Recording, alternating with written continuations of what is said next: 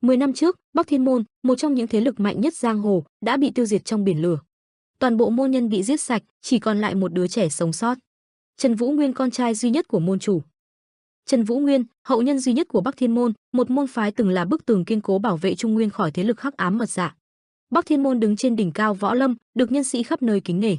Thế nhưng, một âm mưu phản bội đã khiến môn chủ Trần Quan Hạo phải tự vẫn, để lại đứa con trai nhỏ nhoi và sự sụp đổ của cả môn phái. Trần Vũ Nguyên mang trong mình nỗi đau mất cha và trách nhiệm phục hưng môn phái, bắt đầu hành trình từ một kẻ không biết võ công.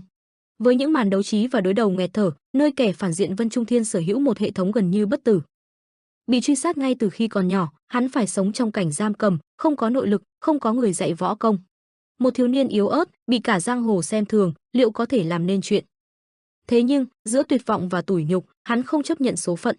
Từng bước một, Vũ Nguyên rèn luyện ý chí, học cách sinh tồn, rồi dần bước vào con đường kiếm đạo. Không nội lực, nhưng có trí tuệ. Không sư phụ, nhưng có quyết tâm.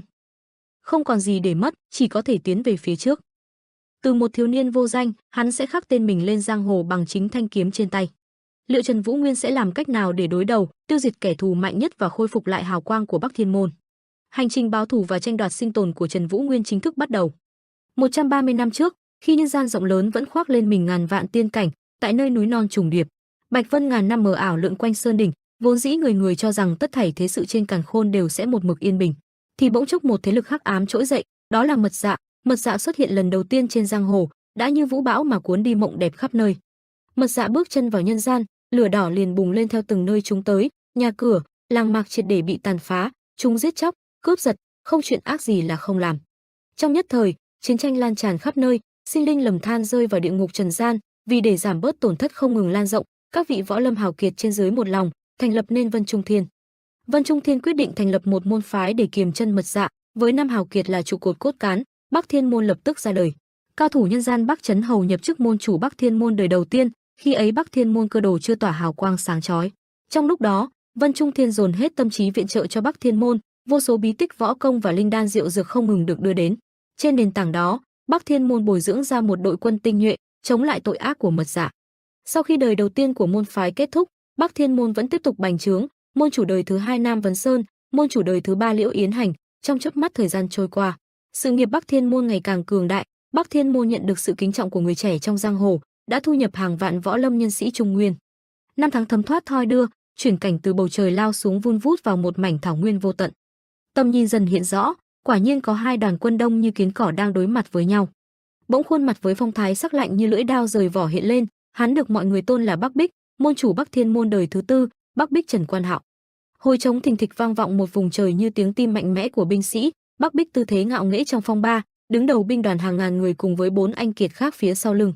Đúng vậy, 4 vị cao nhân này, không ai khác, được xem là giáo và khiên của Bắc Thiên Môn, Bắc Thiên tứ trụ. Âm thanh vạn binh từ kẻ địch gào lên rung động bốn bể.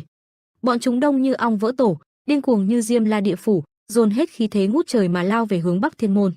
Bang phái mật dạ không hề tầm thường, chỉ lướt qua mấy tên đã thấy toàn dân máu mặt, đao kiếm hung tợn đầy đủ trên tay, bọn chúng quyết tâm chuyến này không chơi bằng hết Bắc Thiên Môn thì không về.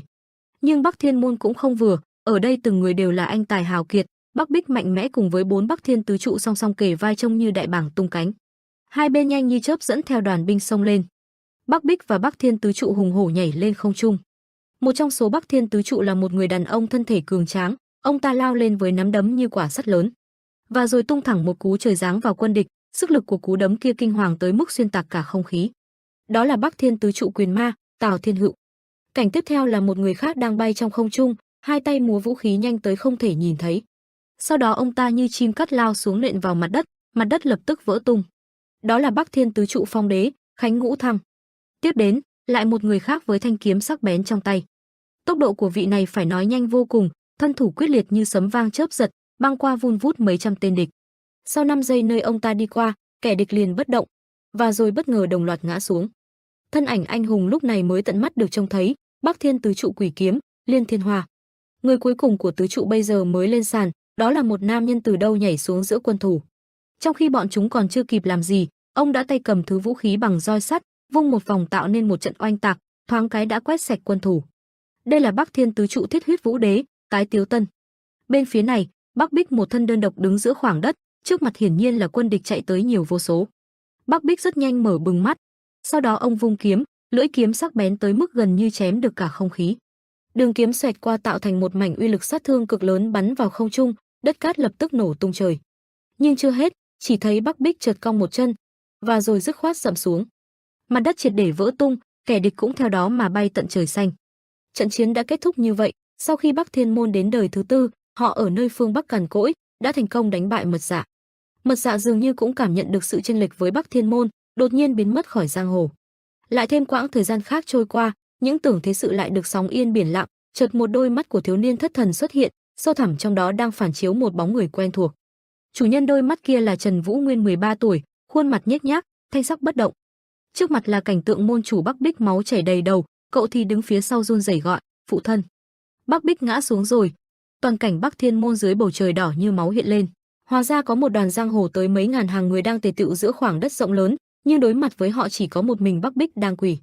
Bắc Bích thân thể lộ rõ vẻ suy yếu, mắt nhìn thẳng nói, xem ra võ lâm nhân sĩ các danh phái trên giang hồ đều đến đủ cả rồi. Lời nói vừa dứt, trong đầu ông đã vang lên suy nghĩ, võ lâm chí tôn Cửu Thiên, Vân Trung Thiên, thì ra tất cả những điều này đều do các ngươi làm. Lão già giữa 9 người kia là Cửu Thiên Quỷ Gia Cát, Tây Môn Hoa, hắn được coi là kỳ tài có 102, dưới mưu kế của hắn, Tây Môn thế gia vốn đã suy tàn lại trở lại như xưa, trong đầu hắn cái gì cũng có, học vấn và lực nhìn thấu đều không phải người thường có thể có được. Lúc này lão cất lời, "Trần môn chủ, ngài còn muốn phủ nhận đến lúc nào nữa? Ngài vốn phải ngăn cản hành vi tội ác của Mật Dạ mới đúng, không ngờ ngài lại cấu kết với chúng làm việc xấu." Bắc Bích cười khinh, "Ha ha, Trần Quan Hạo ta một đời làm người quang minh lỗi lạc, sao có thể cấu kết với Mật Dạ làm việc xấu?" Tây Môn Hoa đáp, "Bắc Thiên tứ trụ đã nói những việc mà ngươi làm cho chúng ta rồi, ngươi đừng có ngụy biện nữa." Nghe tới đó, ánh mắt Bắc Bích lập tức đảo một vòng. Không sai, đã nhanh chóng tìm ra một người, Liên Thiên Hoa. Tiếp theo là Tái Tiếu Tân. Bắc Bích lại đảo sang nơi khác, Tào Thiên Hựu, Khánh Ngũ Thăng. Thì ra tất cả Bắc Thiên tứ trụ đều đâm sau lưng ông, tung tin đồn giả với Vân Trung Thiên Hòng đào thải Bắc Bích. Bắc Bích nhắm mắt nghĩ, 10 năm nay hảo bằng hữu, hảo huynh đệ cùng ta kề vai chiến đấu, nương tựa lẫn nhau, tin tưởng lẫn nhau. Vì sao các ngươi lại phản bội Bắc Thiên môn? Đến nay chỉ còn một mình ta. Bắc Bích chợt quay đầu. Trần Vũ Nguyên, con trai ông ngơ ngác trước hiện thực, nhìn ông hoang mang. Bắc Bích lại nghĩ, nếu bọn chúng đã bày xong bẫy, vậy ta có đấu tranh thế nào cũng chẳng còn đường lui nữa. Rồi ông gào lên, "Được, Vân Trung Thiên, ta sẽ làm theo ý của các ngươi." Lời nói Bắc Bích vang vọng, những cao thủ hàng ngũ Cửu Thiên của Vân Trung Thiên âm u hung tợn, đồng loạt nghĩ thầm, thật mạnh quá, nội lực hắn quả nhiên thâm hậu, trong quá trình Bắc Thiên môn tương đấu với Mật Dạ thực lực càng ngày càng mạnh. Nếu như không diệt trừ bọn chúng, sẽ khó lòng khống chế địa vực Trung Nguyên. Bắc Bích lúc này điên cuồng thét gào, "Ta tuyên bố, từ nay trở đi, Bắc Thiên môn chính thức giải tán, tất cả môn đồ lập tức rời khỏi Bắc Thiên môn, trả lại tự do." Tiếng trống vang khắp thành lũy. Ông lại nói, "Đây là mệnh lệnh cuối cùng của Trần Quan Hạo ta với tư cách là môn chủ Bắc Thiên môn, nhưng mà..."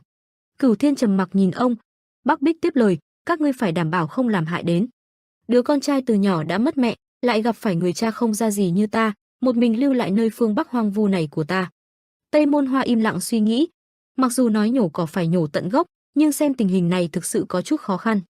Sau đó lão đáp, "Được, ta đáp ứng ngươi."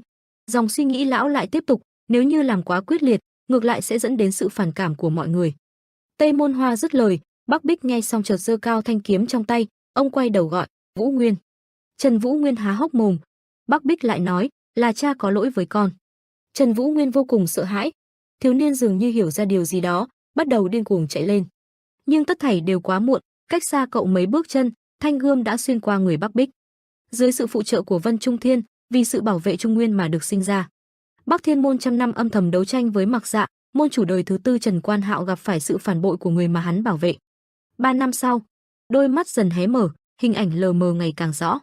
Trần Vũ Nguyên giật mình tỉnh dậy, hai tay lúc này đã bị trói vào cột gỗ. Một gã to xác khoanh tay nói, "Tỉnh rồi." Vũ Nguyên lắp bắp trong miệng, "Các ngươi." Sấm chớp kêu lên, Trần Vũ Nguyên đang bị nhốt trong căn phòng với hơn 10 người. Cậu trầm giọng hỏi, "Các ngươi đang làm cái gì?" Gã to xác đáp, "Nhìn ánh mắt của gia hỏa này xem, vốn tưởng rằng là con mèo nhỏ ngoan ngoãn, xem sự hung tàn cũng không kém gì rắn độc đâu." Một tên khác lại nói, "Nhóm nhỏ trước đó thế nào thì ta không biết, nhưng Trương Bồi Sơn ta không phải là người có kiên nhẫn. Cứ nghĩ đến vì chúng ta phải ở đây hoang phí thời gian 3 năm, ta liền rất khó chịu." Gã to xác sán lại gần Vũ Nguyên hỏi, "Nói đi, ngươi giấu số tài vật và bí tích võ công ở đâu? Còn không nói ta sẽ làm thịt ngươi rồi chúng ta có thể mở đường hồi phủ." Trần Vũ Nguyên nghe xong cúi đầu bật cười. Bọn người kia liền nói, còn dám cười. Tiểu quỷ, hình như ngươi còn chưa hiểu rõ tình hình, ngươi phải biết rằng giết ngươi rồi, lại ngụy trang thành tự sát vứt đến nơi hoang dã, bầy sói sẽ rất vui vẻ đấy. Còn chúng ta cũng không cần lãng phí thời gian ở nơi hoang vu này nữa, hiểu chưa hả? Nói mau. Nhưng Vũ Nguyên dường như không hề sợ, thậm chí còn đáp lại, ha ha, ngươi nghĩ cũng hay lắm. Gã to xác có vẻ dè chừng, sau đó đột nhiên ra hiệu gật đầu. Tên chọc đầu khác thấy vậy cũng gật lại. Sau đó hắn bất ngờ quay phát lại, vung tay một phát về phía Trần Vũ Nguyên. Thì ra hắn vừa dứt khoát cắt một ngón tay của cậu, quá tàn nhẫn. Trần Vũ Nguyên vì quá đau lập tức la toáng lên. Chợt một tên khác giật mình. Trần Vũ Thiên gục đầu xuống, hét thật to, Cửu Thiên. Ngươi, lẽ nào ngươi đã quên ước định giữa cha ta và Vân Trung Thiên rồi sao? Gã to xác cau mày lắp bắp, Cửu Thiên, Vân Trung Thiên. Tua ngược thời gian trở về mấy ngày trước, trên vùng đất vô danh cằn cỗi, có hai cỗ xe ngựa lọc cọc băng ngang. Hai cỗ xe này không biết hướng về đâu, chỉ thấy đằng trước là chân trời vô tận cùng hoàng hôn đỏ rực, các bụi lăn bánh phía sau cứ cuốn lên không trung, trông vô cùng tịch mịch. Thế sự thoạt nhìn yên yên bình bình như thế, là do 3 năm sau sự kiện diệt môn, đến nay trên giang hồ không còn tung tích liên quan đến mật xả nữa. Thế nhân đều tin rằng chúng đã biến mất hoàn toàn, do đó thiên địa cũng không còn quá nhiều rung chấn, đặc biệt là nơi này, khung cảnh trước mắt là cơ đồ một thời huy hoàng Bắc Thiên môn. Hai cỗ xe ngựa lững thững chạy tới địa phận hoang tàn ấy, chở theo một nhóm hắc nhân không rõ hành tung. Mặc dù Bắc Thiên môn ở tuyến đầu chống lại mật dạ đã tan rã, nhưng Vân Trung Thiên vẫn luân phiên phái các nhóm thành viên đến Bắc Thiên môn giám sát. Chợt một bàn chân hữu lực dẫm lên nền đất khô cằn, cát bụi cũng theo đó mà lờ mờ bay lên. Một nam nhân có tóc mái che đi mắt phải khẽ nâng chiếc nón rộng vành, hắn ta chính là nhóm nhân lực được phái đến tàn tích Bắc Thiên môn. Vì Vân Trung Thiên nói với bên ngoài là vì tránh mật dạ lại thu nhập nhân sĩ quay lại một lần nữa. Hắn một thân nhỏ bé đứng trước cổng thành cao lớn nhưng đổ nát. Cả tòa thành Bắc Thiên môn nhìn từ trên cao xuống, thật sự không khác gì một đại địa ngục bỏ hoang. Nói ra như vậy cũng đủ hiểu, quả thực Bắc Thiên môn dù chỉ một chút uy lực còn con cũng đã không còn. Vân Trung Thiên cáo trạng với thiên hạ về việc giám sát Bắc Thiên môn để phòng trừ mật dạ như thế là không đúng, đây chỉ là cái cớ mà thôi. Khung cảnh lại thay đổi, từ cổng thành, một nhóm người khác bước ra thương thảo với nhóm hắc nhân kia, đây đơn giản là một cuộc bàn giao giữa hai nhóm thay phiên nhau canh giữ cổ thành. Sau khi đàm phán xong xuôi, nhóm người cũ cũng rời đi. Gã to xác ban nãy cuối cùng cũng xuất hiện, tất cả bọn người này ai cũng biết, vốn dĩ chúng tới đây hoàn toàn là vì lý lẽ khác, mục đích thực sự là giám sát nhất cử nhất động của hắn. Thông qua giám sát, xem hắn có âm thầm tu luyện võ công hay không, có muốn báo thù hay không. Bọn hắc nhân băng qua những công trình đổ nát với một ý niệm duy nhất, giám sát mới là nhiệm vụ thật sự của chúng ta. Đám người bất chợt dừng lại, đồng loạt nhìn về trước, người mà chúng phải giám sát chính là hậu nhân của Bắc Thiên môn. Nửa khuôn mặt cùng tóc tai rối mù xuất hiện, hắn là huyết mạch cuối cùng của gia môn, Trần Vũ Nguyên 16 tuổi. Trận cuồng phong thổi qua, Trần Vũ Nguyên đứng cách đám người kia vài trượng. Ánh mắt gã đô con nhìn cậu đăm chiêu, được biết khi cùng nhóm trước bàn giao nhiệm vụ, bởi vì Trần Quan Hạo chỉ dạy tiểu tử đó đọc sách viết chữ, cho nên hắn đối với võ công ù ù cạc cạc. Toàn bộ tài vật và bí tích võ công của Bắc Thiên môn đều bị Vân Trung Thiên và Bắc Thiên tứ trụ đào khoét hết rồi. Người của nhóm 2 sợ hắn còn giấu đồ vật gì cho nên soát hết một lượt từ trong ra ngoài Bắc Thiên môn, nhưng cái gì cũng không tìm thấy, vì thế gã to xác rất giận dữ. Trần Vũ Nguyên sống như một con thú hoang trong tàn tích môn gia, hắn mỗi ngày chẳng có gì làm, giống như xác sống qua hết một năm nhưng không biết từ lúc nào lại lấy lại tinh thần.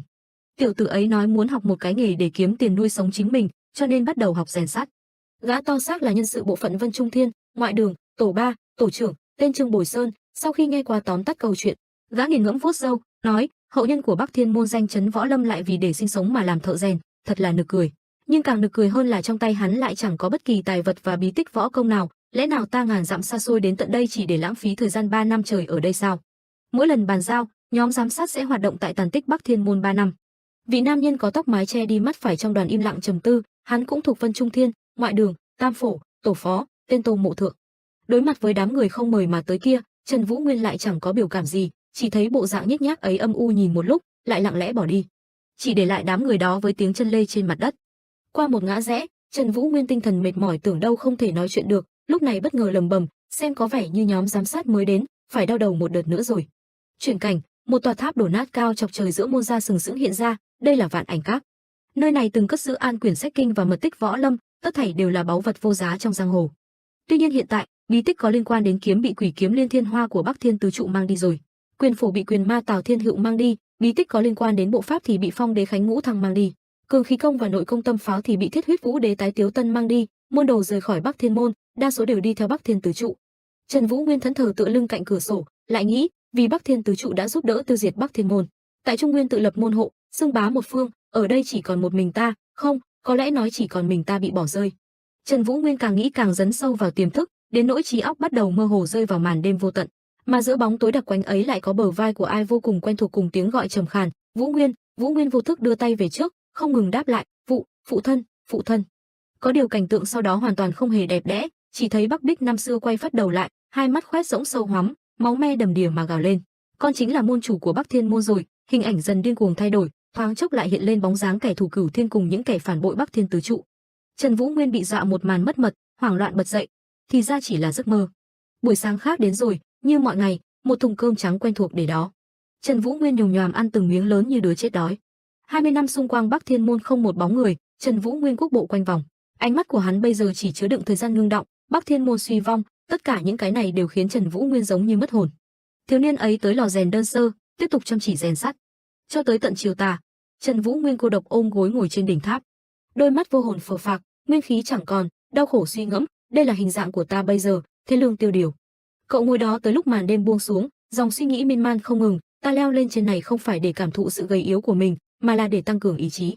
Trần Vũ Nguyên leo xuống tháp, cậu vô định cất bước trên con lối nhỏ, tới một ngã ba, cậu dừng lại, nếu cứ sống một cách suy sụp thế này, cái chết của phụ thân sẽ trở nên vô nghĩa. Dứt lời, sau lưng thiếu niên là vô số sát thủ bám đuôi, từ giây phút giám sát cậu. Trở về hiện tại, Trần Vũ Nguyên bây giờ bị chặt một ngón tay, cậu thống khổ mà gào giống không ngừng. Tô Mộ Thượng ở phía sau không ngờ đồng bọn lại độc ác như vậy, hắn bàng hoàng giật mình. Tô Mộ Thượng khẽ đỡ chán thở dài, sao cứ phải làm như vậy chứ, đối với trẻ con tàn nhẫn như vậy. Trần Vũ Nguyên bất ngờ hét lên, Cửu Thiên. Đám du côn lập tức giật bắn người, cậu nói, ngươi đã quên lời hứa của Vân Trung Thiên với cha ta rồi sao? Trương Bồi Sơn hoang mang lẩm bẩm, Cửu Thiên, Vân Trung Thiên. Trần Vũ Nguyên ngẩng đầu, ánh mắt ngưng tụ hàn khí, nói, làm thế này bọn họ có đồng ý không? Bí tích võ công là tài vật của Bắc Thiên môn mà các ngươi muốn, lẽ nào Vân Trung Thiên không muốn sao? Bọn họ sớm đã cướp sạch rồi, ngươi nghĩ rằng giết ta rồi có thể về Trung Nguyên được rồi sao? Vậy ngươi cứ thử xem, mặc dù bây giờ đều đầu quân dưới trướng của Bắc Thiên tứ trụ, nhưng ngày đó của 3 năm trước, vô số những chiến sĩ trung thành đành phải rời khỏi Bắc Thiên môn. Ngươi nghĩ rằng họ sẽ nhắm mắt làm ngơ sao? Bọn họ mà muốn tra xem ta là tự sát hay bị giết, chắc chắn sẽ đến tìm ngươi, căn bản chẳng phải chuyện khó. Đám giang hồ bị lời của Vũ Nguyên làm cho mơ hồ, cậu vẫn tiếp tục nói, các nhóm trước chẳng lẽ đều là kẻ ngốc sao? Ngươi có thể nghĩ đến chẳng lẽ bọn họ không nghĩ đến sao? Bọn họ vì sao phải ở đây an an tĩnh tĩnh 3 năm trời? Trương Bồi Sơn nghe đến tức lộn ruột gan, cùng nộ lao tới gào to, ngươi, tên gia hỏa ngươi dám! Nhưng bất ngờ thay, tổ phó Tô Mộ Thượng chợt bước tới ngăn cản, trầm giọng bảo, tổ trưởng, thả hắn trước đi, lời của tiểu tử này không phải không có đạo lý. Không phải chúng ta đã tra xét tỉ mỉ khắp nơi rồi sao? Nơi này không hề có tài vật hay bí tích võ công. Trương Bồi Sơn bặm trợn vậy mà làm cho khuất phục, gã tức tối rời đi, còn nói với thuộc hạ, gì, thả hắn ra. Đồng thời Trần Vũ Nguyên buông thêm câu nữa, ta còn phải nhấn mạnh một điều, đây là nhà của ta, mời các vị khách không mời đây giữ đúng bổn phận, nếu như có thể làm được, chuyện hôm nay liền xóa bỏ toàn bộ. Trương Bồi Sơn đáp, được, cứ làm như vậy, nhưng mà ngươi nên nhớ, nếu như ngươi không giữ quy củ, không cần biết trước kia là Vân Trung Nguyên hay Bắc Thiên tứ trụ có ước định gì, ta cũng sẽ giết ngươi. Cọc gỗ rơi xuống, gã nói xong thì bảo với thuộc hạ, chúng ta đi, tiếp tục giám sát gia hỏa này cho tốt. Chỉ có Tô Mộ Thượng ở lại, hắn thở hắt ra. Trần Vũ Nguyên cúi người trên nền nhà, Tô Mộ Thượng móc từ trong áo một thứ gì đó. Khi hắn đưa ra, là một miếng vải trắng, hắn còn nói, thật ngại quá, ngươi dùng cái này cầm máu chút đi. Trần Vũ Nguyên đối mặt có phần lưỡng lự, hai người cứ vậy im lặng nhìn nhau. Lát sau, Tô Mộ Thượng rời đi. Trần Vũ Nguyên dùng đôi mắt uất ức nhìn về phía cửa, bàn tay cậu nhuốm huyết nhục đỏ tươi. Cậu vô lực quỳ xuống, thất thần tự nhủ, các cao thủ của Bắc Thiên môn chắc sẽ không đến tìm ta đâu nhỉ, họ nếu mà muốn tìm, sớm đã tìm đến rồi, Bắc Thiên môn sụp đổ rồi, ai còn để tâm cái này chứ? Không còn ai để ý đến sống chết của ta nữa, không, bọn họ có lẽ còn muốn ta chết. Nhật nguyệt tối rồi lại sáng. Tại Vạn Ảnh Các, Trần Vũ Nguyên lang thang trong căn phòng lớn, nơi chuyên chứa các văn thư ngày xưa, cậu nghĩ, Bắc Thiên môn thực sự đã bị càn quét sạch sẽ. Bàn tay gầy gò nắm lấy lan can, Trần Vũ Nguyên lại trèo lên đỉnh tháp. Trong tim vọng ra tiếng nói, nhưng võ công tâm pháp thượng thừa vẫn ở đây. Gió thoảng qua thân thể thiếu niên, Trần Vũ Nguyên lại càng đăm chiêu, cậu nghĩ thậm chí đến Bắc Thiên tứ trụ cũng không biết bí tích lớn nhất của Bắc Thiên môn. Bí tích võ công thượng thừa nhất cuối cùng mà Bắc Thiên môn lưu lại, chính là bản thân Bắc Thiên môn. Không ngờ tới đúng không, dù có là cao nhân đắc đạo cũng không lường trước được việc này, bí mật Bắc Thiên môn hóa ra trước giờ luôn hiện rành rành trước mắt, nhưng không kẻ ngu muội nào nhận ra, đó là khi mặt trời mọc và chiếu sáng đống hoang tàn của Bắc Thiên môn, ánh sáng chiếu vào kẽ hở vạn ảnh bích và điện các, văn tự điêu khắc trên tường, xem có vẻ chẳng có nghĩa gì, nhưng khi được ánh sáng chiếu vào, sẽ xuất hiện văn tự, loại văn tự thần bí này đến từ Nguyệt Hà quốc, vì chiến loạn mà diệt vong rất sớm trước kia. Trên vạn ảnh bích được bắt đầu khắc từ đời môn chủ Bắc Thiên môn đầu tiên, Bắc Chấn Hậu, đến đời môn chủ thứ tư Trần Quan Hạo, võ công tâm pháp của các đời môn chủ. Ký ức Trần Vũ Nguyên ùa về như biển lớn, hình ảnh ấm áp hiện lên với một tiểu hài tử đứng cạnh nam nhân cường đại, chính là Vũ Nguyên cùng phụ thân mình thuở còn yên bình. Tâm trí cậu không ngừng dao động, cậu tự nhủ, vì vậy, từ khi ta còn nhỏ, phụ thân đã không dạy ta luyện võ, chỉ dạy ta nhận biết văn tự của Nguyệt Hà Quốc. Đến nay trong mắt người khác những văn tự này chỉ là những đồ án vô nghĩa, chỉ có mình ta biết rằng đây là văn tự của Nguyệt Hà Quốc. Hơn nữa dưới sự giám sát của Vân Trung Thiên, ta cũng không thể hành động thiếu suy nghĩ, bắt buộc trốn đi tập trộm, từ từ chờ thời cơ đến. Hóa ra Trần Vũ Nguyên quả nhiên không hề tầm thường, Bắc Bích trong quá khứ hàng ngày đều dạy dỗ cậu, đem tất cả tinh túy thâm hậu võ công mà truyền đạt cùng lòng yêu thương vô bờ. Trần Vũ Nguyên hoàn toàn biết bản thân nên làm gì, ngồi ở dốc đá, thiếu niên trầm tư suy tính ngày tháng sắp tới. Đột nhiên tầm mắt Trần Vũ Nguyên khẽ sáng lên, cậu ngẩng đầu nhìn xuống. Là một cỗ xe ngựa nhỏ bé bên dưới đang băng qua núi đá hùng vĩ. Địa bàn Bắc Thiên Môn quanh năm hơi người ít tới đáng thương, cầu mong một lão nhân ra nói chuyện cùng là điều xa xỉ tột bậc, nhưng giờ đây cỗ xe ngựa ấy lại đang tiến vào cổ thành. Tới khi cỗ xe đơn sơ kia được nhập môn, Trần Nguyên Vũ đã nhanh chóng có mặt, cậu khẽ gọi, "Hoàng thúc." Nón rộng vành tháo xuống, thân ảnh một lão phu hiền từ dần lộ diện, đây là Hoàng Chiết, Bắc Thiên Môn võ sĩ. Ông ấy là võ sĩ đẳng cấp thấp nhất Bắc Thiên Môn, chỉ có thể miễn cưỡng bảo vệ chính mình, nhưng lại trung thành nhất. Hoàng Chiết ngũ quan nhiễm nhiều phong trần, nhẹ nhàng đáp lại Trần Vũ Nguyên, "Thiếu gia." Ông ấy sau khi rời khỏi Bắc Thiên Môn vẫn luôn làm công việc của tiêu sư, không ngại ngàn dặm mang đồ dùng hàng ngày đến cho Trần Vũ Nguyên. Một chút hồi ức sống lại, tại Bắc Thiên Môn năm xưa, Hoàng Chiết là một cô nhi đối với võ công ù ù cạc cạc, không có chút thiên vũ nào. Môn phái nào cũng không muốn nhận ông ấy, nhưng môn chủ đời thứ tư của Bắc Thiên Môn Trần Quan Hạo đích thân truyền thụ cho ông ấy võ công, để ông ấy có thể tự bảo vệ mình. Hoàng Chiết vẫn luôn ghi nhớ ân tình này, sau khi tất cả mọi người đều rời khỏi Bắc Thiên Môn, ông ấy vẫn lựa chọn tiếp tục chăm sóc Trần Vũ Nguyên. Hiện thực trở về, Hoàng Chiết một thân đầy bụi trần, phảng phất tư vị ôn nhu cả núi sông hòa lại, thân thuộc lại ấm áp, nhàn nhạt cười với thiếu niên trước mặt, "Ha ha, khoảng thời gian này thế nào?" Trần Vũ Nguyên gặp ông như gặp cố hương, rất vui vẻ chạy lại hỏi, "Hoàng thúc, thúc sống thế nào, mọi thứ đều ổn chứ ạ?" Hoàng Chiết đáp, "Tôi vẫn vậy thôi, mọi thứ bình thường." "Ồ, lại cao thêm không ít rồi." Nhưng dứt lời, tầm mắt ông lại chú ý đến bàn tay băng đầy vải của Vũ Nguyên. Vũ Nguyên không để ý, cứ tiếp tục luyên thuyên, "Vậy sao, trời lạnh như vậy, thúc còn đi đường xa như thế đưa đồ đến cho ta, thúc vất vả rồi, Hoàng thúc." Hoàng Chiết khẽ cau mày, không nhịn được mà ngắt ngang, "Thiếu gia, đám gia hỏa kia lại giày vò cậu hả, là mới đến hả?" Trần Vũ Nguyên nghe vậy lập tức ngộ ra thương thế của mình bị phát hiện, vì thế nước chảy mây trôi thu tay lại, nhoẻn miệng cười, "Không có việc gì, Hoàng thúc, không phải lo cho tôi, ha ha. Tôi đây là lúc luyện thiết không cẩn thận bị búa đập vào." Hi, Hoàng Chiết tất nhiên không tin, ông gặng hỏi, "Cái gì, cậu đừng lừa tôi." Nhưng Trần Vũ Nguyên lại làm bộ không quan tâm, cậu chuyển sang đề tài khác mà nói, "Ồ, Hoàng thúc, sao thúc mang nhiều đồ như vậy?" Hoàng Chiết một bên chỉ có thể thở dài, "Thiếu gia." Trần Vũ Nguyên lo lắng nhìn ông, "Hoàng thúc bây giờ cũng nên nghĩ đến chính mình đi, thúc đã vì tôi làm đủ nhiều rồi, tôi đã rất cảm kích rồi." Hoàng Chiết đáp, "Tôi lại không nghĩ như vậy, nếu như không có Bắc Thiên Môn thì sẽ không có Trung Nguyên của bây giờ, thiếu gia vốn không nên bị lưu lạc nơi đây." Đối mặt với tình cảm này, Trần Vũ Nguyên chỉ khẽ thầm nở nụ cười. Mùa đông đến rồi, lần này mang đồ ăn, thuốc thang, còn có chăn cho mùa đông. Trần Vũ Nguyên chợt nhận ra món đồ quái gở trên xe bèn hỏi, "Đây sao lại có khối đá nữa?" Hoàng Chiết liền hả một tiếng. Ông đáp, "Áp tiêu ngang qua Nam Châu có được, đây là khối đá từ trên trời giáng xuống, được người của bộ lạc đó gọi là thần thạch, vẫn luôn cung phụng." Nhưng nói tới đó Hoàng Chiết hơi ngập ngừng, "Cái đó, bộ tộc kia bị diệt tộc rồi, cho nên khối đá này trở thành vật vô chủ." Trần Vũ Nguyên giật mình, "Bị diệt tộc rồi?" Hoàng Chiết chậm chạp vuốt cằm, nhẹ giọng nói tiếp, "Hình như là có liên quan đến xung đột với hội bá quyền." Trần Vũ Nguyên lập tức sa sầm sắc mặt. Bông tuyết trắng như mưa đầu mùa rơi, giọng Hoàng Chiết khàn khàn vang lên, "Hội bá quyền hiện giờ gần như chiếm giữ tại Nam Châu. Sau khi phản bội Bắc Thiên Môn, Bắc Thiên tứ trụ phân tách tự thành lập tổ chức của mình ở Trung Nguyên. Đầu tiên là Quỷ Kiếm của tứ trụ, diện mạo hắn ngày càng giống một đế vương độc ác trong bóng tối. Quỷ Kiếm Liên Thiên Hoa thành lập Trọng Kiếm Bảo, tọa lạc tại phía Tây Trung Nguyên, lại được xưng là Tây Thiên Bảo. Vị thứ hai là Phong Đế Khánh Ngũ Thăng, thành lập Phong Vân Sơn Trang, bất quá vẫn luôn không có động tĩnh gì. Vị thứ ba, Thiết Huyết Vũ Đế Tái Tiêu Tần, được coi là võ lực cao cường nhất Bắc Thiên tứ trụ, hắn thành lập Thiết Huyết Thành tại phương Bắc. Cuối cùng là Quyền Ma Tào Thiên Hữu, trời sinh mặt lạnh vô tình, giống như một con gấu hung dữ, tổ chức do hắn thành lập chính là Bá Quyền Hội. Nói tới đây, Hoàng Chiết giật mình nhìn lại, chỉ thấy dường như tất cả cái tên vừa rồi rất không thích hợp để nhắc lại, dù không nói ra, nhưng bọn phản bội kia chắc chắn là cái vảy ngược của Trần Vũ Nguyên, vì thế sắc mặt thiếu niên đã tối sầm lại từ lúc nào. Hoàng Chiết nhanh chóng đổi đề tài, ông nói, thiếu gia, gần đây cậu vẫn luôn luyện tập rèn sắt sao?" "Ha ha, lần này tôi có mang chút phiến sắt đến." Trần Vũ Nguyên cũng nhanh chóng thay đổi phong thái, cười nói, "Đương nhiên rồi, vẫn luôn luyện, trời có chút lạnh, vào trong rồi nói, có tuyết rơi rồi." Hai người vác vật dùng đi vào, Trần Vũ Nguyên vừa đi vừa đa tạ, "Thực sự cảm ơn thúc quá, Hoàng thúc." Hoàng Chiết khách sáo đáp, "Nói gì vậy chứ, thiếu gia." Lúc này Tô Mộ Thượng vẫn luôn canh gác sau thạch tường, hắn ngáp dài mà nghĩ, người đó chính là Hoàng Chiết à? Nhìn có vẻ chỉ là tiêu sử bình thường mà thôi, đây chính là Bắc Thiên Môn mà ta từng hướng tới, hơn nữa hậu nhân của nó. Trần Vũ Nguyên lại, ta lại có một khắc mất đi năng lực phán đoán, nhưng xét một lúc mới biết rằng khả năng cậu ta nói đến gần như là không thể. Thật sự là đáng tiếc, Nếu cậu ta tiếp nối được võ công của Bắc Bích, chắc chắn sẽ trở thành võ công tái thế. Đột nhiên một con đại bàng bay ngang, Tô Mộ Thượng ngẩng đầu nói, có thư. Chốc lát sau, Tô Mộ Thượng đọc xong thư tín, hắn tự nhủ thầm, đã rõ. Vào căn phòng Vũ Nguyên, dọn dẹp lại một thoáng, bọn họ bắt đầu cùng uống trà. Trần Vũ Nguyên mời ông, Hoàng thúc, uống ngụm trà cho ấm. Hoàng Chiết khen, công phu pha trà của thiếu gia đúng là nhất rồi, ha ha. Trần Vũ Nguyên đặt tay lên bàn, hỏi, gần đây bên ngoài phát sinh những chuyện gì rồi? Lão phu đáp, gần đây, để tôi nghĩ xem.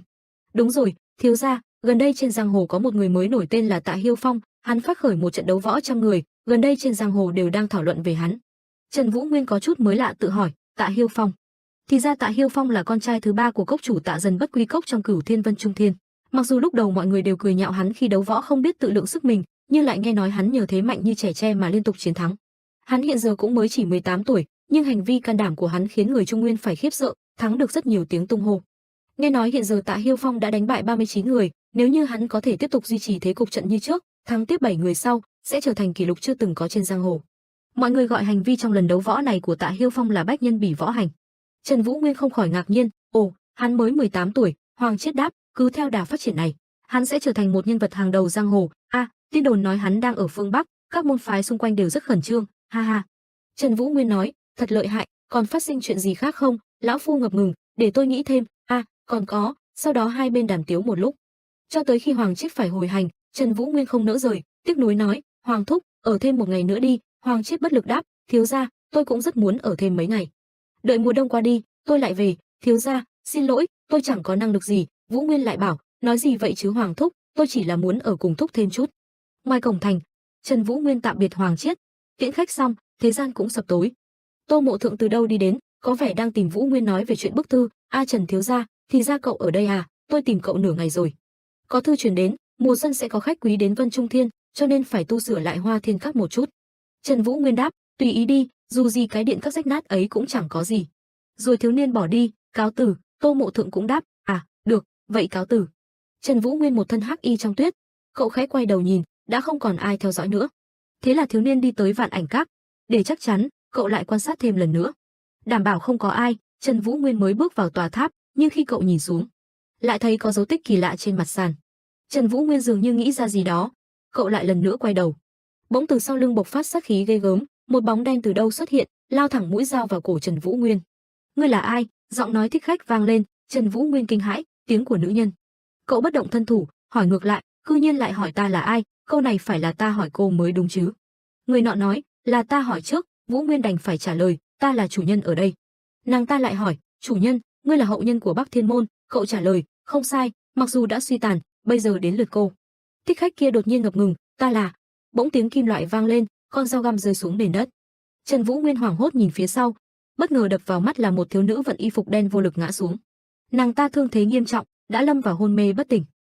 Thiếu nữ nặc danh trọng thương ngã trên nền đất. Trần Vũ Nguyên không khỏi bàng bàng, cậu lắp bắp, chuyện gì thế này? Vì tình thế xảy đến bất ngờ như thế, Vũ Nguyên chỉ có thể tay chân lóng nga lóng ngóng, chạy loạn xạ hết cả lên, còn không ngừng tự hỏi, sao lại đột nhiên xuất hiện một bé gái, tình huống gì vậy? Lẽ nào đây là cách trao khảo mới, giờ phải làm sao đây? Vì để đảm bảo nhân sinh trước mặt có còn sống không, Vũ Nguyên bèn cúi thấp người áp tai vào lòng ngực nữ nhân lắng nghe huyết mạch của cô.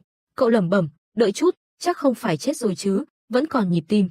Trời canh ba đổ tuyết lớn, Vạn Ảnh Các cổ kính vang lên giọng nói phàn nàn của vị tiểu môn chủ, thật là, đây là chuyện gì chứ? Băng trong đông phong lạnh cắt da thịt, Trần Vũ Nguyên hai tay bế thân thể thiếu nữ suy nhược vội vã lao đi. Hai người rất nhanh đến một tòa lâu khác. Trần Vũ Nguyên cuối cùng bình an đưa tiểu nữ lạ mặt về thư phòng, cậu đặt nàng ta nằm xuống rồi kéo vạt áo đẫm máu của nàng, làm lộ ra miệng vết thương dữ tợn. Trong thương thế nặng như vậy, hẳn không đơn giản chỉ là tác động vật lý, đừng nói là thiếu nữ thân như cành mai, đến cả con voi to xác cũng khó lòng qua khỏi. Trần Vũ Nguyên mở to mắt mà nhủ thầm, độc, cô ấy trúng độc rồi. Vai trái thiếu nữ mang một cái hố sâu hoắm, từ miệng vết thương đã thấy màu sắc đen lại, kinh mạch rách nát nổi lên khắp nơi, có lẽ cô ấy bị ám khí có tẩm độc đâm trúng. Trần Vũ Nguyên nơi đây cực khổ sinh tồn nhưng may mắn có ít thuốc do Hoàng Chiết mang tới, cậu vội kéo ngăn tủ, mừng reo trong lòng, ở đây có hộ tâm giải độc đơn. Nhưng Vũ Nguyên cầm lên giữa chừng thì có phần lưỡng lự, chỉ còn một viên, những cái khác đều bị đám người đó cướp mất rồi.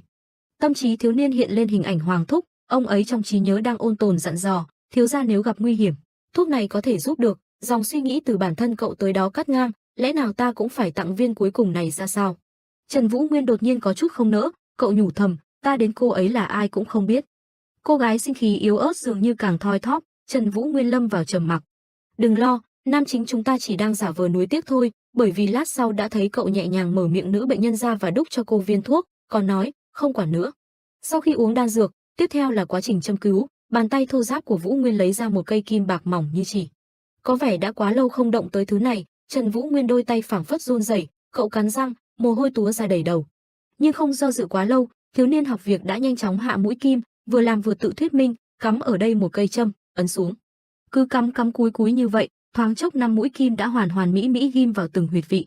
Trần Vũ Nguyên toát cả mồ hôi cha mồ hôi mẹ, cậu thở phào, vù, dựa vào trước kia được học cắm mấy châm ở huyệt vị liên quan, máu cũng được cầm rồi. Nhưng mà, Vũ Nguyên hỏi nhân vật bất tỉnh như tự hỏi mình, cô rốt cuộc là ai, từ đâu xuất hiện vậy? Cái nhà rách nát này mà lại thường xuyên có khách đến vậy. Đêm tối qua đi, thư phòng lần nữa tràn ngập ánh dương nhàn nhạt, lúc này chỉ còn thấy thân ảnh nữ nhân ngày trước một mình yên tĩnh trên giường. Lại gần nhìn càng rõ, vai trái của nàng đã được băng bó cẩn thận, nét mặt cũng hết sức an tĩnh. Có điều công chúa ngủ trong rừng cuối cùng ngủ cũng đủ rồi, nàng không cần hoàng tử tới đã bất ngờ mở bừng mắt. Nữ nhân bật dậy như sóc khỏi giường, hốt hoảng la lên, chuyện gì thế này? Cử động thô bạo kia hiển nhiên tác động tới thương tích trên người, sắc mặt nàng ta lập tức nhăn nhó như mảnh giấy bị vò nát, hàm răng cắn chặt môi. Nàng khẽ kêu một tiếng, bàn tay nhỏ vô thức sờ lên băng vải trắng tinh, là vết thương vào đêm hôm ấy còn chưa khỏi hẳn. Thiếu nữ lầm bầm, đây là có chuyện gì vậy? Cảnh giác cao độ thức tỉnh, nàng tự hỏi, là ai băng bó cho mình? Trên chiếc bàn gỗ bên cạnh, những cuộn vải đỏ máu vẫn còn lưu lại cùng vài miếng bông gòn đã qua sử dụng. Căn phòng vốn tưởng cách biệt yên ắng, bỗng chốc từ trong mảnh vải, Trần Vũ Nguyên chợt ló đầu ra, tay áo thì xoắn lên. Đã vậy còn cầm một cái muôi trông vô cùng giống nhũ mẫu, cậu liếc nhìn cô gái rồi nói, ô, cô tỉnh rồi, đợi chút nhé, cháo sắp xong rồi. Nữ nhân bị một màn này làm cho ngơ ngác, hử một tiếng. Những mảnh ký ức ngắn ngủi lại ùa về, một lần nữa trở lại đêm tối ngày hôm ấy. Trong vạn ảnh không biết từ hư vô nào chợt xuất hiện bóng người khập khiễng bước đi, nữ nhân ấy một tay ôm lấy vai trái của mình, máu cứ không ngừng nhỏ xuống. Giữa lúc không gian im bặt, bỗng có âm thanh cành cạch mở cửa, nữ nhân lập tức quay phát lại. Giây lát sau quả nhiên có bóng đen khác bước vào, có điều trong căn phòng đã không thấy tăm hơi thích khách kia nữa. Tất nhiên cô ta đã nhanh chân mang thân thể tàn tật trốn vào một góc, nhìn Trần Vũ Nguyên hồn nhiên bước đi, ánh mắt cô cay cú dõi theo còn mắng một tiếng, đáng chết. Thích khách nữ nhân chờ thời cơ thích hợp, nàng cư nhiên dễ dàng lao ra và tóm được Vũ Nguyên, con dao găm kề bên cổ. Giọng điệu nàng ta đe dọa, ngươi là ai? Trần Vũ Nguyên như trước đó, đáp, câu này có lẽ phải do ta hỏi cô mới đúng chứ. Ta là chủ nhân ở đây. Vũ Nguyên nói xong, nàng lại gặng hỏi, chủ nhân, ngươi là hậu nhân của Bắc Thiên Môn.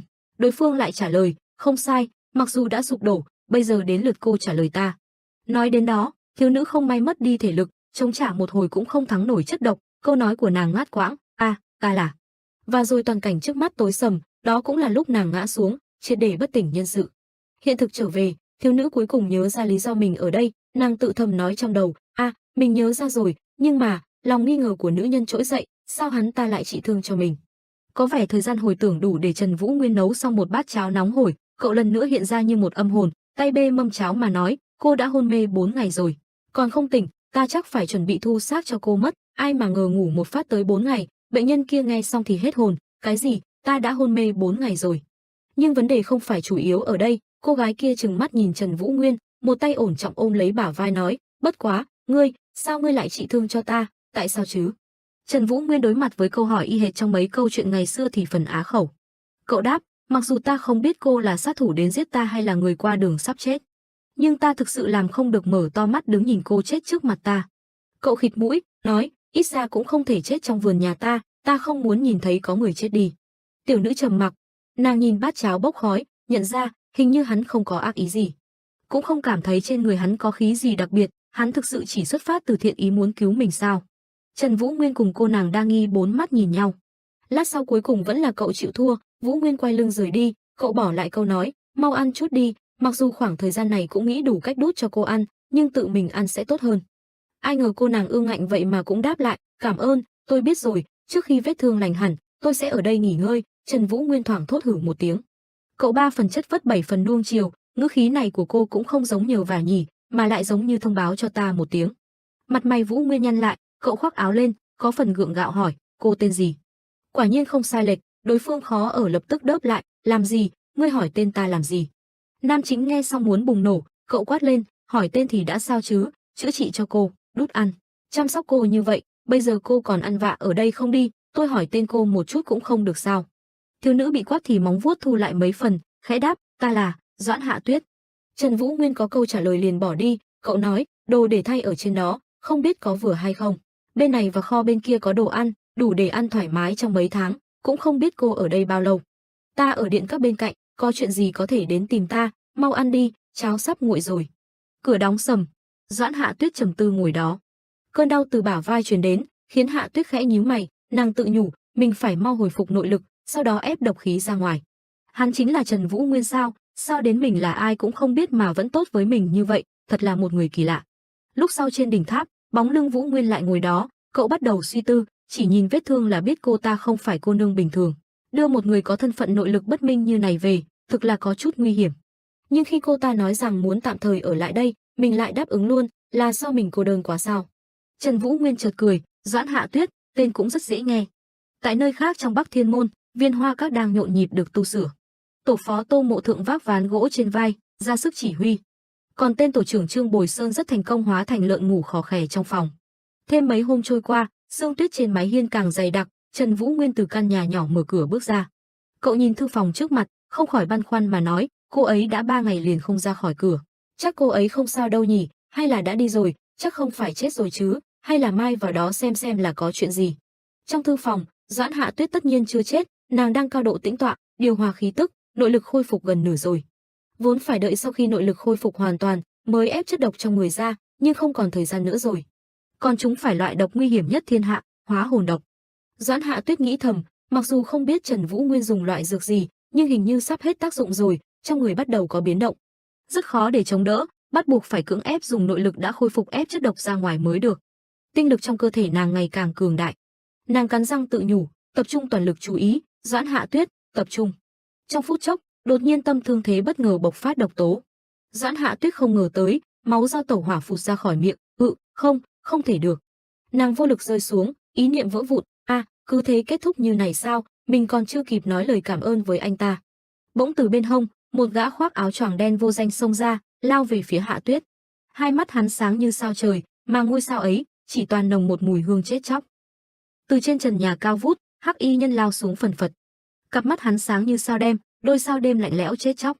Đùa thôi, tác giả sao có thể Doãn Hạ Tuyết thăng thiên sớm như vậy? Vị hắc y nhân này đáp xuống nền đất, áo choàng bung xõa như màn đêm, mượt mà như nước chảy hoa trôi mà đỡ lấy Doãn Hạ Tuyết sắp sửa té ngã.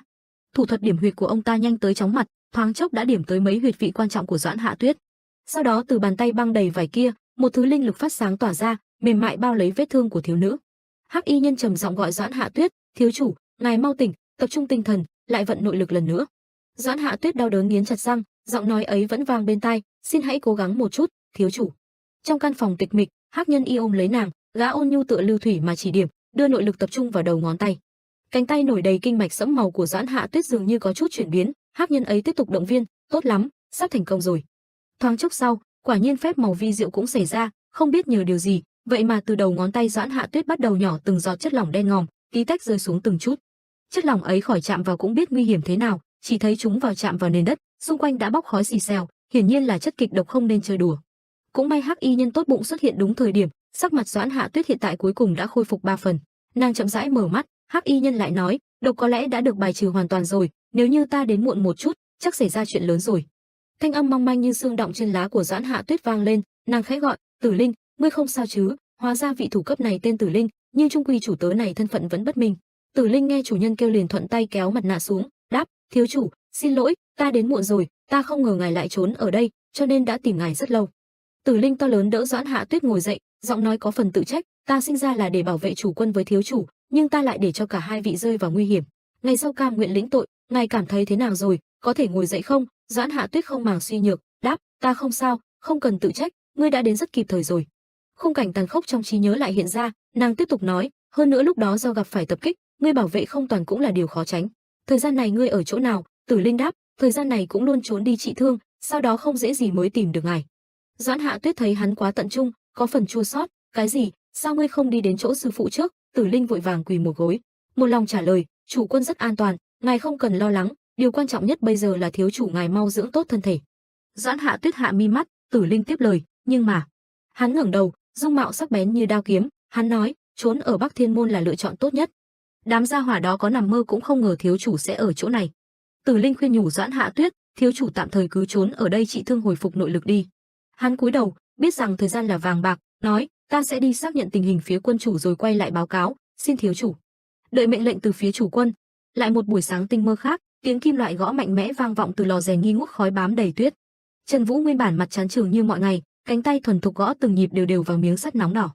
Đừng thấy hắn ngu ngốc mà coi thường, thật ra lúc này trong đầu thiếu niên không ngừng tuôn những dòng vô cùng thâm sâu khó hiểu. Nhất nguyên nhất khí tất có ảnh tồn, nhị khí dịch thâm, vạn vật hợp nhất, kính quang mãn thế ngã tồn nhất ảnh. Nhịp búa đều đặn kêu. Vũ Nguyên trầm tư nghĩ, một nguyên thần chỉ có một loại khí tức, nhưng bắt buộc phải có ảnh đi cùng. Nếu như có thể dẫn đến hai loại khí tức không giống nhau, chính là vạn vật quy nhất, quang phổ chiếu đại địa, mà tâm chỉ tồn tại một bóng hình. Giống như ngôi sao trên bầu trời đêm, nhìn như một mảng hắc ám, thực ra là lấp đầy ánh sao. Ảnh tử tâm pháp mặc dù không thể cảm ứng nhưng không đâu là không có. Triền miên suy nghĩ dần dẫn Trần Vũ Nguyên chìm vào một lãnh địa hư ảo, tất cả đồ vật lạnh xung quanh dần tan biến, chỉ để lại một vùng tăm tối. Từ nơi thiếu niên đứng, mặt đất như tràn ngập nước, không ngừng khuếch tán dao động lan khắp thời không. Bắt đầu trong vô thức, dao động càng ngày càng lan tới cực đại, đến mức Vũ Nguyên đứng trong tâm cũng thành nhỏ bé. Tiềm thức chợt vụt tắt, Trần Vũ Nguyên thu hồi nội lực, cặp mắt như loài sói ma mãnh, tự nói, quanh đây cái gì cũng không có. Thiếu niên quay đầu, dường như muốn tìm vật gì đó. Vạn ảnh quyết khắc trên vạn ảnh bích còn gọi là ảnh tử tâm pháp, môn chủ đời đầu tiên Bắc Chấn Hầu của Bắc Thiên môn xuất thân Lãng Khách là một thiên tài võ giả. Đây là do ông trong khi phát tán tư duy và thực hành ngộ ra được. Trần Vũ Nguyên bước tới bệ gác binh khí lạnh lẽo, cậu giơ tay lấy đại một thanh gươm. Loại võ công bí mật này tính chất âm lãnh, cho nên trong mắt đối phương có thể là bị nhiễm bẩn, không cần biết võ công của đối phương có đạt đến đỉnh cao thế nào.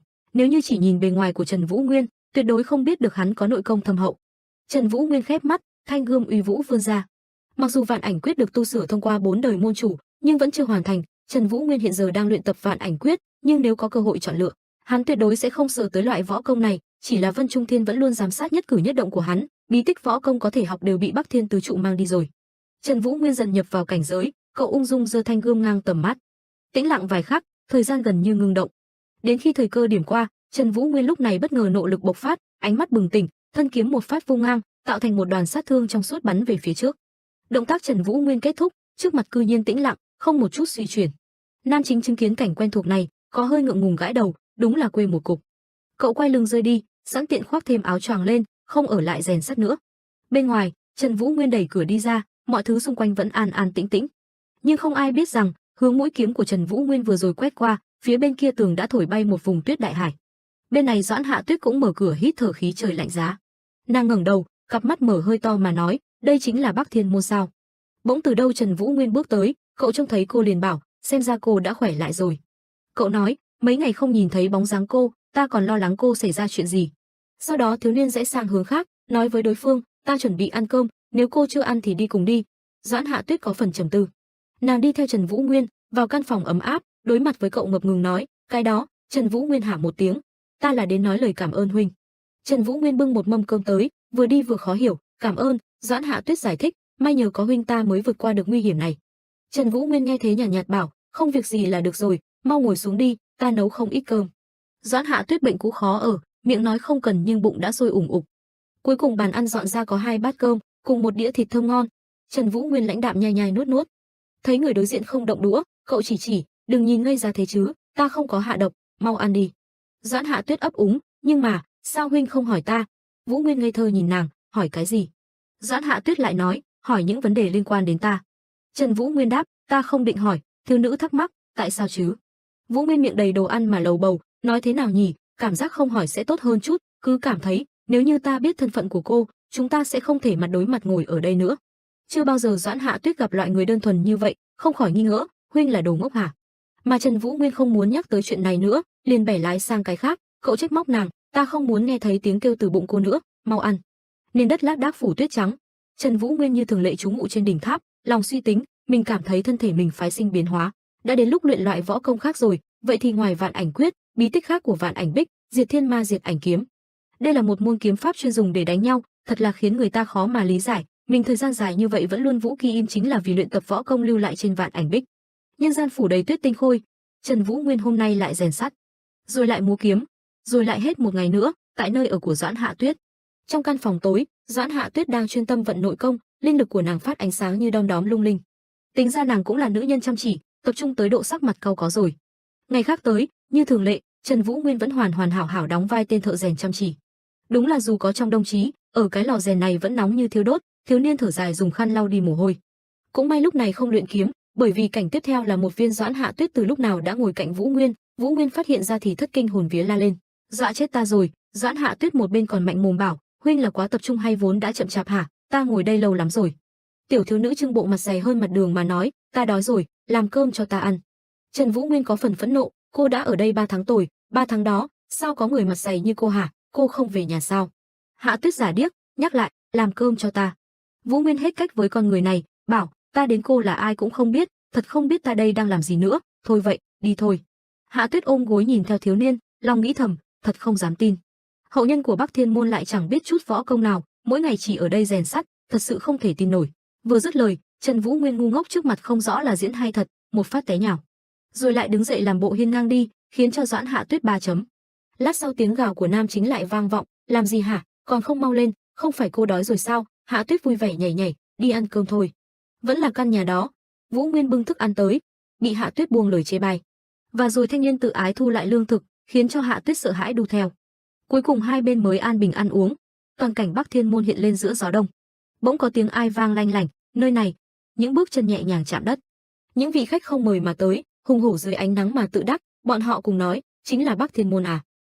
Ba người cầm đầu xuất hiện đã thấy khí thế ngút trời. Đầu tiên, vị công tử cùng tiểu thư nhỏ bé năng nổ chính là hậu duệ của Nguyên Trung Thiên Tư Hải Các, Hồng Ngọc Ma Đường, Thẩm Mộc Hải, với con trai là Thẩm Viễn, 19 tuổi và con gái Thẩm Tú Nhi, 14 tuổi. Còn lại tiểu thư Trang Nhã Đài Cát bên cạnh là hậu duệ của Vân Trung Thiên Tây môn thế gia Quỷ Gia Cát, Tây môn Hoa, cháu gái tên Tây môn Tuệ Linh, 20 tuổi. Thẩm Viễn khuôn mặt vô cùng vênh váo, hắn tự hỏi, nơi này chính là Bắc Thiên môn à?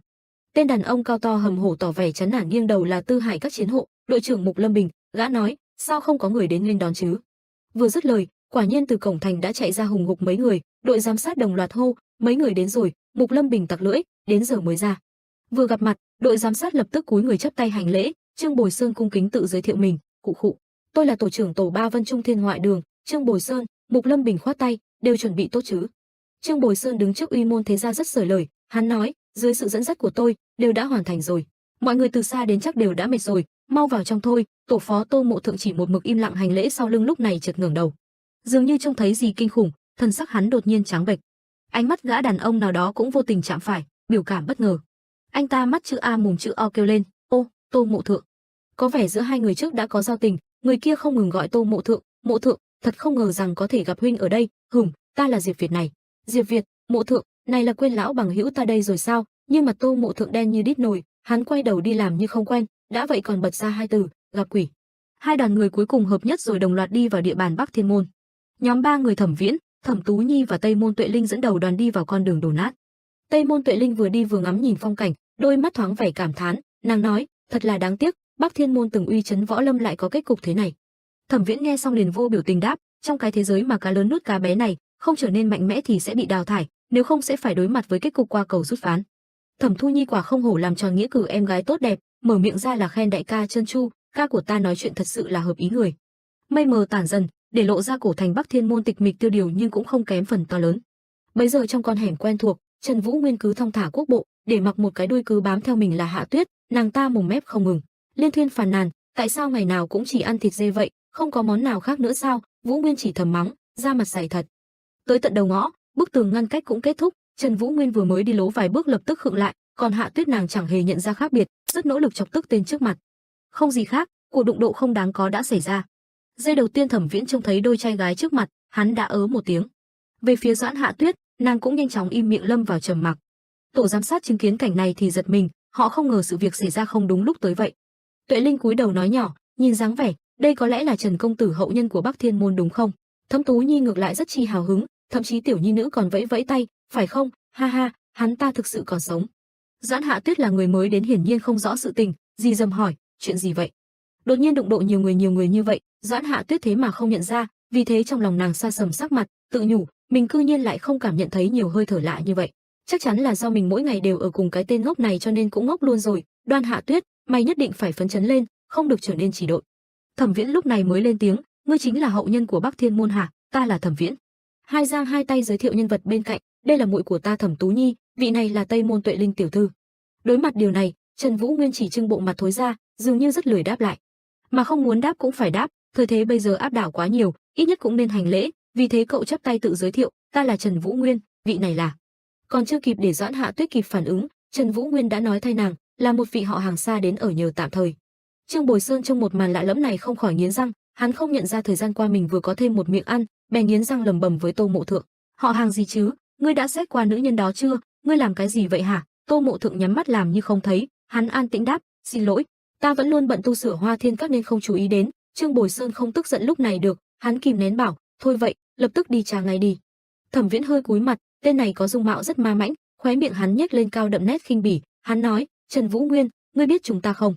Trần Vũ Nguyên một thân không mặn không nhạt, dù quanh năm không thể đặt chân khỏi lãnh địa Bắc Thiên Môn nhưng vẫn biết rõ ít nhiều chuyện thế nhân. Cậu đáp, ta đã nghe qua tên của các ngươi, dù gì thì các ngươi vốn dĩ cũng rất nổi tiếng. Thẩm Viễn làm bộ cảm thán càng đồng ý mỉa mai, hắn kinh kỉnh tiếp lời, oa, ở loại thôn này, không đúng, ở phương Bắc xa xôi như vậy mà ngươi cũng nghe nói về chúng ta sao? Được, vậy thì không cần phải giới thiệu nữa, chúng ta sớm muộn gì cũng sẽ gặp lại thôi. Tuệ Linh là nữ nhân biết giữ lễ nghĩa nhất trong đoàn, nàng kín tiếng nhắc nhở Thẩm Viễn, Thẩm công tử, chú ý lễ tiết. Bên phe đội giám sát nội tình có phần cũng ngứa mắt thế lực Thẩm công tử này. Trương Bội Sơn ở góc mọi người không chú ý thầm chế môi, ngẫm trong đầu rằng, chờ mà xem, tiểu tử thối, cư nhiên dám dùng cách này khiến ta phải xấu hổ. Phía sau Tô Mộ Thượng nét mặt cũng chả được 5 phần vui vẻ, cứ luôn nhắm mắt không màng tới. Để vạn sự trôi chảy, Trương Bồi Sơn ngoài mặt vẫn rất chuyên nghiệp, hắn thuận lợi kéo lại trọng tâm vấn đề. Cúi người chỉ dẫn đoàn nhân vật tai to mặt lớn kia mà nói, được rồi, mau vào trong thôi, vì để tiếp đón các vị, chúng ta đã đặc biệt tu sửa lại Hoa Thiên Các. Đám người bất hảo rời đi, chỉ còn lại Trần Vũ Nguyên và Doãn Hạ Tuyết. Hạ Tuyết trải qua việc sống gần hắn cứ cho rằng nam chính ngốc nghếch, thật ra cũng không tới nỗi. Nàng nhủ thầm, vốn ngõ hắn là tên gia hỏa ngây ngốc, thật không ngờ lúc nói dối đến mắt cũng không chớp một cái, thật sự là càng ngày càng không hiểu hắn rồi. Cả hai không lãng phí thời gian mà tiếp tục bước đi. Hạ Tuyết nhìn cậu trong lòng nghĩ, bất quá tiểu tử này không phải là chủ nhân ở đây sao? Tại sao tên mập chết tiệt kia lại làm như hắn mới là chủ nhà vậy? Màn đêm buông xuống, sao trời giăng lên. Trong bóng tối giá lạnh vô ngần, một tiếng gọi từ ai vang lên, đội trưởng Mục. Âm thanh vừa dứt, lập tức có người đáp lại, "Tạ." Khung cảnh hiện rõ là Thẩm Viễn cùng Mục Lâm Bình đứng trên lầu cao mà nhìn xuống. Thẩm Viễn nói, ta vốn muốn đến đây tận mắt nhìn thấy Bắc Thiên Môn từng trải qua đại chiến thế kỷ kịch liệt năm đó, nhưng thật không ngờ nơi này còn gay go hơn ta tưởng. Mục Lâm Bình đứng phía sau trầm mặc, Thẩm Viễn vẫn tiếp tục thao thao bất tuyệt. Đám lão bất tử quái vật của Vân Trung Thiên tạo ra cái thế giới giống như hoang tưởng này mới là hình dáng thật sự của giang hồ. Bọn họ không muốn thể chế do mình kiến tạo ra bị phá vỡ, nếu như có thể, có lẽ bọn họ còn muốn trường sinh bất lão, mãi hưởng vinh hoa phú quý nữa. Đối với nội tình dây mơ dễ má phức tạp, Mục Lâm Bình tỏ ra không hề quan tâm, là bầy tôi tớ trung thành, hắn chỉ đáp, Mục Lâm Bình ta, trừ việc phó tá cho thiếu chủ sau này sẽ trở thành chủ nhân của Tư Hải Các, đối với những thứ khác đều không quan tâm. Thẩm Viễn nghe mộng đẹp kia liền bật cười, hắn quay đầu nói, ha ha, nếu như ta muốn kế thừa Tư Hải Các sợ rằng còn phải đợi mấy chục năm nữa, nhưng mà ta không muốn chờ nữa rồi, ta đã hạ quyết tâm rồi, ta sẽ bắt đầu kế hoạch mới ở đây. Hắn thâm trầm lầu bầu, khuôn mặt càng trở nên tâm cơ, bất quá, bắt đầu từ khi nãy, đã có một chuyện khiến ta rất không thoải mái, ngày mai phải giải quyết chuyện này trước đã. Đêm sâu hoắm dần tan như viên đá trôi giữa dòng ngân hà, tiếng búa nhịp nhịp đều đều ổn trọng kêu lên keng keng. Trần Vũ Nguyên hôm nay chuyên tâm rèn búa hẳn. Đột nhiên sau lưng truyền tới giọng nói của Thẩm Viễn, "Ồ, hôm nay mới lần đầu tiên biết được tiếng búa rèn cũng dễ nghe như vậy." Âm thanh kia vừa mới cất lên, thần sắc Vũ Nguyên đã đông cứng. Trần Vũ Nguyên cẩn thận liếc nhìn nhưng không quay đầu, sao lại thế này, mình vẫn luôn ở trạng thái toàn chi toàn cảm, tại sao lại không cảm nhận được có người? Cuộc chạm trán lần 2 diễn ra, Trần Vũ Nguyên đối mặt với Thẩm Viễn chắp tay sau lưng lau mồ hôi. Thẩm Viễn nhìn đông ngó tây, nói, nghe nói ngươi không biết nội công, vậy thì sao ngươi lại có thể chịu đựng nổi loại nhiệt khí này vậy? Nơi này thực sự là quá nhàm chán, cảm giác đến thời gian trôi cũng chậm nữa. Hắn bỗng vươn tay vớ một thanh kiếm mà ngắm nghía, miệng vẫn không ngừng đóng mở, sao ngươi sống sót được ở nơi như thế này vậy, ta có thể xem chút không? Trần Vũ Nguyên trầm tư gật đầu. Oà, thanh kiếm này làm cũng không tồi, tài nghệ này của ngươi nếu như ở Trung Nguyên cũng được xem là vô cùng lợi hại đó. Bỗng hắn hướng mũi kiếm về phía Trần Vũ Nguyên, Vũ Nguyên bất ngờ, lắp bắp, ngươi, đây là cái gì vậy? Thẩm Viễn nghiêm mặt, nghe nói hậu nhân của Bắc Bích không biết võ công, thật nực cười, người tuyệt vọng sẽ không thể sống sót thế này được. Trần Vũ Nguyên ngỡ ngàng, tình huống gì vậy? Hắn đây là đang thăm dò mình sao? Mình nên làm gì đây? Nếu khinh suất mà xuất thủ sẽ làm lớn sự việc. Hơn nữa người này là con trai Cửu Thiên Thẩm Mộc Hải Vân Trung Thiên, hiện giờ vẫn chưa thể thể hiện thực lực của mình được, không thì những ngày nhẫn nhịn này là uổng công rồi. Mình phải làm thế nào đây? Thẩm Viễn nở nụ cười độc ác, đến đi, vì để sống sót, phản kháng đi. Dứt lời, hắn lập tức xuất chiêu, thân thủ trong như một con bạch xà lao tới. Mũi kiếm vọt tới phía Vũ Nguyên, cậu thầm than không hay rồi, sát khí này, cư nhiên làm thật. Theo bản năng đứng trước nguy hiểm, nắm tay Trần Vũ Nguyên siết chặt. Thiếu niên nghiến chặt hàm răng, đôi mắt như thể phát sáng. Khí thế cuồng độ bộc phát hướng về Thẩm Viễn, khiến cho hắn chỉ kịp hử một tiếng. Khí thế cuồng nộ của Trần Vũ Nguyên bất ngờ bộc phát xông tới Thẩm Viễn. Thân thể thiếu niên giống như muốn lao lên, tư thế hệt muốn tung một cú đấm bốc hỏa. Nhưng mà khựng lại vài giây, vị nam chính chuyên môn bất lực của chúng ta chợt nhớ ra vai diễn của mình, trong đầu vang hồi chuông cảnh báo, đợi chút, hiện giờ vẫn chưa phải lúc đối đầu. Trần Vũ Nguyên nhắm chặt mắt, quán tính đã khởi phát khó mà kiềm lại được, cậu điên cuồng phân tích trong đầu. Hắn là một cao thủ mà đến toàn chi toàn cảm cũng không thể cảm ứng được phản kích lại cũng chết, không phản kích cũng chết, không bằng chọn phương pháp có khả năng sống sót cao hơn cược một lần. Trần Vũ Nguyên nghĩ như thế nào liền lập tức đổi gió làm thế ấy, khi thế ngút trời ban nãy lập tức chẳng còn manh giáp, cứ vậy mà để cho mũi kiếm của Thẩm Viễn dễ dàng xuyên qua ngực mình. Thẩm Viễn trong giây phút ngắn ngủi sắc mặt không nhịn được mà bàng hoàng tột độ, hơi thở dị thường vừa cảm nhận được trong nhất thời lúc nãy là gì vậy? Ngay thời khắc sinh tử, từ bên ngoài có tiếng người thất thố kêu lên, dừng tay, Thẩm công tử. Tây Môn Tuệ Linh ôm lấy cánh cửa, gọi lớn, tỷ tỷ. Một nữ nhân nhanh như chớp lao về phía trước, xúc tích đáp lớn, rõ. Hai người bọn họ chạy lại cũng là lúc Thẩm Viễn thu hồi binh khí, Tuệ Linh hét vang, Thẩm công tử. Trần Vũ Nguyên bị đâm thốn tận xương vô lực ngã xuống, hai vị tỷ muội Tây Môn Hoa liền nhanh tay đỡ được cậu. Tuệ Linh nói, ngươi trước tiên đừng cử động, tỷ tỷ, mau cầm máu cho hắn. Thương thế này phải nói đau đến chết đi sống lại, khiến cho Trần Vũ Nguyên nhịn không được mà rên một tiếng, nhưng lòng cậu thầm nói, may là không bị thương chỗ yếu hại. Bên này Thẩm Viễn ngơ ngác không thôi, thần sắc hắn tái đi mấy phần, đôi mày cau lại trầm mặc. Đến công kích đơn giản như vậy cũng không tránh được sao? Lẽ nào hắn đúng là giống như trong lời đồn, một chút võ công cũng không biết sao? Vật thì hơi thở khi nãy là ảo giác của mình sao? Có lẽ do đi đường quá lâu, lại ở trong hoàn cảnh lạ, cho nên thần kinh trở nên mẫn cảm hơn. Tây Môn Tuệ Linh rõ ràng tức giận, nàng quay sang mắng Thẩm Viễn, Thẩm thiếu gia, ngài biết rõ không nên làm như thế này. Thẩm Viễn ngập ngừng tự trấn an bản thân, về sau từ từ xác nhận thêm, mình phải nghỉ ngơi trước đã. Quyết định xong, Thẩm Viễn liền lấy lại bộ dạng trước kia, hắn ném thanh gươm đi, nhún vai vô trách nhiệm nói, ta còn tưởng hắn có thể tránh được. Rồi hắn quay lưng rời đi, lạnh nhạt buông câu nói, ai biết được hắn lại yếu như vậy, giao hắn cho mấy người chăm sóc vậy. Thẩm Viễn biến mất tăm hơi, Tây Môn Tuệ Linh đưa cho Trần Vũ Nguyên một viên thuốc, nhẹ nhàng nói, đây là đơn dược cực phẩm truy hồn đại bổ hoàn, vết thương sẽ khép lại rất nhanh. Sắc mặt tiểu thư có phần lo lắng, nàng buồn bã bảo, xin lỗi Trần công tử, ta cũng không ngờ Thẩm công tử lại lỗ mãng như vậy, ta thay hắn xin lỗi ngươi. Nam chính nghe xong, có vẻ vì quá đau mà mắt mũi lưng tròng nước. Tuệ Linh càng trở ôn tồn nói, ta đưa ngươi về phòng nhé, thật sự xin lỗi. Tại căn phòng hàng ngày của Trần Vũ Nguyên, không biết trải qua bao lâu, tầm nhìn tăm tối của thiếu niên mới dần hé mở. Trần Vũ Nguyên vừa hé mắt, miệng đã gọi tên, Doãn Hạ Tuyết. Doãn Hạ Tuyết một mực bên cạnh cậu, nhìn bộ dạng nàng không hề bợt cỡ như mọi khi, nàng trầm giọng hỏi, là do bọn họ làm sao? Trần Vũ Nguyên không đáp, bầu không khí lập tức rơi vào yên tịch vô tận.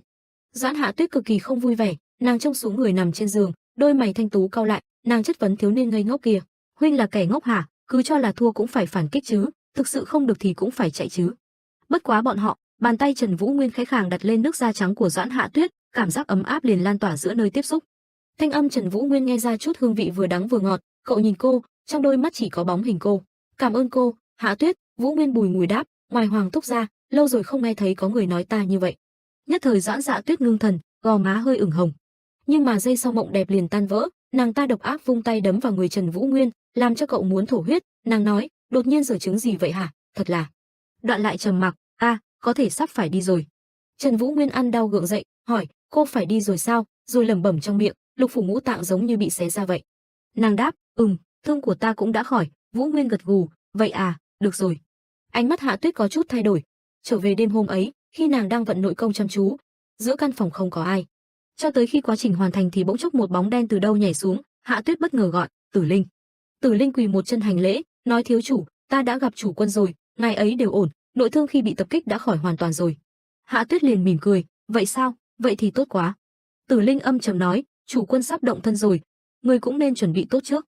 Khung cảnh chuyển rời, một bàn chân của dẫm lên mặt đất khô cằn. Một nam nhân cơ bắp chắc khỏe xuất hiện, hắn đứng trước bình nguyên vô tận lại càng trở nên nhỏ bé. Nam nhân này coi bộ rất hướng ngoại, ông ta chống hông, to giọng nói, phương Bắc hoang sơ như vậy, nhưng lại tràn ngập sức sống dẻo dai, thật sự là một nơi tốt. Đột nhiên sắc mặt ông thu lại, cặp mắt khẽ liếc sang nơi khác. Giữa đồng không mông quạnh, ông tự nhiên nói, cư nhiên lại lén lút vụng trộm, không ăn nhập chút nào với nơi hào phóng thế này, người nào, mau ra đây.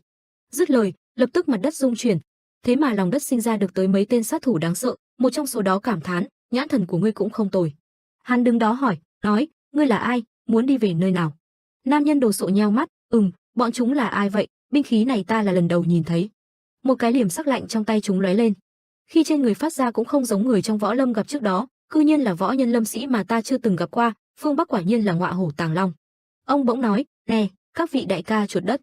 Hình như ta không có nghĩa vụ phải báo cáo với các người. Tên sát thủ nghiêng đầu, ta sẽ không dài dòng với ngươi nữa, chỉ cần ngươi ngoan ngoãn quay về, ta sẽ không làm khó ngươi. Nam nhân cường tráng liền bật cười, ha, lời này là ta nói với các ngươi mới đúng, các ngươi từ đâu đánh tới thì mau quay về đó đi. Sát thủ khẽ kéo nón, nói, thật là gia hỏa không biết trời cao đất rộng là gì, như vậy thì. Bọn chúng bất ngờ xông lên, hét lớn, ngươi rất có thể là trợ thủ của nữ nhân đó, lên a. Nam nhân lập tức vào tư thế chiến đấu. Ông ta đáp, mặc dù không biết các ngươi nói là nữ nhân nào, nhưng nếu như muốn quyết đấu thì ta lúc nào cũng phụng bồi, đến đi. Dứt lời, bốn phương tám hướng đều là kẻ thù vụt tới. Lưỡi liềm gắn vào đầu xích đồng loạt được phóng ra. Một tiếng nổ vang trời vọng lên, sau đó đất cát vì hỏa lực mà bay mịt mù, đây là chiêu thức ẩn hình viêm ma trận. Khói bốc lên nghi ngút, những tưởng đã xong, nào ngờ một bóng dáng dần xuất hiện. Nam nhân thần không ra thần, quỷ không ra quỷ đã tái xuất. Bè lũ thích khách hiển nhiên giật cả mình. Người đàn ông cao lớn tay không tóm sạch binh khí quân thù, tay còn lại giơ lên trời cao mà phát sáng. Thích khách vô danh cảm nhận chiêu này sẽ vô cùng nguy hiểm, chúng vội vã chạy đi mà la toáng, cắt đứt dây xích, tránh đi. Nhưng chỉ vài giây ngắn ngủi, tiếng nổ rung động thiên địa đã xảy ra. Uy lực chiêu thức này lớn vô cùng, từ trên cao nhìn xuống cũng đủ thấy điều đó. Ba tên thích khách trước mặt nam nhân dường như đã hóa thành than luôn rồi. Và rồi đống than đó cũng nhanh chóng đổ xuống. Đám còn lại hoang mang tột độ, sao lại thế này, đội ẩn quỷ cư nhiên gặp quỷ, rút ảnh kiếm ra. Dùng một chiêu huyết hải kết thúc trận chiến này đi. Nào ngờ còn chưa kịp động thủ, đối phương đã đạp gió mà bay tới, khí thế áp đảo vô cùng.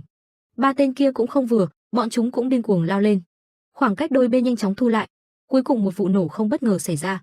Bóng lưng thích khách phất phơ trong gió, thoáng chốc liền ngã xuống, để lộ thân ảnh vị cao thủ cường tráng máu chảy đầy đầu. Cao thủ rút vũ khí đang cắm trên người vứt xuống đất, ông đánh giá, chiêu này của bọn chúng cũng cực đoan lắm. Đám gia hỏa này tuyệt đối không phải người trong võ lâm bình thường, mạnh hơn so với tưởng tượng, rốt cuộc là những người như thế nào, lẽ ra phải giữ lại một kẻ sống để hỏi mới đúng.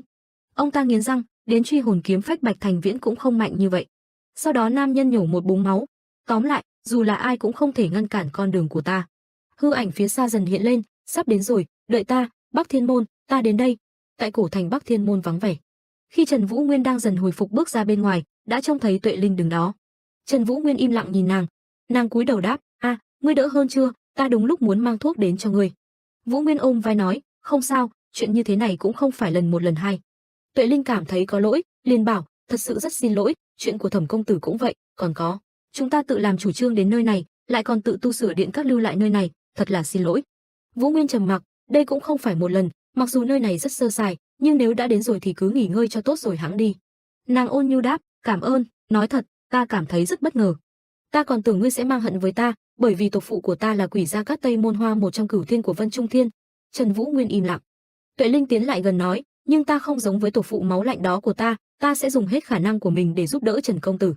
Lúc này trên cao là vị tỷ tỷ của Tuệ Linh. Khuôn mặt nàng ta rất không thân thiện, là người của Tây Môn thế gia, võ sĩ hộ vệ, Liên Tô Tô. Sao trời lại tỏa sáng, mặt trời lặn xuống rồi. Trong gian nhà, Thẩm Viễn vô tình đi ngang qua một căn phòng thì dừng lại. Thì ra Tuệ Linh đang đứng đó, nàng quay đầu gọi, Thẩm công tử. Thẩm Viễn liền chào hỏi, Tây Môn Linh Tuệ tiểu thư, có chuyện gì vậy, vừa nãy còn tưởng mình nhìn thấy quỷ nữa chứ. Tuệ Linh lúc này trông vô cùng đáng sợ, mặt mũi nàng ta bị bóng đêm nuốt chửng, nàng trầm giọng nói, ta đã nói bao nhiêu lần rồi, đừng động hắn. Thẩm Viễn trong cảnh tượng còn ghê hơn 18 tầng địa ngục, vội vàng xua tay, a, ta còn tưởng hắn tránh được, không ngờ hắn yếu như vậy, ta biết rồi, cô mau đi đi, giống như quỷ vậy. Dung nhan Tuệ Linh vô cùng u ám, nàng lần cuối căn dặn, hắn sẽ giúp rất nhiều cho kế hoạch của chúng ta, nhớ kỹ, chúng ta cần phải lợi dụng cho tốt thân phận hậu nhân Bắc Thiên Môn của hắn. Tại một phương trời xa xôi khác, giữa đêm đen tăm tối lại sáng bừng một vùng đỏ rực. Khói lửa điêu tàn thiêu đốt cả vùng đất rộng lớn, làng mạc, nhà cửa, tất thảy đều chìm vào tận thế của chính mình. Len lỏi giữa âm thanh hỏa lâm lách tách dường như có tiếng ai rên rỉ, lời nói người nọ ngắt quãng, ngươi sao có thể? Khuôn mặt trợn trắng của một người đàn ông trông cực kỳ thê thảm hiện lên, người nọ lắp bắp không ngừng, hỗn chi thần ma. Toàn cảnh được mở rộng, người đàn ông xấu số kia thế mà bị một nắm đấm xuyên thủng ngang bụng, cứ thế máu nhiễm đỏ cả thân thể lơ lửng trên không. Ông ta cố gắng buông những câu từ cuối cùng, Thái Giang, Tên khổng lồ man dợ với đường vẽ dọc đen kéo dài từ đôi mắt ấy không ai khác là hỗn ma Thái Giang, gã như quỷ sứ bước ra từ hỏa ngục. Khi gã thẳng tay ném cái xác đi, gã còn buông vài câu vô cùng ghét bỏ, thật chán chết, còn tưởng rằng có thể kiên trì thêm một lúc.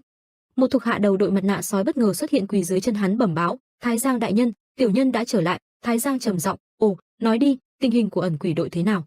Tên thuộc hạ liền xúc tích báo cáo, bọn họ hồi báo cho chúng ta rằng sau khi tìm thấy vị trí của mục tiêu, vì để đối phó với tình thế bất ngờ nên đã mai phục ở đó, nhưng sau đó hình như có xung đột với người nào đấy, toàn quân diệt sạch. Thái Giang giữ tợn trợn trong mắt, cái gì? Ẩn quỷ tinh nhuệ của chúng ta toàn quân diệt sạch? Thuộc hạ mặt nạ sói đáp, không sai, còn có. Những lời sau đó bọn chúng thì thầm qua tai nhau, chẳng rõ nội dung là gì, nhưng khi nghe xong khuôn mặt Thái Giang chợt nở nụ cười. Gã trông hứng thú như một con dã thú khát máu nói, cái gì, ha ha, tiểu tử không biết trời cao đất rộng này, không ngờ hắn lại trốn ở nơi đó, bị hắn đâm không. Dứt lời, gã phất áo quay lưng, tối thượng ra lệnh cho đội quân của mình, về Hồn Lam Môn, chúng ta đi bắt con thỏ chạy mất kia. Trở về với nơi quen thuộc của chúng ta, nơi mà mây trắng quanh năm lượn lờ hệt như một thiên cung bỏ hoang, Bắc Thiên Môn thế gia. Lúc này Tô Mộ Thượng đang đi vòng quanh tuần tra khu vực, chợt có vị anh kiệt bước tới chào hỏi, cuối cùng cũng tìm được huynh rồi. Tô Mộ Thượng dừng bước, hắn liếc nhìn, không sai lệnh là nam nhân hôm qua luôn mồm gọi tên mình, hắn vẫy tay với y, kêu một tiếng, Mộ Thượng. Vị anh kiệt này chính là Tư Hải các chiến hộ đội, Diệp Việt, hắn gặp Tô Mộ Thượng là luôn mồm không thôi, hắn nói, huynh khi đó không nói một lời liền đi mất. Ta còn đang nghĩ huynh đi đâu rồi, thì ra là ở đây, thật không ngờ có thể gặp huynh ở đây, lão bằng hữu, sống có tốt không? Tô Mộ Thượng nhìn thấy hắn là y như gặp quỷ, sắc mặt tụ lại hàn khí, lạnh nhạt chất vấn, lão bằng hữu, kẻ cướp nữ nhân của bằng hữu cư nhiên còn có mặt mũi nói câu này, xem ra ngươi cũng tài giỏi lắm, cư nhiên vào được chiến hộ đội của Tư Hải Các, chuyên làm việc của ngươi đi, đừng xuất hiện trước mặt ta nữa. Diệp Việt mặt vô cùng dày, hắn ho khan mấy tiếng, đáp, huynh còn để ý chuyện đó sao? Mặc dù chuyện đó ta cũng không bỏ qua được, nhưng ta cũng đã nói mấy lần rồi. Hắn mở mắt, ngang nhiên nói tiếp, đó là sự lựa chọn của nàng ấy, cũng là nàng ấy nhắc đến kết hôn trước. Câu nói như giọt nước tràn ly, Tô Mộ Thượng cuối cùng không thể nghe nổi nữa, hắn điên tiết gào lên mà lao tới, câm miệng, Diệp Việt. Diệp Việt bị phản ứng của y làm hoảng hốt, huynh làm gì hả? Tô Mộ Thượng triệt để bị lửa giận chiếm hữu, hắn gân cổ quát, ngươi nói láo, không thể nào, ngươi đến giờ vẫn còn làm nhục ta, ta giết chết ngươi. Đến khi Tô Mộ Thượng hạ kiếm xuống, thân ảnh của đối phương phút chốc đã ở phía sau y, lưỡi kiếm sắc bén cũng đã rời vỏ. Phụt một tiếng, cánh tay Tô Mộ Thượng bất ngờ phun đầy máu, đến cả thanh gươm trong tay cũng bị chia thành hai khúc tách rời. Diệp Việt khẽ quay đầu, bóng lưng hắn ngược sáng mà nói, ta chỉ là ở nơi đất khách quê người gặp được lão bằng hữu, cảm thấy vui vẻ mà thôi, mặc dù ta cũng thấy có lỗi, nhưng huynh cũng nên chấp nhận hiện thực đi, bằng hữu. Áp đảo bức người kia ép Tô Mộ Thượng gục ngã, tiếng nói Diệp Việt vẫn vang vẳng sau lưng, tới đây chúng ta sẽ còn thường xuyên gặp mặt nữa. Thay đổi cái tính khí này của huynh đi, ta không chém quá sâu, dưỡng thương cho tốt, đừng để vết thương nặng thêm.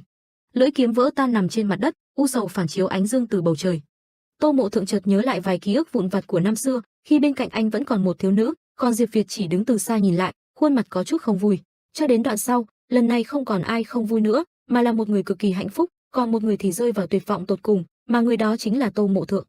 Hình ảnh hiện thực của Tô Mộ Thượng chồng chéo lên con người trong quá khứ, anh bắt đầu cười. Chuyển sang một khung cảnh yên bình khác, trong lò rèn, Trần Vũ Nguyên một thân ngồi đó. Cậu rất chăm chú cặm cụi làm một thứ gì. Khuôn mặt thiếu niên dường như mang tâm tư nào đó. Hôm nay căn nhà nhỏ lại vang vẳng âm thanh quen thuộc, là cơm. Doãn Hạ Tuyết ngồi vào bàn, trông thấy Trần Vũ Nguyên bưng đồ ăn tới thì biểu cảm trở nên nghi ngờ, nàng đã ăn món thịt dê này lần thứ mấy chục rồi, vì thế cất tiếng hỏi, lại là. Nhưng chưa kịp nhìn rõ món ăn kia là gì, Trần Vũ Nguyên đã đưa tới trước mặt cô một thứ khác, cậu nói, cho cô. Doãn Hạ Tuyết ngạc nhiên, đây là cái gì vậy? Trần Vũ Nguyên đáp, còn có thể là gì nữa, lễ vật. Hạ Tuyết có hơi kinh ngạc, nàng nhận lấy cây châm kẹp tóc kia rồi tự hỏi, lễ vật, cho ta sao? Trần Vũ Nguyên gắp đồ ăn vào miệng, vừa nhai vừa nói, không phải cô sắp đi rồi sao, ta muốn trước kia chia tay tặng cô vật gì đó. Nghe thế lòng Doãn Hạ Tuyết chợt có chút vui vẻ, lặp lại tên món đồ kia, lễ vật. Nàng hiếm khi ấp úng, thật là, tặng quà cáp gì chứ? Cơm thật ngon quá. Trời tối. Bàn tay nhỏ nhắn của Doãn Hạ Tuyết xòe ra, trên tay là chiếc châm ánh bạc, cô thầm nói, Vũ Nguyên. Nhận được quà thì ra lại là chuyện vui như vậy, thật đẹp quá. Đột nhiên một bóng đen xuất hiện, chính là Tử Linh. Hạ Tuyết giật mình nói, Tử Linh. Tử Linh cúi người, thiếu chủ quân sắp đến rồi, bảo ta truyền lời cho người. Nhưng mà thiếu chủ, người vừa rồi cất cái gì vậy? Doãn Hạ Tuyết liền biết hắn để ý món quà của mình, nàng nhanh chóng giấu đi, không có gì, ngươi không cần để ý. Tử Linh không đào quá sâu vào vấn đề này, chỉ nhẹ giọng nhắc nhở nàng, thiếu chủ, người là hy vọng của chúng ta, cho nên tuyệt đối không được có bất kỳ tình cảm cá nhân nào. Doãn Hạ Tuyết ánh mắt cương liệt, không có chuyện gì. Tử Linh rũ mắt, đáp, ta tin tưởng người. Rồi hắn lại liếc lên, không ổn. Lúc này tại nơi khác trong cổ thành, nơi một hồ nước yên ả thanh tịnh tọa lạc, một bóng đen đang không ngừng múa kiếm trong khuôn viên, dòng suy nghĩ của người ấy như thác đổ ầm ầm mà tuôn, lừa dối, đây đều là lời nói dối của Diệp Việt, nhưng mà, lỡ như là thật thì sao, tại sao chứ, rốt cuộc là tại sao lại bỏ rơi ta, là ta không bằng Diệp Việt sao, không sai, ta thực sự cái gì cũng không sánh được với hắn. Tô Mộ Thượng xuất hiện với cặp mắt đỏ ngầu, mồ hôi hắn đầy trán, hắn không ngừng nói trong lòng, gia hỏa đó không biết từ khi nào đã trở thành võ sĩ hộ vệ trực thuộc Cửu Thiên Tư Hải Các, còn ta lại bị phái đến nơi xa xôi này, so với Lưu Đày thì có gì khác biệt. Tô Mộ Thượng run rẩy hoài nghi, Thanh Vân kiếm pháp mà ta luyện trước mắt so với kiếp pháp cơ bản cũng chẳng khác biệt gì. Tại sao bất luận ta luyện tập thế nào cũng không thể nâng cao chứ? Lẽ nào đây chính là cực hạn của mình rồi sao? Ta vốn đã quên đi rồi, tại sao chứ, ta phải giết hết các ngươi, phải giết hết, mẹ nó. Tô Mộ Lượng càng điên cuồng trong tâm trí, hắn càng trở nên ghê rợn bên ngoài, hàm răng hắn nghiến ken két, thậm chí còn gì cả huyết sắc. Giữa lúc tâm ma cùng si gặm nuốt linh hồn, chợt một giọng nói từ đâu vang lên, nghi tâm sinh ám quỷ, khi bắt đầu hoài nghi chính mình, nội tâm sẽ sinh ma quỷ. Tô Mộ Thượng giật bắn mình, hắn vội vã quay phát đầu, giọng nói kia vẫn tiếp tục vang vọng, phẫn nộ chỉ khiến chính mình mê muội tâm trí mà không thể giải quyết bất kỳ chuyện gì. Lại mà xem, sẽ phát hiện ra đó chỉ là một mặt khác của bản thân, mà không phải là tất cả của bản thân. Tô Mộ Thượng hệt như bị vây khốn, hắn quay vòng khắp nơi, đôi mắt đảo liên tục, không ngừng hỏi lớn, chuyện gì vậy, ai đang nói chuyện, người ở đâu vậy? Tuy nhiên chủ nhân thanh âm ấy không hề đáp lại, mà chỉ thao thao bất tuyệt, nếu như có thể khiến cho trái tim dao động bình tĩnh lại, vậy nó sẽ trở thành tấm gương chiếu sáng chính mình. Nước chảy về nơi thấp, ánh sáng lại khiến nước thăng hoa lên không trung. Tâm cảnh cũng giống như vậy. Vận động là do gió thổi, tâm cũng giống vậy. Tô Mộ Thượng náo loạn một hồi, cuối cùng cũng để những lời kia chảy vào tai, chỉ thấy hắn không tìm kiếm nữa mà bắt đầu nhắm mắt lại. Gân xanh hắn nổi đầy trán, tâm trí hắn cố gắng trấn áp dao động. Và rồi chỉ cần lời nói kia dẫn dắt tới đâu, Tô Mộ Thượng liền lập tức chuyển động theo một cách nhịp nhàng, khí hải huyệt vi hải, thần khuyết huyệt vi mạch, tiếp thông thiên chi trụ, khiến bách hội huyệt tụ tập vạn vật. Một giọt nước từ lá nhỏ xuống mặt hồ. Động tác của Tô Mộ Thượng cũng như nước chảy mây trôi, như là lưu thủy, lại như hóa thành một cơn gió xuân thanh khiết. Ngay động tác múa kiếm, Tô Mộ Thượng cuối cùng bắt được trọng điểm, hắn mở bừng mắt, mũi kiếm một đường dứt khoát đâm thẳng. Ầm một tiếng long trời, mặt nước trước mặt vì nội lực phóng ra mà nổ thật lớn, cột nước tung lên cao tới mấy trượng tạo thành khung cảnh vô biên hoành tráng. Tô Mộ Thượng trợn mắt, khí tức mạnh mẽ này là của mình sao? Thành công thi triển chiêu thức, Tô Mộ Thượng lập tức nhìn giáo giác, là ai đang chỉ điểm mình, rốt cuộc là ai? Nhưng vòng qua vòng lại, chỉ có một thân Mộ Thượng ở đó mà thôi. Trần Vũ Nguyên trên cao đột nhiên hắt xì. Trên đỉnh tháp buổi xế chiều, Vũ Nguyên ngắm nhìn bầu trời đỏ rồi tự nhủ, hôm nay tới đây thôi. Muốn xuống mặt đất, Trần Vũ Nguyên phải đi xuống lầu. Sau đó cậu lại quốc bộ trên đường. Đột nhiên một cảm giác như thủy triều ập tới, Trần Vũ Nguyên giật mình, là ai, khí tức mạnh mẽ quá. Tầm nhìn lập tức bay xa như gió, lao vun vút tới một cánh cổng. Tại đó, mơ hồ có thể trông thấy một bóng người. Không ai khác, đó chính là nam nhân cường đại đã tiêu diệt tiểu đội ẩn quỷ của Thái Giang ngày trước. Nam nhân lạ mặt ấy bước tới, từng dấu chân như toát ra một trận cuồng phong, trông thấy sự cường hãn của hắn hệt như trông thấy long thần. Khí thế bức áp người toát ra triệt để áp đảo Trần Vũ Nguyên. Vũ Nguyên bị nội lực ấy xông tới, không khỏi cảm thán, luồng khí thật mạnh quá, cảm giác lồng ngực bị đè nén. Đôi mắt cậu mở to kinh ngạc, lòng thầm nói, là cao thủ. Vị khách không mời mà tới này quả thực là lần đầu tiên bước chân vào địa bàn Bắc Thiên Môn. Anh ta vừa đi vừa nhìn giáo giác, vẫn chưa trông thấy Trần Vũ Nguyên trước mặt. Nét mặt hào kiệt quan sát một vòng thì bật ra câu nói, đây chính là Bắc Thiên Môn. Cũng ngầu ghê, tầm mắt anh ta cuối cùng cũng chạm phải thiếu niên gầy ốm trước mặt, lời cũng ngắt ngang. Hiển nhiên vẫn chưa biết Trần Vũ Nguyên là ai, nam nhân kia liền đưa ánh nhìn suy xét. Chợt một tiếng hô cắt ngang bầu không khí, huynh đệ, dường như cảm nhận ai đang gọi mình, vị dũng sĩ vô thức ngẩng đầu. Nghe tới đây thì đã đoán được rồi, chủ nhân thanh âm kia chắc chắn là nhóm Thẩm Viễn hạ giá cùng đồng bọn của mình. Ánh mắt hướng về đối phương mà vui vẻ nói, huynh đệ, huynh đến rồi, từ xa đến vất vả quá. Vị kia trông thấy người quen cũng không có quá nhiều biểu cảm bất ngờ, hẳn đã hẹn nhau từ trước rồi. Anh đáp, ồ, thì ra Thẩm huynh và lệnh muội sớm đã đến, ha ha ha. Thẩm Viễn bỗng nói, đợi đã, chỉ riêng Tây Môn Tuệ Linh là chú ý tới Trần Vũ Nguyên có mặt lúc đó, vì thế nàng liền khẽ cúi đầu chào. Trần Vũ Nguyên cũng biết phép tắc mà chào lại. Nhóm Thẩm Viễn vội vã chạy về phía người quen của mình, chất giọng đã nhuốm màu âu lo, trên người huynh, đây là làm sao vậy? Hẳn là Thẩm Viễn nhìn thấy huyết đỏ nhuốm trên người anh nên rất lo lắng, hỏi, huynh đệ, huynh đây là làm sao vậy? Sao lại có dáng vẻ thế này? Thẩm Tú Nhi một bên lại cảm thấy bất ngờ, Tạ ca ca là vừa trải qua một cuộc đại chiến hả? Tây Môn Tuệ Linh nhìn thương thế của hắn không khỏi lo lắng, Tạ công tử, đã xảy ra chuyện gì vậy? Đây là bị người cuối cùng của Bách Nhân tỷ Vũ Hành truy hồn kiếm khách Bạch Thành Viễn làm bị thương sao? Trần Vũ Nguyên bên cạnh vô tình nghe được cái tên kia thì nhận ra gì đó, thầm nghĩ, Bạch Nhân tỷ Võ Hành, nói vậy thì, lẽ nào hắn là? Khách nhân cùng Trần Vũ Nguyên lướt qua nhau, anh ta bước tới chỗ bằng hữu, ôn tồn bảo, mặc dù hắn cũng là cao thủ hàng đầu, nhưng ta cũng không kém đến nỗi bị hắn làm bị thương tới mức độ này. Thẩm Viễn giang tay chào đón anh, chúng ta vào trong xử lý vết thương của huynh trước đã rồi hãng nói chuyện đã xảy ra. Đám người kia xoay lưng rời đi, Thẩm Viễn thao thao bất tuyệt, thật hiếu kỳ là kẻ nào có thể làm thương thế cô tinh Tạ Hiêu Phong bị thương tới mức này. Vừa dứt lời Trần Vũ Nguyên tức khắc giật mình. Một hình ảnh hiện ra trong đầu cậu, người đàn ông đó, thế thì chính là con trai thứ ba của Vân Trung Thiên Bất Quy Túc, Bất Thụ Phật, Ngôn Tạ Dần, tên Tạ Hiêu Phong, 18 tuổi. Tạ Hiêu Phong cười rộ, ha ha ha, mặc dù đám người đó rất đáng nghi, nhưng cũng không xem ta là ai, ta nhưng là Tạ Hiêu Phong khuấy động cả giang hồ đấy. Nói xong Tạ Hiêu Phong bất giác nhớ tới thiếu niên ban nãy, liền quay đầu hỏi, bất quá, vị kia là ai?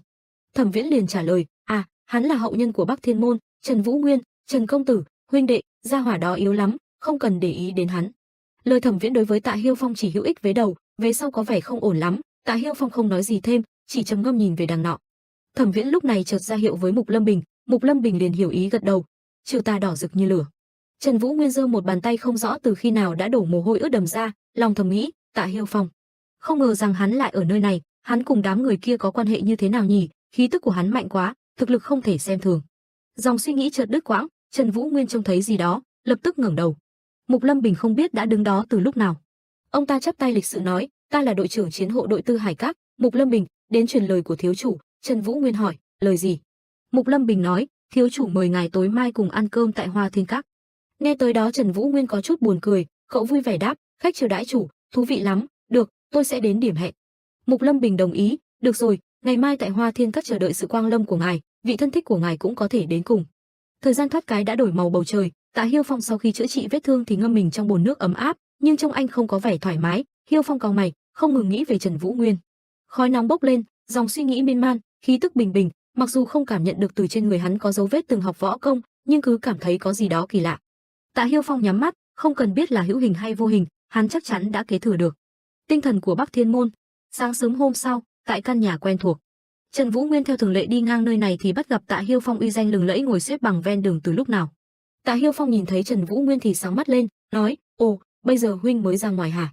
Anh ta đứng dậy đi tới trước mặt cậu, gặp được huynh thật vui quá, ta là Tạ Hiêu Phong.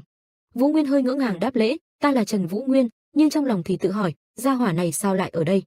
Tạ Hiêu Phong rất lễ nghĩa, anh ta trước hết vẫn chắp tay bày tỏ tôn trọng đối phương, anh đa tạ, ta đến để nói với huynh một tiếng cảm ơn. Cảm ơn huynh đã tha lỗi cho ta việc không chào hỏi trước mà đến nơi này, ta vẫn luôn muốn đến Bắc Thiên Môn xem, cuối cùng cũng đã như ý rồi. Trần Vũ Nguyên có chút ngượng ngùng, cậu gãi đầu, Bắc Thiên Môn hiện giờ chỉ là một đống đổ nát mà thôi, cũng không biết có làm huynh cảm thấy thất vọng hay không. Tạ Hiêu Phong thành thực nói, kiến trúc chỉ là thứ bên ngoài, không sao cả, bởi vì ta đã tận mắt thấy nam nhân kế thừa cái hồn của Bắc Thiên Môn. Gió lạnh thổi qua, Trần Vũ Nguyên không hề đáp lại. Cho đến tối, khi bữa tiệc chính thức bắt đầu, Trần Vũ Nguyên và Doãn Hạ Tuyết cùng có mặt. Doãn Hạ Tuyết hùng hổ bước đi cùng cậu, Trần Vũ Nguyên có chút bất lực nói, ta tự mình đi cũng được. Hạ Tuyết liền bảo, không được, ta có dự cảm không lành, hơn nữa. Nàng hống hách bước đi, nói tiếp, huynh muốn một mình hưởng thụ món ngon chắc, không có cửa đâu. Vũ Nguyên thấy vậy chỉ có thể lắc đầu, thật là hết cách với cô. Vũ Nguyên ở phía sau nhìn cô, Doãn Hạ Tuyết vẫn tiếp tục mồm mép, lâu lắm không được ăn miếng thịt lớn rồi, ngày nào cũng ăn món giống hệt nhau. Hôm nay sẽ có món ngon gì đây? Vũ Nguyên không nghe mấy câu vô nghĩa kia, thứ cậu để ý đến chính là món quà cậu tặng hôm trước đang được cài lên tóc nàng. Trần Vũ Nguyên khẽ cười, hai người dần tiến vào đại sảnh. Cánh cửa hé mở, lập tức một bàn ăn xuất hiện, Thẩm Tú Nhi nói vọng ra, hai người đến rồi, mau vào đi. Trần Vũ Nguyên cùng Doãn Hạ Tuyết bình tĩnh bước vào. Doãn Hạ Tuyết đảo mắt, nàng để ý đến người ngồi chính giữa, tự hỏi, tên đầu sư tử kia là ai vậy? Tạ Hiêu Phong cũng chú ý đến nàng, nữ nhân kia có lẽ là thân thích của Trần môn chủ, liệu có thật phải không? Khí tức không tầm thường, lẽ nào là võ sĩ hộ vệ? Khách khứa đã đông đủ, cuối cùng Tạ Hiêu Phong đứng dậy nói, mau vào đi Trần môn chủ, huynh có thể nhận lời mời này thật sự là cảm tạ. Bọn Vũ Nguyên chỉ tịch mịch ngồi vào chỗ mà không nói thêm gì. Tuệ Linh cúi đầu chào bọn họ, Thẩm Tú Nhi cũng vẫy tay. Thẩm Viễn khoanh tay, hắn nhếch một bên mày, nói, nếu mọi người đã đến đủ rồi, vậy chúng ta cũng bắt đầu thôi. Giữa bàn tiệc lớn, Tạ Hiêu Phong nói với mọi người, chúng ta chưa được sự đồng ý đã tự mình tu sửa Hoa Thiên Các còn mời hai người đến, thật sự xin lỗi. Bất quá chúng ta làm như vậy cũng là vì có nguyên nhân, hy vọng huynh hiểu. Tuệ Linh cũng đứng lên nói, hôm nay chúng ta muốn mời hai vị đến làm nhân chứng. Tạ Hiêu Phong tiếp lời, chúng ta quyết định thành lập Thương Long hội. Tuệ Linh giải thích, đây là quyết sách tổ chức của người trẻ tuổi trong võ lâm, sẽ tề tựu những người trẻ có cùng chí hướng đưa đến Vân Trung Thiên. Mặc dù khởi đầu chỉ có 3 người chúng ta, nhưng đã có rất nhiều nhân sĩ võ lâm trẻ tuổi nguyện ý gia nhập cùng chúng ta. Trần Vũ Nguyên thắc mắc, nhưng vì sao lại chọn ở Bắc Thiên Môn? Doãn Hạ Tuyết bên cạnh chỉ cắm đầu ăn uống, thật là ngon quá. Tuệ Linh trả lời, nhân sĩ giang hồ đời trước không thích những người trẻ tuổi tụ lại cùng nhai thành lập nhóm nhỏ. Tạ Hiêu Phong nói, nhưng mọi người đều rất tôn kính Bắc Thiên Môn, ta cũng luôn ngưỡng mộ Bắc Thiên Môn. Bắc Thiên Môn trăm năm nay vẫn luôn đấu tranh cùng Mật Dạ, đoạn lịch sử này xứng đáng được tôn kính, cho nên mới muốn đặt địa điểm ở đây. Hạ Tuyết một bên vừa ăn vừa lẩm bẩm, chẳng qua là muốn kiếm nơi có thể tránh tay mắt người khác mà thôi. Những lời đó tất nhiên Tạ Hiêu Phong không nghe thấy, anh ta giơ một nắm đấm, ánh mắt quyết tâm nói, hôm nay đám người Thương Long chúng ta cùng chung chí hướng, Tạ mỗ trân trọng mời Trần môn chủ trước mặt thiên địa thần minh làm chứng cho ý chỉ của chúng ta. Doãn Hạ Tuyết mỉa mai, ý của ngươi là làm nhân chứng thì chúng ta phải thay ngươi giữ bí mật chứ gì? Vũ Nguyên cười trừ, ha ha, Hạ Tuyết. Tuệ Linh mỉm cười không đáp. Trần Vũ Nguyên cuối cùng trở lại vấn đề, cậu ngẩng đầu đáp, biết rồi, ta đồng ý làm nhân chứng cho các người. Tạ Hiêu Phong vui vẻ chắp tay, đa tạ Trần môn chủ. Thẩm Viễn một bên ngáp dài. Em gái Thẩm Tú Nhi chẳng khác gì anh mình, khuôn mặt chán nản chống cằm. Chỉ có Doãn Hạ Tuyết là đăm chiêu. Chuyển sang khung cảnh bên ngoài. Ở trạm gác trên cao có hai tên lính, tên chọc đầu phàn nàn, mẹ nó, những ngày thế này còn canh cái gì chứ, thật là. Tên còn lại đồng thuận, đúng vậy, còn tưởng sau khi bọn họ đến, chúng ta có thể hưởng chút danh của Tư Hải các chứ, hưởng danh cái 10, ngược lại chịu đủ lạnh lẽo. Chúng ta canh gác ở cái nơi đến con kiến cũng nhìn không thấy này, thì đấy, còn phải đợi ở đây đến lúc nào a, đói chết mất thôi. Bất quá, bọn họ chắc sẽ để phần cơm cho chúng ta chứ, lúc nãy liếc qua, bữa tối nay thực sự phong phú lắm. Cuộc đàm tiếu vẫn tiếp tục, bỗng một cái bóng to lớn đổ trên mặt đất, tên đầu hói vẫn tiếp tục nói, nghĩ thôi đã ứa nước miếng. Dứt lời, bọn họ nhận ra điểm dị thường, vì thế liền quay đầu lại, cái gì vậy? Giây sau trông thấy, đôi mắt cả hai chợt trợn tròn, what the fuck. Ở nơi khác, Tô Mộ Thượng cũng đi trực, hắn chợt ngẩng lên nói, cứ cảm thấy có gì đó kỳ quái, thân tín bên cạnh liền hỏi, sao vậy, phó tổ trưởng? Tô Mộ Thượng thử huýt sáo, âm thanh vang lên, truyền tới phía trên, nhưng không một hồi âm đáp lại. Tô Mộ Thượng cau mày, ai đang trông coi hướng tây bắc? Thân tín đáp, Xuân binh và Nam binh, có chuyện gì vậy, sao lại không có hồi đáp? Không chờ đợi thêm giây nào, Tô Mộ Thượng lập tức chạy đi, ai ra, thật là, đợi ta một chút, người còn lại hét. Tô Mộ Thượng nhanh như cắt phóng lên đất đá khiến người nọ kinh ngạc vô cùng, chuyện gì vậy, khinh công tốt quá, khinh công của hắn vốn đã lợi hại như vậy sao? Khi lên tới đỉnh, bóng đen Tô Mộ Thượng bất động. Lát sau mới thấy thuộc hạ leo lên, gã nói, phó đội trưởng, đợi ta nữa chứ. Nào ngờ nói xong nhìn lên, khuôn mặt gã đã hoảng hốt tới mức không còn giọt máu. Cảnh tượng ấy kinh hoàng máu me tới cực điểm. Tô Mộ Thượng hít một hơi lạnh, khẽ nói, Xuân binh, Nam binh. Trở lại căn phòng tràn ngập ánh sáng. Đám người Thẩm Viễn đang bàn bạc gì đó, Doãn Hạ Tuyết chán nản nhìn, bọn chúng giống như kẻ ngốc vậy. Vũ Nguyên gật đầu, không sai, nhưng đúng là một đám ngốc đáng sợ. Hạ Tuyết khoát tay, gì, có gì đáng sợ chứ? Huynh cứ ở bên cạnh ta sẽ bảo vệ huynh. Trần Vũ Nguyên nghe vậy thì cười, được thôi, cảm ơn. Nàng quay mặt đi, dù gì ta cũng sắp đi rồi, cho nên ý của ta là trong khi còn ở đây, ta sẽ bảo vệ huynh. Mình đang nói cái gì vậy? Khụ khụ. Chợt Tạ Hiêu Phong bước đến, Trần môn chủ, ta muốn nói riêng với huynh một chuyện. Trần Vũ Nguyên không cự tuyệt, cả hai rời đi. Lúc này Tuệ Linh đến cạnh Hạ Tuyết hỏi, Doãn tiểu thư, đồ ăn có hợp khẩu vị của cô không? Doãn Hạ Tuyết lại không đáp, cô trầm giọng, mấy người rốt cuộc muốn làm gì huynh ấy? Tuệ Linh không cười nữa. Hạ Tuyết đứng dậy, việc hôm nay không cần thiết phải gọi huynh ấy đến đâu nhỉ? Tuệ Linh bình ổn trả lời, giống như vừa nãy nói, chúng tôi cần một người làm chứng, nếu như vì chuyện Trần công tử bị thương lần trước khiến cô tức giận, vậy ta xin lỗi cô. Hạ Tuyết không vui, đừng làm tổn thương huynh ấy nữa, kể cả không có mấy người huynh ấy cũng đủ thảm rồi. Bỗng có người khác bước vào, hiện giờ xem ra khiến hắn dấn thân vào nguy hiểm hình như là cô mới đúng. Thẩm Tú Nhi nói, bản thân hắn chẳng nói lời gì, cô thay mặt giúp hắn cái gì chứ, cứ cho cô là thân thích của hắn, cũng nên làm rõ tình hình rồi mới quyết định có nên ra mặt hay không chứ. Tuệ Linh ngắt lời, tiểu muội, cô không cảm thấy mình bao đồng quá hay sao? Không phải cô cũng giống chúng ta, chỉ là khách tạm thời lưu tại nơi đây sao? Hạ Tuyết cau mày, chợt cô mở to mắt. Doãn Hạ Tuyết quay phắt ra khung cửa, lòng thầm nói, chuyện gì vậy, lẽ nào là? Ngoài hành lang, Tạ Hiêu Phong trò chuyện với Vũ Nguyên, cũng chưa hỏi ý kiến của Trần môn chủ mà đã lại mời huynh đến làm chứng. Thật xin lỗi, điều này có thể khiến huynh không vui trong lòng, nhưng cứ cho là vậy, ta cũng bắt buộc phải nhờ huynh một việc. Gia nhập hội Thương Long đi, chúng ta cùng nhau thay đổi thế giới này. Bỗng một rung chấn xảy ra, giữa thành cổ, đột nhiên có một cột khói xuất hiện, khuôn mặt của Thái Giang đã lên sàn. Tên quái vật Thái Giang cuối cùng cũng chính thức lên sàn, ánh mắt gã lạnh như băng, mở miệng nói, tiểu quỷ, ngươi ở đâu? Trước mặt gã, đội vệ binh chống trả kiệt lực, tất cả không ai lành lặn nhưng vẫn một lòng chiến đấu, bọn họ gào lên, tuyệt đối không được để hắn vào trong. Đoàn người liền hô, tuân lệnh. Dứt lời, cả hàng ngũ nhảy phốc vào Thái Giang, đồng thanh kêu vang, xông lên. Nhưng Thái Giang gã là ai chứ? Đối với mấy binh lính vật vãnh này chẳng là cái gì to tát với hắn, gã chỉ vài động tác là đã tạo một trận cuồng phong. Người người lập tức bị cuồng phong đó cuốn bay lên trời, thậm chí có người còn xé thành trăm mảnh. Vũ bão tan đi hiển nhiên để lộ ra thân hình như gấu đen, Thái Giang tay cầm áo choàng cởi trần trông vô cùng cường hãn. Bỗng chốc từ bầu trời lóe lên một vệt sáng. Giây tiếp theo, vệt sáng ấy phi thẳng từ bầu trời xuống, mạnh mẽ như ngôi sao chổi đâm vào tầng địa chất. Đất cát mù mịt bốc cao mấy trượng. Thái Giang thế mà đỡ được cú đó, gã đưa tầm mắt nhìn mà hỏi, gia hỏa này ngươi là ai? Không sai lệch chút nào, ngôi sao chổi ban nãy chính là Tạ Hiêu Phong. Tạ Hiêu Phong vẫn còn giữ nguyên nắm đấm, âm trầm đáp, gì mà gia hỏa này gia hỏa kia, ta là Tạ Hiêu Phong, còn ngươi là ai, vì sao đến gây rối? Thái Giang nghe danh xưng đối thủ liền cười ngả ngớn, phụt, ha ha ha, ngươi chính là tiểu quỷ tự xưng là Thương Thiên Cô Tinh đó hả? Khẩu khí cũng không nhỏ đâu, nói như vậy, ẩn quỷ đội của ta là bị ngươi đánh bại, ngươi gia hỏa này. Tạ Hiêu Phong nghe tới cái tên lạ lẫm trong lời nói của hắn thì suy luận, à, ẩn quỷ đội, thì ra bọn chúng là một à? Chuyện xảy ra bắt đầu không đơn giản, Tạ Hiêu Phong đăm chiêu, đám gia hỏa này, quả nhiên không phải nhân sĩ võ lâm trung nguyên. Anh ta cười, lẽ nào các là mật dạ? Thái Giang hả hê, tiểu quỷ, hình như ngươi hy vọng chúng ta là mật dạ. Bầu chiến trí rơi vào khoảng lặng, chỉ có khói tung mù cuốn theo cơn phong đêm khuya cùng một ác mộng đang đến gần. Lúc này trong căn cứ, Mục Lâm Bình quay sang thì nhìn thấy Diệp Việt vì ngăn chặn kẻ thù mà trọng thương liền hoang mang nói, Diệp Việt tựa vào cửa, lắp bắp, đội trưởng. Thẩm Viễn trông thấy một màn này thì kinh ngạc, đây là đã xảy ra chuyện gì? Doãn Hạ Tuyết một bên đã cảm nhận được khí tức áp bức chết người của Thái Giang, nàng vô cùng sợ hãi, cả người không ngừng run lên, nàng nghĩ thầm, quái vật đó cư nhiên đuổi theo đến đây rồi. Chợt một cảm giác ấm áp đặt lên vai nàng. Doãn Hạ Tuyết xoay người, là Trần Vũ Nguyên bước tới an ủi, không sao chứ? Hạ Tuyết đáp, quái vật đó không phải tiểu tử kia có thể chống lại đâu, Vũ Nguyên, huynh mau chạy đi.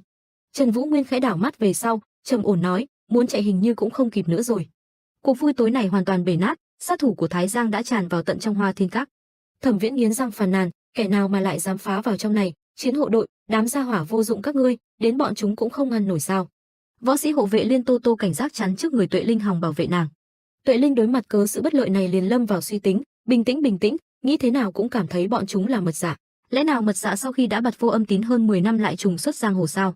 Chuyện này nếu truyền ra ngoài nhất định sẽ chấn động thiên hạ, đợi đã, nếu như Tạ công tử có thể giành được thắng lợi. Về phía Doãn Hạ Tuyết, nàng lúc này nhẹ nhàng tháo châm bạc cài tóc xuống rồi cất vào vạt áo, nàng khẽ gọi, Vũ Nguyên, rồi đưa tay chắn trước người cậu nói, huynh đứng phía sau lưng ta, đừng đi loạn. Kẻ thù lần này tuyệt không dễ đối phó. Doãn Hạ Tuyết cau mày thật chặt, lòng nghĩ tới cái tên hỗn ma. Chiến trường giữa Tạ Hiêu Phong và Thái Giang hiện tại vẫn chưa xuất chiêu nào. Tạ Hiêu Phong vào tư thế chiến đấu, ngắn gọn bảo, chúng ta tốc chiến tốc thắng đi. Sau đó anh ta hít một hơi thật sâu. Giây tiếp theo, Tạ Hiêu Quang đã nhanh chóng xuất kích, tốc độ ấy nhanh tới mức chỉ thấy một vệt sáng động lại nhờ hư ảnh. Ánh sáng làm Thái Giang đen đúa chói mắt, gã kinh ngạc, ồ, đây lẽ nào là Thánh Quang Lưu? Chỉ trong chớp nhoáng, Tạ Hiêu Phong đã ở trước mặt tên gấu đen kia, cùng với nắm đấm phát sáng. Anh ta nói, nếu như là mật xạ thì sẽ khiến Tạ Hiêu Phong ta. Tạ Hiêu Phong vừa nói vừa đấm một phát thẳng đứng, càng danh tiếng lẫy lừng hơn, rồi thêm một đấm ngang nữa, mạnh mẽ tới xuyên tạc không khí. Thân thể cục mịch của Thái Giang do đó mà bay xa, nhưng Tạ Hiêu Phong đã nhanh chóng vòng sau lưng hắn. Anh hô to tên chiêu thức, Tam Nhãn Lưu. Trong đêm đen dày đặc, cả cơ đồ cũ nát của Bắc Môn như bầu trời đầy sấm chớp, tất cả đều là do chiêu Tam Liên Quang Luân Kích của Tạ Hiêu Phong thi triển. Ngôi sao trên cao rất yên bình, nhưng dưới mặt đất đã hỗn loạn thành một mảnh. Thái Giang sau liên hoàn chiêu của Tạ Hiêu Quang đã nằm sõng xoài trong đất đá vỡ vụn. Tạ Hiêu Quang hai mắt còn đang phát sáng, anh thở dốc, nói, là ta đáng gấp quá hả? Đối thủ đau ván, Tạ Hiêu Quang liền xoay lưng bỏ đi, anh tự nhủ, tâm lực tiêu hao quá nhiều, đợi trời sáng lại thăm dò bộ mặt thật của gia hỏa này. Mà mọi chuyện đâu có dễ dàng vậy, chợt trong bầu không khí đặc quánh lại vang lên âm thanh răng rắc, rồi lại càng nhiều hơn nữa, hệt như tiếng xương cốt di chuyển vậy. Tạ Hiêu Phong giật mình dừng bước. Đúng vậy, phía sau lưng vị anh kiệt lúc này là bóng dáng vặn vẹo của một tên đáng lý đã chết. Tạ Hiêu Phong hoang mang tột độ quay đầu, chuyện gì vậy? Hắn là quái vật chắc. Kẻ thù Thái Giang sau khi tập hợp lại xương cốt của mình thì cười đắc chí, gã khen ngợi, tiểu quỷ, ngươi đánh cũng được lắm. Nhưng mà bàn tay của gã chợt tụ lại khối khí đen. Từ khối khí ấy, gã bất ngờ tung một chưởng về phía Tạ Hiêu Phong, nhưng Tạ Hiêu Phong đã nhanh chóng nhảy lên cao né tránh. Chớ vội mừng, bởi vì giây sau, Thái Giang thế mà cũng mọc cánh xuất hiện từ trên đầu anh. Chẳng chần chừ gì, Thái Giang thân thủ vừa mạnh mẽ vừa linh hoạt đã dùng chân gõ một phát cho Tạ Hiêu Phong nhanh chóng hạ cánh xuống mấy tầng địa ngục. Gã Thái Giang này hung tợn mà còn ghê gớm, gã nở một nụ cười vô tận quái dị. Tạ Hiêu Phong một đường trở về nhân gian như lúc mới xuất hiện, nhưng lần này có cả Thái Giang theo sau, gã như mũi khoan lao xuống nơi Tạ Hiêu Phong tiếp đất, làm ầm một tiếng động trời. Khói bụi tản đi, để lộ ra khung cảnh đáng thương. Tạ Hiêu Phong lúc này ăn vài chiêu đã đau ván, thân thể của anh nhuộm một màu đỏ của huyết sắc. Thái Giang ngạo nghễ dẫm lên người quân thù, rất hài lòng mỉa mai, thương thiên cô tinh Tạ Hiêu Phong, dựa vào ngươi mà cũng đòi đánh bại ta. Ngươi tưởng rằng đánh bại vào tên nhân sĩ võ lâm trung nguyên an hưởng thái bình là có thể dẫm đạp thế giới này chắc? Xem ngươi có chút chiêu, tạm thời tha cho ngươi một con đường sống. Hắn quay đi, buông một câu nói, đợi ngươi luyện thêm vài năm, đến lúc đó sẽ khiến ngươi chết càng thú vị hơn. Thái Giang chợt nhìn xuống, Tạ Hiêu Phong dùng toàn bộ sức lực của mình nắm lấy gấu quần của Thái Giang, anh rên rỉ, dừng lại. Thái Giang tức điên lên, dậm thêm một phát vào đối phương, thả tay, còn không thả hả? Tiểu tử thối, ta là đại phát từ bi mới không giết chết người đấy. Vậy thì giết người thôi. Chợt có tiếng người la lên, dừng tay. Thái Giang nhìn xuống lần hai, tự hỏi, đây lại ai? Thẩm Tú Nhi không biết từ khi nào đã khoanh tay đứng đó, nên mặt chất vấn, ngươi có biết chúng ta là ai không? Lúc này Thẩm Viễn vừa chém chết một tên hạ cấp. Trong khung cảnh hoảng loạn đầy chết chóc, hắn quay đầu tìm kiếm hình bóng của Tạ Hiêu Phong, hắn hô to, huynh đệ, huynh không sao. Từ cuối cùng của câu nói kia đột nhiên không được tuôn ra, Thẩm Viễn hắn bất động, đôi mắt hắn dường như vừa thấy một điều không hề hay ho, tuyệt đối không hề đáng vui mừng trên thế gian này. Phải, là Thẩm Tú Nhi, muội muội ruột của hắn, đang đứng rất gần tên quái vật dã thú đột lốt người Thái Giang, thậm chí nàng không sợ trời quá cao đất quá dày, cứ thế thao thao bất tuyệt, cha ta là Thẩm Mộc Hải của Vân Trung Thiên Cửu Thiên, Tư Hải Các, ngươi làm như thế này. Giây sau đó, chỉ thấy lời tiểu nữ chưa nói hết, tên Thái Giang đã bịt một tai lại, không chút lưu tình vung một đấm ngắn gọn xúc tích. Thẩm Tú Nhi tiểu nữ ấy, thoáng cái đã vỡ tung, triệt để không còn một mảnh, hệt như nàng là một quả bong bóng mỏng manh, thoáng cái đã mất tích trên cuộc đời. Tây Môn Tuệ Linh chứng kiến bi kịch nháy mắt, hoảng sợ tột độ. Đại ca Thẩm Viễn đôi mắt hắn lưng tròng trợn trắng, hắn há to miệng, vạn vật cùng thời khắc như ngưng đọng lại, chậm rãi hóa thành cái gai đâm vào linh hồn hắn. Tâm trí hắn như rơi vào vực thẳm vô gian, toàn bộ suy nghĩ của hắn chỉ loanh quanh mãi ở cái tên muội muội hắn không ngừng lẩm bẩm, Tú Nhi, muội muội ta, Tú Nhi bị đánh nát rồi. Hiện thực tàn khốc như rát đao chí mạng xuyên qua hồn phách, Thẩm Viễn điên cuồng thét gào, không thể nào. Vừa dứt lời hắn như con ruồi không đầu mù quáng phi thẳng đi, xuyên qua lớp người. Tốc độ hắn nhanh tới kinh người, thoáng chốc đã bật nhảy ra tận ban công. Toàn thân Thẩm Viễn bao bọc bởi nội công đỏ rực, trong hắn hệt như một viên thiên thạch đâm xuống từ bầu trời, nhất nhất hướng vào hỗn ma thái giang tàn độc bên dưới.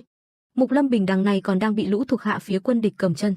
Khi hắn trông thấy thiếu gia gia môn mình tự tìm đường chết cũng đã quá muộn rồi, vì thế gã chỉ có thể thất thố kêu lên, Diệp Việt, thiếu chủ. Đánh mất muội muội, Thẩm Viễn triệt để hóa thành dã thú, đôi mắt hắn sáng rực, khuôn miệng mở to gào giống, ta phải giết ngươi, sau đó tung ra chiêu thức Hồng Ngọc Ma Thủ. Thái Giang bên dưới ngẩng đầu, đối mặt với tiểu tử lửa giận ngút trời kia, gã ngược lại một mực bình thản, chỉ thấy gã nâng một tay lên rồi tung một chưởng mạnh mẽ vào không khung. Viên thiên thạch kia giây sau đã rụng rời chệch hướng, phía sau lưng gã mà đâm vào mặt đất. Thậm chí Thái Giang gã còn chán trường buông một câu, sao toàn đám oát con lắm lời không biết trời cao đất rộng là gì vậy. Trần Vũ Nguyên trông thấy toàn cảnh bi thương kia không nhịn được mà mở to mắt, mồ hôi đầy đầu. Chợt một bàn tay nắm lấy áo cậu lôi ngược về sau, chính là Doãn Hạ Tuyết. Nàng vừa đá bay một tên địch vừa tức giận nhắc nhở, huynh ngây ra đó làm gì hả? Không phải ta bảo huynh phải theo sát ta sao? Nói xong nàng lập tức tiến công về trước, sau lưng Trần Vũ Nguyên múa vài quyền cước, tay đấm chân đá hết sức linh hoạt, quả thực là một nữ cường thông minh mạnh mẽ hiếm có. Trần Vũ Nguyên được Doãn Hạ Tuyết bảo vệ, nhưng thần sắc vẫn không nhịn được mà lo lắng. Đối mặt với cậu lúc này là Tây Môn Tuệ Linh, sau khoảnh khắc chứng kiến hàng loạt chuyện, từ việc Thẩm Tú Nhi chết, đến Thẩm Viễn cùng Tạ Hiêu Phong cũng bị hạ đao ván, thì thất thần ôm đầu. Đúng là tai bay vạ gió, nàng hoảng loạn suy nghĩ, tiểu muội đã, đây rốt cuộc là chuyện gì vậy? Điều này không hề nằm trong kế hoạch của ta. Đám gia hỏa này từ đâu tới, sao lại công kích chúng ta, là vì chúng ta mà đến sao? Kẻ nào có gan lớn như vậy dám chọc vào chúng ta? Lẽ nào không biết chúng ta là ai sao? Lẽ nào là Trần Vũ Nguyên giở trò? Nhưng bọn chúng hình như không phải đồng bọn, là vô tình bị cuốn vào sao? Bình tĩnh lại. Tây Môn Tuệ Linh, cao thủ kia là ai? Tại sao lại tấn công chúng ta? Những thứ này đều không quan trọng, nếu như bọn họ thật sự là mật giả. Tuệ Linh dường như nghĩ ra biện pháp khác, nàng quay sang nói với hộ vệ võ sĩ đang đổ máu bên cạnh, tỷ, hiện giờ tình thế không ổn, chúng ta tìm một nơi trốn một chút đi. Nàng cúi gằm mặt, đưa theo Tạ công tử và Thẩm công tử rời đi, những kẻ thừa khác không cần quan tâm nữa. Sau đó nàng chợt liếc thấy Trần Vũ Nguyên đang ở phía không xa, tay không tấc sắt được Doãn Hạ Tuyết bảo vệ. Trần Vũ Nguyên thâm trầm nhìn nàng, sắc mặt Tây Môn Tuệ Linh thoáng đông cứng, nhưng cuối cùng nàng ta vẫn chọn phớt lờ mà quay đi. Tuệ Linh gấp gáp chạy vào một góc, phía sau nàng được Liên Tô Tô hết sức hậu thuẫn. Cả hai phút chốc chạy vào nơi an toàn, Mục Lâm Bình lập tức ngăn chặn những tên sát thủ khác đuổi theo họ. Giữa không gian vang lên tiếng người rên rỉ không ngớt, chủ nhân âm thanh thê lương này không ai khác ngoài Thẩm Viễn. Hắn nằm sõng xoài trên nền đất, Thái Giang bỏ mặc hắn mà đi, lúc này bất ngờ hai người Tuệ Linh xông tới. Tây Môn Tuệ Linh bước lên một bước, từ bàn chân nàng liền tỏa ra ma lực lấp lánh, trong lòng nàng ta không ngừng tính toán, mặc dù Trần Vũ Nguyên có giá trị lợi dụng rất cao. Tuệ Linh tiếp tục bước lên, từng dấu chân nàng bị ma lực lưu trên mặt đất, nàng thầm nghĩ, nhưng thật đáng tiếc, hiện giờ chỉ có thể bỏ mặc hắn, về Trung Nguyên trước rồi lại tính kế lâu dài. Tuệ Linh chợt giang hai tay trước mặt, dòng suy nghĩ vẫn chưa dừng, nhất là lời đồn Tạ công tử thiên hạ vô địch tuyệt không thể xuất hiện sơ suất. Chợt một dòng máu đỏ chảy xuống từ mũi, Trần Vũ Nguyên đồng thời từ trên lầu cao nhìn xuống thì sững người. Cậu ngạc nhiên nhủ thầm, trời ơi, sao có thể thế này, cư nhiên không có sử dụng bất kỳ công cụ và môi giới nào liền có thể thi triển trận pháp, không hổ là tôn nữ của Tây Môn Hoa, thực lực của Tây Môn thế gia quả thực không thể xem thường. Trong phút chốc, vạn vật trên thế gian triệt để bị một luồng sáng nuốt chửng. Thái Giang khổng lồ tức khắc trở nên nhỏ bé mà đứng tại chỗ. Hắn bị vây hãm trong một không gian kỳ lạ, ngẩng đầu tự hỏi, đây là cái gì vậy, là hoan ảnh trận pháp sao? Kỳ thực không gian trắng xóa kia chỉ duy nhất gã ta trông thấy, hiện tại Tuệ Linh sau khi thi triển chiêu thức đã cùng Liên Tô Tô cứu lấy đồng đội. Nàng xa sầm sắc mặt nói, quái vật này rất nhanh sẽ thoát ra khỏi trận pháp của ta, chúng ta phải mau rời khỏi nơi này. Đám người bọn họ rời đi, chỉ để lại Mục Lâm Bình đã tử nạn tại cánh cửa kia cùng một đám sát thủ. Trần Vũ Nguyên trông thấy toàn bộ thì trầm ngâm nghĩ, biết rõ bản thân sẽ bị vứt bỏ vẫn cứ vì bọn họ mà giành lấy chút thời gian chạy trốn. Hy sinh như vậy có gì quang vinh chứ, chủ nhân của mình lại cũng không biết, cứ cho là quang vinh, nhưng người cũng chết rồi, lại có ý nghĩa gì nữa, ta thấy chỉ là mất mạng uổng phí mà thôi. Phía bên cậu, Doãn Hạ Tuyết cũng hoàn tất giết một đoàn bầy lũ sát thủ. Chợt một luồng khí xông tới, Doãn Hạ Tuyết kinh ngạc quay đầu, tầm mắt phóng như bay về phía ban công trên cao. Thái Giang từ lúc nào đã thoát khỏi trận pháp của Tuệ Linh, hắn ta vô cùng tức giận, gã gào ầm lên, đám gia hỏa các ngươi, thật là không biết sống chết. Tới khi trận pháp hoàn toàn tan biến, chiến trường đã vắng bóng chẳng còn thấy ai, gã chán nản nói, Đều chạy rồi, được thôi, đám tiểu quỷ, đợi các ngươi trở nên mạnh hơn, ta lại đến chơi cùng các ngươi. Dù gì mục tiêu của ta cũng là nha đầu này. Thái Giang ngẩng mặt cười, tiểu nha đầu, thật không ngờ chúng ta lại gặp mặt ở đây.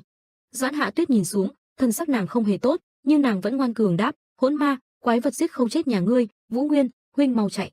Thái Giang nghe xong vô cùng hứng thú hô to, tiểu quỷ ngươi chính là toàn bộ hy vọng của sư phụ ngươi, chỉ có giết chết ngươi rồi, mới khiến ma nữ lạnh nhạt vô tình kia lộ ra sơ hở, ta nhất định phải diệt trừ à, ngươi có trách thì trách ma nữ đó đi. Dứt lời, gã liền tung một chưởng với uy lực khổng lồ. Cơ đồ cũ nát của Bắc Thiên Môn liền nổ vang nửa vùng, tầm mắt mờ ảo của ai dần hé mở. Trần Vũ Nguyên khó khăn ngồi dậy, chiêu thức vừa rồi tạo ra rung chấn khiến cậu thoáng rơi vào bất tỉnh. Nhưng mà cậu còn toàn mạng nằm đó, tất cả là nhờ một thiếu nữ tóc bạc trắng đang lơ lửng trên không trung. Trần Vũ Nguyên không khỏi kinh hãi, tóc trắng, lẽ nào là Bạch Dạ ma nữ? Tứ đại ma chứng tọa hạ của Dạ chủ, người điều khiển mật dạ, Thanh Phong ma ảnh, Hắc ấn thần thương, Phá Sơn ma vương và Bạch Dạ ma nữ. Bọn họ từng thay thế chức vụ Dạ chủ, có sức mạnh tối cao, là sự tồn tại mà Võ Lâm Trung Nguyên không thể chống lại. Nếu không thì sao lại cấm nhắc tới tên của bọn họ chứ? Đến cả Cửu Thiên của Trung Thiên cũng không nguyện chống đối chính diện với bọn họ. Khung cảnh năm kẻ thần bí hiện ra, dòng suy nghĩ Trần Vũ Nguyên lại tiếp tục, mặc dù ta biết cô ấy không phải người bình thường, nhưng không ngờ rằng Hạ Tuyết là hậu nhân của Bạch Dạ ma nữ. Doãn Hạ Tuyết lúc này bay trên không trung, nước tóc nàng trắng như bông tuyết đầu mùa càng làm tăng sự ủy mị của nàng. Bàn tay nàng khẽ khép lại, âm trầm nói tên chiêu thức, Ngân Hồn Tâm Quyết. Thái Giang vung tay, sao lại không chạy trốn chứ, tiểu quỷ, ngươi đánh không lại ta đâu. Doãn Hạ Tuyết chậm rãi quay đầu, nàng nghĩ thầm, mình chống không nổi bao lâu nữa, Trần Vũ Nguyên, trước lúc đó mau. Phía sau lưng nàng thoáng cái đã mất tăm bóng dáng thiếu niên kia. Hạ Tuyết ngạc nhiên, đã chạy rồi sao? Nhưng nàng ấy không một chút thất vọng, ngược lại còn nói, vậy thì tốt. Lại thêm một vụ nổ tung trời khác xảy ra, lần này thậm chí còn tàn ác hơn lúc đầu. Khói bụi lượn lờ dày đặc. Giữa mảnh đất tang thương, khi đất cát dần tàn bớt, hình ảnh Thái Giang một phát tóm gọn Doãn Hạ Tuyết nhỏ bé thân mình đầy máu tươi hiện ra. Sức mạnh hậu nhân Bạch Dạ ma nữ thế mà vẫn không thể so với gã, tên Thái Giang này thật sự vô cùng cường hãn. Thái Giang nhe răng cười, lẽ nào ngươi vì một gia hỏa khi chạy trốn đến đầu cũng không thèm ngoảnh lại mà tự tìm chết sao? Thật quá ngu ngốc, ha ha ha, đi chết đi, tiểu quỷ. Doãn Hạ Tuyết đau đớn toàn thân nghiến chặt răng. Tiềm thức nàng nhớ lại bóng hình thiếu niên kia, Vũ Nguyên, nàng chậm rãi nói, huynh là người duy nhất. Hình ảnh Vũ Nguyên liên tục xuất hiện trong đầu nàng ngậm ngùi, người đem đến ấm áp cho ta. Tạm biệt, Vũ Nguyên. Lời chân chối vừa dứt, Doãn Hạ Tuyết đột nhiên rơi khỏi bàn tay Thái Giang, cánh tay tên thủ ác thế mà đột nhiên phụt máu, hệt như một vết cắt ngọt lịm từ đâu lướt ngang qua, nhẹ như gió thoảng. Chỉ vài giây sau, huyết tươi tên sát nhân lập tức phun trào dữ dội, đến cả Thái Giang còn chưa biết chuyện gì xảy ra, gã ngơ ngác hử một tiếng. Khoảnh khắc Doãn Hạ Tuyết ngã xuống, ánh mắt nàng dường như trông thấy cảnh tượng kinh hoàng nào đó. Thanh âm quen thuộc êm tai vang lên giữa chiến trường khốc liệt, "Thứ lỗi!" Cánh tay của ai đột nhiên che chắn trước mặt nàng.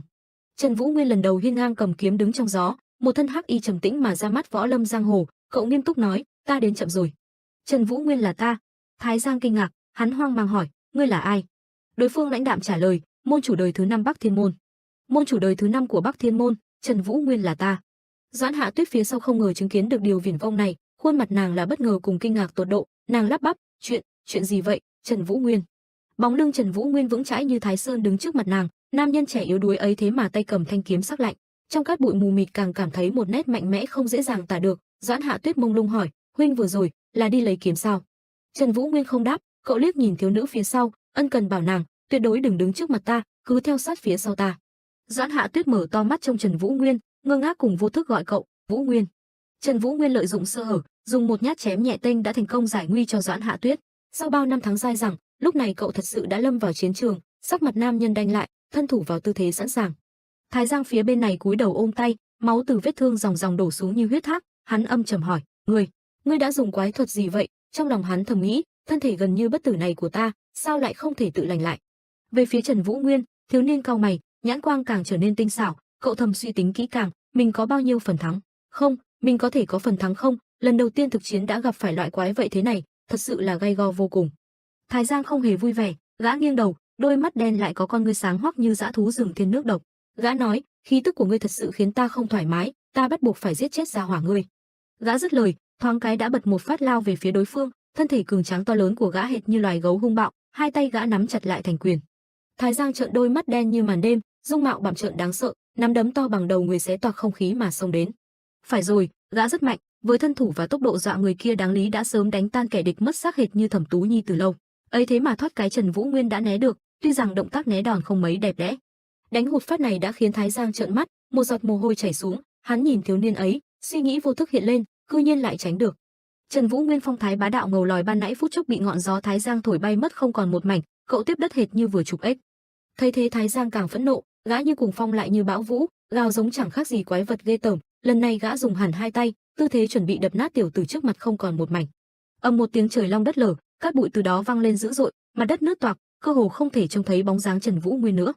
Mảnh vụn đất đá rơi xuống lũ lượt như mưa lớn, lần này nam chính vẫn may mắn giữ được cái mạng. Trần Vũ Nguyên hai mắt mở toang nhìn chỗ vừa bị Thái Giang đập vỡ. Con mồi ngu ngu ngơ ngơ thế mà hai phát chưa xử xong, Thái Giang tức giận đá một cú xé gió, nhưng lần này Trần Vũ Nguyên ôm đầu vẫn né được, trông thiếu niên vô cùng buồn cười. Thêm một chiêu chém ngang đầu, tiểu tử Hắc Y ngã người ra phía sau vẫn giữ được cái mạng nhỏ. Thêm một chưởng cường đại cắt ngang mặt đất, tiểu tử may mắn ấy nhảy lên cũng liền có thể tránh được. Thêm vài ba chiêu nữa, khung cảnh mèo bắt chuột thế mà vô cùng vui nhộn đầy tình cảm. Trần Vũ Nguyên cắn răng né tránh tính ra rất điều luyện. Thái Giang trong lòng tức tối điên tiết, hai đôi mắt gã trợn tròn, trong mắt nổi tia máu, dọc hai mắt chảy xuống máu đen càng làm cho hắn trở nên kinh dị. Hắn gào lên với Trần Vũ Nguyên, đi chết đi. Trong khi trận chiến của Thái Giang và Trần Vũ Nguyên còn chưa rõ kết quả thì bên này Tô Mộ Thượng đang dùng khinh công lao đi hết tốc lực tìm kiếm những tổ viên khác của mình. Long thầm cho rằng toàn bộ tổ viên đã gặp bất trắc gì rồi. Tưởng tượng chuyện đã xảy ra khi này, lúc mà Tô Mộ Thượng và Khuê Chân lúc leo lên đỉnh tháp canh chứng kiến những người lính đã bị đám của Thái Giang sát hại. Lúc này Khuê Chân miệng lắp bắp gặp quỷ rồi, đúng là lúc đấu không nên đến nơi bất tường này. Phó đội trưởng ta không dám quay về đâu, nói rồi anh ta phóng vụt đi chạy trốn để lại Tô Mộ Thượng gọi với theo Khuê Chân. Dòng suy nghĩ vừa dứt trên gương mặt Tô Mộ Thượng mồ hôi vã ra như tắm mà cũng chưa thể hiểu được chuyện gì đang xảy ra. Chợt Tô Mộ Thượng phát hiện ra điều gì, sau đó dùng lại quát lớn, ai vậy, là kẻ nào ở đó, ra đây mau lên. Một tiếng nói riêng khe khẽ vang lên, học, ý phó tổ trưởng. Điều này cũng làm cho Tô Mộ Thượng chú ý tới. Hóa ra là tên tổ trưởng bất tài vô dụng ham sống sợ chết, khi xảy ra biến cố đã trốn mất hút. Tô Mộ Thượng cất tiếng hỏi tổ trưởng này, thế này là làm sao vậy? Tên tổ trưởng miệng trả lời nhưng vẫn còn hoảng hốt khi mà quay qua quay lại hai bên trái phải để xem xét tình hình xung quanh. Hắn nói cái gì mà chuyện gì vậy? Có một đám chó săn vào gây chuyện, suýt nữa thì ta đã mất mạng rồi. Ngươi đây là đi đâu vậy? Đám chó săn đó ở ngay bên kia, còn không mau chạy đi. Tô Mộ Thượng hét lên nói rằng ngài đang nói cái gì vậy? Các tổ viên đều đã gặp nạn rồi, chúng ta không lẽ phải đi báo thù cho họ hay sao? Tên tổ trưởng sợ chết lắp bắp nói linh tinh cái gì vậy hả? Làm gì có thời gian này mau. Nghe tới đây Tô Mộ Thương gân xanh nổi hằn khắp mặt, tỏ lộ rõ vẻ hằn học, cậu ta nghiến răng canh kết rồi bảo rằng, bọn họ đều tin tưởng ngài như vậy, làm việc cùng với ngài, cam tâm bán mạng vì ngài. Sao ngài có thể bỏ mặc họ mà không màng chứ? Ngài làm như thế này có xứng đáng với đám huynh đệ đó không? Tên tổ trưởng gào lên, thật nực cười, bọn họ và ta có quan hệ gì chứ? Nói xong hắn giật mình biết rằng đã lỡ lời bền chũa cháy bảo rằng mà về sau báo thù cũng được, trước tiên phải sống sót đã. Tới đây thì Tô Mộ Thượng không nhịn được nữa liền co chân đá cho lão một cái, lão không tránh được chỉ kêu lên một tiếng ựa. Hắn ta kêu lên đau đớn, miệng không ngừng đe dọa Tô Mộ Thượng, đồ khốn nạn, ngươi đợi đó cho ta. Bỏ mặc lão. Tô Mộ Thượng chỉ buông một câu rác rưởi. Nói rồi anh dùng khinh công lao đi, trong khi đó tiếng lão tổ trưởng nhát chết vẫn còn với theo.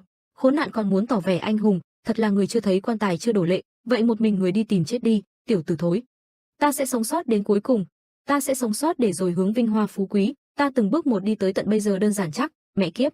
Trở lại trận chiến của Vũ Nguyên và tên Thái Giang, chứng kiến cảnh này Doãn Hạ Tuyết vẫn còn chưa tin vào mắt mình. Những gì đang diễn ra, nhìn bóng dáng Trần Vũ Nguyên đang cầm kiếm chiến đấu với Thái Giang, nàng ta nhớ lại hình ảnh của chàng, những ký ức về những chuyện trong thời gian qua ùa về, nàng ta đặt một dấu hỏi to đùng trong lòng thầm nghĩ. Vậy trước kia huynh ấy vẫn luôn giấu thực lực của bản thân sao? Gương mặt chảy máu ròng ròng, đôi mắt trợn tròn vì hoảng hốt, thậm chí đến tận bây giờ mình hoàn toàn không thể cảm nhận được khí tức đặc thù nào trên người huynh ấy. Vũ Nguyên, rốt cuộc huynh đã học loại võ công gì vậy? Trong khi đó Vũ Nguyên vẫn thủ thế sẵn sàng đợi Thái Giang ra đòn, chợt Thái Giang đan chéo hai tay tụ khí lực, hai tay hắn có những luồng ma khí hắc ám đen ngòm, đồng thời bật nhảy lên không trung, chứng kiến điều này không thể khiến cho Vũ Nguyên giật mình. Thái Giang lơ lửng trên không trung thủ thế ra đòn hét lớn, ta sẽ trực tiếp xé ngươi thành trăm mảnh. Ma khí ảo ạt tụ vào hai tay của Thái Giang chuẩn bị ra đòn hỗn nguyên diệt thiên hạ. Ngay sau đó tức thì những luồng trưởng lực từ phía Thái Giang ảo ảo ở trên cao dội xuống như vũ bão bay về Vũ Nguyên đang ở dưới mặt đất. Chàng hoảng hốt, gương mặt có chút sợ hãi, mồ hôi bắt đầu tứa ra, nghĩ thầm chiêu này dùng toàn bộ toàn trí toàn cảm đều rất khó tránh được, mình phải làm sao đây?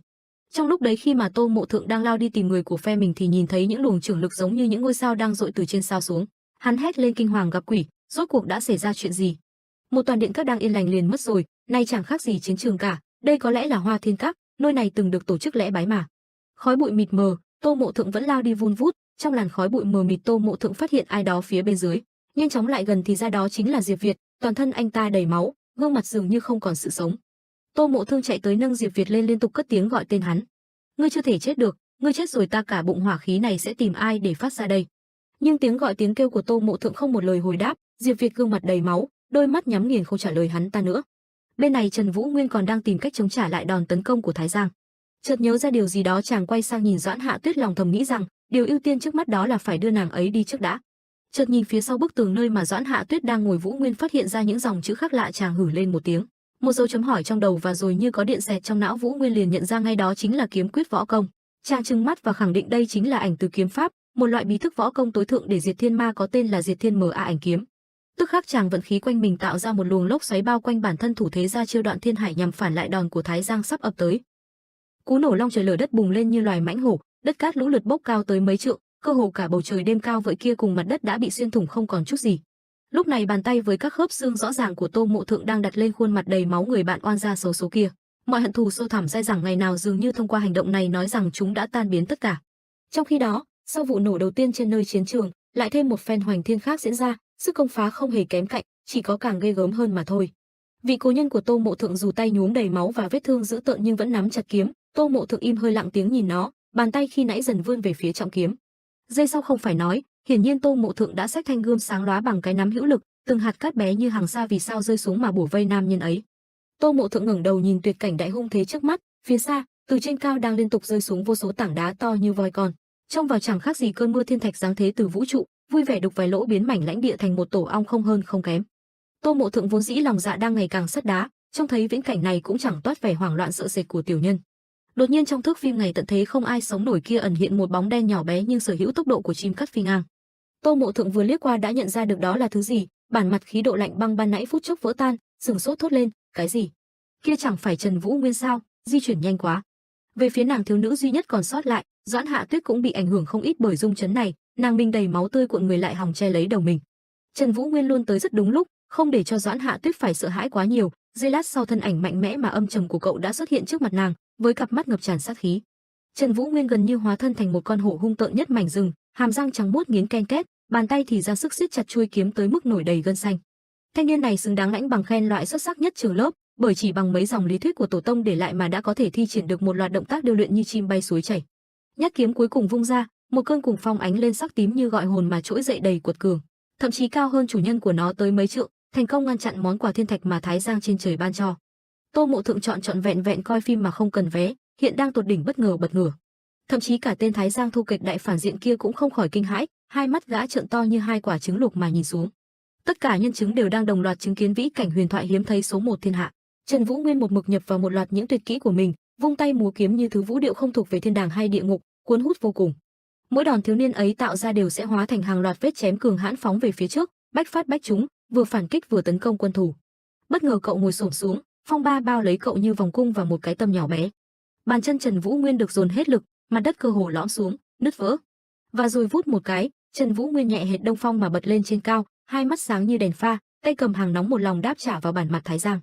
Chỉ thấy cậu khẽ cau mày, trường kiếm vút về phía sau thành một đường bán nguyệt đẹp đẽ. Đường kiếm sắc phạt chém ngang như muốn cứa đôi không khí. Thái Giang từ nãy đến giờ bất động thanh sắc, cảm giác vừa rồi mỗi một giây trôi qua là hàng trăm khung ảnh chiếu vào mắt, nhanh tới nỗi không còn kịp làm gì nữa. Nhưng bất động đồng nghĩa với chết trên chiến trường, cảnh tượng sau đó, hiển nhiên hắn đã bị Trần Vũ Nguyên ngọt lịm cắt ngang người, lúc này Thái Giang mới thốt những câu muộn màng, chết rồi. Hắn không phải tên nhóc tầm thường, hắn là một con hổ, dù không còn răng nanh, nhưng mãi mãi vẫn là hổ. Đáng tiếc tác giả tiên sinh vốn không thích trông thấy nam chính sống một đời dễ dàng an yên, Thái Giang ban nãy bị chia thành nửa đột nhiên trong phút chốc đã gắn lại cơ thể. Đã vậy sẵn tiện đánh trả một đòn bằng tay không, mồm thét ra lửa, quả là hậu nhân Thiên Bắc phái. Đại cuồng phong đen huyền tựa như cơn lốc lao đi. Nó đánh thẳng một chưởng vào mạn sườn của Trần Vũ Nguyên, nhìn biểu cảm nạn nhân cũng đủ biết thốn tới mức nào. Trần Vũ Nguyên thân là đứa nhóc không hơn không kém, dù tốc độ quả thật nhanh nhẹn nhưng thể lực vẫn còn kém xa đối thủ trước mặt, cậu dính chưởng liền phụt một họng đầy máu đến thê lương. Thái Giang đáp đất, Trần Vũ Nguyên không đáp đất, mà là khoan vào lòng đất. Dù thế khả năng của cậu đã được tên quái vật kia khắc ghi vào đầu, gã hầm hừ bước tới, âm trầm hỏi, thật điên tiết, nhà ngươi đã học loại võ công gì? Đi được mấy bước, khi chính chủ còn chưa trả lời, chợt một đường máu chéo phụt lên từ cơ thể khổng lồ của gã. Thái Giang nghiến răng đè vết thương xuống, sát thương này bén tới độ lưỡi kiếm đã rời từ lâu mà giờ mới phụt máu, gã không tin nghĩ thầm, hắn chém mình từ khi nào? Về phía bên này, Vũ Nguyên rơi xuống thô bạo tới mức gần như tạo thành một cái hố hình người, đất cát văng tứ tung khắp nơi. Một đòn của Thái Giang là sát chiêu, nhưng may là Trần Vũ Nguyên còn giữ được cái mạng quèn này, cậu đau đớn gượng dậy, miệng không ngừng ho ra máu, đến cả tay áo phải cũng rách một mảng lớn. Thiếu niên hé mở con mắt huyết tươi của mình mà thầm oán, chết tiệt, khó thở quá, mình đến giới hạn rồi sao, phải làm sao đây? Thái Giang cũng mang một vết thương xuất hiện trong làn xương dày, từ trên cao đối mặt với cậu. Gã đánh giá, nhờ tu luyện bất diệt hỗn hỏa mà cơ thể mình gần như bất tử, vậy mà vết chém ban nãy lại không tự lành được ư? Gã nói với Trần Vũ Nguyên, tên khốn nhà ngươi thì ra là giấu tài, mẹ kiếp, ngươi rốt cuộc đã học loại võ công gì vậy? Mặc dù ta rất khoái đấu võ với kẻ mạnh, nhưng nhà ngươi làm ta thật khó chịu, ta sẽ giết chết ngươi. Dứt lời, bất chợt một chưởng trắng toát đánh vào mặt gã khiến gã phải lập tức ngậm họng. Doãn Hạ Tuyết lần nữa xuất hiện đúng lúc, dù yếu ớt tới mức phải dùng một tay làm trụ đỡ cho tay còn lại mà vẫn cố gắng bảo vệ người bằng hữu thân thiết của mình, nàng lo lắng hô, "Vũ Nguyên!" Khói che hết tầm nhìn, gió vù vù dốc hết lực thổi bay chúng. Cho đến khi hiện rõ ra dung mạo xấu ma chê quỷ hờn của Thái Giang thì mới thôi. Doãn Hạ Tuyết lập tức sững người. Thái Giang bị đánh lén rất không vui, gã không rườm rà mà thân tặng thiếu nữ phía xa một chưởng trả đòn, chưởng này có lẽ rất mạnh, Doãn Hạ Tuyết thoáng cái đã mất dạng luôn rồi. Thái Giang bất thuần mỉm cười, "Ót con ngươi sẽ phải van xin ta giết ngươi." Trần Vũ Nguyên không thể bảo vệ được nàng, cậu lắp bắp gọi, "Doãn!" Sau đó điên cuồng thét to, "Hạ Tuyết!" Sử xong ruồi nhặng bên trái, Thái Giang tới lượt sử luôn ruồi nhặng dưới chân. Ngay khi gã cong chân rồi dồn sức dẫm xuống, bỗng từ đâu những cột băng to lớn phóng ra, quẹt ngang mặt đất như cắt đôi địa cầu. Đòn tấn công kia hiển nhiên không phải cứu Trần Vũ Nguyên, chẳng qua trùng hợp lúc Thái Giang sắp ra tay, đối phương bí ẩn kia lại vô tình tung chiêu mà thôi, bằng chứng là Trần Vũ Nguyên phải lộn vài vòng đi nơi khác để tránh đòn. Dù an toàn lăn được vào đống đổ nát, Trần Vũ Nguyên cũng vì cử động mạnh mà động tới thương trên người, vì thế thiếu niên không nhịn được mà kêu đau vang trời. Tại nơi khác, một áo choàng trắng như ngọn núi mà bao trùm lấy ai đó, trong đất đá vỡ từng mảnh vụn, cả hai dường như đều rất an toàn.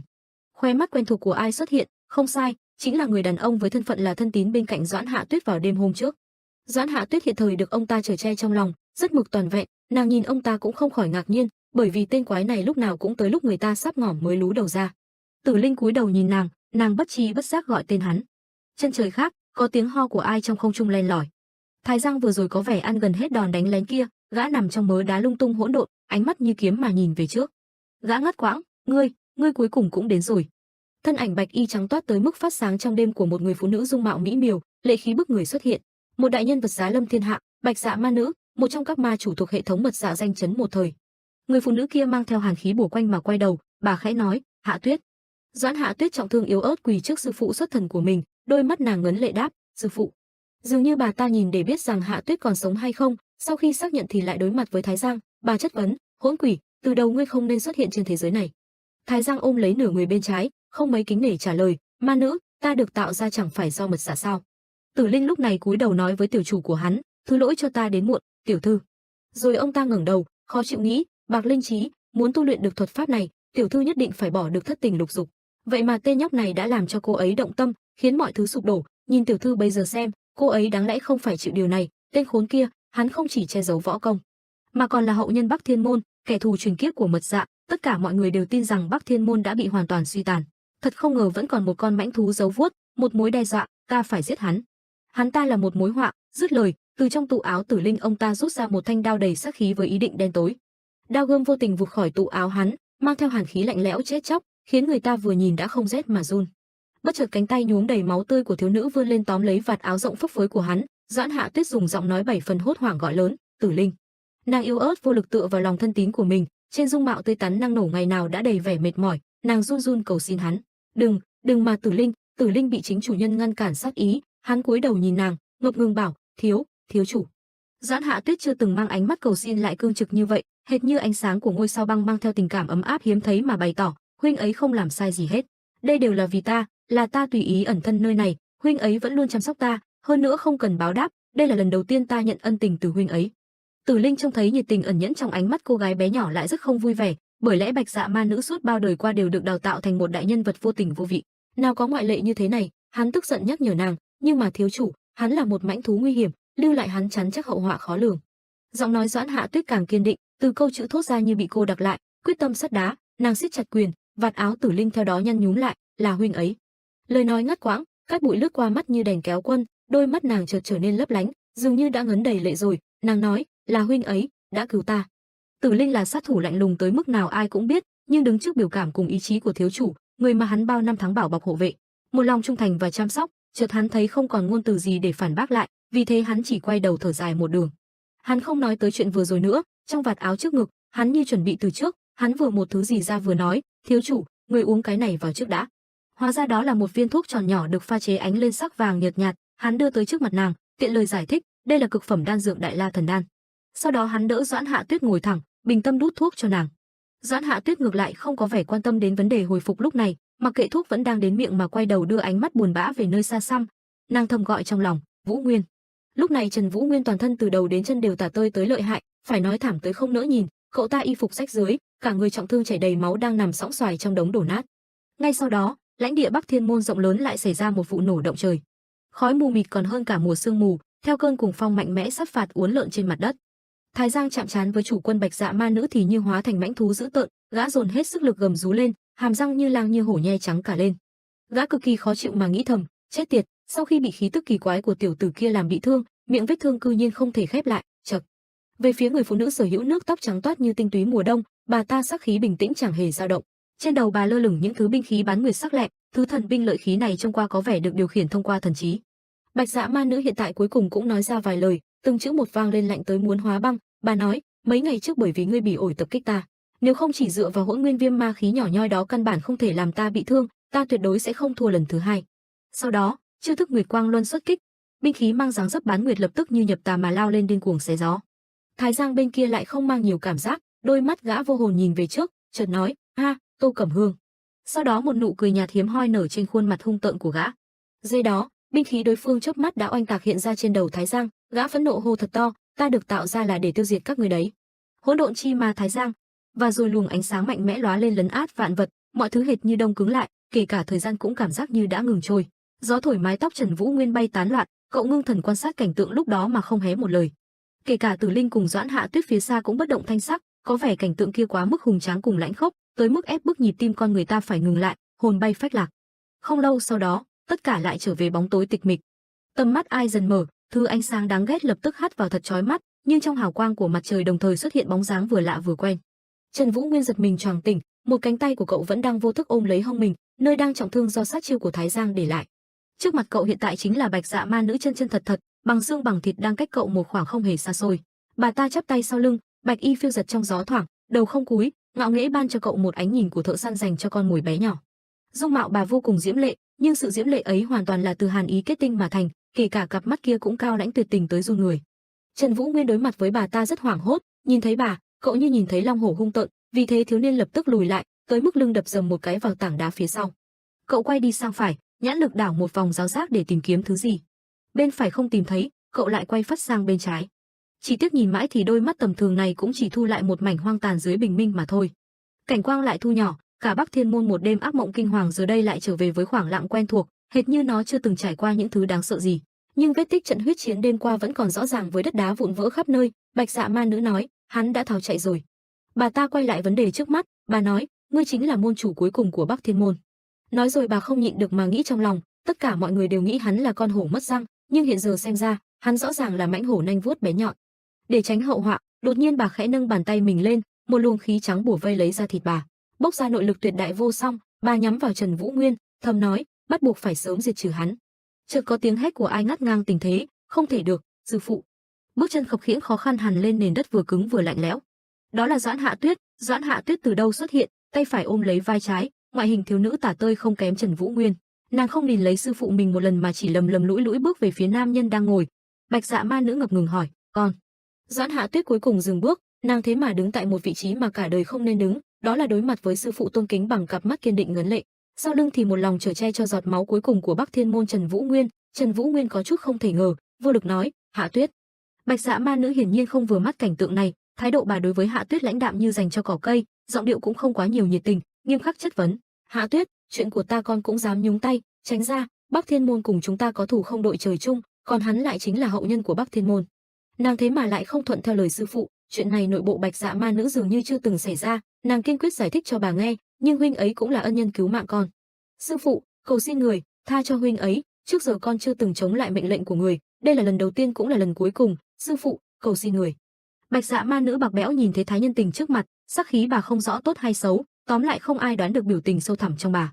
Bà thầm nghĩ, nếu là Hạ Tuyết của trước kia, tuyệt đối sẽ không như thế này, vậy mà lại vì tên tiểu tử này mà thay đổi nhiều như vậy, nhất định phải diệt trừ.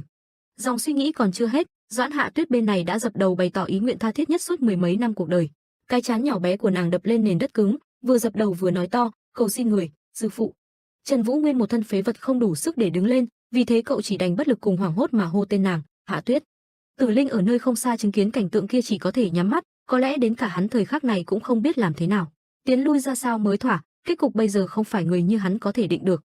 Bạch Dạ ma nữ đối mặt với thiết tha cầu xin, sắc mặt vô biểu tình. Nhưng thật ra sâu thẳm trong tiềm thức bà lại hiện lên một cảnh tượng quen thuộc, dù rằng nó rất mờ ảo. Hai bóng người một đứng một quỳ, trông qua như là Bạch Dạ ma nữ tiền nhiệm và Bạch Dạ ma nữ đương thời là bà.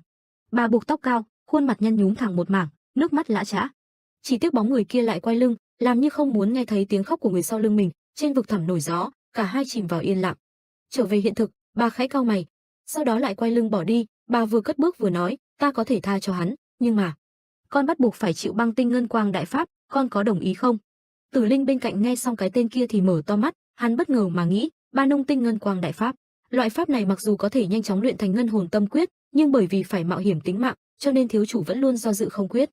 Doãn Hạ Tuyết cúi gằm mặt sát nền đất, tóc đen tán loạn, mặt không ngẩng, lời không do dự mà đáp, con đồng ý. Lát sau, Doãn Hạ Tuyết lúc này đã ngồi dậy đối mặt với Trần Vũ Nguyên, nàng đưa viên đan dược cực phẩm ban nãy giờ đã còn một nửa tới trước mặt cậu, nàng cười, gọi tên cậu, Vũ Nguyên. Mau uống cái này. Trần Vũ Nguyên không chối từ, cậu lặng lẽ nhận lấy nuốt vào miệng, cau mày đáp, ha ha, dáng vẻ của ta hiện giờ chắc chắn rất xấu. Lời còn chưa hết, chợt Doãn Hạ Tuyết ôm chầm lấy cậu, làm cho Trần Vũ Nguyên ba hồn bảy vía bay khắp nơi. Trần Vũ Nguyên mắt lấp lánh lệ, Doãn Hạ Tuyết thì đã đầm đìa nước mắt, nàng mang theo giọng mũi mà nói, ta phải đi rồi. Trần Vũ Nguyên nở nụ cười cay cay, một tiếng, rồi cả hai ôm nhau, không nói thêm điều gì nữa. Không gian xung quanh ngưng đọng, đôi trai gái không hề muốn rời xa nhau, thời gian được cạnh bên đối phương tuy ngắn nhưng tràn ngập nụ cười, giờ đây đã đến lúc lìa xa rồi. Rất nhanh sau Doãn Hạ Tuyết đã không thấy bóng dáng, chỉ để lại một Trần Vũ Nguyên ôm hông ngẩng mặt nhìn trời. Cậu nhớ tới lời nói cuối cùng của Bạch Dạ ma nữ, bà quay đầu cảnh cáo cậu rằng, hậu nhân của Bắc Thiên môn, ta cảnh cáo ngươi, về sau không được xuất hiện trước mặt nó nữa, tuyệt đối đừng coi lời ta nói như gió thổi ngoài tai. Bàn tay Vũ Nguyên bất động trên nền đất. Thiếu niên tả tơi chìm sâu vào suy tư miên man, trong lòng cậu vang lên giọng nói, bắt buộc phải trở nên mạnh mẽ hơn, bắt buộc. Phía không xa, sau những tảng đá cao, tại góc khuất khó phát hiện, một bóng người đang lấp ló. Tô Mộ Thượng trợn mắt nhìn về phía này, thần sắc ngỡ ngàng, mồ hôi đầy đầu. Tô Mộ Thượng biểu cảm như nuốt hoàng liên, thất hồn lạc phách đưa tay bụng miệng, đôi con ngươi hắn thu nhỏ bằng hạt đậu, như thế cũng đủ nói hắn đang sốc thế nào. Hắn quan sát người thanh niên đằng kia mà lòng cảm thán, mặc dù từng đoán được cậu ta không phải bình thường, nhưng không ngờ rằng lại lợi hại như vậy. Từng đợt khung cảnh ký ức đêm qua tựa hồ như thủy triều tràn về, sóng sau xô sóng trước tới tấp vào thần trí hắn, từ hình ảnh Trần Vũ Nguyên cầm trọng kiếm sát phạt xé gió mà đánh, lẫm liệt oai phong bảo vệ Doãn Hạ Tuyết thật khiến người ta kinh ngạc, cho đến những đường kiếm vi diệu hệt thần võ dáng thế, không khỏi làm hắn thốt lên không ngờ rằng trên đời lại có loại kiếm pháp như vậy. Trần Vũ Nguyên mỗi lần thực hiện chiêu thức khiến người ta phải lóa mắt, đến nỗi những thứ phản ánh vào con ngươi đều là mấy thân ảnh phân thân ra của cậu. Cậu ta đã thừa hưởng nguyên vẹn sức mạnh và tinh hoa của Bắc Thiên môn rồi. Rõ ràng võ công cao cường, trước giờ lại luôn ngậm đắng nuốt cay, không hề lộ ra sơ hở. Tô Mộ Thượng miên man nghĩ ngợi tới lợi hại, chợt giật bắn mình nhớ ra cái gai nhọn bị bỏ quên ở xó nào đó trong tâm hồn. Đó là khoảnh khắc hắn tập công luyện kiếm, cả người quấn đầy băng vải do thất thủ trước gã thân bằng cố cựu. Một giọng nói khi xa khi gần như tiếng sóng vỗ bờ nói với hắn, phẫn nộ chỉ khiến bản thân mê muội tâm trí, chứ không thể giải quyết được bất kỳ chuyện gì.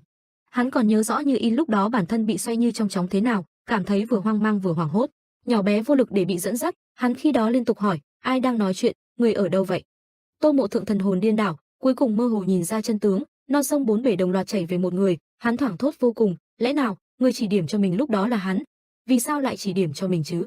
Trở về hiện thực, Tô Mộ Thượng thoát khỏi thủy triều do bản thân suy diễn, hắn thấy Trần Vũ Nguyên không xa đã bắt đầu di chuyển khập khiễng rời khỏi tảng đá, tay thì vẫn ôm thương thế trông rất suy nhược. Hắn một mực nhìn bóng lưng cô độc rách rưới kia từng bước rời đi, đầu không ngoảnh lại, giống như không hề biết tới sự tồn tại của hắn sau cự thạch. Tô Mộ Thượng cau mày đăm chiêu, hắn nháy mắt trở nên có chút phát sầu mà nghĩ, cậu ta đây là muốn đi đâu, hiện giờ mình phải làm gì? Chợt Trần Vũ Nguyên quay đầu về phía hắn rồi cao thâm khó lường nói, muốn giết ta thì bây giờ chính là cơ hội tốt, ngươi còn do dự gì nữa? Quả nhiên là lang sói đội lốt cừu, tiểu tử thế mà vẫn nhận ra hắn lấp ló phía xa. Tô Mộ Thượng hú hồn một thoáng rồi thở phào, theo dõi một người thế này chỉ có mắc bệnh tim sớm thôi. Đối với câu nói gọi mời thủ tiêu ban nãy của Trần Vũ Nguyên, Tô Mộ Thượng lại không có hồi đáp hay bất cứ hành động gì, ngược lại còn dõi theo người đang bước đi kia mà mắng thầm, ác thật. Sau đó, hắn rơi vào trầm tư, đứng trước nhân vật có tương lại bất thế xuất, tiềm chất sinh long đoạt hổ. Có lẽ hắn cảm thấy mình quá nhỏ bé, đồng thời trở thành con ruồi mất đầu, không biết tương lai sẽ sống thành kẻ thế nào. Thấm thoát mấy canh giờ trôi qua, nhật nguyệt lại thay phiên, sao sáng thoáng cái đã kéo lên rồi. Đêm hôm đó không có gì đặc biệt, chỉ biết sáng hôm sau lại nhanh tới, trên mảnh đất tàn tạ trải qua mấy cuộc tử chiến vĩ đại có tiếng thở hồng hộc của ai. Thân ảnh Tô Mộ Thượng hiện lên, hắn ta mặt bịt khăn trắng để tránh hít phải đất cát li ti, hai tay thì liên tục vỗ bộp bộp vào nhau, bụi bặm theo đó mà bay ra khắp nơi, xem ra hắn vừa thực hiện xong một công cuộc lao động kéo dài từ đêm qua đến sáng nay. Tô Mộ Thượng lúc này kéo khăn bịt mặt xuống, Thời tiết sáng sớm cộng với lao động mệt nhọc làm hắn nóng muốn chết, hắn cúi mặt dùng tay lau đi mồ hôi nhễ nhại. Trước mặt hắn, một tiểu sơn nho nhỏ nhưng kết cấu kỳ quái xuất hiện, nói không ngoa thì đây chính là núi tử thi thì đúng hơn, bởi vì trong nó hiện đang chứa hàng trăm xác chết thân đầy máu me của những người xấu số tử nạn tối qua. Tô Mộ Thượng gom lại hết thảy không sót nhân nào, hắn chất toàn bộ thi thể cùng mấy đống củi với nhau, khỏi nói cũng biết tiếp theo sẽ làm gì. Cận cảnh trong mớ hỗn độn tăng thương kia, quả nhiên có hai cái tay người mang đầy vết chém lộ ra, chỉ tiếc một điều, giờ đã không còn một hơi ấm nào được lưu lại nữa rồi. Giây lát sau, một cột khói cao mấy trượng nghi ngút bốc lên, hoành thiên chọc thủng ông trời. Tô Mộ Thượng lặng người nhìn đám cháy do mình tạo ra trước mặt, hỏa bốc dữ tợn bức người, đốt cháy tất cả những đau thương thành tro bụi, cuốn lấy thân thể lạnh lẽo đưa về hư không, cũng là một cách để siêu độ linh hồn. Tô Mộ Thượng nghiêm nghị nhìn đám cháy, mặt không đổi sắc, nhưng từ ánh mắt có thể thấy hắn đang tiễn đưa quá khứ đen tối của đêm hôm ấy. Lúc này bàn tay cầm kiếm của hắn siết chặt, gân xanh cơ hồ nổi lên mấy đường. Hắn ngửa mặt, thở ra một hơi thật dài, muộn phiền nặng nề đè lên lòng hắn cũng theo đó mà vơi bớt mấy lạng ít ỏi. Hoàng hôn, trời chuyển sang sắc cam nóng nực, tuy vậy khí trời lại tương phản với chính diện mạo của nó, hơi lạnh từ lúc nào đã bủa vây khắp nơi. Nam nhân Tô Mộ Thượng không còn việc gì làm đang ngồi một nơi đăm chiêu, chợt từ trong căn nhà nhỏ rách nát tới không nhận ra là một căn nhà nhỏ, Trần Vũ Nguyên mở cửa bước ra. Thiếu niên vừa ra khỏi nhà đã bắt đầu mò mò mẫm mẫm tìm kiếm vật gì đó. Tô Mộ Thượng một bên vừa nhìn vừa không hiểu cái mảnh đất chó ăn đá gà ăn sỏi này hiện giờ còn có thứ gì quý giá để tìm chứ, vì thế hắn vô cùng khó hiểu quan sát người trước mặt. Hắn không nhịn được hành động kỳ quái này mà hỏi, cậu ở trong đó 5 ngày rồi, hiện giờ ra ngoài là muốn làm gì? Một bên lại cảm thán thầm, thì ra vẫn còn sống à. Trần Vũ Nguyên không đáp, chỉ thấy thấm thoát qua một lát, từ trong đống đổ nát hai bàn tay cậu đã cầm lên được một vật đen xì cứng ngắc. Tô Mộ Thượng ngồi đây cũng hoan hỉ theo dõi chương trình bí mật được bật mí này lắm, hắn chống cằm nhàn nhạt hỏi vu vơ, cậu đang tìm cái gì vậy? Thật là không biết tiểu tử đây muốn làm gì. Tô Mộ Thượng cau mày, có vẻ lòng đang tự nhủ, có phải thiên tài nào cũng lầm lầm lì lì một mình làm mấy chuyện không thể hiểu được không? Chợt giây sau, thứ Trần Vũ Nguyên nâng lên không trung lại là một hòn đá. Tô Mộ Thượng trùng trùng hoang mang, hắn thốt lên, đá, là hòn đá quan trọng gì sao? Trần Vũ Nguyên bận bịu mấy hồi cuối cùng gói ghém vật cần tìm vào bao vải trắng tinh rồi xách lên vai, miệng còn thở ra một hơi mệt mỏi. Sau đó cậu bước đi về phía Tô Mộ Thượng, thật tình chẳng qua hướng ra khỏi đây chính là con đường này, chứ chẳng phải cậu muốn chào hỏi một tiếng gì với Tô Mộ Thượng cả. Tô Mộ Thượng thấy thế thì lập tức đứng lên, hắn biết lúc này thiếu niên trẻ đã đến lúc ra khơi âm thầm trưởng thành rồi, vì thế hắn phủi mông mấy cái cho bớt bụi, cúi đầu ho khô vài tiếng làm bộ hỏi, khụ khụ, cậu muốn đi rồi sao? Trần Vũ Nguyên bình thản đáp, hiện giờ không thể không rời đi. Tô Mộ Thượng suy nghĩ, không đến vài ngày nữa, vì để tìm hiểu những việc đã xảy ra, Vân Trung Thiên chắc chắn sẽ phái người đến điều tra sự tập kích của quái vật, còn có Trần Vũ Nguyên. Vân Trung Thiên đối với việc này chắc chắn sẽ không nhắm mắt làm ngơ, không cần biết giữa bọn họ có quan hệ gì hay không, Vân Trung Thiên chắc chắn sẽ đem chuyện này liên hệ với Trần Vũ Nguyên. Trần Vũ Nguyên không phải người vô tình bạc nghĩa, ít nhiều giữa cậu và Tô Mộ Thượng trước mặt đây cũng có nhiều điểm đặc biệt trong mối quan hệ hơn là mấy người đoàn trinh sát suốt thời gian qua. Và lại hiện giờ hai kẻ cuối cùng còn đứng trên mảnh hoang tàn này lại là chính cậu và hắn, bất luận ra sao cũng là ông trời ban cho một cái duyên nho nhỏ rồi. Vì thế trước khi rời đi cậu hỏi han hắn, ngươi có dự tính gì? Tô Mộ Thượng nghe câu hỏi thì hơi bất ngờ, sau đó cũng nhanh chóng đáp, ta chắc chắn là về Vân Trung Thiên rồi, còn có chút sự tình phải giải quyết. Trần Vũ Nguyên hiện tại là con sâu đã hóa bướm phá lớp kén đầu tiên, vì thế suy nghĩ nhìn xa trông rộng, rất nhanh đã đáp lại trọng điểm vấn đề. Cậu nhắc nhở hắn, sau khi ta đi, ngươi chính là người còn lại cuối cùng, bọn chúng nhất định muốn có được nhiều tình báo hơn từ ngươi, ngươi có lẽ phải chịu chút khổ sở đấy. Tô Mộ Thượng biết rõ những bước đi tiếp theo của hắn sẽ có những chướng ngại gì, vì thế tâm trạng ngược lại rất bình lặng chấp nhận, thâm sâu đáp, đúng vậy. Sau đó hắn còn nói thêm, ta chắc chắn sẽ không tiết lộ tin tức về cậu, ta dùng tính mạng và tín nghĩa của mình để đảm bảo. Nói rồi hắn lâm vào trầm tư, mày kiếm cau lại, dường như trong đầu hắn đang có tâm niệm sâu kín nào khó nói. Hắn chợt cúi đầu khịt mũi, ánh mắt hướng xuống đất không dám nhìn thêm thiếu niên trước mặt nữa, giọng nói hắn vẫn luôn vững vàng, nhưng giờ đây mang thêm chút tâm tư hối lỗi ngại ngùng. Hắn bảo, còn nữa, ta xin lỗi vì những hành động vô lễ trước kia, ta vô cùng kính trọng phụ thân cậu, cho nên trước kia rất coi thường cậu, ta không thể chấp nhận nổi con trai của người mà ta tôn kính lại là một kẻ bỏ đi. Trần Vũ Nguyên nhận được lời xin lỗi giản dị chân thành mà đáng quý, cậu biết hắn là người tốt, mà chính bản thân cậu dẫu chưa xứng với cụm từ tấm lòng từ bi hỉ xả, nhưng cậu ít ra đã học cách buông bỏ và chấp nhận trước những khinh rẻ cùng bài xích. Cậu nhắm mắt, hiền hòa nói, ta có thể hiểu, người bình thường đều sẽ như vậy. Tô Mộ Thượng nhẹ nhõm đáp, cảm ơn cậu có thể tha thứ cho ta, còn nữa, cảm ơn cậu trước đó đã chỉ điểm ta luyện công. Trần Vũ Nguyên thấy hắn cuối cùng phát hiện ra, vì thế chỉ đành gãi đầu ngại ngùng, cậu cười khô khan mấy tiếng, nói, ha ha, cũng chẳng phải việc gì lớn, không cần để tâm đâu. Nhưng cậu nào biết lúc này thần sắc Tô Mộ Thượng đối với cậu đã trở nên vô cùng nghiêm túc, trong ánh mắt nhìn cậu đang bừng lên một ngọn lửa dâm gian khó tả. Chợt hắn khuỵu gối làm thành tư thế nửa quỳ xuống, loạt hành động xảy ra nhanh chóng mạnh mẽ bất ngờ đến khó tin, thanh âm hắn vô cùng hữu lực chắc chắn, mang theo hào khí nói lớn, bắt đầu từ ngày hôm nay, ngài chính là chủ quân của ta, Tô Mộ Thượng ta nguyện phó tá cho ngài. Trần Vũ Nguyên đương trường đang yên đang lành, tự nhiên trông thấy một màn này thì bất động thanh sắc. Đôi mắt cậu mở to mà nhìn nam nhân nửa quỳ trước mặt với dáng vẻ rất mực tôn kính, một hình ảnh mà cả đời này cậu chưa từng dám nghĩ sẽ xảy ra với mình. Tô Mộ Thượng thần khí bừng bừng, hắn nhắm chặt mắt, thái độ đối với Trần Vũ Nguyên hoàn toàn là chân thành. Dường như hắn sợ lòng nhiệt thành của mình không đủ sẽ làm lỡ mất tiên cơ, vì thế càng trở nên tha thiết cầu mong trở thành một phần của người trước mặt. Hắn nói to: "Ta xin thề với thần linh thiên địa, ngày sau sẽ vì ngài xuất sinh nhập tử, bắt đầu từ bây giờ, ta chỉ nghe theo một mình ngài." Tô Mộ Thượng cúi đầu thật thấp chứng minh ý chí sắt đá của hắn, trong lòng hắn từ lúc nào đã nhìn ra được con đường mà hắn muốn đi, nhìn ra được ánh sáng tiếp theo của đời hắn, nhìn ra được thế cục nên có của tương lai. Bắc Thiên môn dưới sự dẫn dắt của ngài ấy mà vực dậy lần nữa. Trong giang hồ đầy dẫy âm mưu và sự phản bội này, chỉ có ngài ấy mới có được trái tim chân thành và ý chí bất khuất, nếu như không đi theo ngài ấy thì còn có thể theo ai đây? Tô Mộ Thượng kiên nhẫn muốn được quy phục, hắn lại nói lớn: "Chủ quân, xin hãy thu nhận ta sẽ vì chủ quân ngài và giết chết kẻ địch của ngài." Trần Vũ Nguyên bình ổn tâm tính, cuối cùng cúi đầu bảo hắn: "Đứng lên đi." Tô Mộ Thượng vẫn chưa nghe được lời mà hắn muốn nghe, nếu là như vậy, đứng lên há là đã nhận thất bại rồi sao? Vì thế hắn vẫn một mực thủy chung bất động, miệng hô lớn như một tiếng gọi khẳng định và cầu xin, hắn kêu thật to: "Chủ quân." Trần Vũ Nguyên lúc này đặt một tay lên vai hắn, hơi ấm truyền tới, cậu khẽ đáp một tiếng êm tai: "Được." Thần sắc Tô Mộ Thượng không hề giãn ra, ánh mắt hắn bừng lên ý chí kiệt ngạo, giọng nói Trần Vũ Nguyên vang vọng: "Ta thu nhận ngươi rồi, ngươi chính là thanh kiếm đầu tiên của ta." Gió lớn thổi qua miền đất cằn cõi cuốn theo biết bao nhiêu cát bụi, nhưng mặc kệ gió kia lớn cỡ nào, ở đây có hai con người biết rằng, dù cuồng phong ấy có cường đại đến đâu đi chăng nữa, nó cũng sẽ không bao giờ cuốn đi được một ngọn lửa bất khuất vừa được thắp bừng lên tại nơi đây, vĩnh viễn không tắt, vĩnh viễn một lòng thay đổi giang sơn, làm nên đại cục. Thần hỏa dữ dội như được triệu hồi về Bắc Thiên môn, cả một thánh địa rộng bạt ngàn có bay gãy cánh, thế mà cứ chậm rãi hóa thành cho bụi dưới ngọn lửa tu la chui từ địa ngục lên.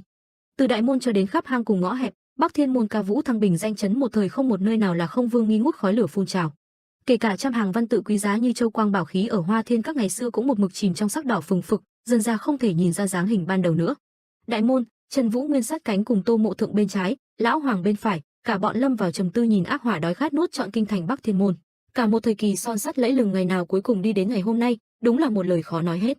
Tô Mộ Thượng lúc này quay sang nhìn chủ quân trẻ tuổi của mình, ánh lửa hắt lên khuôn mặt bọn họ thật chói mắt, nhưng bóng tối sau lưng vì thế càng trở nên đậm màu, sắc bén khắc họa dáng vẻ cô tịch sâu xa.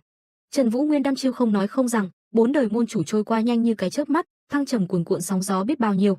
Ngày hôm nay môn chủ đời thứ 5 đứng ở vị trí này, cậu từng chút một ngắm nhìn cơ đồ non cao biển sâu tan rã trong biển lửa, trong đầu không biết đã sinh ra bao nhiêu tư vị, bao nhiêu suy nghĩ, chỉ biết rằng hàng vạn cảm xúc kia cuối cùng hóa thành một ánh mắt sâu như đầm nước, bình tĩnh khắc chế đến dọa người. Lão Hoàng bên cạnh lúc này vậy mà cảm xúc dạt dào hơn thiếu chủ nhỏ, cũng phải thôi, hiển nhiên ông sống lâu hơn Trần Vũ Nguyên, gắn bó với Bắc Thiên môn lâu hơn Vũ Nguyên, tình cảm mấy mươi năm không thể cứ thế thoáng cái bay đi được. Đáy mắt ông ngấn đầy lệ, vì ánh sáng từ hỏa hoạn mà chúng càng thêm lấp lánh, hệt như tuyết đậu cành mai, lại như sương sớm trên đầu ngọn cỏ. Một lão tử chừng này tuổi mất đi nơi đã hàn vào ruột thịt hơn nửa đời người, quả thực là trải nghiệm không hề tốt đẹp. Lão Hoàng sau một hồi cảm thấy nước đầy mắt tới mức sắp chảy xuống gò má, lão âm thầm quay sang nơi khác lặng lẽ dùng tay dụi đi. Một phần vì không muốn hình ảnh khó coi này lưu lại trong ký ức người trẻ, một phần vì để nhắc nhở bản thân phải trở nên cứng rắn hơn. Nhớ lại lúc ông phi ngựa chạy tới cùng thần sắc hỗn loạn, hơi thở gấp gáp mà lo lắng gọi thiếu gia. Cũng là lúc trông thấy Trần Vũ Nguyên tay cầm mồi lửa bất ngờ nhìn ông, có cả Tô Mộ Thượng luôn kề cận cũng ngạc nhiên vô cùng, ông hấp tấp tới mức sắp té ngã, luôn miệng hỏi: "Thiếu gia, này, đây là xảy ra chuyện gì vậy?" Trần Vũ Nguyên không ngờ lão Hoàng tới đây, bất trí bất giác gọi một tiếng: "Hoàng thúc." Lão Hoàng nhận tin muộn đến muộn, ông hốt hoảng bảo: "Nghe nói đám trẻ của Cửu Thiên đã đến Bắc Thiên môn." Tiên quyết nhất trong mắt lão Hoàng luôn luôn là an nguy của thiếu gia Trần Vũ Nguyên, ông lo sốt vó nhào về phía thiếu niên. Trần Vũ Nguyên chỉ đành nở nụ cười thật ấm áp, để cho thúc thúc bám giết không thôi. Lão Hoàng vừa tức vừa sợ, nói: "Thật đúng là mặt dày vô sỉ, sao còn có mặt mũi mà đến đây chứ? Thiếu gia, cậu không bị thương chứ? Này rốt cuộc là đã xảy ra chuyện gì vậy hả? Ta đến muộn rồi, ai ra?" Trần Vũ Nguyên sâu xa hạ mí mắt, trên khóe môi vẫn còn chút ý cười nhàn nhạt thoáng buồn bã, cậu đơn thuần nhưng chân thành trấn an ông: "Không sao cả, Hoàng thúc." Lão Hoàng lúc này dường như có gió lạnh thổi qua linh hồn, lo lắng khôn nguôi phục trào trong lòng chợt ngưng động hệt băng tuyết. Ông lặng người nhìn cậu, đôi mày nhuốm thời gian vẫn chưa thôi cau lại. Trần Vũ Nguyên nói tiếp: "Thúc có thể đến ta đã cảm tạ lắm rồi." Lão Hoàng chân ướt chân ráo chạy đến chưa thấu mọi chuyện, nhưng thấu nhất luôn là đứa nhỏ trước mặt này. Dẫu sao trải qua nguy hiểm muôn trùng vẫn nhìn thấy được thiếu gia an bình ngồi đây, thật không khỏi cảm thán đúng là phước trời ban, hữu kinh vô hiểm. Ông gọi cậu: "Thiếu gia." Trở về hiện tại, lão Hoàng chưa hết tiếc nuối lòng khẽ than trách số phận, Bắc Thiên môn cứ vậy mà. Ông một mực nhìn Trần Vũ Nguyên leo lên một trong hai con ngựa của mình, bóng lưng lớn tuổi đột nhiên tăng lên cảm giác quạnh quẽ. Tô Mộ Thương nhìn chủ nhân nhỏ của mình chuẩn bị rời đi, sâu trong ánh mắt là mặt hồ không thể bình tĩnh hơn. Hắn nghĩ, bất quá, thân thủ của thiếu gia thật sự là lợi hại quá, sau đó từ miệng lại thốt tiếng gọi cậu lần nữa: "Chủ quân." Hắn cuối cùng mang dáng vẻ nên có của một trợ thủ ngàn vạn lần sùng kính cùng trung thành với chủ nhân. Tô Mộ Thượng bước đi vài bước thì cung kính hành lễ với người ngồi trên yên ngựa cao vót, thật giống một chính quân quân tử hiếm gặp. Hắn trầm giọng nói, chủ quân nhất định phải bảo trọng. Trần Vũ Nguyên cao thâm hạ mắt, gặp gỡ quen biết nhau chẳng bao lâu đã là chuyện khó, nay trở thành minh hữu cùng chung một phương trời lại càng khó như tìm lông phượng sừng lân. Giờ đây giờ phút biệt ly đã tới, Trần Vũ Nguyên không muốn quá câu nệ, cậu chỉ nhàn nhạt đáp, không biết lúc nào mới có thể gặp lại.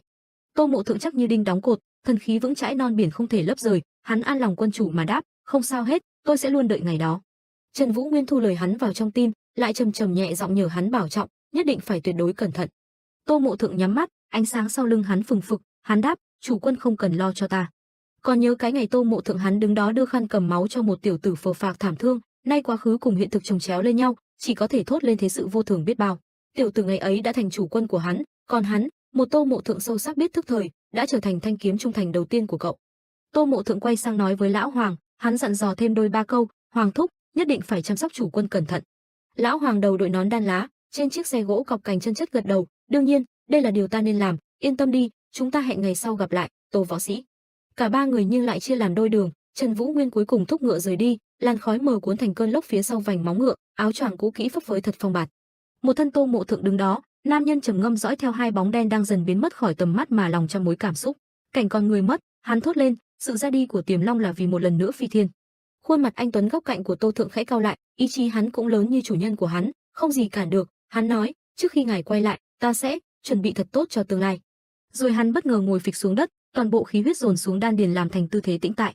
Mí mắt Tô Mộ Thượng hạ xuống, hắn nhắm mắt dưỡng thần, hoàn toàn coi cái nóng như thiêu như đốt từ hỏa ngục phía sau đang không ngừng vươn khói là không khí. Hắn cho rằng đây cũng là điều hắn nên làm. Một đêm không trăng không mây lần nữa qua đi. Khi trời sáng hẳn, miền đất này lại bừng lên một sự mới mẻ, bạch vân trên đỉnh đầu nhiều không đếm xuể, làm cho người ta mang tinh thần muốn ngao du thiên hạ. Bỗng từ nơi thật xa, những bóng đen li ti nhấp nhô chợt xuất hiện, đường chân trời thoạt nhìn lại nghĩ có một hội chợ đông đúc đang ở đó tụ hợp vui vẻ.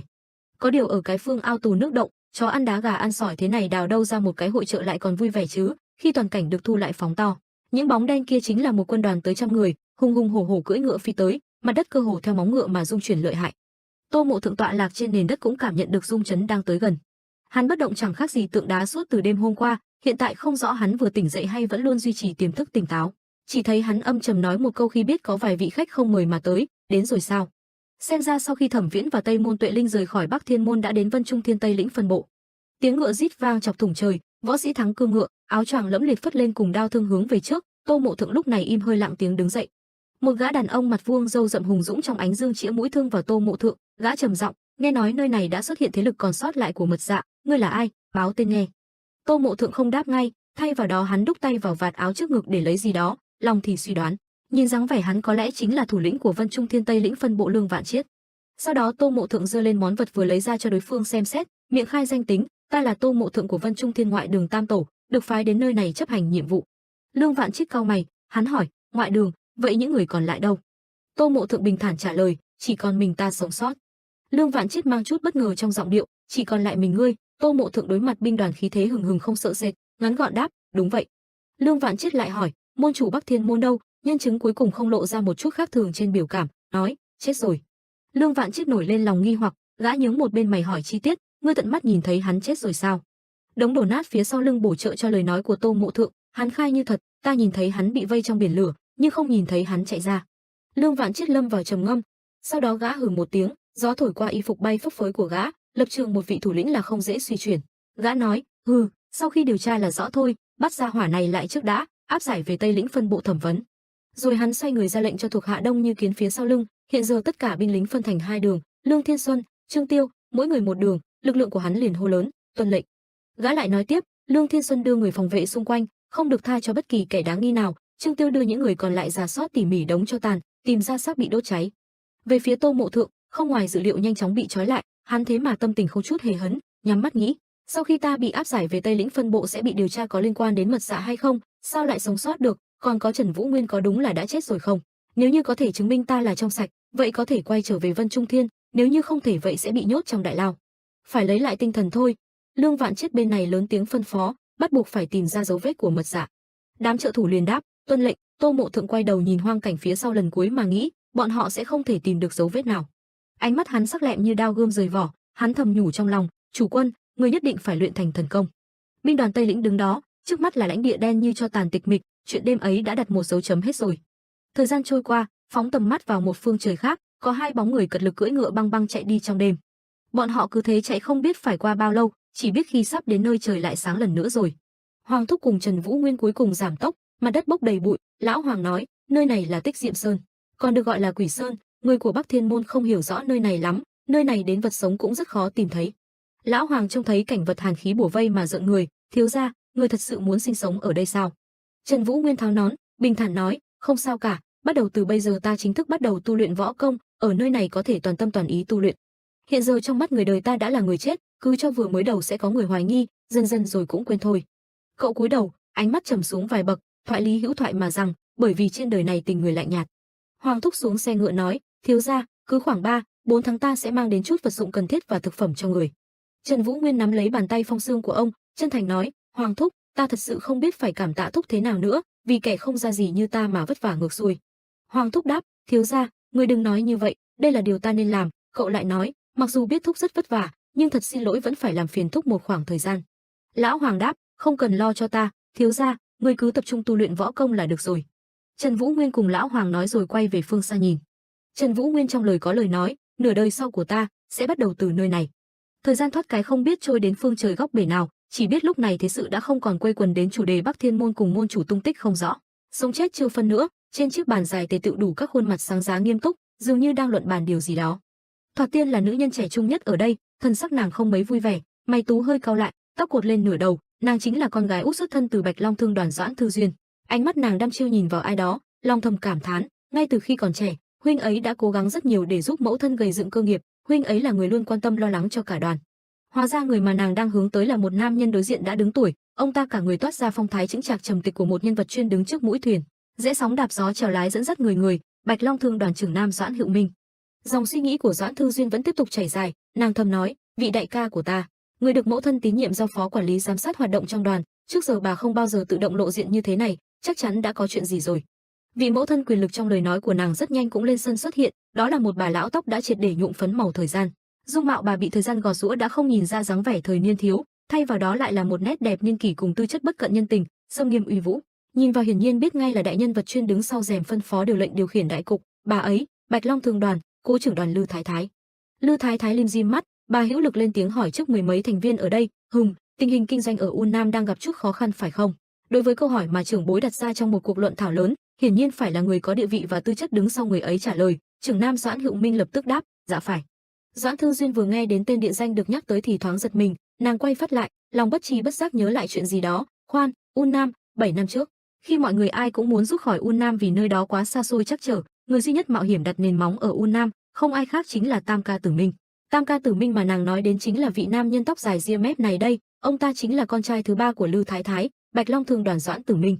Doãn Tử Minh ăn sâu vào tiềm thức cái chốn U Nam kia, vừa nghe mẫu thân đề cập lập tức ra mặt lên tiếng, nếu vấn đề xảy ra ở U Nam, con sẽ tự thân đến đó điều tra. Mẫu thân. Lại có người phản bác, không được đâu. Doãn Hữu Minh đưa ánh mắt nhìn đệ đệ ruột trầm lặng như con đầm sâu, ông bày tỏ lo lắng. Nếu cử Tử Minh đi, mất mát ở đây là không thể tránh khỏi, con nghĩ chúng ta nên cử người khác đến U Nam. Doãn Tử Minh dưới sự che chở của đại ca ngược lại không an lòng, có lẽ là người tiên phong cũng như dày dạn kinh nghiệm cùng hiểu biết sâu sắc về vùng đất đó. Ông cho rằng không một ai ở đây thích hợp bằng ông nói, đại ca, U Nam là nơi đệ đã đặt nền móng phát triển, còn ai có thể biết rõ nơi đó hơn đệ được chứ, cử ta đi vẫn là tốt nhất. Doãn Hữu Minh trước sự kiên quyết của hắn có chút ngập ngừng, ông nói, Tử Minh, tam đệ. Ông lâm vào trầm ngâm, không phải ta không nghĩ đến cảm nhận của đệ, ta cũng biết đệ là người thích hợp nhất để đến đó, nhưng chúng ta còn chưa nắm rõ được tình hình thực tế và những nguy hiểm đang rình rập, ta không thể để đệ ruột thịt của ta phải mạo hiểm tính mạng. Rồi ông nhìn Lư Thái Thái, tiếp tục nghĩ, nhưng vì mẫu thân đang ở đây, ta không thể tỏ ra thiên vị, nên mới kiềm chế không nói ra chuyện này. Vấn đề khai mở, người bắt đầu bàn bạc tính toán, có kẻ lên tiếng đề xuất nhân lực vào vị trí đang trống kia. Trưởng đoàn, ngài có nghĩ Bách Vấn tiên sinh Lý Tây Doãn cũng rất thích hợp, hắn là người thông minh, tĩnh trình cũng rất cẩn trọng, lại có người đưa ra khuôn mặt sáng giá khác, Vạn Niên học sĩ thì sao? Nhưng vị nào đó lại chê bai, người này vô cùng giỏi võ, nhưng có chút đần độn. Người khác nói vào, nhưng nếu đến U Nam, Doãn Tử Minh vẫn là lựa chọn tốt nhất. Lúc này Lư Thái Thái là người quan sát đại cục ổn nhất, bà không quan tâm đến mấy cái tên kia nữa mà quay sang gọi, Tử Minh. Doãn Tử Minh nhanh chóng tiếp lời, dạ, thưa mẫu thân. Lư Thái Thái tĩnh như tượng đá, bà nhìn con trai thứ với ý chí của nó mà hỏi, con thật lòng muốn đến đó sao? Doãn Tử Minh nhận thấy tiên cơ không lỡ mất, mang theo kiên định không thể di rời, lễ độ đáp, người nhìn cũng biết đó, con chính là người phù hợp nhất, vì vậy mong được người chấp thuận. Lư Thái Thái an tĩnh nhắm mắt, bà không ngăn cản trí nam nhân, dẫu đó có là con ruột của mình. Bà hỏi, được rồi, con muốn đi cũng là điều dễ hiểu, vậy đã tính đến kế sách gì chưa? Doãn Tử Minh lưu loát trình bày, con có ý định dẫn theo chỉ huy đội cận vệ, nam nhân quyết cùng một vài người của hắn, như vậy cũng tránh được không ít bất trắc. Lư Thái Thái gật đầu nói, được, hẳn là không hề gì nếu con mang theo một người nữa chứ, dẫn theo hộ vệ hoàng đi. Không ngờ mẫu thân bất ngờ đề xuất một cái tên chẳng hề có trong danh sách ứng cử viên sáng giá. Doãn Tử Minh hơi bất ngờ hỏi lại, hả, hộ vệ hoàng, ý mẫu thân là Hoàng Chiết? Lư Thái Thái nhìn xa trông rộng, đi một bước tính 10 bước, bà đã đề bạt ai thì người nọ chắc chắn không giỏi văn cũng giỏi võ, không hữu ích lúc này cũng chính là hữu ích lúc khác. Bà nói, hắn là một người đáng tin, trong trường hợp nguy cấp, con có thể phái hắn về báo tin cho ta. Doãn Hữu Minh trầm mặc chống cằm suy tư, cuối cùng người dẫn đầu chuyến đi phương xa lần này lại là Tam đệ. Lư Thái Thái không quên phần căn dặn, Tử Minh, con phải cẩn thận, tình hình ở U Nam không dễ đối phó đâu. Doãn Tử Minh ghi tâm khắc cốt lời bà, nhắm mắt tĩnh thần, con nhớ rồi, mẫu thân. Tại tòa nhà chính, lúc này không gian đã yên tĩnh trở lại, hiển nhiên cuộc họp đã tàn rồi. Bên trong, hai bóng người thì vẫn giữ nguyên vị trí ban đầu, đó là bóng dáng của Doãn Hữu Minh cùng Lư Thái Thái. Có vẻ dù thảo luận xong xuôi, bọn họ vẫn còn chút chuyện vặt vướng mắc. Lư Thái Thái lúc này lên tiếng, con cảm thấy lo về hắn. Hắn ở đây, hiển nhiên ám chỉ Doãn Tử Minh tam đệ. Doãn Hữu Minh ôm lo lắng gật đầu, dạ, phải, không chỉ có vậy, chúng ta hiện cũng chưa biết mình sắp phải đối mặt với chuyện gì. Lư Thái Thái ôn tồn đồng tình, ta hiểu cảm nhận của con, nhưng nguy hiểm không có nghĩa là không liên quan đến chúng ta. Nếu gia tộc chúng ta không giữ vững được vị thế hiện tại, sẽ chẳng còn ai kính trọng Bạch Long Thương đoàn nữa, đây là lúc nên ra tay làm gương cho người khác. Doãn Hữu Minh lỗi lạc, ông tiếp thu những điều mẫu thân phân minh thế cục hiện tại cũng không quá chấp nhất, chỉ nhàn nhạt đáp, con đã rõ, mẫu thân. Lư Thái Thái khí độ bình bình nói, ta tin rằng Tử Minh sẽ xử lý chuyện này ổn thỏa.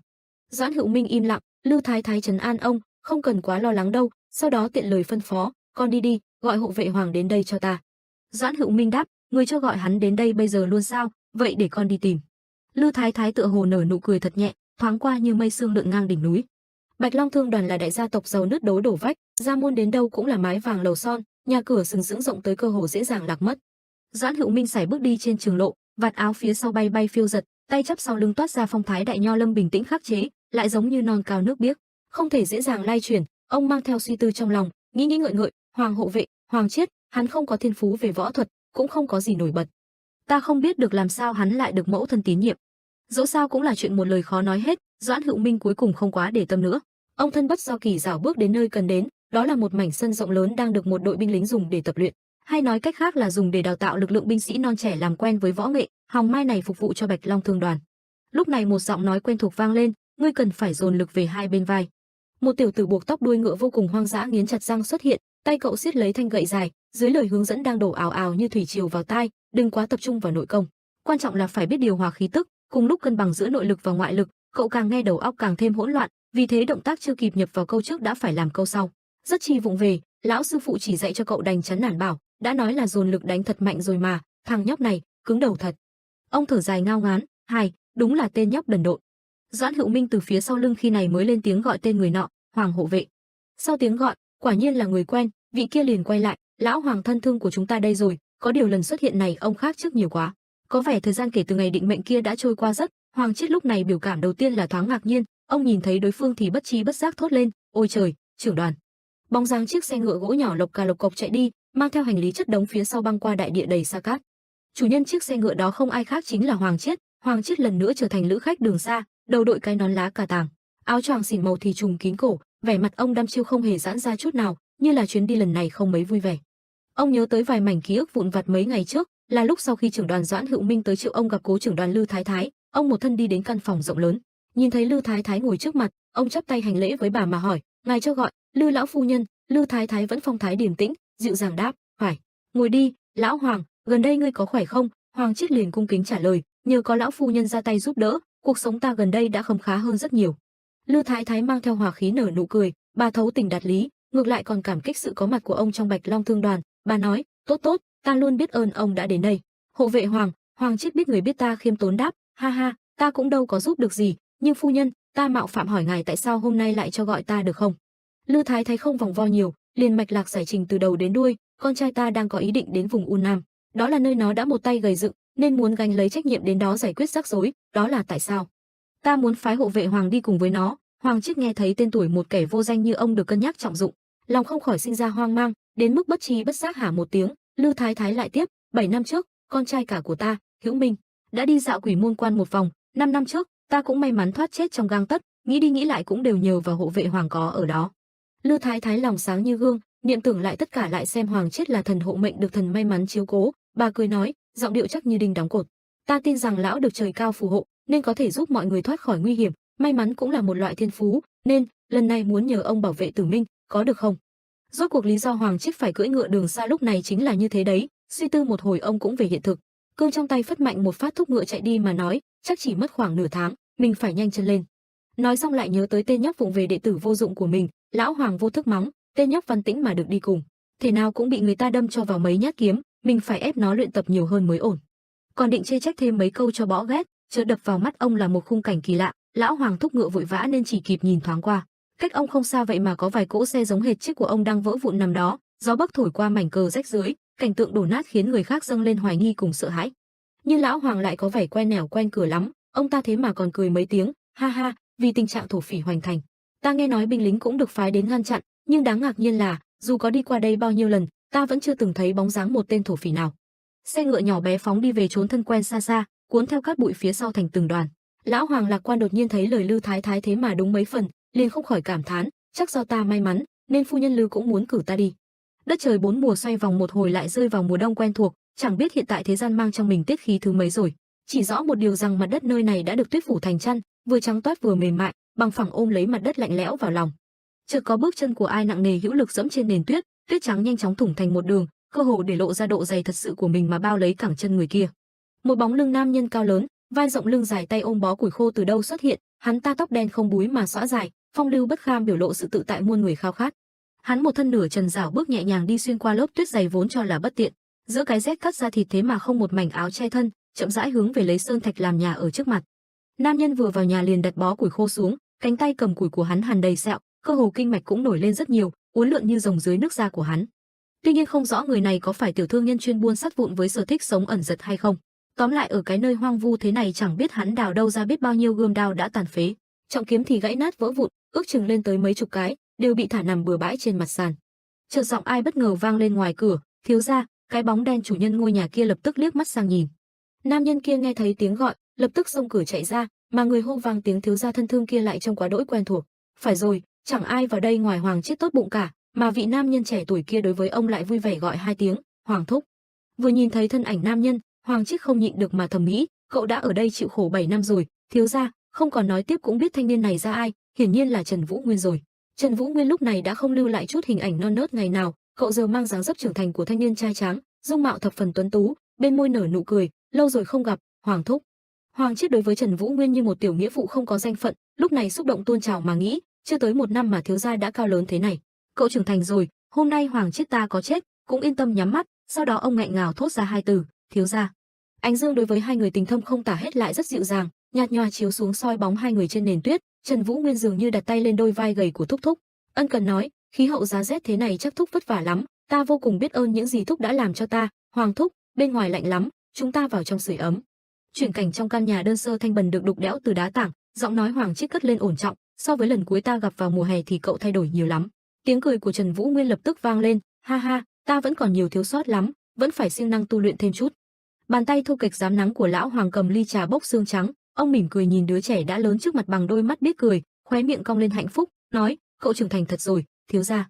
Rồi trong lòng ông nhịn không được thầm tán thưởng, câu nói ngày mới con người mới, đúng là vô cùng hợp với cậu, mỗi khi gặp được, cậu lại trưởng thành hơn một chút, đã trở thành nam nhân thực thụ rồi.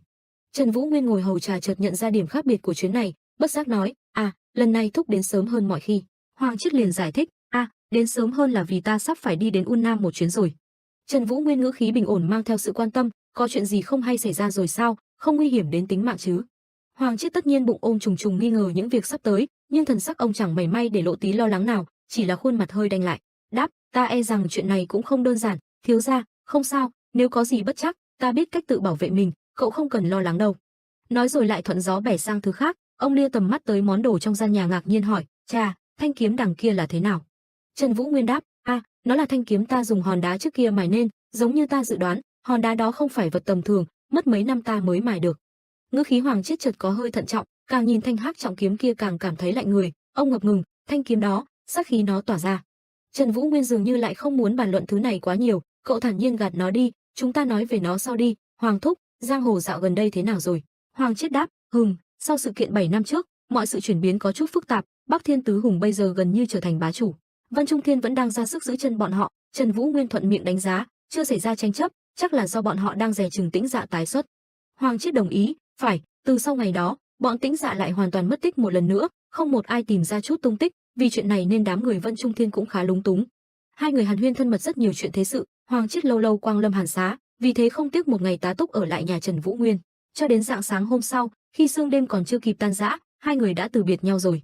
Cỗ xe ngựa lúc này chẳng còn lưu lại món hàng nào nữa vì tất cả đã trao cho Trần Vũ Nguyên. Trần Vũ Nguyên lúc này tận chức tận trách tạm biệt thúc thúc, ân cần căn dặn, Hoàng thúc, hãy bảo trọng. Được, lão Hoàng liền nói, không cần lo cho ta, thiếu gia. Rồi lão mang theo nhiệt khí mà rằng, cho đến khi giang hồ được chứng kiến sự vực dậy của Bắc Thiên môn, lão già Hoàng Chiết ta vẫn chưa ngã xuống được đâu. Trần Vũ Nguyên tiếp lời, Hoàng thúc, ta vẫn luôn biết ơn và thấy có lỗi vì khiến thúc phải gánh thêm một đống trách nhiệm. Lão Hoàng không chịu nổi ngắt lời, đừng nói những lời xến sẩm nữa mà. Hoàng Chiết được tiễn đến tận xe ngựa, khi ông leo lên cỗ xe còn quay sang hứa hẹn, thiếu gia, mùa xuân tới ta sẽ trở lại, cậu nhớ giữ gìn sức khỏe. Trần Vũ Nguyên mắt chứa tinh quang, thúc cũng giữ gìn sức khỏe, Hoàng thúc. Hoàng thúc mỉm cười, tất nhiên rồi, ta khỏe lắm. Và rồi vó ngựa vang lên, Hoàng Chiết rời đi, cát bụi sau lưng cuốn bay đầy trời, chỉ còn lại Trần Vũ Nguyên vẫn đứng đó. Cậu bình thản nói, bảo trọng. Sau đó, thiếu niên ngẩng đầu, lâm vào trầm tư thở ra một hơi, tự hỏi, nàng ở đâu, Hạ Tuyết. 3 tháng trôi qua, Hoàng thúc đã nói sẽ quay lại vào mùa xuân. Thêm 2 tháng lướt qua và bây giờ đã là mùa hè, ông ấy vẫn không đến, thứ lỗi cho ta, Hoàng thúc, ta không đợi được nữa. Trần Vũ Nguyên hiện thời một thân hắc y tịnh thần trên vách núi cao mấy trượng. Cậu nhắm mắt dồn khí xuống đan điền, lòng nói, ông ấy là một người luôn giữ chữ tín. Sau đó thiếu niên bất ngờ mở bừng mắt, cậu chậm rãi đứng dậy, cánh tay săn chắc cầm trọng kiếm được bọc trong vải đen. Ta có thể chắc chắn ông ấy đã xảy ra chuyện rồi. Những tảng đá lân cận hàn đầy các đường kiếm sắc bén, là minh chứng cho một cuộc khổ luyện suốt một thời kỳ trường niên. Trần Vũ Nguyên nhỏ bé trước núi đá hiểm trở, nhưng lại là hung thủ của vô số vết chém cường đại.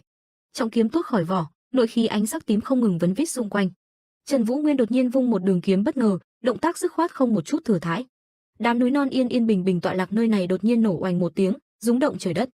Cũng là vị trí đó, khung trời đó, nháy mắt đã chẳng còn lưu lại chút gì. Chỉ thấy Trần Vũ Nguyên đã tra kiếm vào vỏ, cả người khí chất toát ra như chính quân quân tử, khuôn mặt anh tú khẽ cau lại, cặp mắt sắc bén như chim ưng nhìn về phía trước như đang nhìn vào một cánh cổng đã chờ đợi cậu từ lâu rồi. Tại Lan Châu phố phường nhộn nhịp, các mái nhà san sát nhau, ngói lợp ngói, dòng người qua lại tấp nập như con thoi. Giữa chốn phồn hoa không có gì là thiếu, một khách điếm nhỏ bé nằm nép mình vào một góc, nhìn thoáng qua có vẻ nơi đây làm ăn không thuận lợi lắm. Ngoài sân bàn ghế để trống không một bóng người, cả trong căn nhà cũng không có một chút động tĩnh gì. Trưởng quầy bên trong thậm chí còn ngủ gật giữa ban ngày, trông ông ta chống cằm chìm vào một giấc mơ rất chi thoải mái. Lúc này đột nhiên cánh cửa hiu quạnh chợt từ từ mở ra, một người lạ mặt bước chân vào, hiển nhiên có vẻ là khách nhân muốn tới trọ, cơ mà từ đầu tới chân người này trùm áo choàng kín mít, đầu cũng đội mũ, cả người âm âm u u một màu đen toát ra hàn khí, khỏi nói cũng biết không thuộc tầng lớp dân đen bình thường ngoài kia. Trưởng quầy nghe thấy động tĩnh ít ra vẫn còn biết tỉnh dậy chào lơ một tiếng lấy lệ, oáp, mời vào. Nhưng khi ông ta quan sát rõ cái người thần thần bí bí trước mặt thì đột nhiên cau mày, thái độ ông ta không tốt, ông khó chịu nghĩ, hề, sao trông giống cái bang quá vậy, hay mình nói không còn phòng ta. Vị khách nhân giấu mặt kia dường như trong bóng tối cũng phóng tầm mắt đánh giá trưởng quầy, trông thấy mặt ông ta viết đầy chữ muốn đuổi khách ra thế kia. Chỉ có người mù là không hiểu ý, chỉ thấy khách nhân ấy im lặng nghiêng đầu nhìn ông không nói một lời. Giây lát sau không để cho người ta phí lời vàng ngọc, khách nhân thần bí hắc y kia ngắn gọn xúc tích ném lên bàn 2 cục bạc cùng mấy đồng lẻ ánh hào quang. Tiếng ngân lượng rơi xuống nghe giòn giã cực kỳ thích tai, trên đời này có ai không thích nghe âm thanh đó chứ. Tên trưởng quầy mập như heo kia không biết vì sao thay đổi bộ mặt 360 độ, hai mắt ông ta giống như được gắn thêm 2 cái đèn pha chói lọi, không bước mà bay đến quý nhân ra tay hào phóng, lão ta luôn mồm đón tiếp. Ôi chào mừng khách quan đến với Huyền Nguyệt khách điếm của chúng tôi sẽ đi chuẩn bị phòng tốt nhất cho khách quan ngay lập tức. Tôi sẽ dẫn khách quan đến căn phòng có bồn tắm có thể ngâm mình, nhìn bao quát cả Bạch Long Thương đoàn và phóng tầm mắt tới tận Phúc Châu được luôn ấy. Một màn chào đón nồng nhiệt đã diễn ra như thế, sau khi xong xuôi bầu không khí cũng dần nguôi xuống, vị khách nhân hắc y cuối cùng được đưa đến phòng trọ ở trên lầu. Giọng nói nam nhân quen thuộc vang lên, khách quan cởi bỏ áo choàng nặng nề xuống sàn nhà, một thanh kiếm được bao bọc cẩn thận đặt dựa vào tường. Người nọ thở dài một hơi nói, sống ẩn giật quá lâu làm mình cũng mù mờ về đường xá hẳn, đến được Lan Châu cũng coi như là kỳ tích rồi. Trần Vũ Nguyên vuốt tóc hít một hơi thật sâu, vù, phải chật vật 10 ngày mới đến được đây, đúng là không dễ dàng gì mà. Kể ra mình cũng quá vô tâm, dù sao thì thúc ấu cũng là người duy nhất ở bên cạnh mình lúc hoạn nạn. Vậy mà những gì mình biết chỉ là thúc ấy đang làm bảo tiểu cho Bạch Long Thương đoàn, còn lại thì không biết được gì nữa. Trần Vũ Nguyên thâm sâu phóng tầm mắt nhìn ra thế gian nhộn nhịp rộng lớn phía dưới, cậu bất trí bất giác tự trách mình, chỉ vì lý do cần phải chuyên tâm tu luyện võ công. Hoàng thúc, mong rằng thúc vẫn bình an. Không biết qua bao lâu, Tóm lại Trần Vũ Nguyên hôm đó sau khi ổn định tá túc nơi đất khách quê người, cậu cuối cùng theo như đúng những gì cần làm, đó là bước tới một đại môn khang trang sâm nghiêm uy vũ cùng một bức hoành lớn treo trước cổng, đề tên Bạch Long Thương Đoàn lẫm liệt cao quý. Một tiếng quát cực lớn bất ngờ hô lên, này này, tiểu tử ngươi là ai? Ngươi là ai mà cứ đứng đó nhìn chằm chằm vậy hả? Đó là tiếng của một tên lính canh gác đại môn. Hắn ta bởi vì thấy một tên ngốc nào đó đột nhiên như ma quỷ ám mà lui tới trước cửa nhà người ta, không nói không rằng chỉ đứng đó nhìn vào, hỏi xem nếu là người khác có ai không thấy sợ không chứ.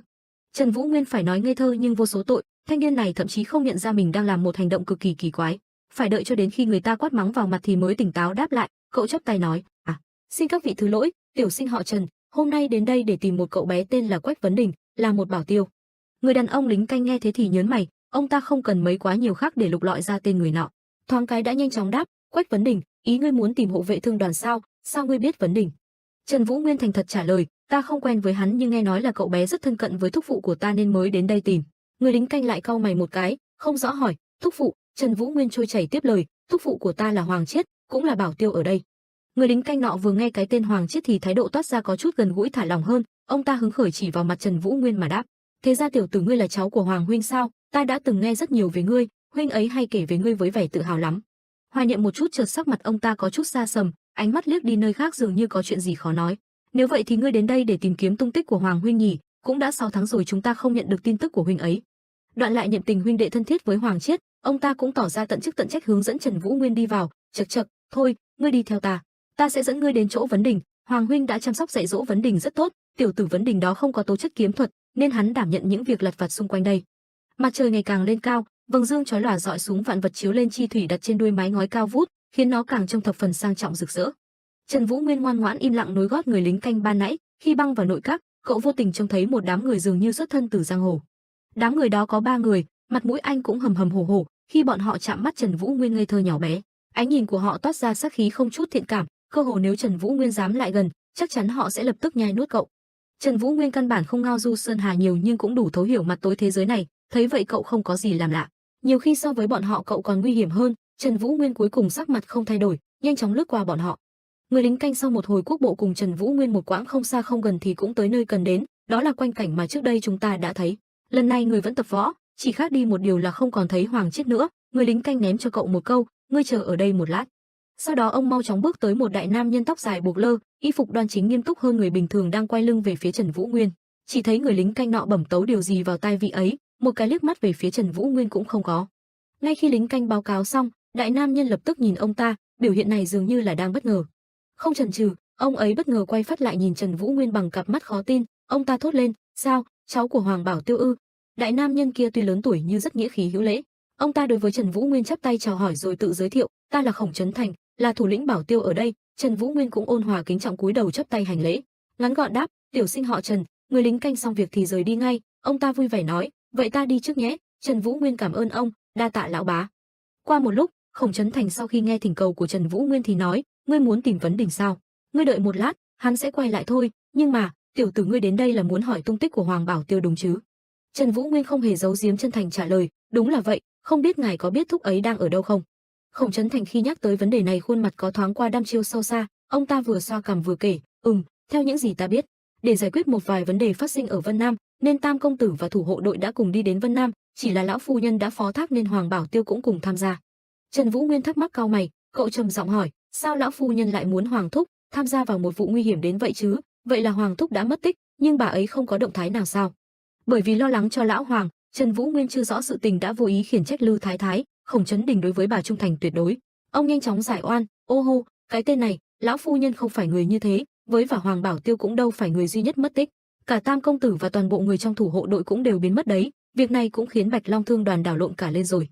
Vậy nên bây giờ lão phu nhân đã chiêu mộ rất nhiều lính đánh thuê và dự định sẽ đến Vân Nam. Nghĩ lại nếu ngày đó có cả ta đi cùng thì chắc mọi chuyện đã không thành thế này. Thật ra từ trước đến giờ Bạch Long Thương đoàn vốn không bắt tay với thế lực lớn nhất ở Vân Nam là Bá Quyền hội mà tự thân thiết lập thương lộ của riêng mình. Sự việc lần này xảy ra, Bạch Long cũng đã phải đi nhờ và hợp tác rồi, ta đã nói hết với ngươi rồi đó. Không chỉ yêu cầu hợp tác không thôi mà chúng ta còn hỗ trợ thêm những vật phẩm giá trị khác nữa, nói trắng ra là hối lộ cho bọn chúng nữa. À mà ta lại nói linh tinh rồi, ngươi biết đó, ta cũng có tuổi mà, dù sao thì lão phu nhân cũng đã cố hết sức rồi, ngươi cũng nên hiểu cho nỗi lòng bà ấy. Đang thao thao bất tuyệt hăng say, cuối cùng người cần đến cũng đã đến, đó chính là tên nhóc quen thuộc ngày nào bị Hoàng Chiết vừa dạy võ vừa trách mắng. Khổng Trấn Thành thốt lên, Vấn Đình đến rồi kìa. Vậy các ngươi nói chuyện với nhau đi, ta phải đi gặp lão thái thái xem thế nào đây. Quách Vấn Đình từ xa chạy lại không biết Khổng Trấn Thành triệu đến làm gì, cậu vừa gấp gáp đi vừa nói, Khổng Tiêu Đầu. Trần Vũ Nguyên im lặng nãy giờ đột nhiên lên tiếng, vậy chuyến thương hành đến Vân Nam lần này tại hạ có thể đi cùng không? Có thể cho tại hạ chạy vặt, miễn có thể đến Vân Nam là được. Khổng Trấn Đình hơi ngạc nhiên hỏi lại, tiểu tử nhà ngươi sao? Quách Vấn Đình không hiểu cái mô tê gì, cậu nhìn Khổng Trấn Thành nhắc nhở sự tồn tại của mình, con đã làm xong những gì người dặn rồi hả? Khổng Trấn Đình không từ chối cũng không xác nhận đồng ý, ông ho khan một tiếng, hèm, trong ngươi cũng có vẻ từng học võ công, ta sẽ thưa một tiếng xem sao, chắc là cũng đủ bảo vệ bản thân chứ nhỉ.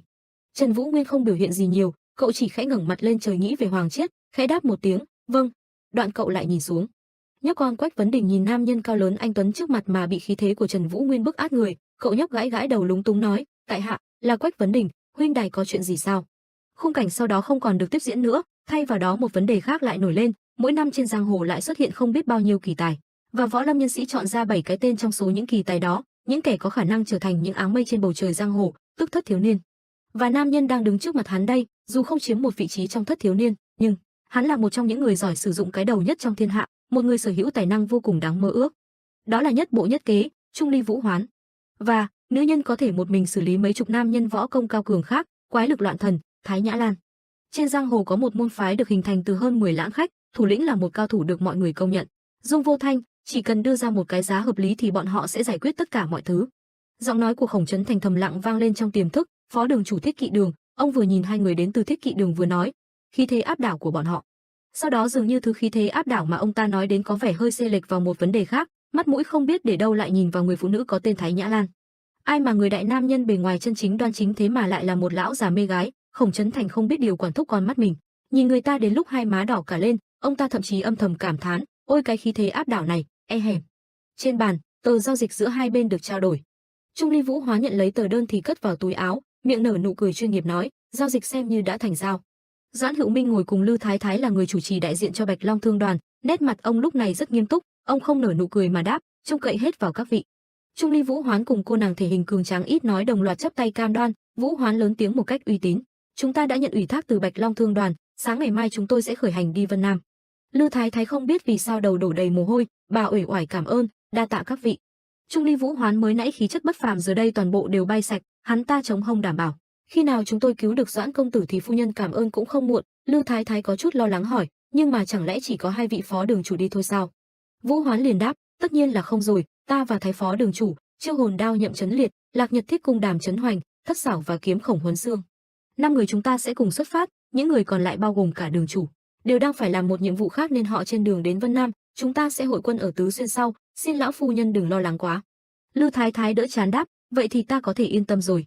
Khổng Trấn Thành cảm thấy một phần mừng rỡ, ông nghĩ, tốt quá, nếu có cả Thiết Kỵ Đường đi cùng thì khả năng giải cứu Tam công tử sẽ cao hơn.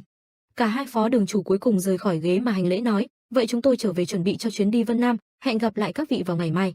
Nhà chính cứ thế lần nữa chìm vào yên ắng tịch mịch. Khi Thiết Kỵ Đường rời đi, Khổng Trấn Thành mới đứng dậy báo cáo, lão phu nhân, Doãn đoàn chủ, người cháu của Hoàng Bảo Tiêu mất tích cùng với Tam công tử có tìm tới đây, hắn nói muốn được cùng đi Vân Nam. Lư Thái Thái khó khăn đáp, cháu trai của Hoàng Bảo Tiêu ư, nếu không có vấn đề gì thì cứ để hắn đi cùng đi. Doãn Hữu Minh thấy mẫu thân lo lắng quá độ, tinh thần và thể lực xuống dốc một cách trông thấy, ông lập tức đứng dậy đỡ bà, mẫu thân, dạo ngày người lao lực quá rồi, người vào trong nghỉ ngơi trước đi ạ. Sau đó cuộc họp giải tán, không biết cách bao lâu, bỗng có giọng nói lớn tiếng của Doãn Hữu Minh vang lên, Ngọc Yến, muội cứ nằng nặc đến Vân Nam để làm gì chứ? Muội muội của ông liền nói, ca ca có nói gì đi chăng nữa cũng vô ích thôi, muội đã hạ quyết tâm rồi. Doãn Hữu Minh lại quát, ô hô, muội đừng có an nói hồ đồ như vậy, tam đệ còn chưa biết sống chết thế nào, ta không thể để muội đi đến đó được. Ngọc Yến mang theo ý chí sắt đá đối mặt với ông mà giải thích, ca ca, muội đã từng học võ công ở Không Động phái, muội có thể tự bảo vệ bản thân mình. Doãn Hữu Minh rất chi tức giận đứa em gái cứng đầu này, ông không nhịn được mà chất vấn, Ngọc Yến, sao muội nhất định phải mạo hiểm vậy chứ? Ngọc Yến lại sâu xa trả lời, chúng ta là gia đình kia mà. Doãn Hữu Minh sau một trận cãi vã kịch liệt nghe câu này đột nhiên không biết nói gì nữa, ông im lặng nhìn nàng. Ngày hôm sau lại đến, mặt trời lại lên cao cùng ánh dương rực rỡ ấm áp của mình. Trần Vũ Nguyên quả nhiên đã được dẫn theo bởi đoàn của bọn họ, cậu ngồi trên một xe ngựa, phong thái ung dung nhưng không thư thả ngậm cỏ nhìn trời.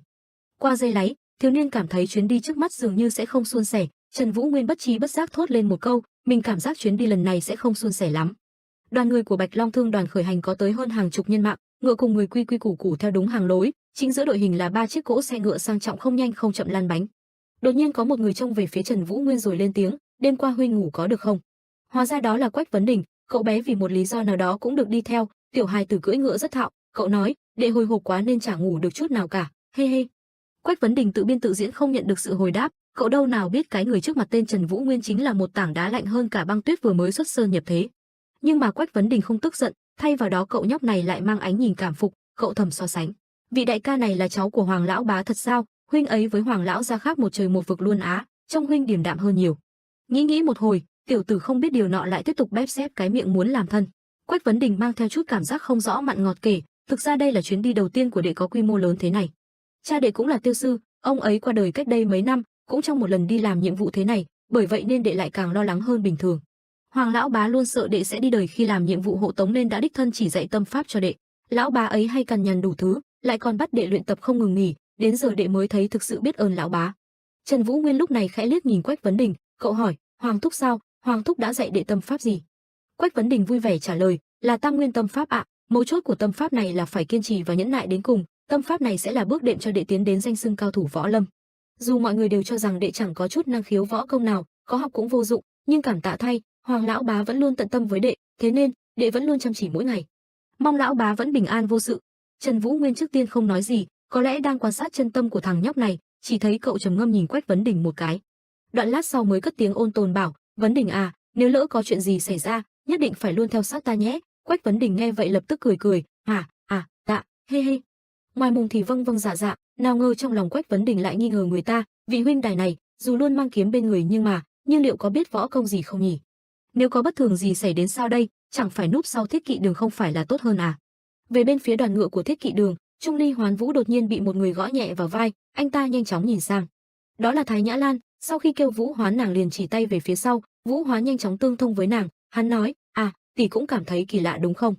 Người đó so với những bảo tiêu ở đây, hoàn toàn khác biệt. Thứ khí tức toát ra từ hắn thực kỳ quặc, lúc như có, lúc lại chẳng thấy đâu. Thái Nhã Lan không bày tỏ sự đồng thuận cũng không phản bác, nàng ta dường như so với Vũ Hoán lại để mắt tới Trần Vũ Nguyên nhiều hơn. Qua thêm vài đoạn đường nữa, Trần Vũ Nguyên từ nãy đến giờ tâm trí trung thủy không hề vui vẻ, sâu trong tiềm thức cậu không ngừng nghĩ, từ giờ ta biết sống thế nào đây, dành từng đó năm vùi đầu vào tu luyện kiếm pháp, vậy mà giờ thứ duy nhất ta muốn làm chỉ là tìm ra Hoàng thúc và Doãn Hạ Tuyết. Vậy sau khi tìm được họ, ta phải làm gì tiếp đây? Bắc Thiên Môn, phải đối đầu rồi trả thù đám Vân Trung Thiên đó à, hay cứ tiếp tục sống một cuộc đời ẩn dật không ai biết? Chẳng ai hay như ngày trước, phụ thân hẳn cũng không muốn ta một lòng đầy ân oán, người mong ta được sống đời này vô âu, vô lo. Trần Vũ Nguyên lâm vào trầm mặc, tâm hồn chìm sâu vào một đầm nước không đáy, cậu lại nói, nhưng mà, ta có sống như thế được không? Tâm can ta, khí huyết ta vẫn không ngừng sôi sục, phụ thân, con thực sự không biết. Không biết thiếu niên suy tư trong bao lâu, tóm lại đến khi cậu bị âm thanh của nhân gian kéo lại ra khỏi vực sâu, mở mắt ra trời đã ánh đầy nắng chiều rồi. Tiếng của người dẫn đầu hô lên dẫn dắt cả đoàn, nghỉ chân, dựng trại thôi, rồi lại nhắc lại thêm lần nữa, dựng trại, nghỉ chân thôi. Cả đoàn người này trông thì nhiều nhưng cũng rất linh động nhanh nhẹn, cứ băng băng ngựa cùng người như thế mà thoáng cái đã tới một con sông cách xa hàng chục cây số. Lúc này hoàng hôn nhuộm đỏ cả một vùng trời, mặt sông như một mảnh thủy tinh lấp lánh gồ ghề dao động. Trưởng đoàn lại nói, khoảng 2 canh giờ nữa chúng ta sẽ vượt sông bằng thuyền. Bây giờ chia người thành 2 đội, luân phiên canh gác và nghỉ ngơi. Nhất đội đi ăn trước, nhị đội canh giữ xe ngựa, nhất đội xong xuôi rồi thì quay lại vị trí cho nhị đội nghỉ ngơi. Đã rõ chưa? Khổng Trấn Thành vừa phân phó xong, cả đoàn người mấy chục người lập tức tuân lệnh đáp lớn, đã rõ. Bên bờ sông vắng có một quán ăn, tiểu nhị ở đây khi thấy khách đến rất hồ hởi chào đón, mời vào, mời vào. Trần Vũ Nguyên rời khỏi đoàn đi tới quán ăn gần, cậu dắt theo tiểu tử thối là Quách Vấn Đình ăn cơm. Tiểu nhị bước đến hỏi han hai người, các vị dùng món gì? Trần Vũ Nguyên chỉ ngắn gọn đáp, làm cho ta món nào đơn giản là được rồi. Cô nàng tiểu nhị nhỏ nhắn mỉm cười hoan hỉ phổ cập thực đơn cho Trần Vũ Nguyên, vậy để tiểu nữ giới thiệu cho các vị. Hôm nay có thịt heo xào là đỉnh nhất ạ. Các vị chờ trong giây lát, thức ăn sẽ lên ngay. Quách Vấn Đình bên cạnh tuổi nhỏ tính tình khó chấn định, cậu nhóc nhìn thấy tiểu nhị quán ăn này thật dễ thương vì thế cứ mãi trông theo. Trần Vũ Nguyên không thèm liếc cậu một cái đã hỏi, rung động rồi sao? Quách Vấn Đình bị bắn trúng tim đen, thiếu niên giật thót mình hả một tiếng. Sau đó làm bộ làm tịch liếc qua ngọn cỏ nhành cây thanh tịnh mà khoác lác, không phải đâu, huynh thật là. Đồng thời lúc này một đoàn người cũng bước vào thực quán, đó là những người thuộc Thiết Kỵ Đường. Món ăn thoáng cái đã có, tiểu nhị mang lên giọng điệu hệt như lúc chào đón, mời dùng mời dùng. Quách Vấn Đình thấy đồ ăn ngon thì quào một tiếng rõ vui. Tiểu nhị mang tới để lên bàn, nàng giới thiệu, món thịt xào vang danh của Nam Hải khách điếm đến rồi đây. Quách Vấn Đình đứng phắt dậy thốt lên, wow, thiệt là hấp dẫn quá đi. Phía sau bọn họ, Thiết Kỵ Đường cũng ngồi vào bàn, người đàn ông đầu chọc thấy tiểu nhị gần đó thì gọi, tiểu nhị, mang thịt ra đây, thêm rượu nữa. Vũ Hoán bên cạnh thì chỉ vào chỗ bên cạnh mình rồi nói với Thái Nhã Lan, tỷ ngồi đây đi. Tiểu nhị nhìn thấy Quách Vấn Đình ít nhiều lạc quan dễ trò chuyện, Nàng đột nhiên tự giới thiệu với cậu, muội tên là Tố Linh, Hàm Tố Linh, vị ca ca này danh xưng thế nào đây? Quách Vấn Đình trong mắt tiểu mỹ nhân được làm ca ca thì ngượng ngùng khôn xiết, cậu lắp bắp, ca sao, ha ha, ta tên là Quách Vấn Đình. Hàm Tố Linh cười nói, Vấn Đình ca ca cũng là tiêu sư sao, ngầu quá trời quá đất, sau này nếu cần người hộ tống, muội có thể đến Bạch Long Thương tìm huynh, được không? Quách Vấn Đình miệng cười tới mang tai vui vẻ đáp, được chứ, he he. Hàm Tố Linh hào hứng nói, huynh hứa rồi đấy nhé. Quách Vấn Đình chắc như đinh đóng cột, tất nhiên, ta luôn sẵn lòng, muội cứ đến tìm Quách Vấn Đình ta nhé.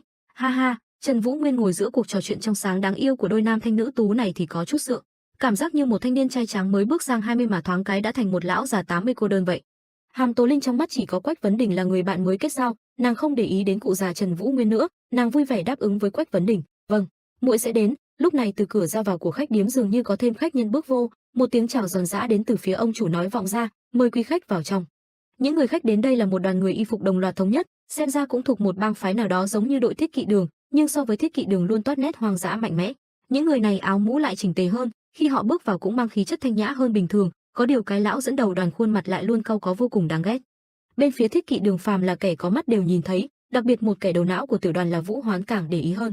Hắn vừa trông thấy đã mở miệng thốt, không phải đám đạo sĩ của phái Không Động sao, còn có tiểu tử kia, chắc là địa vị cũng cao lắm đấy. Phái Không Động có bao giờ cử mấy tên đệ tử nhỏ tuổi ra ngoài làm nhiệm vụ đâu, chỉ có những đệ tử thân thủ võ nghệ cao cường, hoặc đệ tử đời đầu mới được ra ngoài mà thôi. Trần Vũ Nguyên miệng nhai thức ăn liếc qua Quách Vấn Đình thì phát hiện đứa nhỏ này cứ nhìn đám người phái Không Động không ngừng, vì thế cậu vu vơ hỏi nó, ghen tị à? Quách Vấn Đình là một thằng nhóc hiểu chuyện, tiểu tử này nhanh chóng lắc đầu, không, đệ không ghen tị chút nào hết á, đệ là tiêu sư cơ mà.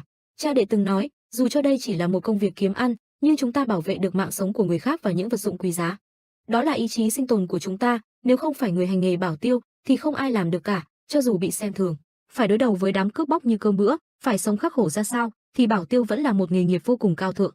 Không ngờ tên nhóc cứ hay luống cuống vô dụng này lại ngoan ngoãn thấu hiểu một vài chuyện đến mức sâu sắc như thế. Trần Vũ Nguyên cảm thấy tên nhóc này tuy rằng tứ cố vô thân như tam quan đúng đắn, có lẽ xoay quanh trong cuộc đời bấp bênh của nó vẫn may mắn có được những người tốt bụng chỉ dạy. Sau khi nghe thế, Trần Vũ Nguyên đăm chiêu nhìn Quách Vấn Đình, lát sau cậu không nặng không nhẹ một tiếng. Cậu nuốt đống đồ ăn trong miệng xuống, nở nụ cười nhàn nhạt ra vẻ tán thưởng sâu sắc, phụ thân đệ tuyệt thật đấy. Đột nhiên bầu không khí vốn đang bình bình ổn ổn của khách điếm bị một giọng nói thô lỗ của ai đâm thủng, chủ quán đâu, ra đây nhanh. Hóa ra chủ nhân của thứ âm thanh điếc tai này là của lão già dẫn đầu đoàn Không Động lúc này, không biết ông chủ ở đây đã đốt nhà hay cướp mộ tổ tiên của lão. Tóm lại khí thế lão phừng phực như lửa đốt, lão vừa hầm hổ xông tới vừa quát lớn, mau ra đây ta bảo, chủ quán đâu rồi hả, sao không mau xuất hiện? Điếc hay sao mà không nghe ta nói?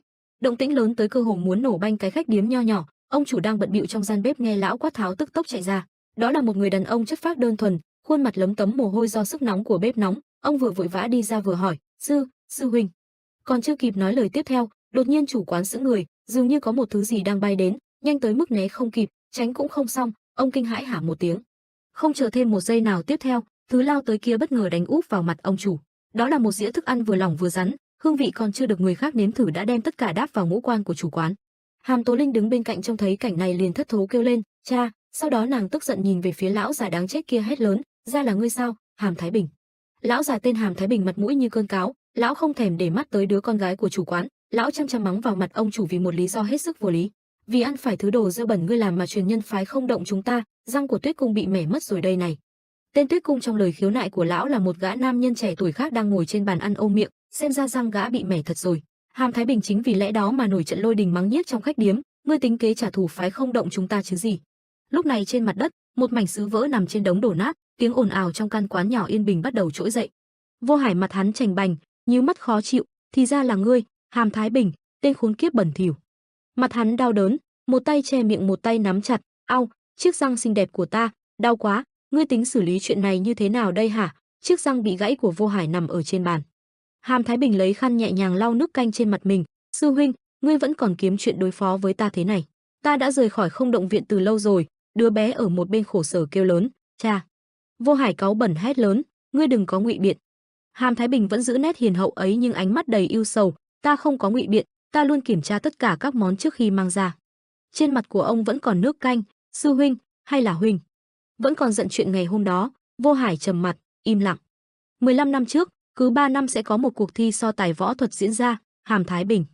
Hàm Thái Bình một tay đưa ra như muốn kéo ai đó, một tay cầm kiếm mỉm cười, "Trận vừa rồi huynh đánh khá lắm, sư huynh." Vô Hải mặt vã mồ hôi, người ngồi xuống, nhíu mắt lại đầy khó chịu, hai tay chống phía sau nhìn lên.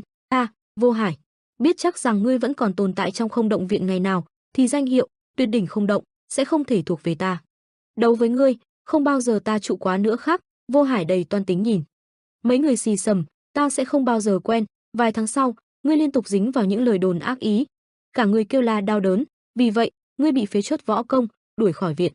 Hắn ta nhếch miệng, xoa râu cười đắc ý, suy nghĩ, nhưng mà, sự nhục nhã ngày đó mà ta phải chịu, sẽ luôn bùng cháy lửa hận trong lòng ta.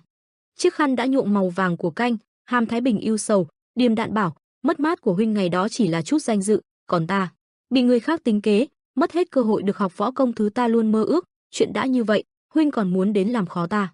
Một người huynh lo lắng giữ vai của Tuyết Không không được rồi, răng của đệ phải làm sao đây? Tuyết Không Hàm Thái Bình hỏi gặng lại, để ta hỏi lại lần nữa. Răng của ngươi thật sự là do thức ăn ta nấu làm gãy? Hắn ta nghe xong thì tỏa ra bộ mặt ngỡ ngàng, che miệng nói, ý ngươi là ta bịa chuyện, nhưng ngươi thấy đó, răng cũng hoàn toàn gãy rồi, đau thật. Người huynh kia im lặng đưa mắt về phía của Hàm Thái Bình, nghiêm trọng rồi, nếu Thái sư phụ mà biết được, sẽ còn làm lớn chuyện này hơn. Thấp thoáng mái nhà, Tuyết Không, hai người đi. Người huynh kia xoay qua hỏi Tuyết Không, răng của đệ làm sao đây? Ồ, cái này hả? Hắn nhe răng mỉm cười trả lời lại, là do đệ mấy ngày trước đang luyện võ cùng Vô Hải sư huynh, thì vướng phải đoạn rễ cây té ngã. Hàm Thái Bình buồn bã, bặm môi nói, tương lai không động viện mà phụ thuộc vào ngươi thì quả thật thê thảm, những tinh túy sư phụ dạy chắc ngươi đã vứt đi hết rồi, rõ ràng người đang nói dối. Như nói chúng, nhất thời Vô Hải bị đơ ra ngươi, còn dám ngạo mạn. Hắn ta ra đòn chưởng vào người của Hàm Thái Bình, khiến ông bị văng ra xa. Cha! Hàn Tố Linh chạy lại phía cha, ôm lấy ông, nước mắt giàn giụa tuôn ra khi Hàm Thái Bình, máu me tràn ra từ miệng, tại sao các người cứ phải làm khó cha ta, đừng làm hại ông ấy. Ở một bên có hai người đang ăn bánh bao trứng kiến, một người cầm ly uống, chậc, đúng là mất hết hứng ăn, người đối diện liền can, lo nhiệm vụ của ngươi đi, đừng nhúng mũi vào chuyện người khác. Hàn Tố Linh tức giận dùng sức lực của nhỏ của mình liên tục đánh vào người của Vô Hải, các người đừng hòng vu oan, ta chính là người nấu toàn bộ mấy món đó, nên ta biết chắc chắn không thể có đá lẫn vào. Cha ta cũng đã kiểm tra lại một lần, đừng có vu oan cho ông. Hắn ta không một chút thương xót hay hối hận, giáng thẳng một đòn, khiến Hàn Tố Linh ngã dụi qua một bên, chạm bàn tay bẩn thỉu đó vào người ta. Một bàn tay bóp nát đôi đũa. Thái Nhạc Lan đập hai tay xuống bàn đầy tức giận, lũ khốn kiếp kia. Thấy thế Trung Lý Vũ Hoàn ở một bên đã vỗ vai cô, sư tỷ, đừng manh động, không động viện là một trong 9 võ phái đứng đầu trong giang hồ. Thái Nhạc Lan vẫn còn tức giận lắm. Anh ta khuyên tiếp, nếu gây thù chuốc oán với bọn họ, chúng ta cũng không yên ổn đâu. Nhưng mà, bỗng có ai đó lên tiếng, các ngươi hơi quá đáng rồi đó. Quan Môn Chính đứng trước Vô Hải, hắn ta hỏi lại, ngươi là danh con nào đấy? Quan Môn Chính cố giữ bình tĩnh đáp cho dù đã sợ hãi đổ mồ hôi, lắp bắp, ta là hộ vệ. Vô Hải khẽ cau mày, hộ vệ, người của Bạch Long Thương đoàn, vậy, ngươi không biết đến mối giao hảo giữa bọn ta với thương đoàn các ngươi hả? Hàn Tố Linh nằm ngục trên sàn đất, xin ngài tha cho bọn họ. Quan Môn Chính khom lưng, người run năn nỉ xin, chỉ lần này thôi, bỏ qua chuyện này được không? Vô Hải lấy tay che mắt cười, ha ha ha ha, quả là một người nghĩa hiệp, ha ha ha ha ha. Ánh mắt của hắn ta như chế giễu, vuốt râu nói, danh con, ngươi nói như vậy là biến bọn ta thành người xấu ở đây rồi. Một hộ vệ bần hàn thấp kém, học võ vì mục đích kiếm tiền, mà dám đối diện với một đạo sĩ từ không động là ta sao? Quan Môn Chính nắm chặt tay, tranh cãi, ngươi đừng có nói bậy, trách nhiệm của một hộ vệ còn cao cả hơn như vậy, đây là một công việc vinh dự có ý nghĩa vô cùng quan trọng. Vô Hải cảm thấy chướng mắt, tức giận rút kiếm ra, ngươi đồ không biết phép tắc, không những chống đối mà còn dám giảng đạo cho ta sao? Tên tiểu tử ngươi nên biết thân biết phận một chút. Trần Vũ Nguyên đứng dậy khỏi bàn, tay vuốt tóc, mặt sầm xuống đầy u ám. Phù, ở đằng sau, Trung Lý Vũ Hoàn như chú ý, thấy khó hiểu không biết anh định làm gì. Trung Lý Vũ Hoàn điềm đạm can ngăn Trần Vũ Nguyên bằng lời nói, đừng hành động thiếu suy nghĩ, ngươi cũng nên nén giận đi. Tên nhóc kia vừa chọn cách đứng lên khi biết rõ mình không nên, hắn chắc chắn phải sẽ chịu phạt, chúng ta có ngăn cũng không được đâu, ít nhất cũng chưa mất mạng, hắn cũng nên thấy may mắn vì chỉ bị thiệt hại một phần cơ thể và danh dự thôi. Trần Vũ Nguyên nghe đầu không ngoải lại, giọng điệu lạnh lùng hỏi, hắn nên thấy may mắn vì chỉ bị thiệt hại một phần cơ thể? Hừ, thời khắc một hiệp sĩ mất đi một tay, chẳng thà giết hắn luôn đi, còn danh dự, ngay cả một con chó còn phải có. Quan Môn Chính thụt người về phía sau, nhe răng chảy nước mắt tránh đòn, nhân phẩm chính là dám một mình đứng lên chống lại cái ác, dám chiến đấu vì niềm tin. Vô Hải giơ cao kiếm tấn công. Trần Vũ Nguyên ngước đầu lên, anh lạnh lùng quay lại nhìn, những thứ này ngươi không bao giờ hiểu được đâu. Trung Lý Vũ Hoàn cáu kỉnh vì Trần Vũ Nguyên không chịu nghe lời mình, ngươi chỉ biết nhìn đến một chuyện nhỏ mà không biết lo cho đại cuộc. Ngươi thật sự muốn trở mặt thành thù với đám người không động viện chỉ vì thứ niềm tin ngu ngốc đó hả? Trần Vũ Nguyên vẫn bước đi chỉ để lại một câu hỏi, Không được sao? Phóng như một tên lửa chỉ thấy những làn bụi bay. Mặt anh đằm đằm sát khí mà dùng hai ngón tay để đỡ mũi kiếm, thế gian này cũng nên có vài tên ngu ngốc như vậy chứ. Quan Môn Chính ngơ ngác, huynh, những người trung bản của Thái Nhạc Lan, ai nhìn cũng bị đơ người ra. Tuyết Không cùng người huynh đồng môn đều bị cứng người ra, hắn ta chỉ biết lắp bắp, sư huynh, Vô Hải. Hai ngón tay của Trần Vũ Nguyên vẫn giữ chặt mũi kiếm, tay không chặn kiếm, đây là một chiêu thức cũng khá phức tạp, nhưng vẫn chưa đủ để khuất phục ta đâu. Mặt của Vô Hải tỏ rõ sự khó chịu, mồ hôi dần dần vã ra, sao hắn dám dùng duy nhất một ngón tay để chặn đường kiếm của ta chớ, tên này là người phương nào nữa? Cổ và trán hắn nổi gân lên, ánh mắt suy tính, tên khốn kiếp này, hắn không chút tỏ ra lo sợ nào, ngươi là ai mà dám đứng ra ngán đường ông đây, hả? Trần Vũ Nguyên vẫn với ánh mắt lạnh lùng đáp, ngươi có thể xem ta như huynh đệ của đứa trẻ này đi, mọi chuyện dừng lại được chưa? Vô Hải vẫn hốc hếch, lùi chân ra lấy thế, tay như chuẩn bị ra đòn, đây không phải là thái độ thích hợp để mở lời cầu xin ta đâu. Thượng Vân chi thủ, bàn tay của hắn đưa đòn ra. Trần Vũ Nguyên bình thản, một tay chặn kiếm, một tay dùng kiếm đỡ đòn Thương Vân chi thủ, Vô Hải giữ người trước sự đỡ đòn nhẹ nhàng. Mồ hôi của hắn vã ra, chỉ biết đứng im. Trần Vũ Nguyên nói, trách nhiệm của thằng nhóc này là hưởng thụ cuộc sống, của cha mẹ là nuôi dưỡng con cái, của cửa hiệu là giao thương. Vô Hải nắm chặt thanh kiếm, còn của một đạo sĩ là phải biết gạt bỏ những chấm niệm trong lòng. Vô Hải vẫn chưa lấy lại tinh thần, cứ thẫn thờ cầm kiếm. Trần Vũ Nguyên vừa nói vừa dùng lực hai ngón tay bẻ thanh kiếm thành từng mảnh nhỏ trước sự chấm hỏi của hắn. Một việc đơn giản như vậy ngươi còn không làm được, thì chính là nỗi giật lớn của toàn giáo phái. Một mạnh kiếm bay ra làm cho mặt của Vô Hải bị chảy máu, còn hắn thì thẫn thờ nhìn thanh kiếm chỉ còn một khúc ngắn. Tuyết Không cùng sư huynh từ phía sau Vô Hải đang đứng bất động, vung kiếm tới phía của Trần Vũ Nguyên, câm miệng lại đi tên ngông cuồng. Câm miệng lại cuồng ngôn. Trước tình thế bị đó, Trần Vũ Nguyên bình tĩnh quay lại nhìn Quan Môn Chính bảo, Quan Chính, ngươi mang cô gái này với cha ra ngoài trước, mau. Cậu như giật hồn, được, đi ngay. Tuyết Không thì đưa kiếm từ trên xuống, còn sư huynh hắn thì bên sang phóng tới tấn công Trần Vũ Nguyên. Anh nhẹ nhàng né đòn sang một bên, rồi dùng kiếm đỡ đòn của người khác. Tuyết Không lấy đà tứng từ trên đầu xuống, không đứng yên nữa, Trần Vũ Nguyên tiến tới ra đòn. Một đòn đá lần cả hai người. Tuyết Không trợn tròn mắt, phồng má, Sư huynh hắn cũng chả chịu nhẹ gì, miệng mở rộng cả thước đầy đau đớn. Anh nhẹ nhàng đưa một người nằm thẳng xuống đất, còn một người bay thì cho bay lên luôn. Chợt như anh nhìn thấy gì đó, Trần Vũ Nguyên né người nhẹ sang một bên tránh cái gì đó đang lao về phía mình. Cây kiếm lúc nãy của Vô Hải bay tới cắm thẳng vào khúc gỗ. Trần Vũ Nguyên lạnh lùng nhìn theo. Ta giết chết ngươi. Vô Hải vừa tiến tới vừa chân miệng ra, hét, hai tay đã chuẩn bị thế để đánh anh. Vô Hải xông thẳng tới, người của Trần Vũ Nguyên như được phân thân làm hai, anh qua một bên người của hắn, ra đòn khiến hắn chỉ biết kêu đau đớn. Trần Vũ Nguyên nắm lấy cổ áo của Vô Hải. Anh nhét kiếm vào. Một tay nắm cổ áo, một tay liên tục đấm vào mặt hắn. Anh không ngừng nghỉ đánh mạnh vào. Trong cái quán, anh chợt cảm nhận gì đó. Trần Vũ Nguyên từ từ quay đầu lại phía sau xem thứ gì. Tuyết Không dùng kiếm đâm sau lưng Trần Vũ Nguyên, miệng thì chảy nước, mặt thì ra mồ hôi lo sợ. Sao ngươi dám đánh lại bọn ta? Tuyết Không cố ở phía sau đâm vào, Trần Vũ Nguyên vẫn bình tĩnh nắm cổ áo nhấc người Vô Hải lên. Anh lạnh lùng nhìn về phía sau, tay nắm lấy phần kiếm chưa đâm vào người. Tuyết Không khó hiểu nhìn đơ ra. Vạn Quan Môn Chính đang cõng Hàn Tố Linh quay lại nhìn thấy cảnh tượng đó mà ngơ người ra. Tuyết Không quỳ người xuống đau đớn tận cùng, tay của hắn bị cuốn lại. Thái Nhạc Lan, Đàm Chấn Hồng, Công Tôn Sương, Lâm Chấn Diệp ở một bên chứng kiến, ai nấy đều cứng ngắt. Tên Tuyết Không trào bột cua, chổng khu lên trời. Trung Lý Vũ Hoàn thấy thế cũng vô cùng lo lắng, tệ rồi, các thành viên của Thiết Quân hội đều đang ở quanh đây. Trầm ngâm suy nghĩ, nếu vướng vào chuyện này, kết cục của phái bọn ta cũng không mấy tốt đẹp, đám người Không Động Viện đều là một lũ thù dai. Trung Lý Vũ Hoàn căng thẳng tìm cách, không thể cho qua chuyện này trong yên bình rồi, giờ mà nhúng tay vào, thế nào cũng thành lật mặt với bọn họ. Mẹ kiếp, đúng là rắc rối. Khốn kiếp, khốn kiếp, Vô Hải vẫn bị Trần Vũ Nguyên nắm áo, miệng hắn không ngừng chảy máu nhưng mà vẫn thói hống hách. Sao ngươi dám ra tay đả thương các đạo sĩ của Không Động Viện, ngươi nghĩ mình có thể bình an thoát khỏi đây sao? Trần Vũ Nguyên vẫn giữ nét lạnh lùng ấy, là ngươi ra tay trước, giờ lại muốn đổi trắng thay đen. Vô Hải tiếp tục đe dọa, những người còn lại phái bọn ta sẽ đến đây sớm thôi, lúc đó ngươi sẽ thấy được sức mạnh của toàn Không Động Viện. Trần Vũ Nguyên nghe xong chỉ thờ ơ hỏi lại, thật hả? Vô Hải tức giận hét lớn vào mặt anh, phải, biết vậy rồi, ngươi còn dám ra tay, đúng là một tên đần độn. Trần Vũ Nguyên vẫn bình thản giữ lấy cổ áo hắn, anh đưa đầu đến bên tai của Vô Hải, hắn như sợ hãi mà nhắm mắt lại.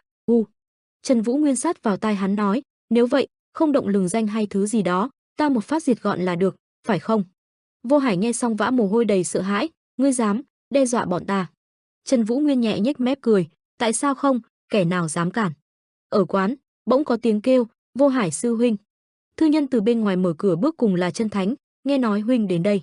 Cô khựng lại khi thấy cảnh Trần Vũ Nguyên đang nắm cổ áo Vô Hải, dạo này huynh, khỏe không?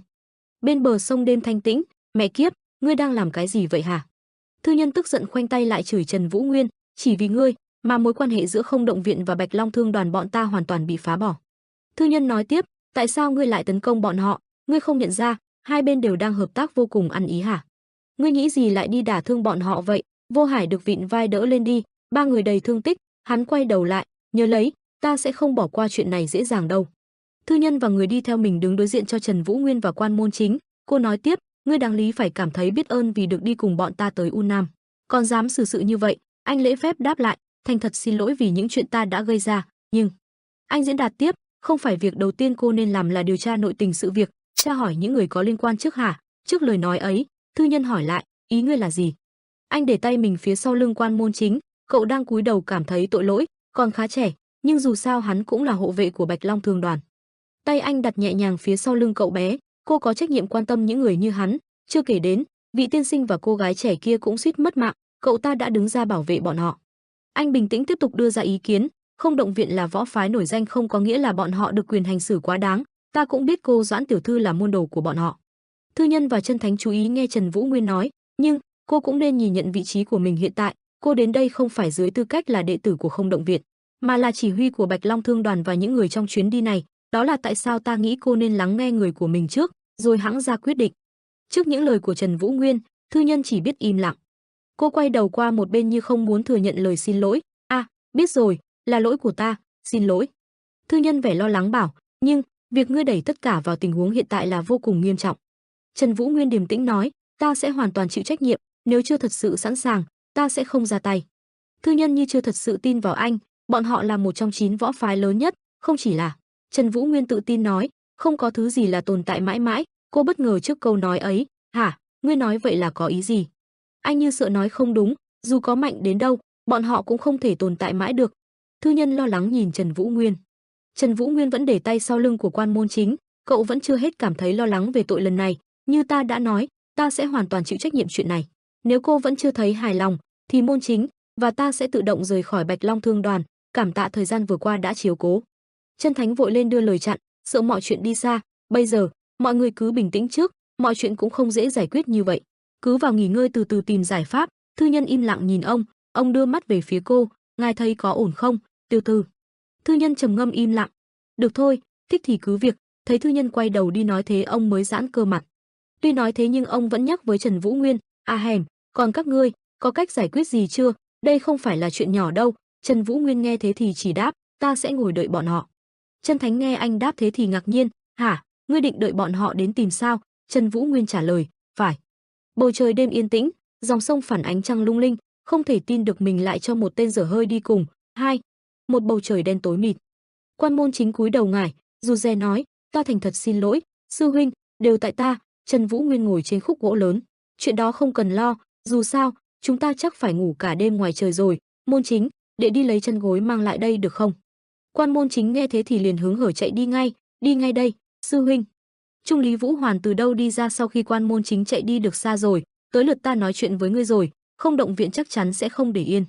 Trần Vũ Nguyên phớt lờ, vẫy tay từ chối, dừng, để ta nghỉ ngơi một lát đã, nói nhiều mệt lắm, không động thế này, không động thế kia, ta chán nghe cái tên đó rồi.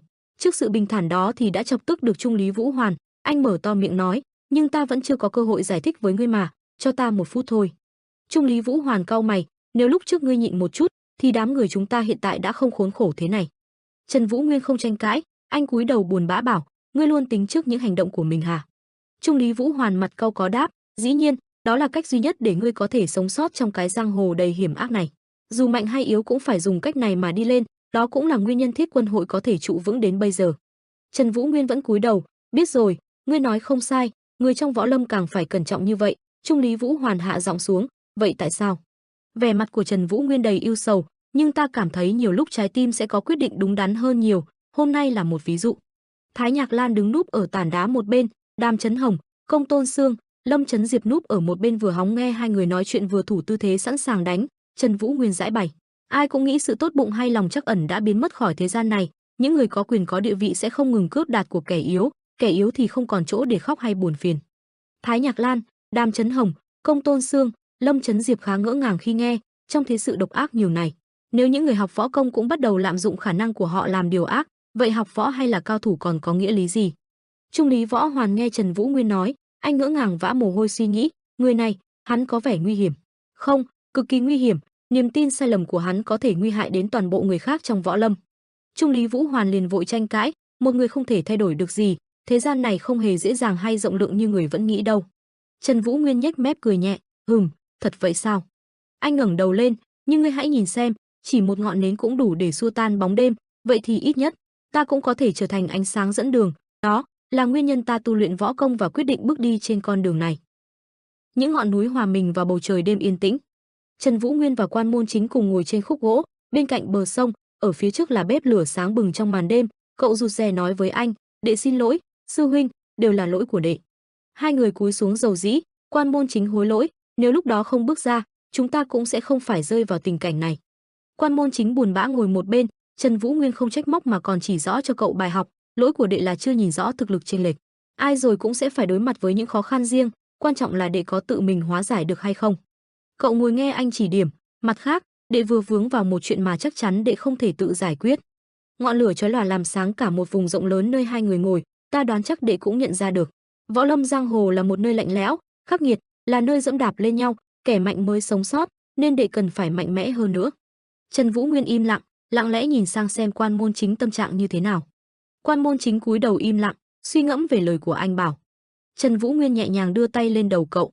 Trần Vũ Nguyên nhẹ nhàng xoa đầu của Quan Môn Chính, đưa lời khen ngợi sợ cậu cứ mãi buồn bã, nghĩ tích cực một chút thì, đệ vừa cứu sống được hai mạng người, cũng có thể tự hào đứng thẳng trước mặt hai người bọn họ, hôm nay đệ làm đúng lắm. Không tệ. Quan Môn Chính nghe thế thì tuôn lệ như đã được an ủi phần nào trong sự sợ hãi nãy giờ, cậu lấy tay lau nước mắt, cảm ơn huynh, đệ sẽ ghi nhớ những lời dạy vừa rồi. Dòng nước nhẹ nhàng chảy, Quan Môn Chính hỏi, sư huynh, đệ có thể hỏi một chuyện được không? Được, cứ hỏi. Sau câu đồng ý của Trần Vũ Nguyên, Quan Môn Chính liền hỏi, làm thế nào thì đệ mới giỏi võ như huynh, để dùng một ngón tay có thể bẻ gãy cả một thanh kiếm. Mặt Trần Vũ Nguyên khẽ cau mày nét buồn bã, trả lời, đệ nói đến diệt chí công, hồi nhỏ ta từng học nghề rèn, vì thế mới biết được cách chế ngự kiếm. Nhìn đám lửa đang cháy, theo dần dần những khúc củi, ồ, thật hả? Vậy thanh kiếm huynh đang cầm đó là cũng tự tay rèn nên sao? Trần Vũ Nguyên nghe Quan Môn Chính hỏi thì kể lại. Phải, một ngày, sau khi dành giờ luyện rèn, ta đã tìm ra cách nhận biết được nhược điểm của một cây kiếm, dù cho cây kiếm có được thợ rèn cao tay thế nào làm nên. Anh im lặng nhìn xuống cây kiếm của mình. Anh nhớ về, bắt đầu với nơi ở, những ngọn núi cao chót vót, sương phủ lên mờ mờ, khung cảnh vắng lặng chỉ có gió. Những thanh kiếm, mảnh kiếm bị gãy nằm la liệt dưới sàn. Hoàng thúc, khói bay mù mịt ánh vàng bởi lửa. Hòn đá thúc cho ta, ngọn lửa lớn bùng cháy rực rỡ trong lò. Là loại đá gì vậy? Ký ức nhớ về Hoàng Chiết, trả lời, khuôn mặt hiền từ hiện rõ nhiều nếp nhăn, ta nhặt được khi đang trên đường đi đến U Nam, nghe nói là một viên thiên thạch, được bộ lạc xung quanh vô cùng tôn thờ, nhưng bộ lạc đó vừa bị tàn sát hết, nên hòn đá trở thành vô chủ, hòn đá được cột chặt lại ở phía sau xe chở.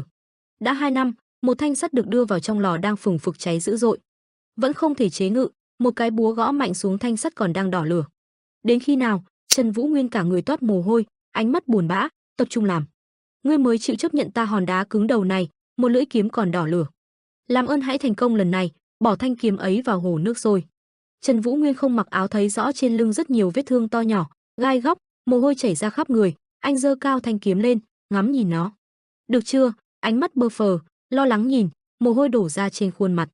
2 năm qua cuối cùng cũng rèn được rồi, không, khoan đã, vẫn rất lì lợm, dù ta có mài bao nhiêu lần, chỉ có hòn đá bên dưới mòn đi. Trần Vũ Nguyên cầm thanh kiếm ấy liên tục dùng mạnh sức mài trên hòn đá. Ngươi vẫn muốn cứng đầu đến cùng, hả? Trần Vũ Nguyên nhìn thanh kiếm cười đầy ma mị, đầy quyết tâm chinh phục. Được, để xem chúng ta ai trụ được đến cuối. Anh trở nên nghiêm túc, mài mạnh liên tục, mồ hôi theo đà bay ra xung quanh mặt. Anh ngồi mài, làn khói tím từ thanh kiếm bay lên cao, đan xen trong người anh, lưỡi kiếm có những đường răng màu tím, tỏa ra linh khí. Làn khí như uốn lượn bao quanh khắp người Trần Vũ Nguyên, anh vẫn nghiêm túc rèn kiếm. Trần Vũ Nguyên nhìn thờ thẫn thốt lên, Tuyết Hoa trước vẻ đẹp của thanh kiếm. Ta quyết định rồi. Anh cầm thanh kiếm đã hoàn thành lên nhìn như một thành quả, nâng niu nó, ta đặt tên ngươi là Tuyết Hoa. Thanh kiếm có lưỡi kiếm màu đen, xung quanh lưỡi có màu tím, vừa kỳ lạ lại thêm sự bí ẩn. Thanh kiếm của ta không phải thần kiếm hay quỷ kiếm gì, mà là một thanh phù kiếm, loại khí tức bức người tỏa ra, ngay cả ta nếu không cẩn thận cũng có thể bị thanh kiếm đả thương. Trần Vũ Nguyên ngồi buồn bã, trầm tư nhìn thanh kiếm của mình. Sư huynh, thanh kiếm ngầu lắm, còn đẹp nữa. Thái Nhạc Lan bưng trên tay đĩa thức ăn và bình hồ lô đi tới hai người, Trần Vũ Nguyên hình như thấy được, HM. Hai người nhìn Thái Nhạc Lan, phó thủ lĩnh của Thiết Quân hội, cô nghe thế cũng chỉ im lặng. Nhạc Thái Lan đưa đĩa thức ăn và nước đến trước mặt anh, Trần Vũ Nguyên khó hiểu nhìn lên. Cô đưa đĩa thức ăn lại gần rồi bảo ngắn gọn, ăn đi. Hai người cầm bánh bao ăn, Quan Môn Chính ăn mà không khỏi cảm thán, rồi nghĩ ra trăm ngàn lý do, thức ăn còn nóng hổi luôn. Sư huynh, vị này sao hôm nay tốt thế nhỉ, hay bọn họ có ý định lôi kéo chúng ta gia nhập Thiết Quân hội? Không, mà khoan, nếu như vậy, bên đám cỏ có động tĩnh bất thường. Quan Môn Chính vừa nhai vừa nhìn bánh bao nói tiếp, không những mang thức ăn, còn phải nói gì nữa chứ? Trần Vũ Nguyên một bên chỉ im lặng chú ý, ánh mắt đầy ngờ vực nhìn như cảm thấy điều gì bất thường. Nhưng nghĩ lại thì, có lẽ, Quan Môn Chính chưa nói hết câu thì Trần Vũ Nguyên đưa tay ra hiệu dừng, suýt, cậu khựng người nhìn. Anh nhìn chăm chăm bên đám cỏ. Quan Môn Chính vẫn chưa hiểu điều gì, lo lắng nhìn Trần Vũ Nguyên, sư huynh.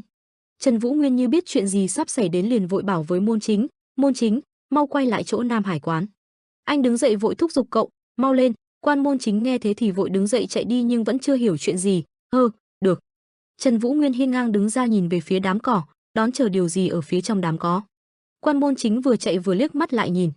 Trần Vũ Nguyên nắm chặt kiếm chuẩn bị sẵn sàng giao chiến. Trong đám cỏ không biết bao con mắt hiện ra, một người ở trong đó lên tiếng, thanh kiếm trong tay ngươi cũng không tệ. Rồi từng người của Không Động Viện bước ra khỏi đám cỏ. Có một người mở miệng ra hỏi Trần Vũ Nguyên, ngươi là từ đâu đến? Trần Vũ Nguyên lạnh lùng đáp, ta chỉ là một kiếm sĩ từ phương Bắc xa xôi. Vô Quang đứng ra đầy khí phách của người đứng đầu một viện nói, xem cái thái độ ngạo mạn của ngươi kìa. Kiếm sĩ phương Bắc, nghe nói ngươi chính là tên dám hành hạ môn đồ phái bọn ta, có phải là thật hay không? Vô Hải, Tuyết Không tay bị bó lại và sư huynh của hắn đứng sau Vô Quang. Trần Vũ Nguyên trả lời câu hỏi của Vô Quang. Ta không hành hạ ai hết, trái lại chính là các ngươi, có lẽ ngươi chưa hiểu hết mọi chuyện rồi. Vô Hải phía sau như sợ bị lộ tội liền chỉ tay đổ lỗi, quát lớn, đừng nghe hắn ngụy biện, đại sư huynh, tên này vô cùng xảo quyệt. Tuyết Không ở một bên cũng vội hùa theo. Phải đó, đại sư huynh, hắn dùng toàn những thứ võ công quái lạ, còn cực kỳ giảo biện, tốt nhất là huynh cứ một kiếm giết chết hắn cho nhanh. Người của Không Động Viện thì đứng cả đám, còn Trần Vũ Nguyên đứng một bên, một mình nhưng vẫn ung dung chấp cả đám người, hắn cố ý nhục mạ Không Động Viện chúng ta, mọi người mau xông lên giết hắn. Vô Quang chỉ tay về phía Trần Vũ Nguyên kết tội, tên kiếm sĩ ngạo mạn, dám buông lời lừa gạt hòng qua mặt ta và bôi nhọ thanh danh bọn ta. Không những vậy, còn chế giễu các đạo sĩ, phá hủy thanh kiếm danh truyền của Không Động Viện, vì những việc ngươi đã gây ra, ta sẽ tự tay trừng phạt ngươi. Trần Vũ Nguyên cũng chả thèm giải thích, đưa kiếm về trước mặt, khẽ cúi đầu, mắt nhắm lại, dùng hai tay rút kiếm, ngươi đã quyết định như vậy, còn lắm lời làm gì? Ánh mắt anh nhìn sắc bén, từ từ rút kiếm, có giỏi thì xông hết lên đây, lưỡi kiếm hiện ra hai chữ màu tím được khắc, khai hoa kết ấn. Những người của Không Động Viện như những con chuồn chuồn bay từ trên cao về phía Trần Vũ Nguyên. Ánh mắt Trần Vũ Nguyên đầy sát khí, từ từ rút kiếm ra, lưỡi kiếm hiện ra hai chữ được khắc màu tím. Trần Vũ Nguyên vung đường kiếm, mặt ai nấy cũng đều hung hãn bay tới như muốn ăn tươi nuốt sống Trần Vũ Nguyên. Rồi từng người nằm xuống đất khó hiểu. Họ đột kích Trần Vũ Nguyên từ hai phía, một nhóm từ trên bay tới, một nhóm từ phía trước chạy đến tấn công, nhưng chỉ nghe âm thanh a a vang vọng trong màn đêm. Vô Quang đứng nhìn trận đánh, mặt căng thầm đánh giá Trần Vũ Nguyên, hắn mới chỉ vung một nhát kiếm, đã tạo được một trận gió đủ sức thổi bay toàn bộ. Trần Vũ Nguyên đứng trụ hai chân ra, nghiêng người, đưa kiếm về phía trước, một tay để phía sau nắm vỏ kiếm, chuẩn bị tư thế trước lũ ong vỡ tổ Không Động Viện xông tới. Ánh mắt màu tím hòa với thần khí của kiếm, sắc bén, lạnh lùng vung đường kiếm tròn. Đòn kiếm của anh vung ra như tạo một trận nổ lớn càng quét khiến cho họ nằm la liệt, khói bay mù mịt, tiếng kêu từ tứ phía vang rộng. Anh lạnh lùng nhìn, một tên hầm hầm, bả vai áo đã nhuốm màu đỏ máu từ trong làn khói cầm kiếm lao đến từ phía sau Trần Vũ Nguyên, ngươi tiêu rồi, tên cặn bã. Chết đi, hắn nghiến răng đâm vào người anh. Diệt chỉ. Hai ngón tay bên này đỡ khuỷu tay bên kia. Trần Vũ Nguyên hất kiếm lên, anh lạnh lùng quay đầu lại nhìn hắn đang nằm xuống cầm thanh kiếm bị gãy phần lưỡi. Anh dùng thanh kiếm đánh trả còn chưa bỏ vỏ đập về phía sau. Nó cua thẳng vào mặt, khiến mặt hắn theo đà mà méo, phun nước ra, tạo nên một vụ vỡ đá ở phía sau. Vô Quang nhìn mà mặt mày lo sợ, không khỏi thầm cảm thán, hắn còn không thèm tước kiếm ra khỏi vỏ, vẫn có thể đẩy lùi được hết, chết tiệt, người này là cao thủ rồi. Vô Hải tròn mắt, miệng há rộng, khuôn mặt lộ rõ những nét nhăn, sợ hãi bảo, hắn muốn hủy diệt toàn bộ Không Động Viện của chúng ta đó, huynh đệ xông lên, giết hắn cho bằng được. Vô Quang quay lại nhìn mà ngơ ngác khi các sư đệ của mình bay tới đánh Trần Vũ Nguyên, Không, khoan đã, các ngươi không. Vô Quang hét lớn, với tay vội cản lại, dừng tay, mau lùi lại, các ngươi đấu không lại hắn đâu. Ông tròn mắt nhìn đầy thẫn thờ, dừng, mẹ kiếp. Trần Vũ Nguyên đổi thế đứng, đưa chân lên phía trước, chân trụ phía sau, để kiếm vào trong chuẩn bị cho một đòn vung kiếm tiếp theo. Đường kiếm xẹt ngang đám người không động viện, khiến các người bọn họ như một cơn lốc mà quay tròn từng người. Vô Hải nhìn mà chỉ biết há hốc mồm, chiếc mũ trên đầu cũng sụp xuống. Sư huynh của Tuyết Không thì ngồi xổm xuống ôm đầu lo sợ. Tuyết Không ngồi bệt xuống đất thẫn thờ. Vô Quang tức giận rút kiếm ra, ánh mắt toát ra linh khí màu xanh dương, nãy hắn chỉ vờn chúng ta mà thôi. Vô Quang cầm kiếm phóng tới, tên vô danh tiểu tốt nhà ngươi cũng có chút võ công, nhưng dừng ở đây được rồi. Mắt của ông như phát ra tia màu xanh, hét lớn, tên ngông cuồng ngạo mạn, ta sẽ một chiêu giết chết ngươi. Vô Quang ra chiêu ngũ tố, tuyệt diệt, đập cây kiếm xuống đất, tạo những đường xanh, khói bay mù mịt. Đường tia xanh từ trong mắt ông đầy khí phách, phù. Ông chợt trợn tròn mắt ngạc nhiên như thấy điều gì khó tin. Trần Vũ Nguyên ung dung xuất hiện trong làn khói bụi đứng phía sau ông. Vô Quang không biểu cảm, ngươi. Thiên Nguyệt đả quyền, ông lấy lại tinh thần, vung kiếm ra phía sau tấn công. Trần Vũ Nguyên lạnh lùng lấy kiếm đỡ.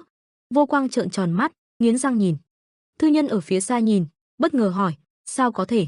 Cô toát mồ hôi, vẻ thẫn thờ, đối thủ hắn chính là những đại môn đồ xuất chúng nhất của Không Động Viện, một trong những võ phái lớn nhất. Dù cho tất cả đều một lượt xông lên, nhưng đến y phục còn không chạm được vào, hắn thổi bọn họ bay đi nhẹ nhàng như gió thổi đám lá rụng. Chân Thánh cũng không khỏi cảm thán, trên giang hồ, những cao thủ ẩn mình chính là nguy hiểm nhất. 4 chiếc kiệu, Thư Nhân và Chân Thánh đứng chính giữa các chiếc kiệu, cùng với những thuộc hạ canh kiệu của mình, những võ phái trong giang hồ hầu hết. Chân Thánh mặt đơ ra, đều muốn tập hợp những nhân tài như vậy. Lưu Thái Thái hiện ra trong tâm trí của Chân Thánh, đó là vì sao lão phu nhân vẫn luôn chú ý quan tâm những người cố giấu mình như thế. Thư Nhân thẫn thờ, thân thế thật sự của hắn là gì? Chân Thánh xoa cằm suy tư, hắn giới thiệu mình là cháu trai của Hoàng Chiết, vậy Hoàng hộ vệ là người ở đâu? Đám người Thái Nhạc Lan ngồi trên mái nhà cao, bên trên Xeo Trần và Chân Thánh, chứng kiến hết cả cuộc chiến. Bình luận rộn rã, Trung Lý Vũ Hoàn nói, có vẻ tên này có dùng một tay cũng hủy diệt được toàn bộ Không Động Viện. Đàm Chấn Hồng đứng khoanh tay bảo, chặt, bọn họ kéo đến cũng đông thật. Công Tôn Sương tiếp lời, ta cũng muốn vào giúp một tay. Lâm Chấn Diệp cười, ha ha ha, ngươi thấy thế này rồi còn muốn tham gia vào, chết chắc. Trung Lý Vũ Hoàn im lặng ở một bên.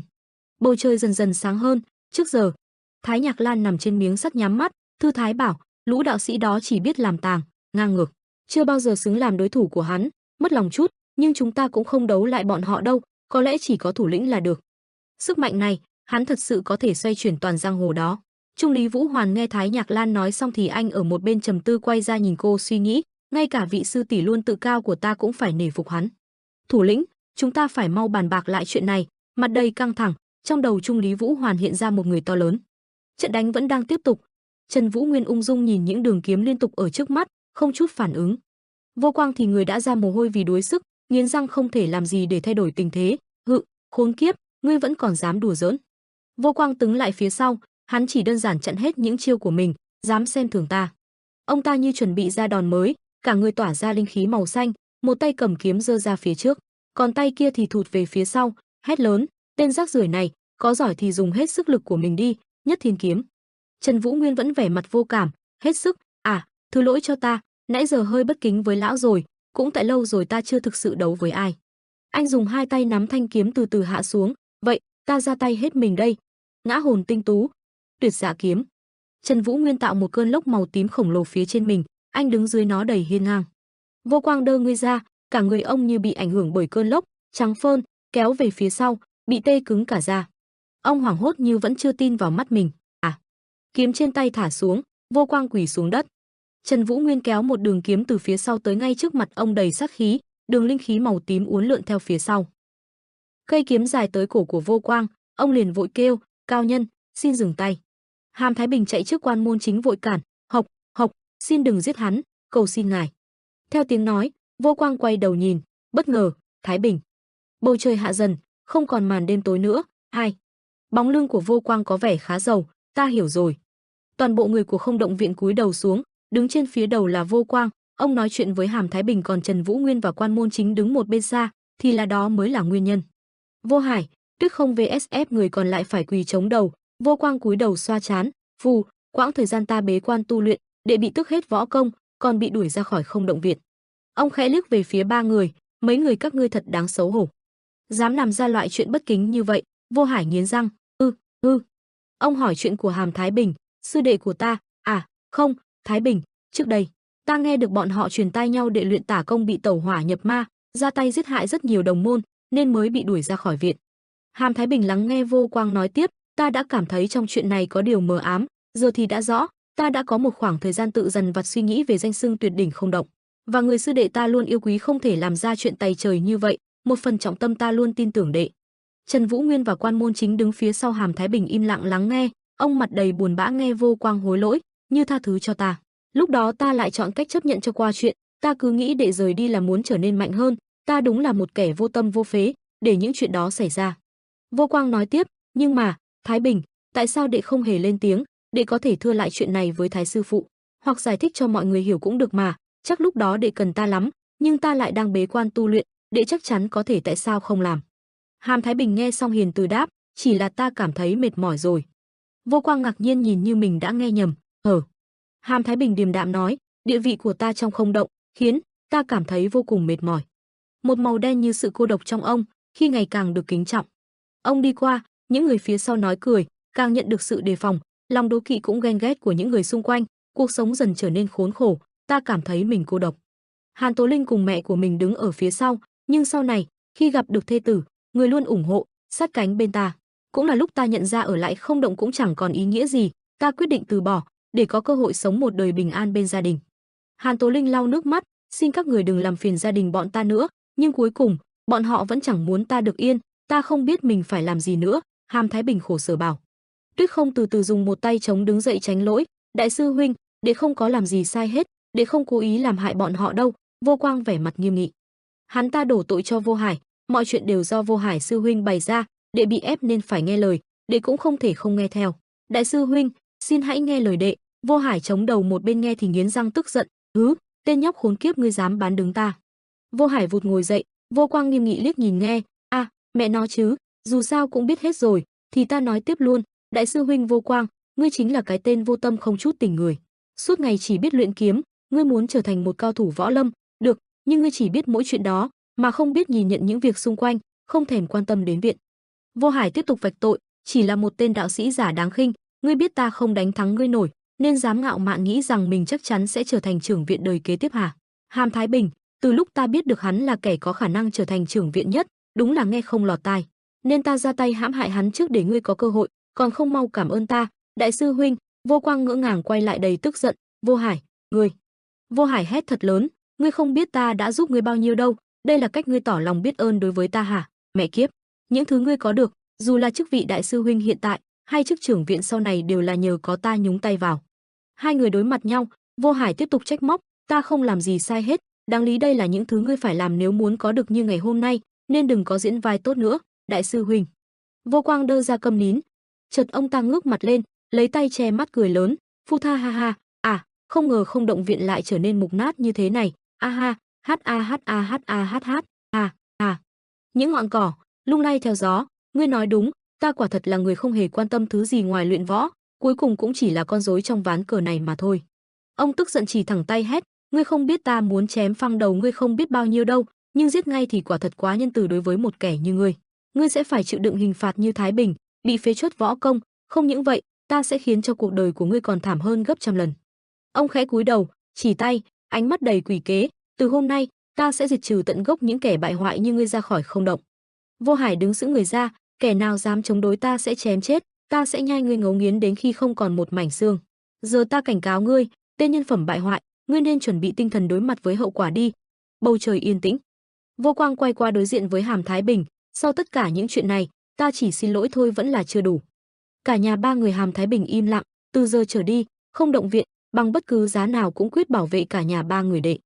Vô Quang cúi đầu xin lỗi, đều là lỗi của ta đúng là một kẻ vô ơn ngu ngốc, bây giờ sự thật phơi bày, ta thật sự cúi đầu xin lỗi vì những gì đệ đã phải chịu đựng bao lâu nay. Thấy thế, Hàm Thái Bình vội tiến tới đưa tay đỡ, đại sư huynh, đều đã qua hết rồi. Ông để tay lên vai an ủi Vô Quang, huynh không cần phải cảm thấy áy náy, những lời vừa rồi đã đủ lắm rồi. Vô Quang từ chối, không được, ta sẽ làm mọi cách để rửa oan cho đệ, thứ lỗi cho ta đã không điều tra mọi chuyện sớm hơn. Trần Vũ Nguyên đứng đằng sau xoa đầu Quan Môn Chính. Trần Vũ Nguyên nhẹ nhàng xoa đầu Quan Môn Chính, cậu ngước lên nhìn, với trình độ của ta hiện tại, có thể nói là đã đạt đến một trong những cảnh giới cao nhất. Vô Quang trầm ngâm nhìn mà suy nghĩ, để trở thành một cao thủ võ lâm lừng danh thiên hạ, ta đã dành ra gần như cả đời, nhưng người kia, chỉ vào khoảng đôi mươi, đã có thể dễ dàng đánh bại được ta. Trần Vũ Nguyên quay ra nhìn, không lẽ hắn là một thiên tài võ thuật? Những bóng người to lớn, ông trời đúng là không công bằng, sau khi được chứng kiến hạ thiên nhất vị, không thể tin được trên đời này lại có thêm người như hắn có thể mạnh hơn cả bọn họ. Nước chảy. À, người kia, Trần Vũ Nguyên khó hiểu khi Vô Quang kêu, ta đã nghe qua về chuyến đi lần này, hẳn ngươi là đang trên đường đến U Nam, phải không? Anh đáp lại, phải. Vô Quang như ý muốn xin lỗi nhưng không thể, ánh mắt tránh né, chỉ tại bọn ta mà ngươi phải phí thêm vài đêm ở lại chỗ này. Hai người đối mặt nhau, Vô Quang tiếp lời, ta đến để tạ ơn, ngươi đã giúp ta nhận sai kịp thời, để đáp lễ, ta xin mạn phép giới thiệu một người chắc chắn sẽ giúp ích được cho ngươi. Ông nghiêm túc bảo, một khi đến U Nam, hãy tìm đến ta Tư thư sinh, Hà Chân Nguyệt, hắn là một người bạn tâm giao của ta, không vẻ ngoài hơi khác biệt, nên cũng dễ nhận biết, cứ nói tên ta ra, hắn chắc chắn sẽ ra tay giúp đỡ. Trần Vũ Nguyên hỏi lại, đa tạ, nhưng tại sao ông lại muốn giúp ta? Vô Quang trả lời thẳng, chà, ta hiện không chỉ nợ ngươi một mạng, mà ta có cảm giác là ngươi nhất định phải gặp người này. Trần Vũ Nguyên hành lễ, tại hạ Trần Vũ Nguyên, vô cùng xin lỗi vì lúc trước đã xem thường vị tiền bối. Vô Quang cũng hành lễ lại. Trời yên tĩnh lặng, Vô Quang trầm ngâm nhớ tên, Trần Vũ Nguyên, kiếm sĩ phương Bắc, Trần Vũ Nguyên. Bỗng ông ngạc nhiên hoảng hốt như nhận ra điều gì, khoan đã, Trần Vũ Nguyên. Trần Vũ Nguyên rời đi, không thể nào, sao có thể là người đó được? Bầu trời đã sáng, một chiếc thuyền lớn cập bờ, đoàn người dần dần di chuyển đến con thuyền. Hàm Thái Bình mỉm cười đứng một bên nhìn Quan Môn Chính và con gái nói lời chia tay. Hàn Tố Linh vui vẻ kể, ta có cơ hội học võ ở Không Động Viện rồi. He, Quan Môn Chính bẽn lẽn đáp, vậy là sau này ta phải trở nên vô cùng mạnh mẽ mới bảo vệ được muội rồi. Đại ca, khi nào quay lại nhớ ghé thăm ta nha, hẹn gặp lại. Cậu cũng nói lời tạm biệt, được Tố Linh nhớ giữ gìn sức khỏe nhé. Trần Vũ Nguyên đứng một bên nhìn mà chấm hỏi. Trần Vũ Nguyên đứng yên nhìn đoàn người đi cùng nhau, à, đại ca, khi nào quay lại nhớ ghé thăm ta nha, hẹn gặp lại, hay là mình quá nóng vội rồi? Anh đứng xoa đầu thẫn thờ, bắt đầu rắc rối rồi đây. Bầu trời trong xanh, con thuyền rời bờ đang đi giữa dòng sông. Trên đoạn đường đất, hai bên cây xanh tốt có đoàn người đi. Trần Vũ Nguyên ngồi khoanh tay gục đầu ngủ, có ánh sáng gì đó chiếu vào mặt anh. Mắt Quan Môn Chính ngồi trên ngựa long lanh nhìn Trần Vũ Nguyên, anh khó chịu bảo, đừng có nhìn chằm chằm ta bằng ánh mắt đó. Mắt Quan Môn Chính như phát sáng, nũng nịu, huynh ngầu lắm, đệ cảm thấy vô cùng kính trọng. He, làm thế nào huynh giỏi võ như vậy, vậy mà trước giờ đệ vẫn không nhận ra, đệ phải làm sao mới mạnh mẽ được như huynh, sư huynh. Trần Vũ Nguyên đấm đầu mình, phiêu, nhức đầu thật, mình đúng là không nên. Quan Chính, bộ tam đơn thức mà Hoàng thúc đã dạy đệ, không phải chỉ là loại kiếm pháp tầm thường đâu. Anh cưỡi xe ngựa còn Quan Môn Chính cưỡi ngựa đi một bên, Trần Vũ Nguyên giảng cho cậu về chiêu thức, mặc dù có lúc nó khá yếu, lúc mới luyện cũng hơi chậm, nhưng một khi đệ nắm bắt được rồi, tốc độ tiếp thu cũng sẽ tăng lên đáng kể, quan trọng là phải kiên nhẫn luyện từng bước một. Ta cũng có vài lời khuyên, đệ nên tìm một thanh kiếm nặng cân hơn, đừng dùng loại kiếm của Bạch Long Thương Đoàn, nên đổi sang một thanh trường kiếm nặng hơn 4 lần so với thanh kiếm hiện tại. Cậu nghe xong ngạc nhiên, chờ đã, trường kiếm. Cậu nhớ lại lúc mình đứng buồn bã nhận lỗi, dựa vào thể chất của đệ.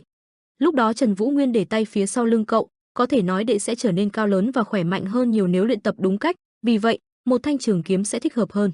Quan Môn Chính hứng hở vui mừng, nắm chặt tay thể hiện khí thế, thật sao? Vậy khi nào đệ nên bắt đầu, sư huynh? Đoàn người đi đến thành của tỉnh Tứ Xuyên. Đoàn người bước vào thành nhộn nhịp, người dẫn đầu ra lệnh, hôm nay chúng ta dừng chân ở đây, tìm một quán trọ gần đây để nghỉ ngơi, và luân phiên canh giữ xe ngựa, hết lượt canh gác thì ăn nghỉ đầy đủ. Quan Môn Chính cùng Trần Vũ Nguyên đi dạo phố, cậu hứng hở chỉ vào thanh kiếm to đường bên đường cho Trần Vũ Nguyên xem, anh chỉ im lặng lắc đầu. Đến tiệm khác, cậu đưa tay chỉ, vậy thì cây này trông cũng bá đạo lắm, đúng không? Đáp lại là cái lắc đầu của Trần Vũ Nguyên. Anh chợt nhìn thấy một tiệm.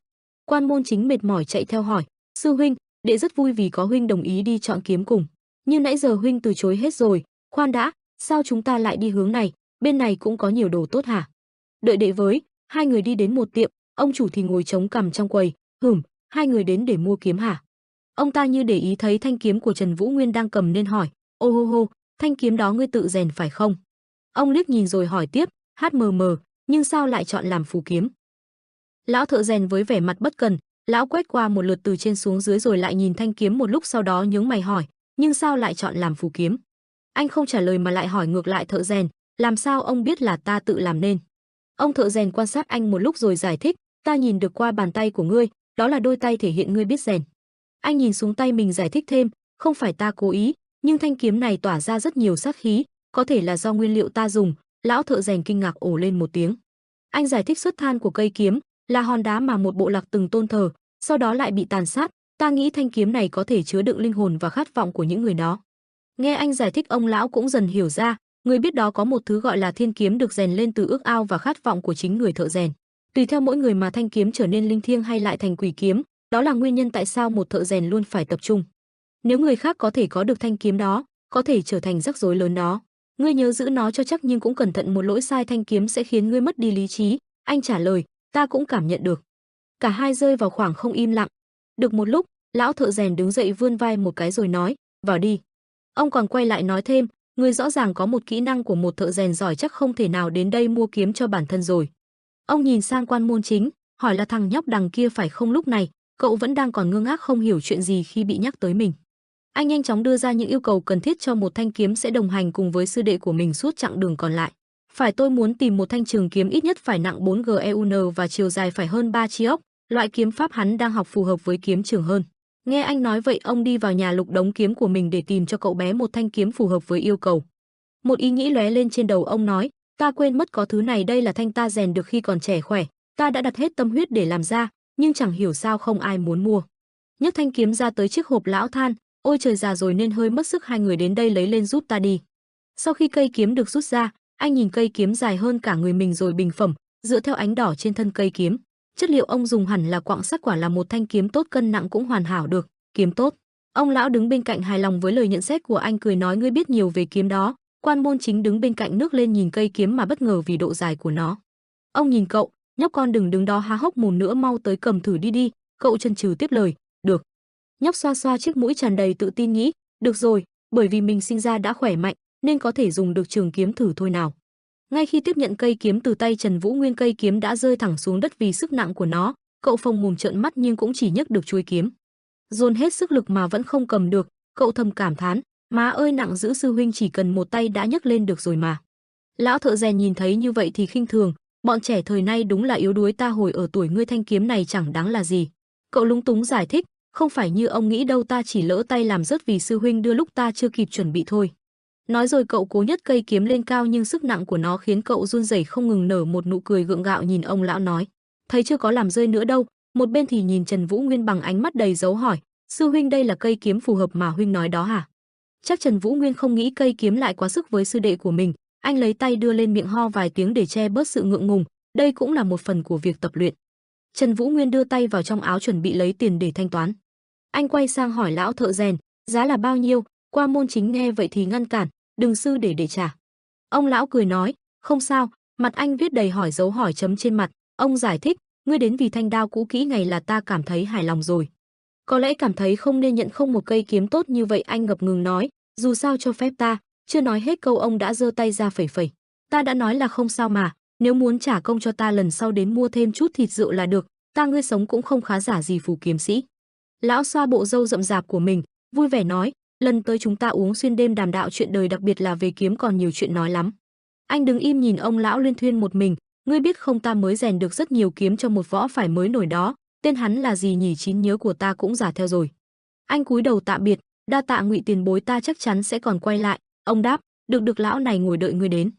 Mặt trời dần khuất sau núi, mọi người cũng tạm biệt nhau để đi tiếp chặng đường của mình. Nhóc con nhớ chăm sóc tốt cho Thanh Hồng Trảo. Nếu ngươi không gặp bất trắc gì nhớ quay lại tìm ta, không biết lúc đó tao còn sống không nữa. Anh lại cảm tạ lần nữa, đa tạ rất nhiều tiền bối, hãy giữ gìn sức khỏe, chào ngày tại hạ. Quay lại đi được một đoạn nhưng anh vẫn lưu luyến quay lại nhìn. Quan Môn Chính chạy tới vừa đi vừa nói, sư huynh hôm nay đệ biết ơn huynh lắm, nhờ có huynh mà đệ mới tìm được Hồng Trảo. Trần Vũ Nguyên thắc mắc, phòng trảo. Cậu tiếp lời, phải, lão thợ rèn nói đây là tên của thanh kiếm. Anh đáp, tên cũng hay lắm, đệ nhớ luyện tập chăm chỉ, càng tiến về phía trước bầu trời ngày càng ngả về đêm. Hai người đi qua một đoạn chỗ một đám người tụ tập đông đúc. Quan Môn Chính thắc mắc, bên kia có chuyện gì vậy, có đánh nhau hả? Hai người tiến gần lại chỗ đám đông, lách qua một đống người để đi gần chỗ trung tâm. Quan Môn Chính giật mình với cảnh tượng trước mắt. Đằng trước một đám thổ phỉ cầm dao đang cướp bóc hai vợ chồng già, không những vậy bọn chúng còn đe dọa những người xung quanh. Nhìn cái gì, các người đến xem kịch hả, cút hết cho ta. Hai vợ chồng già kia thì liên tục cầu xin những người xung quanh, làm ơn xin hãy giúp tôi với. Bà lão bị chúng đè xuống dưới đất, chị biết khóc mà kêu lên tấn công. Tên kia thấy vậy thì ngứa mắt, hắn chửi, mẹ kiếp, cầm cái mồm thối của ngươi lại. Mấy người xung quanh thì chỉ dám đứng xem rồi bình luận. Khốn khiếp, đi đến đâu cũng gặp lũ cặn bã như thế này, không thể tin được nhiều người vô tâm mà chỉ đứng nhìn, sao bọn họ có thể đối xử với người già. Bỗng một bóng người to lớn xuất hiện đằng sau hai huynh đệ Trần Vũ Nguyên, hắn lớn giọng nói, Thanh Xuân phái Đỉnh Sơn hội hay quyền gia ở Tứ Xuyên. Lũ khốn các người giờ ở đâu, bọn họ không nhìn thấy có hai người già tội nghiệp đang bị bắt nạt sao? Hắn tiến lại gần, vươn bàn tay khổng lồ của mình nắm lấy tay tên bên cạnh nói, có tới 3 phái ngụ tại Tứ Xuyên này. Tên bên cạnh khó chịu khi bị nắm tay, hơ cái đéo gì mà không có ai ra tay giúp đỡ. Nói xong hắn nhoẻn miệng cười rồi bình tĩnh bóp nát bàn tay của tên bên cạnh khiến tên kia đau ói máu. Nhưng chưa dừng lại ở đây, hắn lại tiếp tục cầm tay nhấc bổng tên kia lên, rồi một tiếng động lớn, đường tên kia bay từ trên trời rơi xuống đất, khói bụi xung quanh bay tứ tung. Cảnh tượng vô cùng thảm khốc, vừa đánh bay tên kia xuống đất đã có một thân ảnh nhanh nhẹn bay vút đến xử lý tên to xác kia, nhưng chẳng kịp làm gì đã bị hắn một chiêu bay xa vài mét. Tên chọc nửa đầu tiếp tục cầm kiếm lao thẳng vào hắn với một đòn chí mạng. Cứ ánh sáng trắng bay vút qua, tên to xác chỉ trong ít phút đã chạm vào cổ của tên chọc nửa đầu, kiểm soát hoàn toàn cục diện hiện tại. Hắn giơ tay lên búng một cái, tên chọc cứ thế bay xa vài trăm mét. Sau một thời gian trận chiến cũng đã kết thúc. Lúc mọi người tản ra thì Trần Vũ Nguyên cũng bảo, người này xử lý xong rồi, chúng ta nên đi thôi. Quan môn chính hình như vẫn còn sợ hãi với màn biểu diễn vừa rồi, cậu hoảng hốt, sư huynh có nhìn thấy không? Hắn chỉ mới nắm tay một cái. Tại nhà trọ nơi hai huynh đệ sẽ tá túc vào đêm nay. Hai người Trần Vũ Nguyên vừa đi vừa nói một lúc đã về tới trọ, không đùa đâu, đầu của tên đó bị đá văng đi một vòng luôn. Vừa bước vào phòng, cảnh tượng một đám người ai lấy đều cung kính khiến họ không hiểu chuyện gì xảy ra. Tên đứng đầu đại diện cung kính nói, chào mừng thủ lĩnh. Quan môn chính mặt đầy dấu hỏi chấm, thủ lĩnh, mấy người này bị gì vậy trời? Bỗng có một bóng người to lớn phủ kín hai người Trần Vũ Nguyên, hai huynh đệ nhìn nhau không nói gì, nhưng có lẽ cũng cùng chung một thắc mắc. Có lẽ cảm nhận được hơi người ở gần, quan môn chính giật mình quay đầu lại. Thủ lĩnh của Thiết Quân hội đứng đằng sau cười lớn, dáng vẻ oai phong lẫm liệt như pho tượng khổng lồ khiến ai nấy đều cung kính. Hắn sảng khoái nói, gặp lại mọi người ta ôm mừng lắm, chuyến vừa rồi chắc vất vả lắm. Tiếng cười vọng ra từ tòa nhà. Long Vũ Thành đang nghe thuộc hạ mình thuận lại câu chuyện nào đó buồn cười, hắn mở miệng lớn tiếng nói, cái gì chuyện đó là thật hả? Ngầu thật đó, tốt lắm phó thủ lĩnh. Cười sảng khoái một trận, hắn quay ra giới thiệu, tại hạ là Long Vũ Thành, hân hạnh được gặp mặt. Anh cũng giới thiệu bản thân mình, tại hạ họ Trần, Thành thủ lĩnh. Long Vũ Thành nghiêm đã nói, ta tính ngươi. Hắn chỉ tay về phía thuộc hạ của mình rồi giải thích câu nói vừa rồi, theo lời của phó thủ lĩnh thì hắn đã có một khoảng thời gian đau khổ thì phải nói chuyện với người đó. Long Thần cũng thân thiện đưa tay ra, có vị huynh đệ ở đây thật tốt, bọn ta vừa họp mặt một chút, đến đây ngồi đi. Trần Vũ Nguyên mặt đầy thì dấu hỏi chấm, không hiểu lời nói vừa rồi. Mộ Dung Huyền bất ngờ, nhưng Thành thủ lĩnh. Long Vũ Thành liếc lại nhìn Mộ Vũ Huyền nói, tiểu thư Mộ Vô Huyền từ Bạch Long Thương đoàn, bộ tiểu thư ta có nghe nói chuyện thúc thúc của vị huynh đệ gần đây biến mất. Nếu vậy hắn chắc chắn có quyền để cùng tham gia rồi. Một tên khác lại chĩa mồm vào nói, Long thủ lĩnh, nhưng đây là vấn đề quan trọng về chỉ huy. Long Thành Vũ cảm thấy rất nực cười với những câu nói như vậy, không phải các ngươi nói hắn mạnh lắm sao giờ lại ồn ào như vậy, hắn không là một bạn đồng hành tuyệt vời hả? Thôi nào, bỏ qua những tiểu tiết rườm rà đó đi, với những tình huống của chúng ta tập hợp được càng nhiều cao thủ càng tốt, không cần quá cầu kỳ đâu, ít ra chúng ta cũng có gì đó dù thiện hay ác. Quan môn chính nhìn một đống người toàn cầm dao với kiếm, cậu cảm thấy mình thật lạc lõng trong cái phòng này. Cậu ngượng ngùng nói mình không hợp với chỗ này.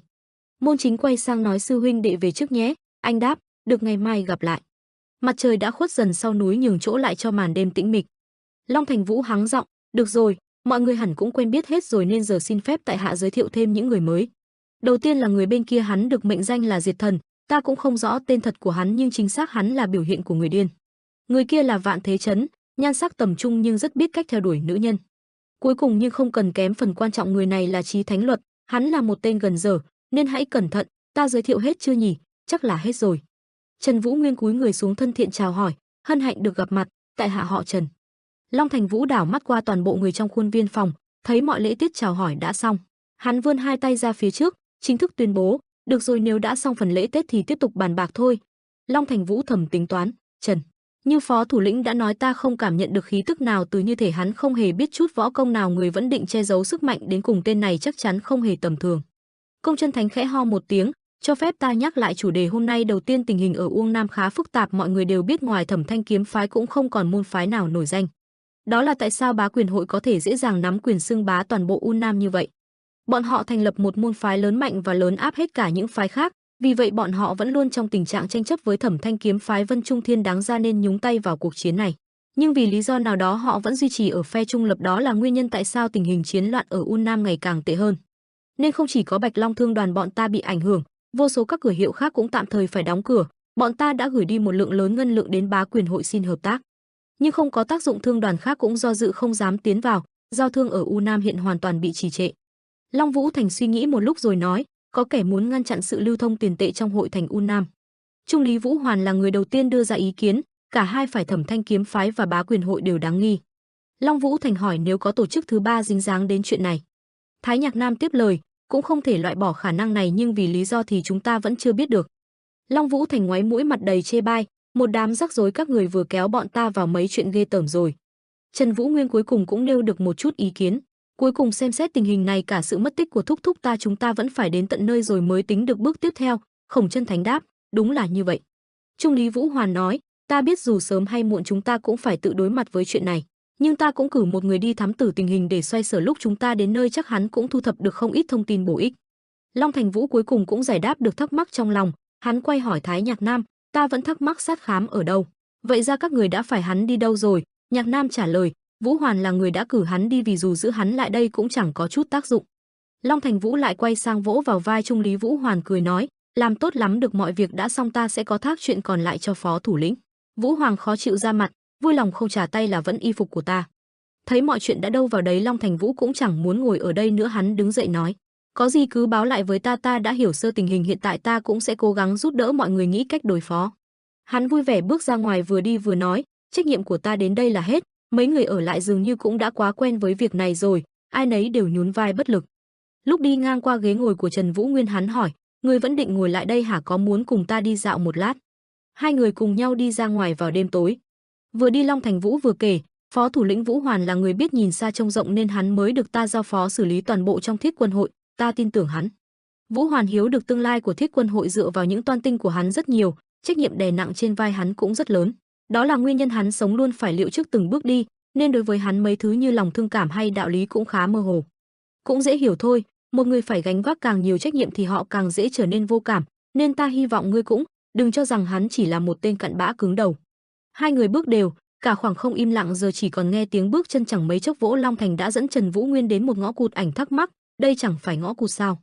Hắn cười xòa, đừng lo, ta không có ý định giết ngươi đâu. Bất ngờ, anh mặt lạnh tanh quay sang hỏi, Long thủ lĩnh, ngươi nghĩ mình có bản lĩnh sao? Nụ cười hắn tắt ngủm khi nghe được lời ngạo mạn như vậy. Hắn liếc xuống, thả uy áp của mình ra nói, cái này ta có thể tìm hiểu sau. Anh cũng chẳng kém cạnh, liên tục thả ra uy áp để đấu chọi với hắn, suy nghĩ một lúc rồi nói, thật sao? Anh với hắn quay mặt lại đối mắt với nhau. Hai luồng uy áp liên tục va chạm vào nhau khiến không khí xung quanh liên tục bị đẩy ra ngoài, khói bụi quay đây dày đặc lên có thể thấy bằng mắt thường. Sau một hồi thăm dò thực lực, hắn lại bày ra bộ mặt bất cần đời nói, thật không may chúng ta lên để năng lượng cho những lần khác, bây giờ có chuyện quan trọng hơn nhiều. Long Vũ Thành tiên tới gõ cửa ngôi nhà trước mặt, chúng ta phải kiếm thêm chút thông tin về tình hình giao tranh ở U Nam. Có một ông lão già nua ra mở cửa, ông chậm rãi nói, hôm nay không mở cửa. Long Vũ Thành tự giới thiệu, ta là thủ lĩnh Thiết Quân hội Long Thành Vũ. Ông lão lo lắng hỏi lại lần nữa, xin thì lỗi, ta không hiểu ngài đang nói gì. Hắn nháy mắt một cái nói, Hắc Nguyệt Ảnh. Ông lão chần chừ suy nghĩ một lúc lâu. Lão ngó nghiêng xung quanh để có thể chắc chắn có ai ngoài hai người. Sau khi kiểm tra xong hắn mới đáp, mời vào. Hắn theo ông lão vào nhưng thấy cậu vẫn đứng im như pho tượng, hắn lại quay lại vẫy tay, ngươi còn đứng đần ra đó làm gì, vào đi. Sau khi vào DUC bên trong, cậu còn chu đáo đóng của hộ, nơi này là, ông lão đang tìm kiếm thứ gì đó bảo mọi người, đợi một lát. Thành Vũ giải đáp cho cậu nghe về nơi đang đứng, đây là một chi hội của Hắc Nguyệt, người chúng ta sắp được gặp đây có thể còn là trưởng hội của bọn họ nữa. Nơi này chuyên cung cấp những thông tin bát quái về các cao thủ trên giang hồ, người bình thường khó lòng mà tiếp cận được bọn họ. Anh quay sang hỏi người mang ta đến đây làm gì, hắn trả lời tao chỉ muốn cho người biết chỗ này thôi, người cứ nhớ rằng có một nơi như thế này tồn tại trên võ lâm. Và võ lâm giang hồ trên thế gian này rộng lớn và bí ẩn hơn người nghĩ nhiều. Cậu suy đoán, đúng ra phải mở mang tầm nhìn, ý hắn muốn nói là tao phải cẩn thận thái độ. Anh đáp lại câu trả lời của hắn, Long thủ lĩnh ta sẽ ghi nhớ, hắn tiếp lại ngay cầu cho là như vậy. Có người vén rèm ra nói, thứ lỗi đã bắt khách quan chờ lâu như vậy. Người đàn ông trùm kín mít mặt chào hỏi, hân hạnh được gặp ngài thủ lĩnh Thiết Quân hội. Hắc Nguyệt Ảnh nguồn gốc của bọn họ là bí ẩn, và không một ai biết chút thông tin tức về vị trưởng hội cả, mục đích hay có bao nhiêu thành viên đều là một ẩn số, bọn họ là một tổ chức luôn ẩn nấp trong bóng tối. Nhưng có một điều chắc chắn là bọn họ luôn có những thông tin đắt giá của bất cứ ai. Thủ lĩnh của Hắc Nguyệt Ảnh đích thân ra tiếp đón, thật hân hạnh được đón tiếp thủ lĩnh Thiết Quận hội. Ta là chi hội Hắc Nguyệt Mai Nguyệt Lăng. Anh ta quay sang nhìn Trần Vũ Nguyên rồi bất ngờ nói, người này là Long Thành Vũ. Trả lời hắn là người quen của ta, Anh cúi người xuống chào. Tại hạ tên Trần, anh ta cũng khách sáo đáp, nếu đã quen biết với Long thủ lĩnh đây chắc hẳn cũng không cần thường hân hạnh Trần tiên sinh. Sau một lúc chào hỏi, anh ta mời mọi người vào trong ngồi, mời ngồi. Mai Nguyệt Lăng vào luôn vấn đề chính, hôm nay ngài cần gì, Long thủ lĩnh? Long thành phố cũng chẳng khách sáo nữa, hắn đặt một bọc vàng lên bàn rồi nói mục đích hôm nay đến đây, ta muốn biết thêm về tình hình ở U Nam hiện tại, chỉ cần nói cho ta những gì các người biết.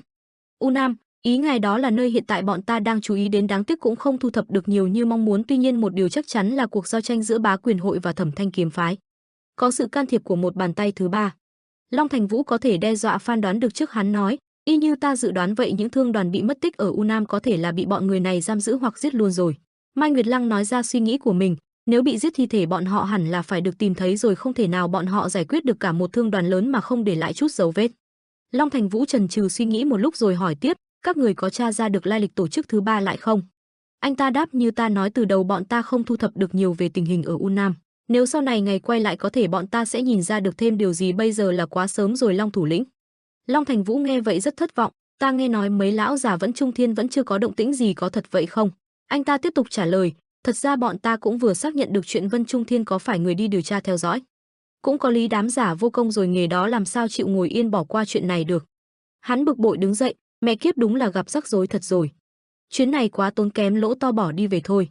Mai Nguyệt Lăng nhìn số lượng ngân lượng trên bàn mà nói, số ngân lượng này có vẻ hơi nhiều so với số thông tin tác vừa cung cấp cho ngày, để cho công bằng tao sẽ tiết lộ thêm cho ngày một mẫu thông tin nhỏ. Hai người vừa định đi nghe anh ta nói thế thì không hiểu cho lắm.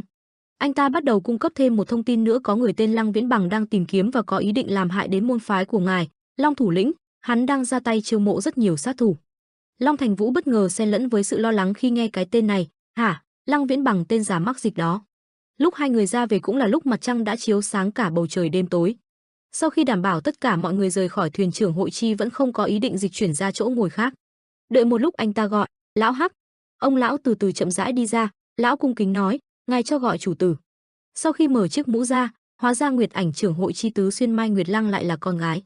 Cô ta bắt đầu đưa ra mệnh lệnh, khi nào hắn bước vào thành U Nam phải ấn nguyệt theo dõi hắn. Lão Hắc nhận lệnh, vâng thưa chủ tử, ta sẽ cho người theo dõi kỹ càng Long thủ lĩnh. Và đang định nói nốt, cô ta chặn họng luôn, không phải hắn, ta đang nói đến người tên Trần đi cùng kia phái nhóm ẩn nguyệt cấp thiên đẳng. Lâu ta cảm thấy khó tin khi nghe mệnh lệnh, người bên cạnh Long thủ lĩnh, một tên tầm thường như hắn, ngài lại muốn phái ẩn nguyệt đi sao? Lão ta suy nghĩ sâu xa, không những vậy còn là nhóm cao thủ đứng đầu đạt đến 1000 tặng, tên đó thật sự đáng giá đến vậy sao?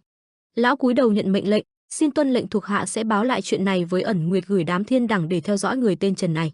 Mai Nguyệt Lăng phán một câu chắc nịch, hắn chắc chắn không tầm thường. Chuyển cảnh sang phía Long Thành Vũ, hai người vừa đi vừa bàn luận về tiến độ thực hiện, vậy chúng ta đã xác định được việc có kẻ khác liên quan. Cuộc họp lần trước không phải người đã từng nhắc đến chuyện này rồi sao? Long Thành Vũ đáp, tất nhiên, phỏng đoán sao có thể so sánh được với một lời xác nhận rõ ràng. Chắc người nghĩ mẫu tin đó chẳng có chút giá trị, nhưng nó giúp ta xác định được tình thế có thể thay đổi, bởi thế lực thứ ba các trở nên nguy hiểm hơn bao giờ hết. Dù sao ta phải xử lý đống rắc rối đó trước mắt tên giả Lăng Viễn Bằng đó. Anh tùy tiện nói, ta có thể hỏi hắn là ai không? Hắn ta trả lời, chà, hắn cũng là một kẻ có địa vị ở thành Sách Hoen, ta từng là thuộc hạ của hắn trước khi được gặp được những chiến hữu, hiện tại ta được giao nhiệm vụ bảo vệ hắn trên chuyến hàng vận chuyển từ thùng nước muối cho khách. Nghe về tên Sách Hoen ta vô tình biết được thực chất hắn tìm được một món bảo vật ở, dĩ nhiên cũng chẳng có hứng thú hay quan tâm đến mấy thứ đó. Hắn yêu cầu ta phải tuyệt đối giữ bí mật, còn bắt tay lập lời thề, cuối cùng hắn vẫn chẳng có chút tin tưởng gì cả. Tao cũng đoán được chuyện này rồi, đúng là tên và xảo quyệt. Nói đến đây sắc mặt hắn như thể muốn giết người tới nơi, nhưng hắn còn dám hạ lệnh giết ta? Hắn vừa nói xong câu đó, khoảng không im lặng lạnh bao trùm cả không gian. Chắc chắn nhận ra điều gì đó không ổn, quay sang vỗ vai cậu cười ha hả, người đừng lo, ta đảm bảo không có chuyện gì xảy ra với hành trình đến U Nam này đâu. Hắn dặn, người cũng nên quay về quán trọ đi, ta còn có việc phải làm. Cậu đáp được rồi. Vừa nói xong hắn bỏ cậu lại chạy đi thật nhanh. Đêm xuống, nhìn từ xa quán trọ như một tòa tháp khổng lồ, bỗng có một bóng người lấp ló phía trên cửa sổ lầu 2. Trong sân vẫn còn vang lên tiếng kiếm xen lẫn tiếng gió, xem ra vẫn còn có người đang tập luyện chiêu thức. Trần Vũ Nguyên ngồi ở cửa sổ tầng 2 nhìn xuống xem người đang tập luyện. Bỗng thấy một đám đông từ đằng xa lao đến, làm anh không hiểu chuyện gì đang xảy ra. Một đám người cầm dao cầm kiếm lao tới. Trần Vũ Nguyên nghĩ, Thiết Quân hội bọn họ lại đi đâu vào giờ này? Một đoàn người nối đuôi nhau đi vào trong trọ, tiếng nói vang lên. Hy vọng mọi người nghỉ ngơi đã đủ, chúng ta không còn nhiều thời gian, chuyện để càng lâu càng khó giải quyết, hãy tập trung đề phòng xung quanh đi thôi. Quan môn chính nghĩ Thiết Quận hội bọn họ đến đây làm gì vậy? Một đám người ngủ lăn ngủ lóc trên máy của xe ngựa, phó thủ lĩnh đang bàn chuyện với đội trưởng đội hộ vệ. còn thủ lĩnh thì đang nằm ngủ một cách thoải mái trên nóc xe ngựa. Quan môn chính đứng từ xa nói người đó hơi đáng sợ là mình còn không dám lại gần chỗ sư huynh. Mấy người bên đường kể chuyện phiếm người biết chuyện gì chưa sáng nay lúc ta đi dạo. Vô tình nghe được chuyện tối qua vị đại nhân Lăng, một nhân vật cũng nổi danh ở Tứ Xuyên. Bị mấy tên đầu đường xó chợ từ đầu sông vào phố rất sạch, kể cả một lô thì cũng không còn sống, chính xác là tàn sát toàn bộ. Vì vậy nên quân đội triều đình đã ra sức điều tra bắt được chủ mưu đằng sau chuyện này, tra qua là một đêm kinh hoàng. Sáng sớm hôm sau Trần Vũ Nguyên hỏi các người thật sự đã đi đâu, cần đổ sát hết tất cả bọn họ, đám thuộc hạ làm việc cho tên Lăng Viễn Bằng đó đều là người vô tội. Long Thành Vũ không lên tiếng. Mãi một lúc sau hắn mới nói, một khi một ngọn cỏ có dấu hiệu đâm chồi, nếu người không diệt cỏ tận gốc đến mùa xuân bọn chúng sẽ xuất hiện lại, lúc đó sẽ không thể nào cản lại. Người lên học cách chết tâm đi, chỉ cần có một dấu hiệu dù là nhỏ nhất đe dọa đến người của người và. Không kịp để hắn nói xong anh chặn họng luôn, đó thực chất là niềm tin của toàn bộ Thiết Quân hội, là mang tiếng xấu mà người muốn đạt được sau. Long Thành Vũ đáp, người không cần thiết phải nói những lời này, ở một thời kỳ nhất định trong cuộc đời ta đã muốn chiến đấu, vì lẽ phải vì công lý trong lòng những người, nên không phải là ta không hiểu những lời người nói, nhưng đều do Lăng Viễn Bằng không tin tưởng là hắn có ý định xếp bọn tao trước. Dù tay ta có phải nhóm bao nhiêu ông máu người cũng không sao, ta là ở một vị trí phải suy nghĩ cho toàn bộ đại cục. Nếu ta không ra tay trước cũng sẽ có người ra tay, đáng tiếc lắm, thế gian này chính là như vậy. Ta cũng thấy người có phần giống với sự thật này. Trần Vũ Nguyên phản bác lại ngay, không, người chỉ là một kẻ hèn nhát. Sau bao nhiêu ngày chết quân hội đi đường dài, vượt sông vượt núi vượt đèo, cuối cùng cũng đến U Nam Thành. Long Vũ Thành lên tiếng nhắc nhở, mọi người đừng lơ là cảnh giác và. Chưa kịp nói xong đã có một tiếng động vang lên. Trần Vũ Nguyên cũng nhanh nhẹn nhận thấy điều đó, tay của anh đã dồn hết chân tay lên chuẩn bị cho một cuộc chiến đấu căng thẳng. Nhưng người đến không phải là chiến đấu mà là để cầu cứu, làm ơn cứu ta. Đỉnh núi Đường Môn, một trong những thị trấn nổi danh nhất quốc gia. Đây là nơi Tăng gia sinh sống tu luyện tập thật và ảnh thật, hiển nhiên Tăng Giang còn được biết đến với cái tên Tứ Xuyên Đường Môn và Tang Quý gia.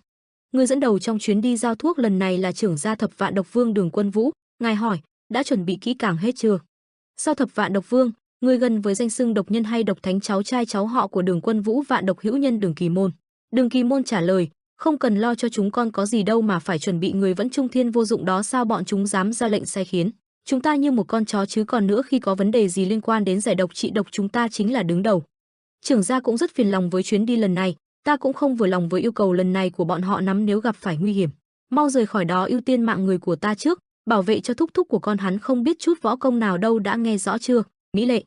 Mỹ Lệ ngoan ngoãn đáp, vâng, xin đừng quá lo lắng trưởng gia. Trưởng gia đứng cùng hai đứa cháu trước cửa, ánh sáng hắt từ phía trước tạo bóng đổ làm nổi bật sự bí ẩn và mạnh mẽ của họ. Sự trang trọng, nghiêm túc trong không gian khiến khung cảnh trở nên vô cùng tráng lệ. Vị trưởng gia tạm biệt mọi người, lên đường bảo trọng. Sau một khoảng thời gian cưỡi ngựa, cuối cùng họ cũng đi đến đỉnh núi, nơi có thể nhìn bao quát toàn bộ kinh thành phồn hoa thu vào tầm mắt của chính mình. Đoàn người lựa chọn dừng chân tạm nghỉ ngay tại chỗ. Bầu trời đã bắt đầu chuyển dần sang màu xám, không những báo hiệu cho mưa rông mà còn báo hiệu cho một trận chiến ác liệt. Sự căng thẳng và cảm giác bí ẩn bao trùm toàn bộ không gian. Nghỉ ngơi khoảng một nén hương, hàng trăm con ngựa tiếp tục đi về phía trước, ai cũng mong có thể giao đồ an toàn.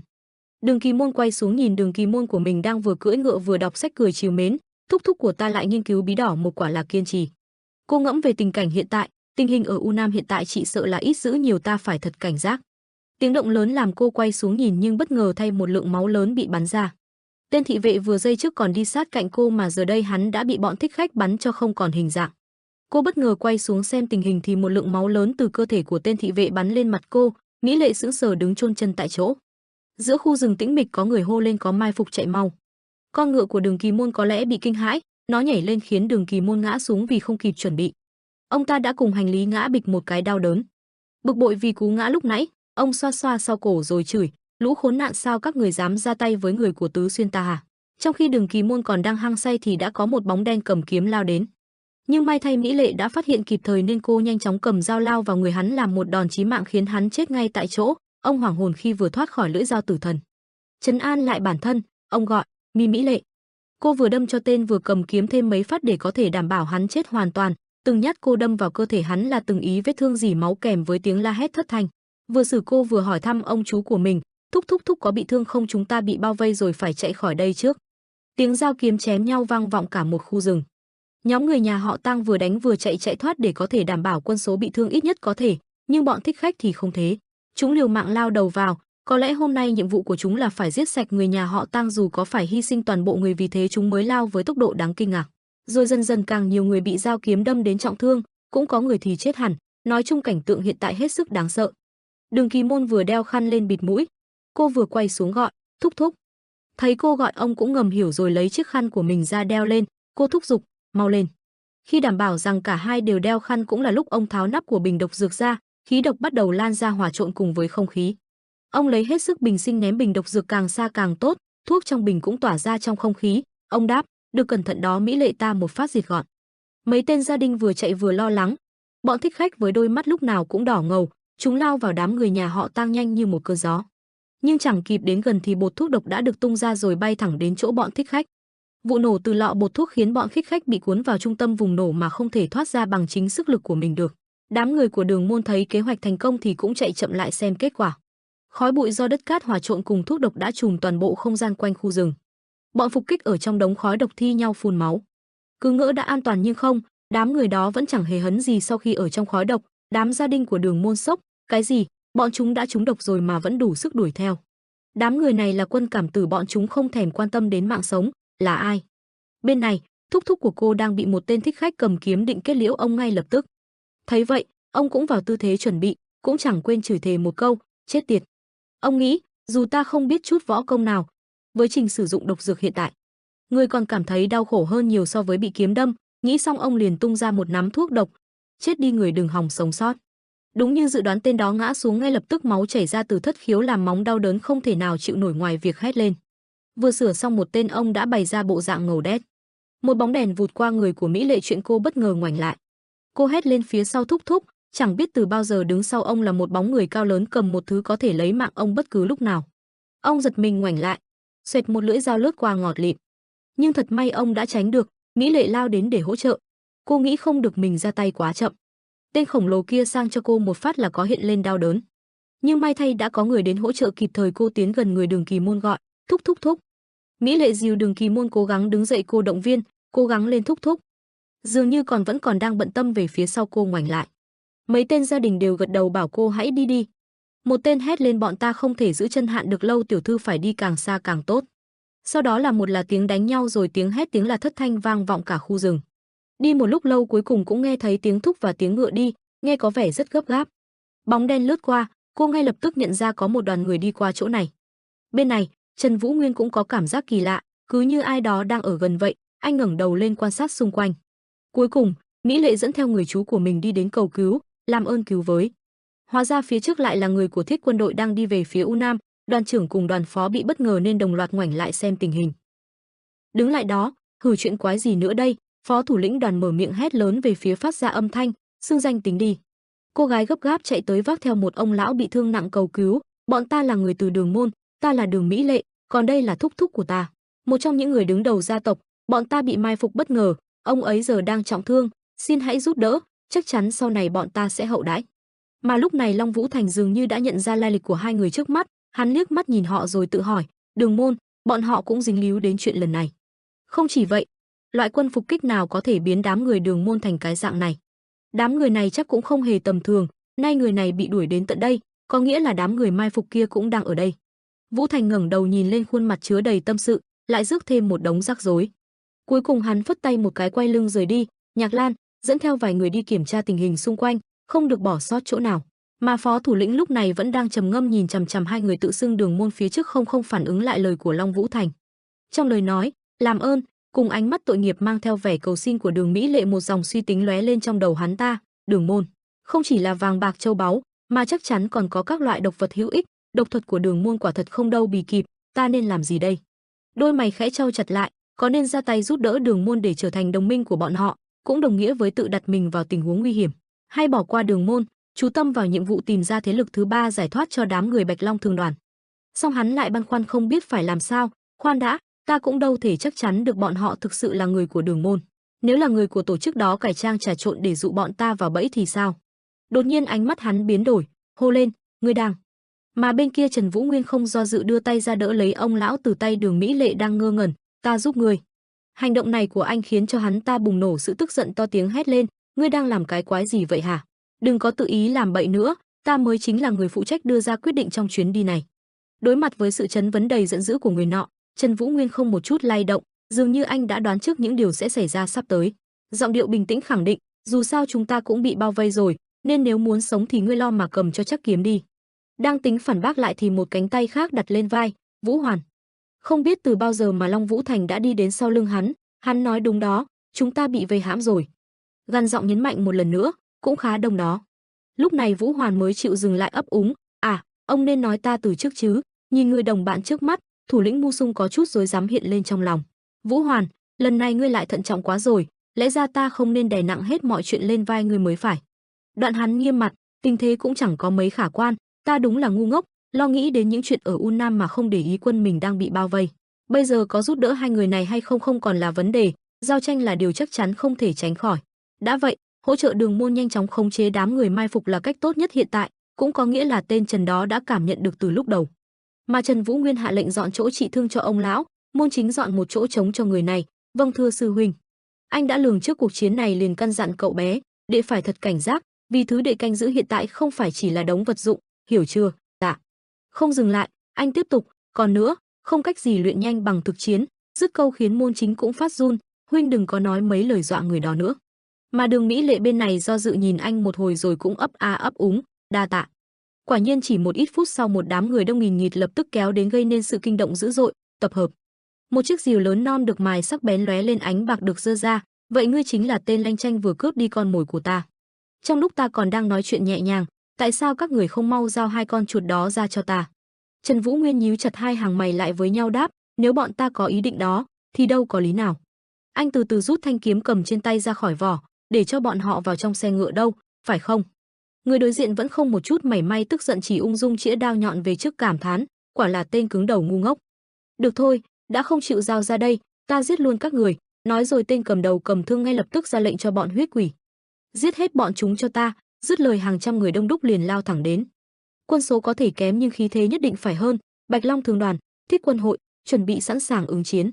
Song họ cũng không nhân nhượng lao vào tắm máu lũ quỷ, trong sự hỗn loạn Vũ Hoàn giơ tay lên chỉ, có 3 tên ở bên phải. Một người khác cũng không chịu thua ra sức hạ đòn rồi gào rú hưng phấn, ta băm ngươi ra thành món thịt bằm. Mạn Từ Trinh không ngừng luôn miệng mắng chửi bọn huyết quỷ, đành có đánh vào mặt ta, lũ khốn khiếp, chết đi. Một đạo rồi lại một đao hạ xuống, Thiết Quân hội càng đánh càng hăng, chém chết các ngươi, lên đây đi. Chí Thành Duật cũng xông lên tấn công, luồng không khí xung quanh bắt đầu lưu chuyển nhanh chóng. Bên này Không Trần Sung đang khó khăn giơ kiếm đỡ lấy đòn công kích từ huyết quỷ, các ngươi chỉ có vậy thôi hả, định làm gì Tam tiểu thư bọn ta? Doãn Thư Nhân đang nhìn về phía hộ vệ đằng này của bản thân. Cả thân thể cô nàng bất giác run lên cầm cập, đột nhiên Thư Nhân quay đầu lại, đôi mắt cô trợn lớn. Một bóng đen cao lớn đứng sau lưng cô từ bao giờ, hắn giơ tay giết chết người phụ nữ trước mắt. Đoạn một thân ảnh lao tới tiêu diệt con huyết quỷ nọ, tức giận lớn tiếng mắng mỏ, con mẹ nhà ngươi, cầm kiếm thì đánh đi, đứng đó chờ chết hả, ngươi còn không thèm quan tâm đến người của mình sao? Thái Nhạc Lan vác vũ khí trên vai buông lời cảnh cáo, nghe cho rõ đây, một khi ra khỏi cửa, chính là bước vào chiến trận, nếu còn muốn sống, cố mà xách mông lên bám theo sau ta. Mà bên này một tên cao lớn trong đám người cười lên như phát cuồng, không có kẻ nào đánh lại ta, Trương Doãn phó huyết quỷ hội sao? Trên không trung một bóng đen đang từ từ tiếp cận lấy hắn. Một tiếng động lớn lập tức vang vọng khắp nơi, khói bụi mù mịt giăng kín bốn bề. Long Vũ Thành cầm trên tay thanh đao sắc lạnh chĩa thẳng vào kẻ địch, cấm động đậy. Khuôn mặt hắn hung dữ thầm mưu tính trong đầu, ta tưởng có thể dùng một chiêu là hạ được hắn rồi. Nhưng tên này lại chặn được, hắn tự xưng là người của huyết quỷ, phải không nhỉ? Đây là lần đầu tiên ta nghe được cái tên này. Tên khốn này, chắc chắn không phải là người từ Trung Nguyên, một nhát đao nhanh chóng cắt ngang qua người của Trương Doãn.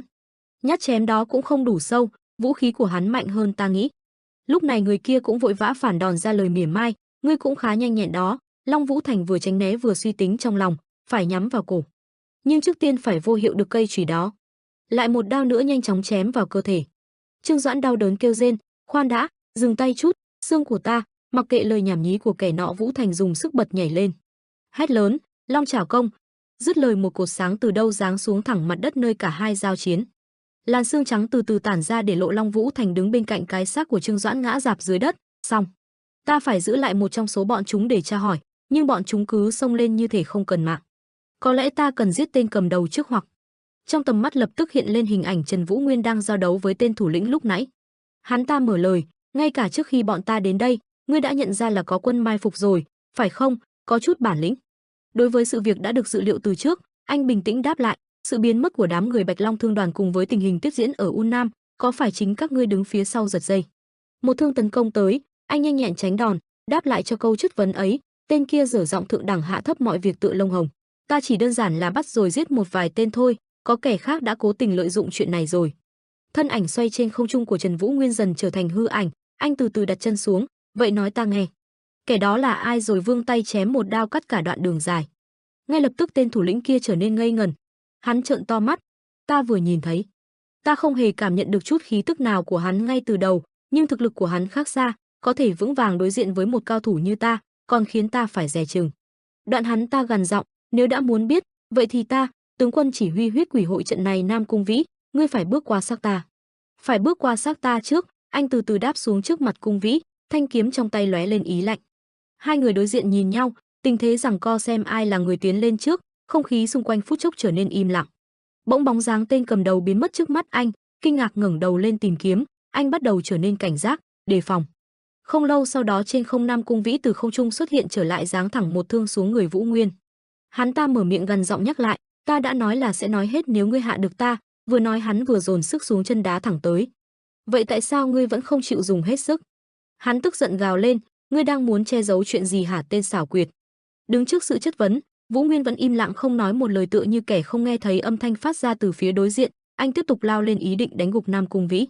Đôi mắt anh ánh lên một tia sáng kỳ quái, ra sức tấn công người trước mặt, luồng ánh tím theo vết cắt của Trần Vũ Nguyên xẹt ngang qua không khí để lại một tia chết chóc.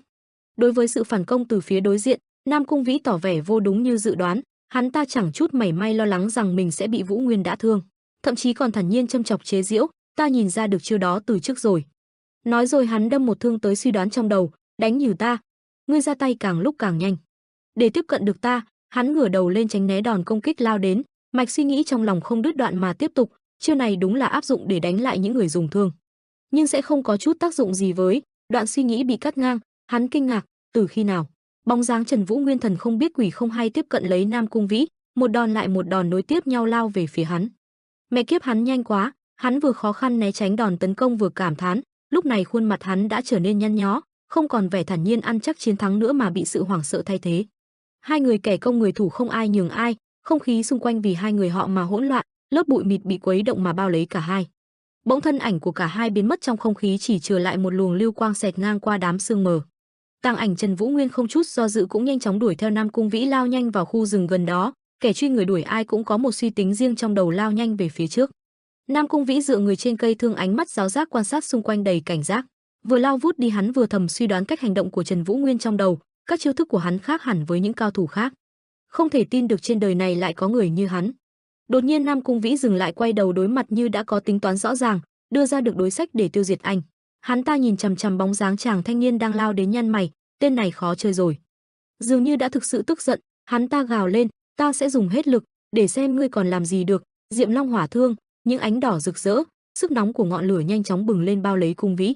Sự bùng nổ bất ngờ của kẻ địch trước mắt khiến Trần Vũ Nguyên khẽ kinh ngạc, anh nhận thấy hắn ta thực sự sẽ hạ sát chiêu, ý muốn hạ gục anh trong một đòn. Không gian xung quanh lập tức bị màu đỏ bao trùm, Trần Vũ Nguyên gần như trở thành tàn ảnh. Một cột sáng liền xuất hiện. Tên cầm đầu giơ cao cây thương trong tay, gồng hết sức lực, cao giọng hét to, Diệm Long Nguyên Chân Hỏa. Hắn thở phì phò, hai bên mép tràn ra một làn khói trắng, tự mình lẩm bẩm tự cao tự đại. Không ngờ ta phải dùng cả chiêu thức này để đối phó với một tên vô danh tiểu tốt, nghĩ lại thì chỉ cần một chiêu Diệm Long hỏa thương cũng đủ.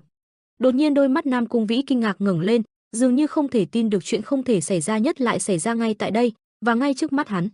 Trong tầm mắt liền xuất hiện một thân ảnh từ từ tiến gần về phía hắn ta. Trần Vũ Nguyên vươn tay nhẹ nhàng vuốt vuốt vỗ vỗ bên vai áo, chật lưỡi một cái, y phục này là món quà ta nhận được từ Hoàng thúc. Ánh mắt anh dần trở nên nguy hiểm, như không còn sự kiên nhẫn nào đối với kẻ làm hỏng bộ quần áo mình trân quý bao lâu phía trước. Dứt lời, bóng dáng anh hóa thành một luồng lưu quang chứa đầy tử khí mạnh mẽ lao thẳng xuống bên dưới nơi Nam Cung Vĩ đang dương dương tự đắc. Một tiếng nổ lớn vang lên, không gian lập tức trở nên rung chuyển. Những người bên Thiết Quân hội nghe được động tĩnh đang đánh nhau cũng không nhịn được sự tò mò, quay đầu nhìn sang phía phát ra âm thanh chấn động cả một khu như thế. Long Vũ Thành ngước mắt có hơi kinh ngạc, cái quái gì, hắn thực sự là ai? Đến cả tên huyết quỷ bên cạnh cũng vô thức mắng chửi, chết tiệt, tướng chỉ huy. Các bóng đen xung quanh bắt đầu dao động, Nam Cung Vĩ đưa tay ôm lấy ngực, ho khan phun ra một búng máu đỏ tươi. Hắn chống mũi giáo xuống đất, bộ quần áo ban đầu đã rách tả tơi chẳng còn lành lặn, khiến hắn ta cảm thấy phiền phức mà xé toạc ra khỏi cơ thể, làm vụn vải bay đi từ phía. Ngươi thực chất là ai hả? Là quỷ phương nào? Vũ Nguyên nhàn nhạt đứng nhìn kẻ chật vật trước mặt, không chút để ý mà lên giọng khiêu khích, ngươi muốn ta hạ ngươi nên, đừng quý đó ngại ngùng nữa, nhào lên đi.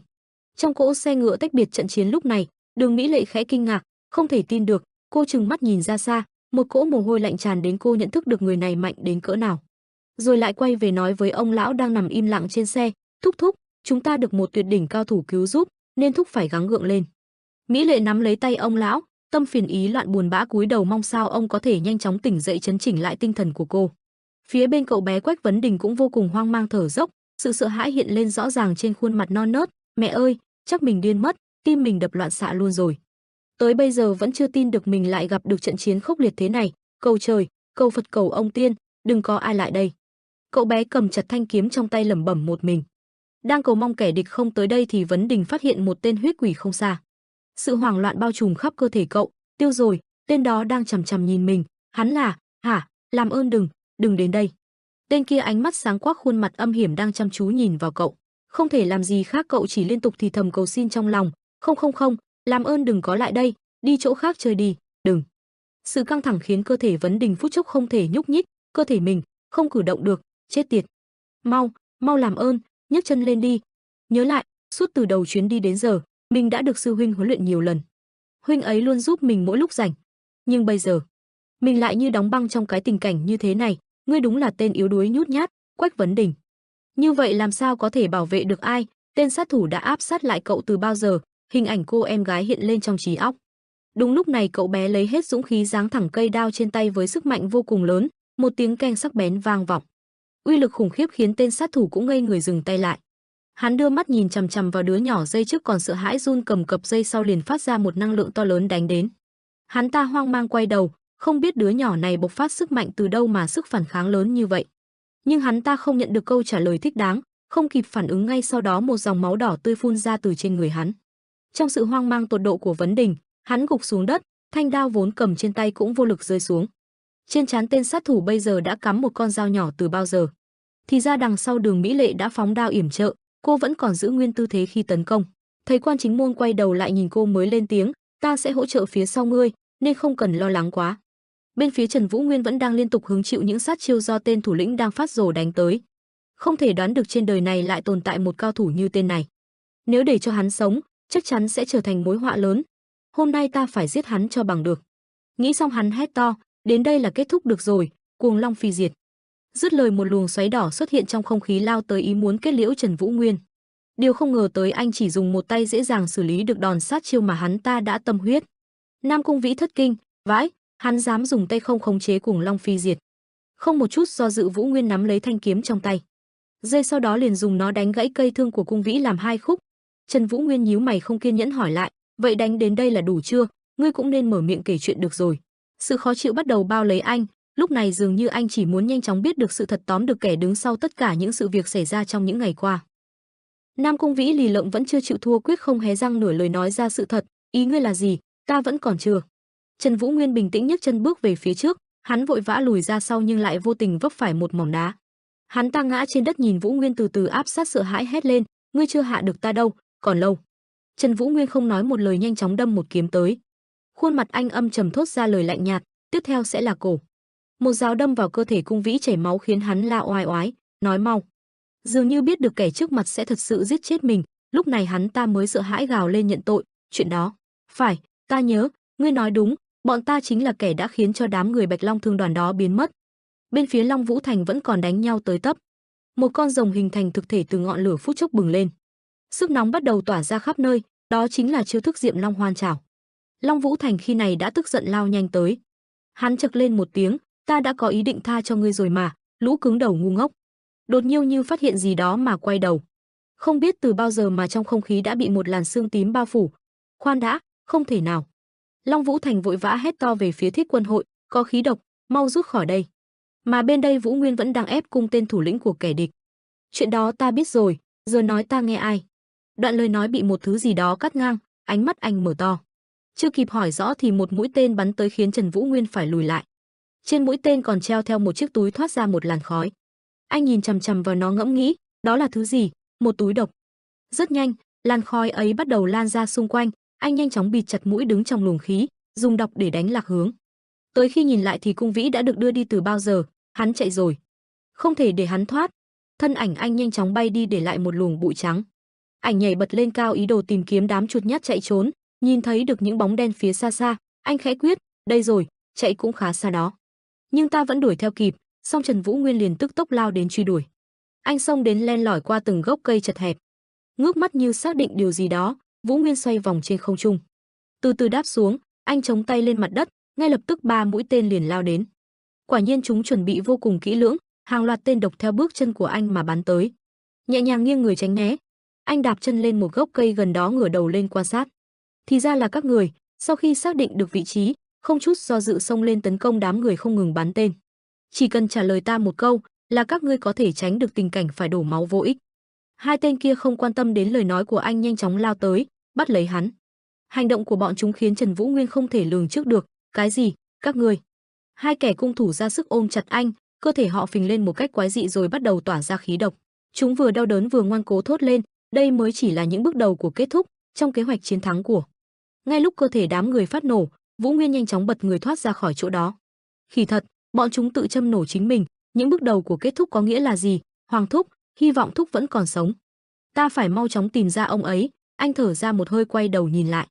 Chán nản đưa tay lên vuốt mái tóc trên trán, cuối cùng cũng chẳng tra ra được chuyện gì, nên quay lại rồi, hừ, vỏ kiếm của ta đâu rồi? Mà bên phía xảy ra cuộc chiến lúc này đang dấy lên một đợt sóng ồn ào thu xếp tất cả sau chiến đấu, thu gom những thi thể đã chết đi, mau bắt đầu chữa cho những người bị trọng thương nữa, tìm những xe ngựa chưa bị hỏng. Không khí xung quanh chỉ toàn là khói độc, tất cả bọn chúng cuối cùng đều tự động phát nổ, nên thi thể chúng chạc, lũ bẩn thỉu. Long Vũ Thành nhận xét, đúng là một khởi đầu tệ hại ở An Nam. Vũ Hoàn đứng bên cạnh nhận lỗi, tha lỗi cho ta thủ lĩnh, đều tại ta nên mới. Vũ Thành giơ tay lên vỗ vỗ vai, không sao đâu, lỗi của ta còn lớn hơn nhiều. Vũ Hoàn, chúng ta lúc nào mà chẳng đâm đầu vào những rắc rối, quan trọng là cách ngươi xử lý những thứ đó kìa. Nói đến đây mặt hắn dịu lại, đi thôi, đến lúc chúng ta phải giải quyết vấn đề rồi. Bóng lưng hai người quay bước rời đi, đột nhiên như sực nhớ ra gì đó, Vũ Thành dò hỏi, chờ đã, người của ta đều ổn hết chứ? Vâng. Tốt, vậy là ổn rồi. Bên này khung xe ngựa đã vỡ tan tành, cô gái họ Đường cũng đang thu dọn tàn cuộc. Từ xa đi tới chắp tay, Long Vũ Thành nghe uy danh đã lâu, hân hạnh được gặp mặt, Đường gia tiền bối. Người bên cạnh cũng mở lời, Thiết Quân hội, Vũ Hoàn cửu trường giả, hân hạnh được đón tiếp Đường gia các vị. Một người đàn ông già từ từ quay người, thì ra các vị là Thiết Quân hội, hân hạnh, ta là Vạn Độc hữu nhân, Đường Di Môn. Xem ra vừa rồi kéo theo không ít rắc rối cho các vị, thành thật xin lỗi. Vũ Thành cũng cười cười khách sáo, không, bọn ta không sao tiền bối. Ông lão nói tiếp, về phần hậu tạ, ta đảm bảo sẽ trả ơn cứu mạng hôm nay gấp 10 lần. Cháu gái ta đã kể về việc hai bị ra tay giúp đỡ, đại ân hôm nay ta sẽ không bao giờ quên. Nghe vậy Vũ Hoàn cũng đáp lời tỏ vẻ hối lỗi, thứ lỗi cho vãn bối vì sự suy xét chậm trễ lúc đầu. Đường Di Môn cũng chỉ cười, có gì mà phải thứ lỗi, chuyện đó là điều dễ hiểu thôi, trong giang hồ ai chẳng như vậy. Không chờ đợi thêm để thời gian càng thêm kéo dài, Long Vũ Thành im lặng nãy giờ cũng nói ra mục đích ban đầu. Thành thật xin lỗi Đường tiền bối, nếu biết được vị tiền bối đây là người Đường ra ngay từ đầu, bọn ta chắc chắn sẽ không ngại nguy hiểm ra tay giúp sức, chỉ do lo sợ Thiết Quân hội bọn ta sẽ vô tình dính vào tình thế không thể xoay sở được. Di Môn nghiêm mặt, xem ra các vị cũng là làm nhưng suy xét trên địa vị và tiền đồ của người đó nữa. Không phủ nhận ý kiến đó, Long Vũ Thành cười một cách đầy toan tín, chà dĩ nhiên, như câu vừa nãy của tiền bối thôi, đây chính là bản chất của người trên giang hồ. Bản chất, nói rồi ông ta phá lên, phải, nói rất đúng, xem ra ta Đường Di Môn đã học được thêm một bài học vô cùng đắt giá rồi. Vô cùng đa tạ cho những lời vừa rồi, tại hạ sẽ không bao giờ quên. Dĩ nhiên rồi, tiền bối, một đám người kẻ tung người hứng kẻ sướng người họa nên một đoạn hội thoại gượng gạo, nhưng mà các vị đừng quá trông chờ, bởi vì chúng ta phải tuân theo bản chất của giang hồ mà, phải không? Vũ Thành hào sảng đáp, không khiến tiền bối phật lòng đã là hậu hĩnh cho bọn ta rồi. Đường Di Môn híp mắt, do nội thương của ta hôm nay nên ta mạn phép nghỉ ngơi sớm chút. Ông ta tự mình suy tính trong lòng, thủ lĩnh Thiết Quân hội, hắn cũng không phải loại nhãi nhép bình thường. Vươn mình leo lên chiếc xe ngựa vỡ nát vọng ra, đa ta ngươi đã ra tay giúp đỡ, tiểu hộ vệ, nhưng lão già này chuẩn bị thả độc quanh đây, trước khi nguy hiểm đến tính mạng, ngươi hãy nên tìm nơi khác nghỉ ngơi thì hơn. Vậy bọn ta rời đi trước. Đường Mỹ Lệ bên này cũng quay lại nhìn ông, thúc định luyện bây giờ luôn sao? Đừng lo, ta không sao đâu, nhờ cháu trị thương mà ta đỡ hơn nhiều rồi, hôm nay đều nhờ có chúa. Mỹ Lệ đến lúc ta trả phần ơn này rồi, đây cũng là cách duy nhất ta có thể làm, nên nhớ đảm bảo đừng ai lại gần nhé Mỹ Lệ. Rất nhanh những chai lọ hình thù kỳ quái đã được đặt xung quanh Đường Di Môn, khói tỏa ra ngào ngạt. Bạch oa giải độc, nhất độc chuyển, hồi hồn độc, từng luồng khí độc tuôn ra đều được lão hấp thụ. Hai người Long Vũ Thành rời đi, quay đầu lại nhìn khung cảnh đó, Vạn Độc hữu nhân, ông ta chế độc không chỉ để giết người mà còn để hồi sinh người. Ta đã hiểu được tại sao hắn có được danh xưng đó rồi. Vũ Hoàn tò mò, Hắn bây giờ đang dùng độc để điều trị nội thương sao? Ta trước giờ chỉ biết danh xưng của ông ta, chưa hề nghe nói qua tên thật hay trông như thế nào. Những thứ bọn họ biết quả thật là vô giá, nên mới chọn sống ẩn mình dưới tên của gia tộc. Trong lúc Di-mun vẫn đang hấp thụ độc để điều trị nội thương, một âm thanh phát ra, thì ra là ở đây, khiến Đường Mỹ Lệ ngước mắt qua nhìn. Lúc này Trần Vũ Nguyên đã trở về, tự mình lẩm bẩm, ta phải đoán được đã vứt vỏ kiếm ở đây chứ. Mà bên ông lão cũng đã xong, ta thấy đỡ hơn rồi. Nữ nhân họ Đường thấy anh trở về liền vội vã, ân nhân, mừng là huynh vẫn an toàn. Lão Đường cũng ra mặt, thì ra là vị đây, đa tạ đã ra tay cứu giúp, ta là Đường Di-mun. Ta đang có ý định tự mình đi gặp vị huynh đệ, không ngờ cậu đã đến rồi. Anh cũng lịch sự đáp lại, tại hạ tên Nguyên, ai ở vị trí của ta cũng sẽ làm như vậy thôi. Mà Di-mun vẫn tiếp tục, ta vừa truyền độc vào cơ thể, nên tạm thời không thể cử động, thật thất lễ, xin đừng giận, ta thực sự vô cùng xem trọng cậu. Đối với lời công nhận của tiền bối, Vũ Nguyên không một chút kiêu ngạo, chỉ bình thản, ta hiểu mà, thương thế của ngài sao rồi? Nhờ cậu ta mới còn sống được đến bây giờ, với tư cách là vạn độc hữu nhân của Đường gia ta, Đường Di-mun đảm bảo sẽ trả ơn cậu vô cùng hậu hĩnh. Qua trận vừa rồi, đám Thiết Quân hội cũng biết được chuyện sẽ xảy ra sắp tới, họ không hẹn mà có cùng một suy nghĩ, Nguyên, từ giờ võ lâm giang hồ sẽ bắt đầu đồn đại về ngươi rồi. Tại Côn Minh, tỉnh An Nam, đoàn người đang chậm rãi tiến về phía trước. Đường Mỹ Lệ ngồi trên xe mở lời với cậu nhóc đối diện, ta quên phải tạ ơn sự dũng cảm của đệ. Ngạc hộ vệ Vấn Đình cũng khánh khí, ta chỉ may mắn chặn được một đòn của hắn thôi mà, nếu không có tỷ tỷ giúp lúc đó ta cũng không giữ được mạng. Trên đường vào An Nam, lão Đường ngồi bên cạnh khoanh tay chăm chú nhìn thanh niên đang ngồi khâu áo bên cạnh. Hơi khó hiểu với hành động cố chấp này của anh, ông thắc mắc, chúng ta đã đến được An Nam rồi, chắc khu giao thương cũng không còn xa. Tại sao cậu không đợi đến đó rồi mua một món y phục mới, nếu không mang theo ngân lượng, ta sẽ trả giúp cho. Đa tạ tiền bối, nhưng ta không sao đâu. Bộ y phục này là quà tặng từ một người vô cùng thân cận. Vũ Nguyên rũ mắt nhớ lại hình ảnh người nọ hiền từ đưa chiếc áo cho anh. Thiếu gia, khi nào lớn cậu nhớ mặc bộ này nhé, ta chọn màu đại diện cho bác thiên môn đó. Lời nói của anh khiến Đường Di-mun còn thêm nể trọng, hắn là người biết khi nào nên khiêm tốn, khi nào nên khoa trương. Lúc này Vũ Nguyên ngước lên hỏi thăm, sức khỏe tiền bối sao rồi? Ta đã hoàn toàn bình phục rồi, đều nhờ có cậu hết, Nguyên công tử. Đối với sự cảm kích của ông lão, anh vẫn nhàn nhạt không quan tâm quá nhiều, ta cũng không có làm được gì. Ông tự phục hồi thôi, Đường lão tiền bối, nếu không có sự hỗ trợ của cậu, có lẽ bây giờ ta đã phơi thây ra ngoài bìa rừng rồi. Song lão nhìn anh đưa ra lời khen ngợi, thời này có rất ít nhân tài trẻ tuổi như hắn, chưa kể đến hắn còn là một đại cao thủ với sức mạnh khôn lường. Đạt được đến đó, hắn chắc là đệ tử của một danh ngôn sư nổi tiếng hoặc người kế nghiệp của một võ phái lừng danh. Đoạn Đường Di-mun đưa tay tìm kiếm thứ gì đó trong túi áo, phải rồi, ta để ý thấy cậu có một vết thương phía bên trái, để xem.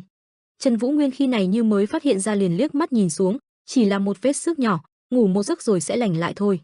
Không cho rằng quan điểm của anh là đúng, Di-mun vẫn vươn tay đưa tới 2 viên đan dược, không cần phải ngại, người trẻ cũng nên cẩn thận, nếu không sau này già sẽ hối hận, đây nhận lấy. Sau thời gian dài nghiên cứu, ta chế ra được một loại dược giúp trị thương cấp tốc, được gọi là Bạc Huyết Thần Đan. Không chỉ có tác dụng giải độc mà còn khiến công lực của ngươi mạnh lên gấp 10 lần. Trần Vũ Nguyên vẫn còn hơi do dự, thứ quý giá như vậy đem cho ta có chút uổng phí. Nghe thấy lời đó, Đường Di-mun không mảy may để ý, chính là loại đan dược hiếm có, khó tìm được, chính tay ta bảo chế. Vạn hữu độc nhân, nhưng mà so với cứu được một mạng của ta thì thứ này có đáng gì, nên người hãy nhận lấy đi. Đứng trước lời thuyết phục của ông lão, Vũ Nguyên miễn cưỡng giơ tay tiếp nhận, được rồi, vậy ta sẽ sử dụng thật tốt, đa tạ tiền bối. Đường Di-mun phất phất cánh tay, ta đề nghị ngươi chỉ nên dùng dược này trong những trường hợp cấp bách nguy hiểm đến tính mạng thôi, hiện tại trên người ta chỉ còn thứ này là có chút giá trị. Đằng sau Đường Mỹ Lệ cũng đỏ mặt dò hỏi, Nguyên công tử huynh vẫn muốn đi tiếp cùng Bạch Long Thương đoàn sao? Anh đang tính cảm ơn lão Đường thì bị cắt ngang.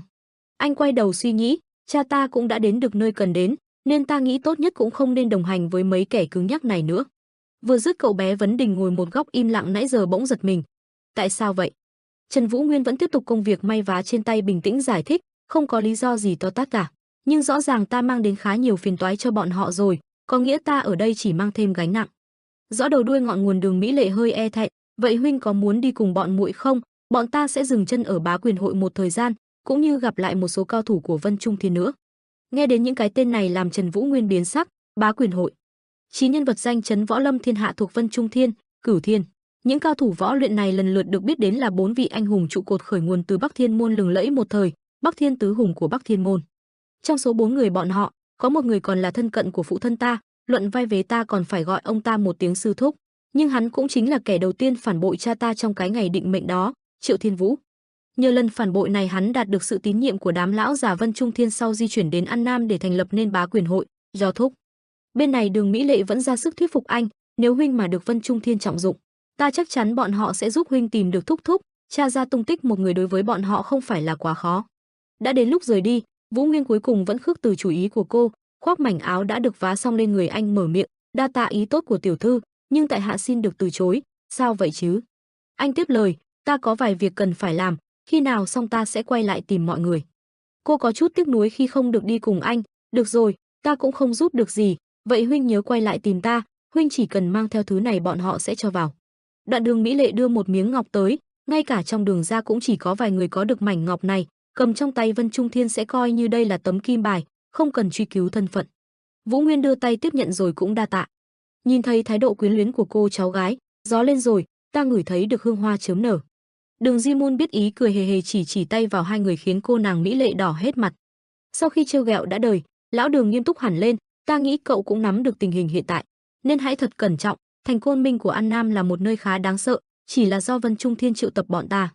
Mọi thứ đều không mấy khả quan, cậu đừng quên còn mạng mới là quan trọng nhất. Trần Vũ Nguyên cũng đáp lại, ta sẽ luôn ghi nhớ, Đường tiền bối. Cuối cùng cũng đến rồi, họ dừng xe trước một cánh cổng cao lớn. Vũ Nguyên ngước mắt lên nhìn xác nhận, Bá Quyền hội. Người nhà họ Đường cũng lật đật xuống xe, đến lúc bọn ta phải đi rồi. Đường Di Môn cùng cháu gái quay đầu lại cáo từ, hẹn ngày gặp lại, bọn ta sẽ chờ huynh, Vũ Nguyên công tử. Anh cũng chắp tay lại cúi chào, tạm biệt, đa tạ các vị, mọi người bảo trọng. Đường Mỹ Lệ ngắm nhìn người Thiết Quân hội đang chào tạm biệt thúc thúc, rồi cô từ từ quay đầu nhìn về phía anh, Trần Vũ Nguyên không xa. Cảm ơn ông vì quãng thời gian qua, một âm thanh vang lên thu hút sự chú ý của trưởng đoàn. Cũng đã đến được An Nam, ta nghĩ tốt nhất là nên đi rồi. Ông dò hỏi, ngươi có tự lo liệu được không? Đa tạ vì đã cho phép ta cùng đi trên chuyến này đến An Nam, cũng xin thứ lỗi vì những rắc rối ta đã gây ra. Bên này Long Vũ Thành cũng phát hiện ý muốn đi của Vũ Nguyên. Vậy là hắn rời đi rồi. Đáng tiếc, thật đáng tiếc. Dù tính cách không mấy phù hợp, nhưng hắn một thân võ công cao cường như vậy ta vẫn muốn chiêu mộ vào Thiết Quân hội. Nhìn bóng dáng ngoan cường của cậu thanh niên nọ hắn chật lưỡi tiếc nuối, hắn là người mà ta Long Vũ Thành không thể thuần hóa rồi, nhưng mà ta có linh cảm chắc chắn sẽ còn gặp lại. Ở cái nơi mà bằng hữu thân thiết nhất cũng có thể phản bội ngươi, mong là lần tới gặp mặt chúng ta không phải kẻ thù, Nguyên. Trưởng đoàn bên này một mặt bày tỏ sự hối tiếc khi không được đồng hành cùng anh nữa, một mặt tự suy tính trong lòng. Đi cùng hắn khả năng an toàn sẽ cao hơn, nhưng mà nhìn qua đám hộ vệ kia, bọn họ cảm thấy lo ngại đối với người này. Ngay cả Thiết Quân hội đang hợp tác cùng bọn ta, chắc cũng khá tổn thương lòng tự trọng nên vẫn dè chừng hắn, ai nấy đều đang cảm thấy khó chịu. Chưa kể, tên này cũng thích tự tung tự tác không có ý nghe lệnh ai, hắn không quan tâm đến vàng bạc, ngân lượng ham lợi nhuận của ai. Cuối cùng ông cũng chấp thuận lời cáo biệt đó, được rồi, ta hiểu mà, ngươi muốn làm gì cứ tùy ý, bọn ta cũng sẽ gắng sức tìm ra tung tích của thúc thúc người. Nếu người biết chút gì về Tam lão gia hay đám người đã mất tích, xin hãy báo cho ta càng sớm càng tốt. Đột nhiên không biết cậu bé Quách Vấn Đình đã chạy tới đây từ khi nào, cậu chắp hai tay xin được đi cùng, ta cũng cảm ơn ông vì đã lo lắng cho ta quãng thời gian vừa qua, cung hộ vệ. Ông trở nên bối rối, hả, Vấn Đình cả ngươi định đi theo hắn luôn sao, bên cạnh hắn sẽ nguy hiểm cho ngươi lắm. Như đã quyết tâm, Vấn Đình không thay đổi ý định, sư huynh là người thắp sáng ước mơ trong lòng ta, nên ta cũng muốn thử xem giấc mơ này có thể thúc đẩy ta đi được bao xa.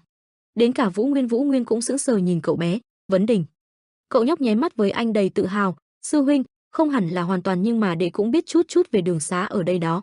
Còn biết nhìn bản đồ nữa, đệ chắc chắn sẽ không trở thành gánh nặng của huynh đâu, đệ biết cách tự bảo vệ mình rồi, không cần lo. Không còn cách nào khác, ý đã quyết không thể lay chuyển cung hộ vệ than vãn, ôi trời, ta lẽ ra phải đoán được chuyện này chứ, ngươi vẫn luôn bám theo hắn. Thôi được tùy ngươi, đây là ngươi tự lựa chọn, nhưng hãy nhớ nếu muốn quay lại, Bạch Long Thường đoàn luôn có chỗ cho ngươi, ta sẽ chờ. Cảm ơn ông đã quan tâm chăm sóc cho một kẻ vô dụng như ta. Lão cung từ phía xa quan sát, Vân Tư Ân nhỏ giọng, bọn họ đều đi rồi. Cuối cùng tên đó là kiểu người chúng ta không bao giờ được xem thường. Bắc, hắn nói mình đến từ phương Bắc, phải không? Bên phía Đường Di Môn cũng đã gặp được người, chất giọng hắn ồm ồm, ta mừng vì ông cuối cùng cũng đến đây an toàn, Đường tiên sinh. Đường Di Môn giải bày, trên đường đến đây bọn ta có bị mai phục nhưng may mà vẫn còn sống, người kia nói ra lời hứa hẹn sẽ tìm ra chủ mưu. Ta đã phái tiên binh của Bá Quyền hội đi thăm dò, nên chỉ còn là vấn đề thời gian trước khi chúng ta điều tra ra danh tính của bọn chúng. Một khi còn ở trong An Nam này, chắc chắn không thể thoát khỏi tai mắt của ta, một khi thân phận được tiết lộ, ta sẽ khiến cho chúng phải hối hận. Độc Thánh dù đã gặp hắn ta trước đó nhưng vẫn không nhịn được sự sợ hãi khi đối diện. Mỗi lần hắn cất giọng đều khiến ta cảm thấy không rét mà run. Bắc Thiên Tứ Hùng bọn họ thực sự mạnh như vậy sao? Cũng hiểu được tại sao lại cảm thấy khó chịu với vị trí phó trưởng môn của Bắc Thiên môn, Đường Di Môn cung kính, từ đợt bị phục kích đó ta có thể nhìn ra, bọn chúng không chỉ là đám đạo tặc thông thường ở Trung Nguyên, may mắn là bọn ta được giúp đỡ kịp thời, không có hắn, ta đã không đến được đây. Người đàn ông ngồi trên cao kia cũng ung dung mở miệng, quả là trong họa có phúc, ân nhân của Đường gia cũng chính là ân nhân của bá quyền hội ta, hãy nói hắn là ai, ta sẽ cho người hậu đãi. Trên mặt Đường Di Môn bấy giờ đã ướt đẫm mồ hôi, ta cũng không biết được danh tính thực sự của hắn, nhưng sẽ còn có dịp gặp lại, nên chúng ta có thể điều tra hắn sau, võ công của hắn chắc chắn không làm ngài thất vọng. Một tiếng cười ha hả vang lên trong không gian, quả là nhân tài hiếm gặp, mà kẻ đang ngồi trên cao kia chính là quyền ma Triệu Thiên Vũ. Bên trong một quán trọ, Quách Vấn Đình hỏi, sư huynh, chỗ này quả là không tệ, phải không? Trần Vũ Nguyên nhìn cậu ta đáp lại, cũng tạm được. Quách Vấn Đình tư vấn thêm, phòng ở quán trọ này cũng khá khang trang, là một trong những tử quán tốt nhất ở đây đấy ạ. Trần Vũ Nguyên tiếp tục trả lời, ta thấy ổn lắm rồi. Quách Vấn Đình cười đắc chí nói thêm, cứ để đệ lo hết, sư huynh nhá. Trần Vũ Nguyên mở lời, Vấn Đình, ta định đi tìm một người. Quách Vấn Đình quay qua nhìn hỏi, huynh không nghỉ ngơi chút nào sao? Đệ nghĩ huynh nên nghỉ lại sức rồi ta cùng đi. Vũ Nguyên nắm chặt lòng bàn tay tiếp lời, không, Vấn Đình, chuyện này có thể mất khoảng vài ngày, nên ta muốn đệ cứ ở đây luyện tập võ công trước. Ta có dạy rồi, giữ thẳng tay kiếm và tập trung vận công, khi nào trở về ta sẽ kiểm tra, nhớ là tập chăm chỉ vào. Được rồi, ta đi đây. Quách Vấn Đình kêu lớn, huynh sẽ không bỏ đệ một mình chứ, phải không? Cậu ta cười một tiếng, huynh nhớ bảo trọng. Trần Vũ Nguyên bước xuống cầu thang đáp lại, sao ta có thể bỏ đệ, sau đó gọi, này Tiểu Nhị. Tên Tiểu Nhị bước đến, vâng, thưa quý khách. Vũ Nguyên mở lời, ta đang muốn tìm một người. Anh ấy nói tiếp, có thể ngươi cũng biết hắn là Tam Tư thư sinh, Hà Chân Nguyệt. Tiểu Nhị thắc mắc, à, ngài muốn nói đến Cuồng tiên sinh? Trần Vũ Nguyên hỏi lại, Cuồng tiên sinh? Tiểu Nhị giải thích, đó là tên gọi mà người quanh đây đặt cho hắn. Hắn cũng từng là một nhân tài, nhưng một ngày bỗng dưng phát điên, nghe nói là bị tẩu hỏa nhập ma, nên mới có tên gọi Cuồng tiên sinh. Tiểu Nhị lặng thinh nhìn cậu ta, hắn vạch áo đưa tay ra kêu lên, ahem, ta có biết một nơi này ta từng được nghe người khác nhắc đến, nhưng mà chỉ nhớ, Trần Vũ Nguyên hiểu ý đưa ra nhiều đồng vàng hỏi, ta phải đi đâu? Khuôn mặt hắn gian xảo đáp lời, đột nhiên ta nhớ ra rồi, nếu ngươi đi theo đường lớn đến phía nam, sẽ đến được khu ăn mày. Nơi đó là Tây Phong quán, dù chỉ là tử quán nhỏ, nhưng bọn chúng có tổ chức đánh bạc nữa, nghe nói hắn thường đến đó. Tên Tiểu Nhị căn dặn thêm, nhưng mà khách quan nhớ cẩn thận, đám người đó cũng không phải tốt lành gì. Anh ấy xua tay trả lời, đa tạ, ta sẽ cẩn trọng. Có ba người đàn ông to lớn đều thắc mắc, Chân Hà Nguyệt. Tên thứ ba tức giận nói, tên khốn xảo Nguyệt đó. Bọn chúng hỏi, ngươi mất trí rồi hả? Ngươi đang cười nhạo bọn ta sao? Chúng hỏi thêm, bọn ta phải mệt mỏi vì đống rác rưởi hắn gây ra rồi, ngươi đến để sát muối vào vết thương ta à? Ngươi có muốn chết một cách thảm khốc không? Một tên phía sau lên tiếng, dám đến chỗ bọn ta để tìm tên khốn đó, ngươi cũng gan lắm. Trần Vũ Nguyên nghiêng đầu thắc mắc, ý các ngươi là, ở đây xảy ra chuyện gì sao? Tên phía sau ngồi dậy tiếp lời, được rồi, không cần nhiều lời. Mấy người cao lớn này vẻ mặt tức giận sẵn sàng tấn công, người đàn ông vừa đứng dậy kêu lên, tên nhãi này cũng muốn được như tên Cuồng thư sinh kia, bắt lấy hắn. Vũ Nguyên thắc mắc lên tiếng, ta không hiểu các ngươi có ý gì, nhưng trong tình thế này, anh ta di chuyển tấn công bằng diệt chỉ công nhẹ nhàng như một cơn gió tiếp lời, chạm nhẹ một chút có lẽ là cách tốt nhất. Người đàn ông cuối cùng bị chỉ vào thầm nghỉ, Mendes ơi, hắn mạnh quá a, mẹ kiếp chọc nhầm người rồi. Trần Vũ Nguyên lạnh lùng chỉ tay vào hắn hỏi, vậy, ngươi còn vấn đề gì không? Những tên phía sau bị hạ gục hết, chỉ còn mình tên cuối cùng. Hắn cười nhẹ van xin, vấn đề gì chứ, ngài cần gì ta sẽ khai hết, đại nhân. Trần Vũ Nguyên đáp lại, cuối cùng cũng có người chịu nói chuyện đàng hoàng. Hắn run rẩy giới thiệu, tên tiểu nhân là Mã Đằng, chủ của sòng bạc này. Hắn kể, một ngày, không biết từ đâu, tên chồng tiên sinh Hà Chân Nguyệt đó đột nhiên xuất hiện, quét sạch toàn bộ sòng bạc. Bình thường thì đều có một mức độ, nhưng hắn mà xuất hiện là hốt được số ngân lượng nhiều không đếm nổi. Bọn ta cũng không phải dạng ngươi lương thiện gì, nhưng vẫn cần bạc mới sống được mà, cái này có phải sai trái, nên để lấy lại được số ngân lượng và ngăn không cho hắn có cơ hội lừa gạt ai được nữa, bọn ta quyết định chặt một tay của hắn, nhưng hắn vẫn cười không ngưng rồi chỉ tay lên trời. Bọn ta tưởng tên này lên cơn điên, đột nhiên đầu óc trở nên mông lung, và rồi hình ảnh ba nữ thần từ trên đáp xuống. Hắn tiếp lời, có một dàn những nữ thần đẹp như tiên, vẻ đẹp ta chưa bao giờ được chiêm ngưỡng qua, bọn họ vô cùng quyến rũ, nên bọn ta, không thể cưỡng lại được. Ahem. Xung quanh mọi người bàn tán xì xào, bọn họ không phải là người của Mã Đằng hả? Chuyện quái gì đang xảy ra thế này? Có người cười lên, xem bọn họ đang hiếp mấy cục đá kìa. Hà Chân Nguyệt ôm tiền vàng cười lên tiếng, không biết nên nói nhân loại các người vô cùng thành thực với ham muốn của bản thân, hay là thú tính bộc phát không thể kiềm chế, chẳng khác gì thú vật. Trần Vũ Nguyên thầm hỏi trong lòng, hắn đã sử dụng ảo giác sao? Mã Đằng run rẩy đổ mồ hôi nói tiếp, trong khi làm vậy với bọn ta, tên khốn đó đã ôm hết tiền rồi biến mất. Điều hành một sòng bạc cần phải có vẻ ngoài uy phong, nhưng hắn đã một tay phá hủy thanh danh bọn ta, nên bây giờ cũng chẳng còn ai đếm xỉa chỗ này nữa. Vũ Nguyên hỏi thêm, ngươi có biết giờ hắn ở đâu không? Mã Đằng sợ hãi đáp lại, bọn ta đã cố gắng truy cho được tung tích, nhưng cũng không tra ra gì nhiều, lần cuối ta tìm ra được là ở khu chợ cuối phố, ta cũng không biết thực hư ra sao.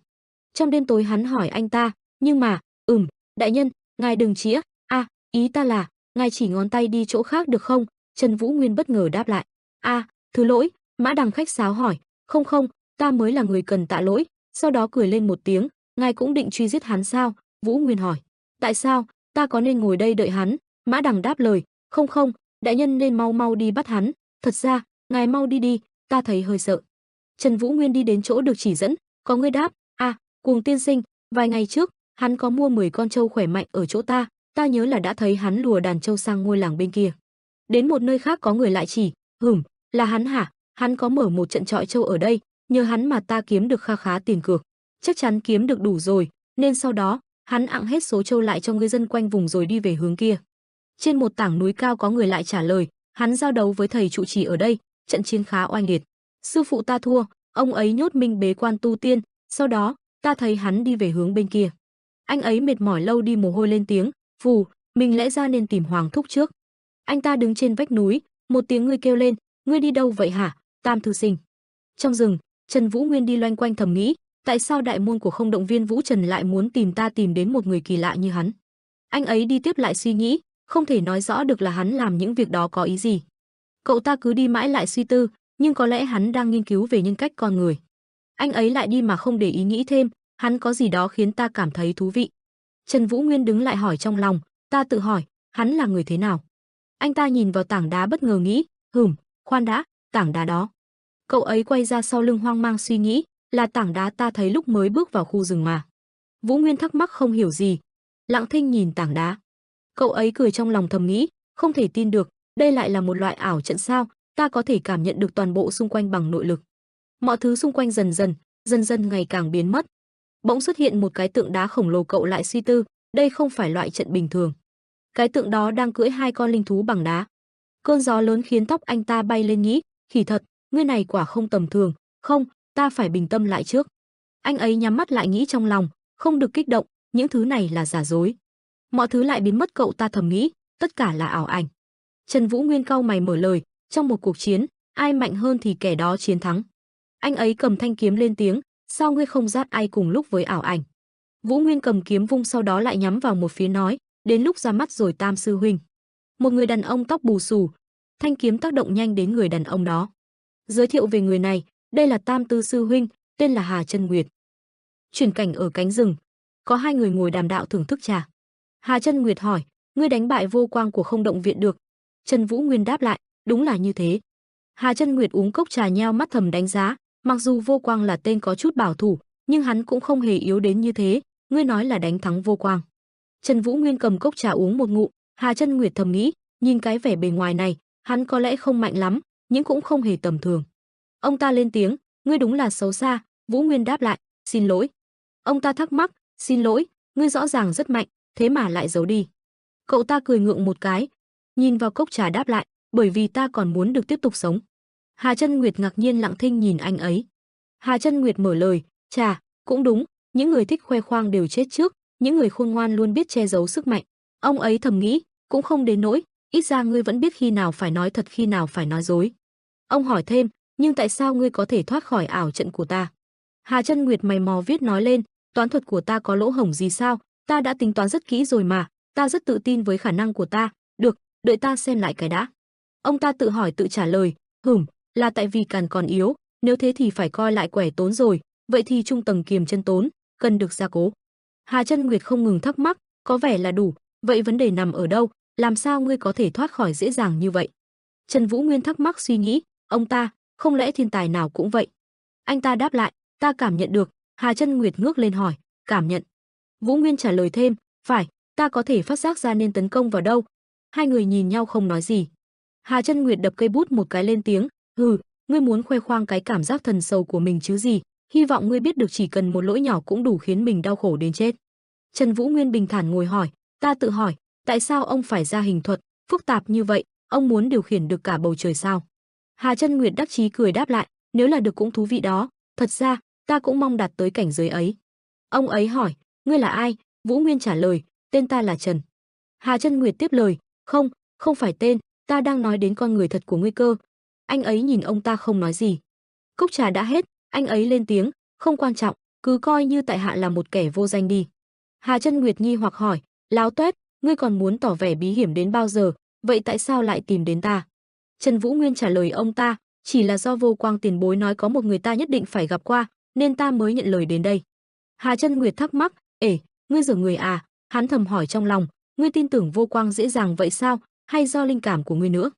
Sau đó ông ấy khẽ cười lên tiếng, được rồi, thoải mái hỏi chuyện ta đi, ví như, ngươi có muốn biết bí mật đằng sau vẻ ngoài quyến rũ này, hay tuổi thật sự của ta, làm sao để giữ được làn da tràn đầy sức sống này? Trần Vũ Nguyên mở lời hỏi, một người đàn ông trung tuần bị mất tích cách đây khoảng 6 tháng. Ông có được chút tin tức gì về ông ấy không? Hà Chân Nguyệt hỏi lại, ngươi đang nói về Bạch Long Thương Đoàn phải không? Anh ấy nhìn ông ta đáp lời, phải, xem ra ông cũng biết điều gì đó. Hà Chân Nguyệt kêu lên một tiếng rồi hỏi tiếp, người này có liên quan gì đến trả thù báo oán gì không? Trần Vũ Nguyên đáp lại, không.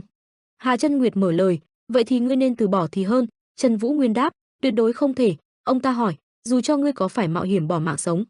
Anh ta lạnh lùng nói, phải, ông ấy là người mà ta đã sẵn sàng hy sinh để cứu cho bằng được. Hà Chân Nguyệt không nói thêm gì. Hà Chân Nguyệt lên tiếng, vậy thì quay lại Ngọc Thành đi. Vũ Nguyên thắc mắc, Ngọc Thành. Ông ấy chỉ tay giải thích, ta cũng không biết chính xác, nhưng gần đây có rất nhiều điều rất lạ xuất hiện ở đó. Cũng do thương lộ đang gặp chút rắc rối, ta dám chắc nói đó liên quan đến những người bị mất tích, nhưng đây cũng chỉ là linh cảm của ta thôi. Trần Vũ Nguyên nhắc lại, Ngọc Thành. Anh ấy nghiêng đầu hỏi, tiền bối có muốn đi cùng ta sao? Khuôn mặt Hà Chân Nguyệt khó coi kêu lớn, ngươi đang nghĩ gì? Ngươi còn chưa biết rõ ta là ai, chưa kể đến ta cũng không biết ngươi là ai. Cậu ta đáp trả, đây là do trái tim của ta bảo phải làm như thế. Mặt Hà Chân Nguyệt méo mó lên tiếng, ngươi thật sự điên rồi, chỉ dựa vào dự cảm và tâm linh, mơ tưởng. Sau hàng cây tre ông ta nói tiếp, đầu tiên, ta không có lý do gì để dính đến những chuyện của ngươi, chỗ này đang vô cùng yên bình, ta rất thích. Trần Vũ Nguyên ngước lên hỏi, hay là do ông nhát gan? Hà Chân Nguyệt nhìn cậu ta thắc mắc. Anh ta giải thích, để tìm được đến đây, ta đã phải hỏi qua nhiều người khác nhau, bọn họ đều cùng danh xưng cùng tiên sinh, nhưng theo ta nhận thấy, ông không phải là bỗng dưng phát điên. Hà Chân Nguyệt bình thản ngồi khoanh tay, anh ấy giải thích tiếp, là do một thứ khác đẩy ông vào bước đường này, những hành động của một người thần trí không bình thường đều vô cùng kỳ lạ, bất hợp lý, vì bọn họ không có khả năng lý giải, nhưng ông lại khác, mọi hành động đều mang tính nhất quán, ta đoán chắc ông đang muốn hiểu được lòng người. Anh ta tiếp lời, muốn nhìn thấy con người đấu tranh khi bị ép đến cực hạn, cách bọn họ lý giải những vấn đề, đó là những gì ông muốn tìm hiểu. Anh ta hỏi thêm, ta nói có sai không, Cuồng tiên sinh? Hà Chân Nguyệt kêu lớn rồi cười lớn, nhìn lại ngươi, thật buồn cười. Ông ta cười tiếp sau đó chợt lại im lặng. Hắn quay lưng đi kêu lên, dù sao, ta cũng không muốn đi cùng với ngươi, bảo trọng. Đi một khoảng xa ông ta lại lên tiếng, giữa thiên và đại giới, con người đều hoàn toàn cô độc, có người đó mới duy trì được cân bằng.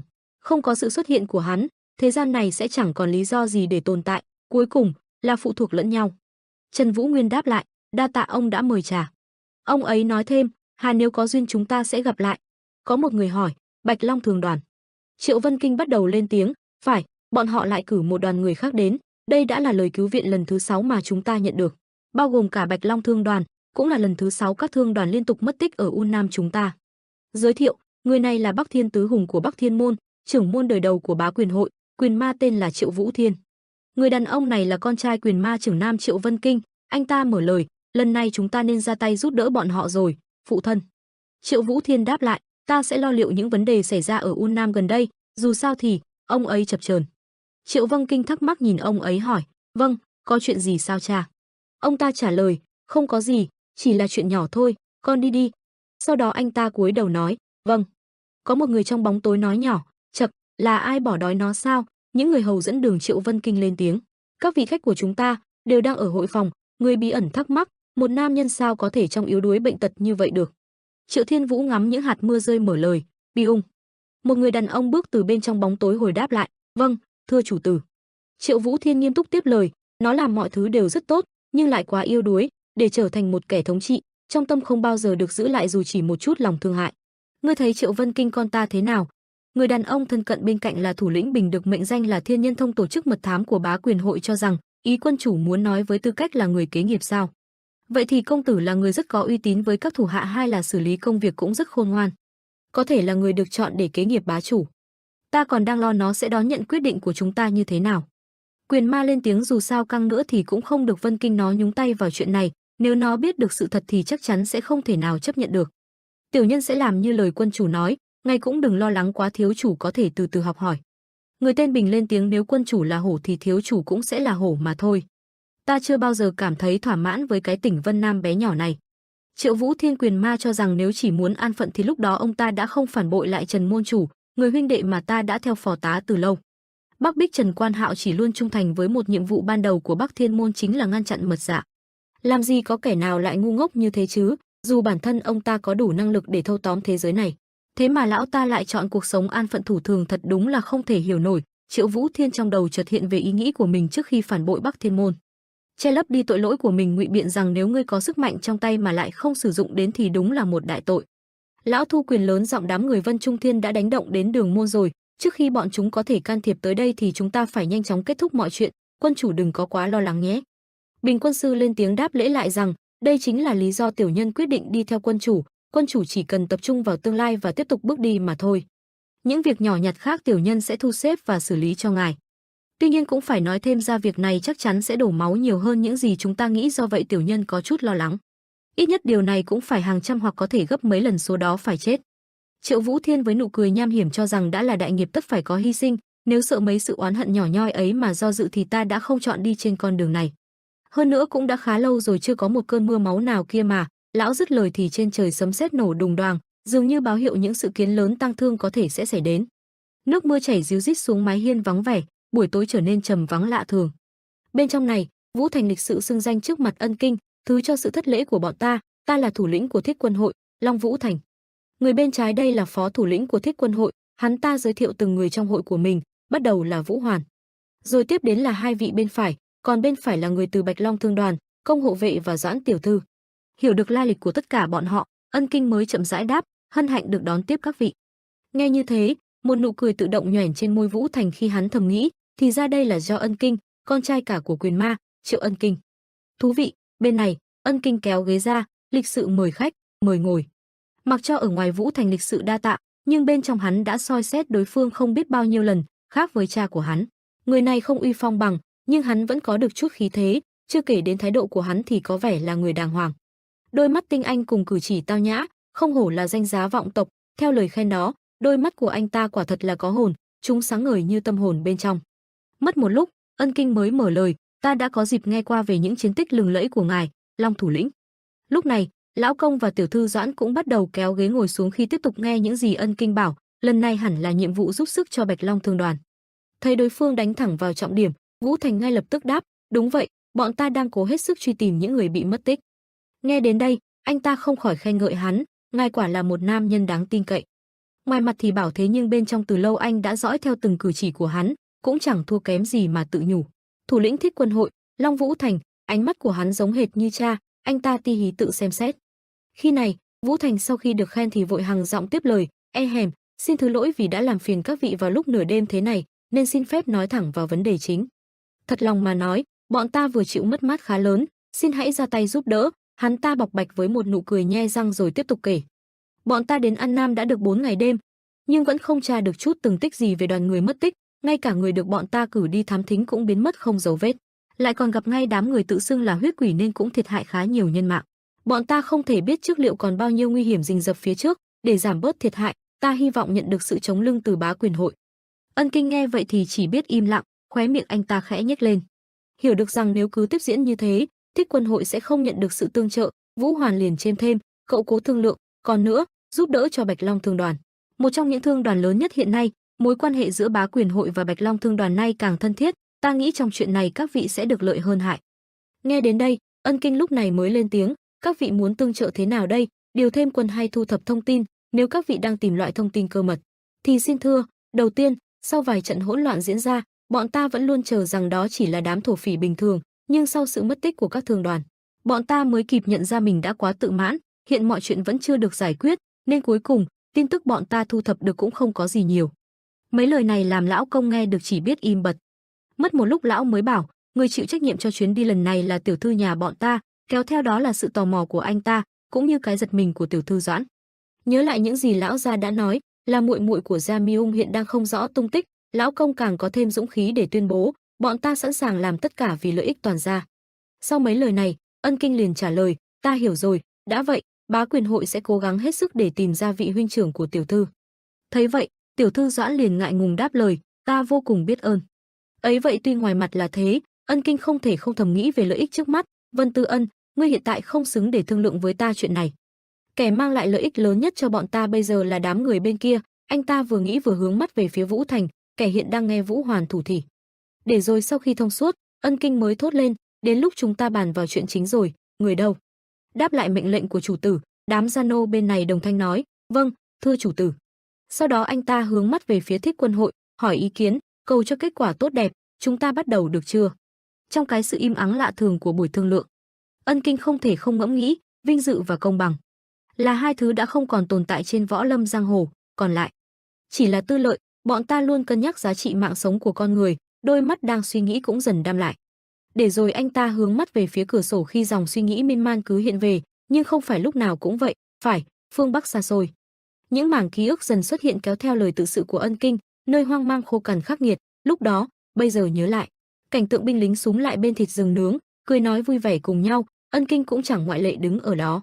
Ân Kinh sư huynh, cũng là thời điểm ta thực sự cảm thấy vui vẻ hạnh phúc.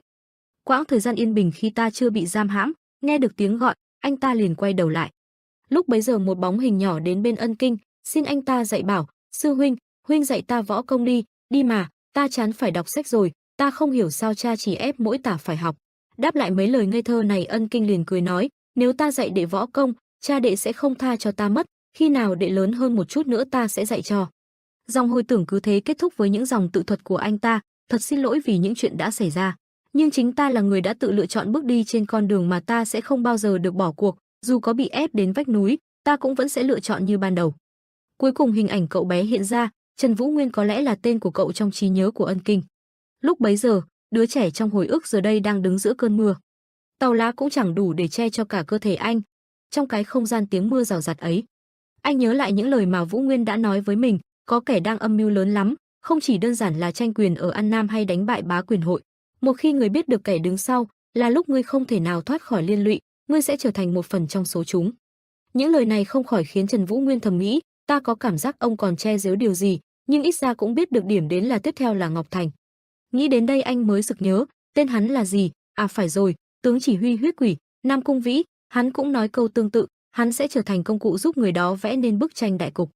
Từng câu từng chữ của hắn chợt hiện lên trong tâm trí anh, ô hô, ta chỉ là bắt và giết một vài người thôi, mưu tính đến địa sự còn có một người khác.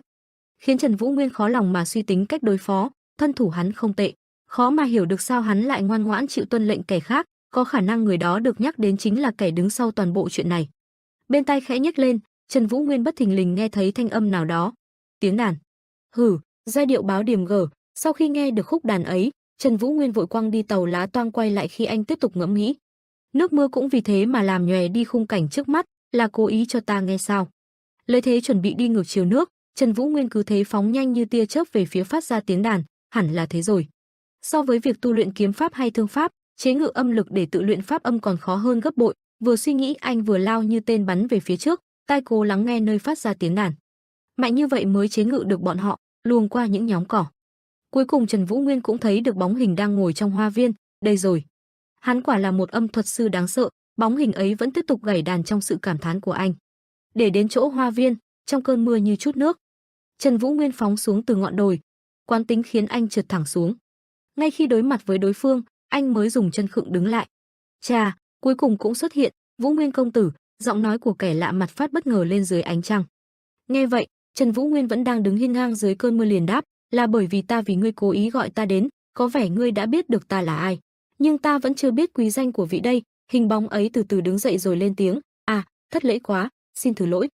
Rồi ngay lập tức xưng danh của mình, ta là Đan Diệp. Quả đúng như lời người đó nói, người chính là người đầu tiên hiểu được vạn trượng thánh âm của ta. Người đó, Trần Vũ Nguyên tự lẩm bẩm khi một lần nữa nghe biệt danh đó. Hiểu được thắc mắc của anh, Đan Diệp vội giải thích, ta nghĩ người đã gặp qua rồi, hắn là Nam Cung Vĩ, bằng hữu của ta. Hiểu ra được sự tình, Trần Vũ Nguyên đáp lại, ra là dựa, kẻ gây ra những cuộc hỗn loạn gần đây ở An Nam. Với giọng điệu có phần cảm thán, Đan Diệp không thể nào không bộc lộ, thú vị, Cung Vĩ đã kể cho người cả những chuyện đó rồi. Chả phải thôi, ta hiểu tại sao hắn lại làm vậy, đó là lần đầu ta thấy Cung Vĩ thê thảm đến thế, nên ta mới vô cùng tò mò về người. Ta có thể mạn phép hỏi người là đệ tử của trường võ nào được không? Trần Vũ Nguyên đứng dưới mưa, điềm nhiên đáp, ta không học ở đâu hết, đều là những bí kíp võ công truyền lại từ tổ tông gia đình ta. Thấy được võ công cao cường như vậy mà chỉ là tự học, Đan Diệp vội buông ra lời cảm thán cho đối phương, quả là mở mang tầm mắt. Thái độ hoàn toàn khác với câu trả lời của anh, không đâu, mọi thứ đều đã bị tàn phá, bọn họ bị lãng quên hết rồi. Nghe đến đây, hắn liền thú nhận, thành thật mà nói, trong kế hoạch của ta chưa bao giờ đoán được sẽ xuất hiện một nhân vật như công tử đây. Tại sao ngươi lại đến đây, ngươi không phải người của Vân Thiên Trung sao? Nghe được câu hỏi, Trần Vũ Nguyên ngay lập tức khẳng định, ta không có tí quan hệ gì với đám người đó. Ta đến để tìm người, 6 tháng trước, một người thân thích của ta phụng sự Bạch Long Thương đoàn đến đây thì mất tích. Những người đó họ còn sống hay không? Hiểu được tình hình, Đan Diệp liền đáp, ra là vì lý do cá nhân, nhưng đúng là bọn họ vẫn còn sống. Đến đây, bầu không khí bỗng chốc căng thẳng khi anh bắt đầu ra lệnh, thả họ ra đi, nếu ngươi nghe theo, ta sẽ im lặng mà rời khỏi đây. Đương nhiên Đan Diệp bên này cũng chẳng vừa khi hắn bảo, ta cũng mong mình có thể làm vậy, nhưng mọi chuyện không dễ giải quyết như vậy. Đôi mắt của Trần Vũ Nguyên bỗng trở nên sắc lạnh lạ thường, anh nhìn chăm chăm vào đối phương. Tay dần chậm vào chui kiếm vắt bên hông, vậy thì thấy anh manh động quá sớm, Đan Diệp vội đưa tay ra ngăn cản, khoan đã, ta cũng khó giải thích hết chỉ bằng vài câu nói. Ngươi chỉ cần biết thả bọn họ ra sẽ khiến ta gặp không ít khó khăn, vậy sao chúng ta không tìm một cách khác? Sau khi ta xong việc của mình, bọn họ cũng sẽ tự động được thả ra, dùng tất cả danh dự của mình, ta đảm bảo sẽ thực hiện những lời đã hứa. Cảm nhận sự im ắng lặng kỳ lạ đến từ hai phía, Đan Diệp dần hiểu ra hắn không thể giải quyết mọi chuyện bằng cách thương lượng, với điệu bộ chán nản. Hắn đặt tay lên trán thở dài, hẳn là vậy vẫn chưa đủ với ngươi, thật là khó xử, cuối cùng có một người khiến ta. Nhưng có lẽ, chúng ta cuối cùng cũng phải đổ máu rồi, đôi mắt ẩn chứa sát khí dần lộ ra sau khẽ tay, Đan Diệp rõ ràng là đã sẵn sàng cho cuộc giao tranh. Đáng tiếc, hắn thầm nhủ khi tay giữ khư khư chiếc đàn, cũng chẳng khác Trần Vũ Nguyên là bao khi anh cũng dần rút thanh bảo kiếm ra khỏi chui. Hắn ta bình thản nhìn hành động rút kiếm của Trần Vũ Nguyên, ánh mắt sắt lạnh nhẹ nhàng đặt bàn tay mình lên đàn, ngón tay thanh mảnh đặt lên dây đàn tranh. Ánh mắt cong lên như trăng khuyết tỏ ý như đang cười, "Vũ Nguyên công tử, thứ lỗi cho ta nhưng chúng ta không thể quyết đấu ở đây được." Trần Vũ Nguyên cúi đầu nhanh như chớp vun kiếm chỉ đến trước mặt hắn, mặt tối sầm liếc nhìn hắn quát, "Những người đó đang ở đâu? Các ngươi định làm gì? Trả lời ta. Mau!" Vừa dứt câu Trần Vũ Nguyên nâng kiếm chém xuống, từng luồng sáng từ kiếm khí bay nhanh về phía hắn. Hắn ta bình tĩnh, ngón tay đặt trên dây bắt đầu gãy đàn, một trận chiến là điều ta không muốn. Tiếng đàn vang lên, sóng âm của nó va chạm vào kiếm khí rồi nổ tung trong không gian tạo ra những làn khói trong tức khắc. "Vũ Nguyên công tử, chúng ta vẫn nên hòa nhã," hắn nói. Nhưng Trần Vũ Nguyên không để tâm, anh lao thẳng vào vị trí của hắn, thanh kiếm chém xuống nhưng hắn đã né được trong gang tấc. Dưới trời mưa tầm tã, hắn ta như một tên điên lẩm bẩm vài câu vô nghĩa với âm thanh trong trẻo phát ra trong cổ họng, một nam nhân và một nữ nhân, cùng một ông già và một tên tiểu tử. Trần Vũ Nguyên không có thời gian kiên nhẫn nghe hắn nói, vung kiếm liên tiếp chém vào người hắn quát, "Nói nhảm đủ rồi đó, mau khai ra bọn họ đang ở đâu." Hắn ta không đáp mà gảy đàn như điên, từng luồng sóng âm trào ra như vũ bão, hắn ta giữa tiếng đàn bắt đầu tự độc thoại, âm và dương, thế giới này luôn có. Trần Vũ Nguyên di chuyển cố gắng né tránh nhưng vẫn bị tiếng đàn của hắn đánh trúng, một luồng sóng âm trong đó cắt ngang mà anh nhíu mày đau đớn cố ngước nhìn hắn. Hắn ta ngẩng đầu đối diện với anh nhưng miệng vẫn lẩm bẩm những thứ mơ hồ, thực và hư tồn tại song song. "Chỉ là ngươi muốn nhìn nhận như thế nào thôi, ban ngày giấu đi những bí mật của đêm đen, rồi khắc dạ sẽ trở mình thức giấc." Hắn ta nhẹ nhàng gảy đàn, "Nhanh lên, chúng ta phải nhanh lên, không còn thời gian nữa." Trần Vũ Nguyên khó nhọc giơ tay chặn đứng sóng âm của hắn, răng cắn chặt cố nén đau đớn quát, "Hắn ta đang định trốn sao?" Một tiếng nổ vang lên, giữa bầu trời quang đãng không một gợn mây, chỉ có cơn mưa vẫn rơi xuống không dứt. Dưới mặt đất, Trần Vũ Nguyên quỳ trên đất lạnh gục đầu xuống, tay đấm mạnh xuống nền đất như tức giận gào lên, "Khốn kiếp!" Sau một phút suy sụp đó anh nhanh chóng đứng dậy, cầm lấy vạt áo ẩm ướt của mình vắt ra, dòng nước theo vạt áo anh mà chảy xuống. Anh ngước mắt nhìn, giọng nói anh văng vẳng trong không gian không một bóng người, "Để rồi xem, ta sẽ khiến ngươi phải tâm phục khẩu phục." Một lúc sau, Trần Vũ Nguyên đã trở về, anh ta dí trên hành lang với bộ dạng thê thảm, cúi đầu lẩm bẩm, "Ta rời đi lâu hơn dự đoán, hy vọng Vũ Thành vẫn ổn." Trần Vũ Nguyên đi đến trước cửa phòng, đẩy vào trong hỏi, "Vũ Thành đệ có ở trong đó không?" Bên trong nghe thấy người liền buông cái tạ đá của mình xuống, quay sang niềm nở hỏi, "Ồ, sư huynh về rồi, mọi chuyện thế nào rồi?" Trần Vũ Nguyên trầm mặc cố tỏ ra tự nhiên đáp, Vẫn ổn." Long Vũ Thành dường như không nhìn ra biểu hiện của sư huynh mình, vẫn tươi cười như thường lo lắng hỏi han. Huynh đi lâu quá đệ cứ tưởng huynh bỏ đi quên mất đệ luôn rồi, nên đệ cảm thấy lo lắng he he, mỗi lần như vậy đệ lại chăm chỉ luyện kiếm, huynh thấy được không? Trần Vũ Nguyên mỉm cười hài lòng, chắc ta nghe nói người trẻ phát triển rất nhanh nhưng thật, ha ha, làm tốt lắm, chúng ta lát nữa sẽ đến Ngọc Thành, đệ mau chuẩn bị đi. Dạ sư huynh. Bên ngoài, một người khác đứng nhìn bầu trời sau cơn mưa, vươn tay kéo cái nón mình đội xuống, giọng đầy vẻ trách móc tức giận nói: cuối cùng cũng tạnh mưa, trong khi bọn họ được ngồi bàn bạc bên trong thì chúng ta lại phải chịu khổ thế này. Chậc. Một kẻ trong số đó đồng tình nói: đúng vậy thủ lĩnh, tại sao chúng ta phải hộ tống đám người của Bạch Long Thương đoàn vô dụng này đến y viện? Một tên kế bên lên tiếng: chắc cần vài ngày nữa mới xử lý hết được, sư tỷ không cần nặng lòng, bên kia có một tử quán, chúng ta qua đó làm vài chén hà. Tại một nơi khác, trong một căn phòng nói có vô số người bị thương đang nằm la liệt trên giường, vài âm thanh than vãn đau đớn vang lên, một lão già lúc này từ bên ngoài bước vào. Có kẻ đau đớn đến mức không thể chịu nổi nữa, liền vươn tay nắm lấy vạt áo lão cầu xin: đại phu thần y. Lão cúi nhìn hắn ta ôm chặt chân lão cầu xin: xin ngài hãy cứu ta trước. Lão ta nhìn xuống người dưới chân vẻ mặt ghê tởm nhìn hắn nói: xì ngươi chưa chết được đâu. Không chết được đâu. Chậc, các ngươi làm hộ vệ có trách nhiệm bảo vệ chủ nhân mà sao lại yếu đuối như vậy sao? Lão ta nói rồi ném xuống một túi nhỏ bảo: được rồi, các ngươi hãy uống hoặc bôi lên vết thương, sẽ thấy đỡ hơn. Sau đó lão quay đi, giọng vang lên như đang nói chuyện với ai: e hèm, ông ấy không có ở đây. Bên kia một lão giống y hệt nghe tiếng than vãn liền nói: ôi thứ lỗi cho ta nhiều, người bệnh nhiều quá, ta sẽ đến ngay đây. Ông ta lo lắng nhìn lại người nằm dưới chân mình hỏi: này ngươi thấy đau ở đâu, để ta xem. Gã nhìn ông ta nói: hừ, ông vừa mới đưa dược cho ta mà đại phu, ông còn mắng bọn ta yếu đuối rồi bảo không chết được đâu. Lão ta nghe thấy thì đáp: ngươi đang nói làm nhảm gì đấy, ta vừa mới có thời gian chạy qua đây mà. Sau đó hắn ta đưa túi thuốc trước mặt lão: vậy túi thuốc này là gì? Lão nhìn túi thuốc khó hiểu nói: ê, thứ gì vậy, bọn ta không có loại dược này trong y viện. Chắc đầu ngươi bị va chạm mạnh rồi, để ta xem qua vết thương của ngươi nào. Đầu ta không sao cả. Bên ngoài, một lão đang thong thả đi bộ xung quanh nói: chết tiệt, mình lại phải phí thuốc cho một tên đần độn như vậy. Sau đó lão xoay người một cái, trong chốc lát biến thành một người khác. Mẹ kiếp, ngu ngốc quá mà, chậc, nghỉ ngơi thêm một lát vậy. Hắn ta nhăn mặt than vãn, vừa mới xong nhiệm vụ ở Ạc Yang lại phải tới Nam, đúng là cậy quyền bóc lột sức người mà.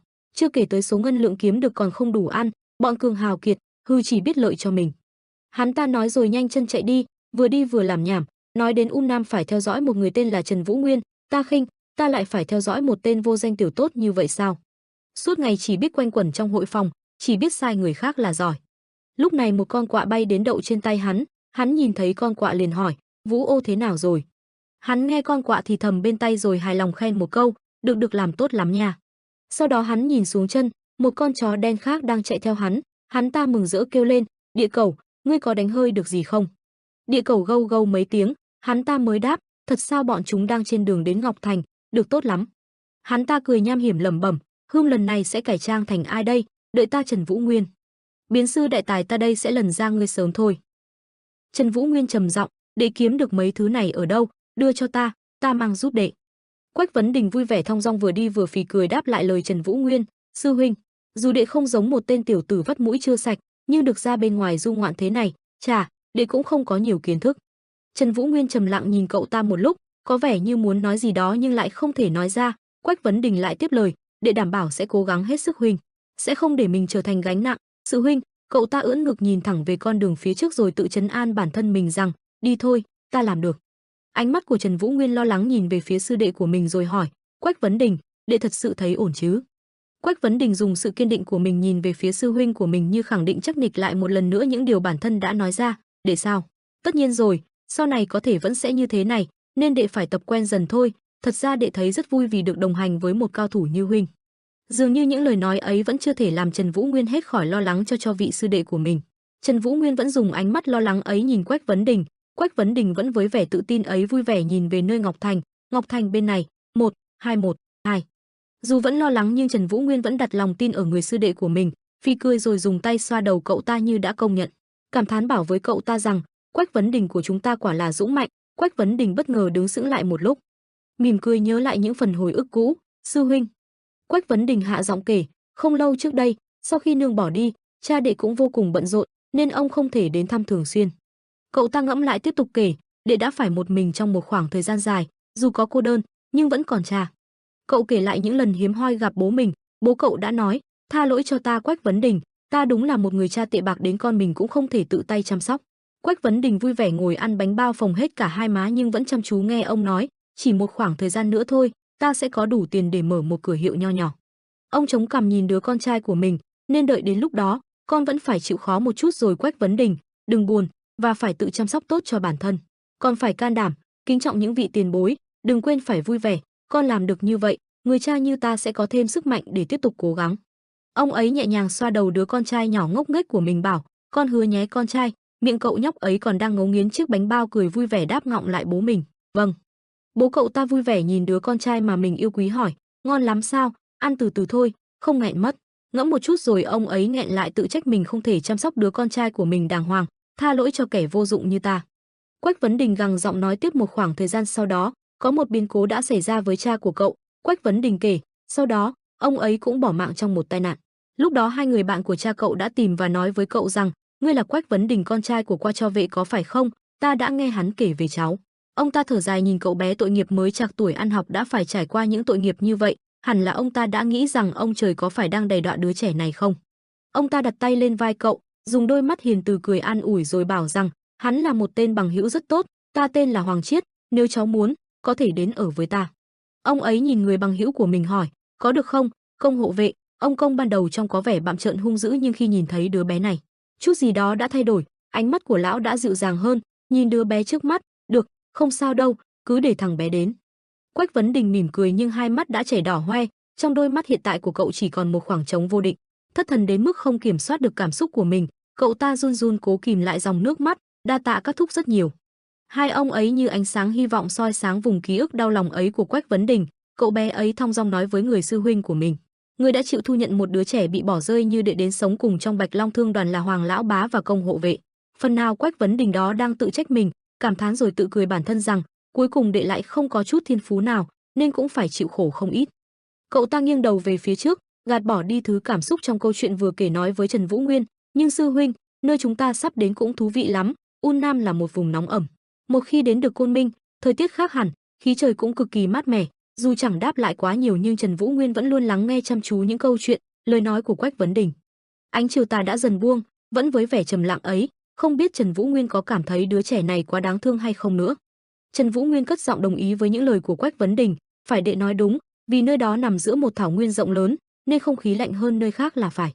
Hai người vừa đi vừa trò chuyện đến khi trời đã gần chập tối, Trần Vũ Nguyên bảo, Quách Vấn Đình, hôm nay chúng ta nghỉ chân bên ngoài, nếu sáng mai lại lên đường sớm, có thể đến được Ngọc Thành trước chiều tối. Quách Vấn Đình háo hức đáp lại lời sư huynh của mình, được, đệ dựng trại ngay đây sư huynh. Ánh chiều tà lặn nơi chân trời nhường chỗ cho những rực rỡ của ánh sao đêm. Giữa đồng cỏ mênh mông, phía sau là những dãy núi chồng tiếp nối sau, Trần Vũ Nguyên ngồi bên ánh lửa trại, còn Quách Vấn Đình thì lại mải mê chăm vào luyện tập.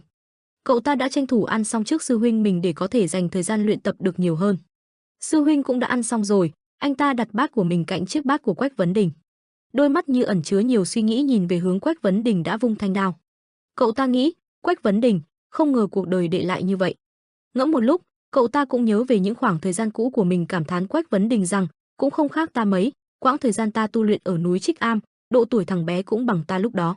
Mạch suy nghĩ nội tâm của Trần Vũ Nguyên dừng lại, cậu ta đứng dậy tiến về phía người sư đệ của mình. Cầm trong tay chiếc đũa ăn khi nãy, anh bảo Quách Vấn Đình, lên đi. Quách Vấn Đình ngơ ngác nhìn người sư huynh của mình, dường như vẫn chưa hiểu suy nghĩ của Trần Vũ Nguyên. Quách Vấn Đình thở hộc hỏi, sư huynh. Ánh mắt Trần Vũ Nguyên nghiêm nghị, nghiêm túc nhìn về hướng đứa trẻ như nhìn thấy bản thân lúc xưa trong ấy. Cậu ta nắm chặt thanh đũa trong tay hướng về phía Quách Vấn Đình, để còn đợi gì nữa, mau xông lên đi. Dù có chút bối rối nhưng Quách Vấn Đình vẫn nắm chặt thanh kiếm trong tay của mình, vào thế sẵn sàng chiến đấu. Quách Vấn Đình vừa háo hức vừa có chút bất an, ngầm nghĩ, cuối cùng mình cũng được huynh ấy trực tiếp chỉ bảo rồi.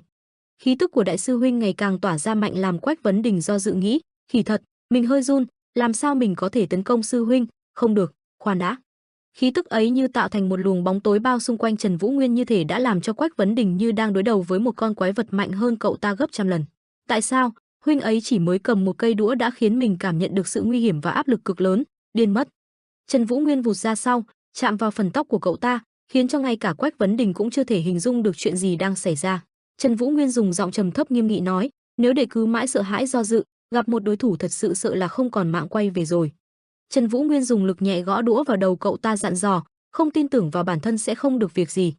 Dù chỉ là lực nhẹ cũng làm cho Quách Vấn Đình cắm đầu xuống đất. Trần Vũ Nguyên đắc chí bảo, đệ phải cứng rắn lên nhiều nữa. Nằm trên đất, Quách Vấn Đình có chút sợ hãi nghĩ, huynh ấy vừa mới chạm vào, mình đã bay đi xa, hoàn toàn khác biệt. Ngẫm lại, thực lực khác xa so với tên mình từng đối mặt trước đây, sau khi chặn được của hắn một chiêu, những tưởng kiếm thuật đã tiến bộ không ít. Nhưng nếu thật sự mình cũng chỉ đơn thuần là chặn lại một công của hắn, vị tỷ tỷ kia mới là người kết liễu. Lúc đó Quách Vấn Đình đã tự nhủ, mình đã cố gắng luyện tập từng ngày. Trở về hiện thực, cậu ta tức giận trách, nhưng tại sao vẫn yếu đuối như vậy, hay là do sư huynh quá mạnh thôi. Quách Vấn Đình vực dậy, cầm thanh đao vụt lao đến phía sư huynh hắn, tự nhủ rằng, được có thể là cả hai, vậy thì coi như đây là kinh nghiệm cho quá trình luyện kiếm đi, phải cố hết sức. Trần Vũ Nguyên thong thả chặn đòn tấn công của sư đệ mình lại chỉ bằng một cái gõ đũa vào bắp tay cậu ta, nghiêm túc dạy dỗ, một khi nâng kiếm lên, đệ phải vận lực tay nhiều hơn nữa.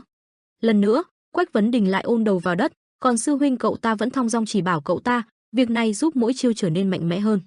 Lần tiếp theo, vẫn như vậy, đòn tấn công dù dùng sức thế nào cũng bị sư huynh cậu chặn lại bằng một gõ đũa. Hắn nói, động tác quá cứng, nên phản xạ mới chậm, mắt luôn phải tập trung. Hết tay đến chân, Quách Vấn Đình la thất thanh, Trần Vũ Nguyên bảo, chân phải bám vững trên mặt đất. Đến bụng bị đột kích, như con thiêu thân hết lần này đến lần khác bị dập không thương tiếc, còn sư huynh hắn vẫn điềm tĩnh chỉ dạy hắn, giữ vững nhịp thở.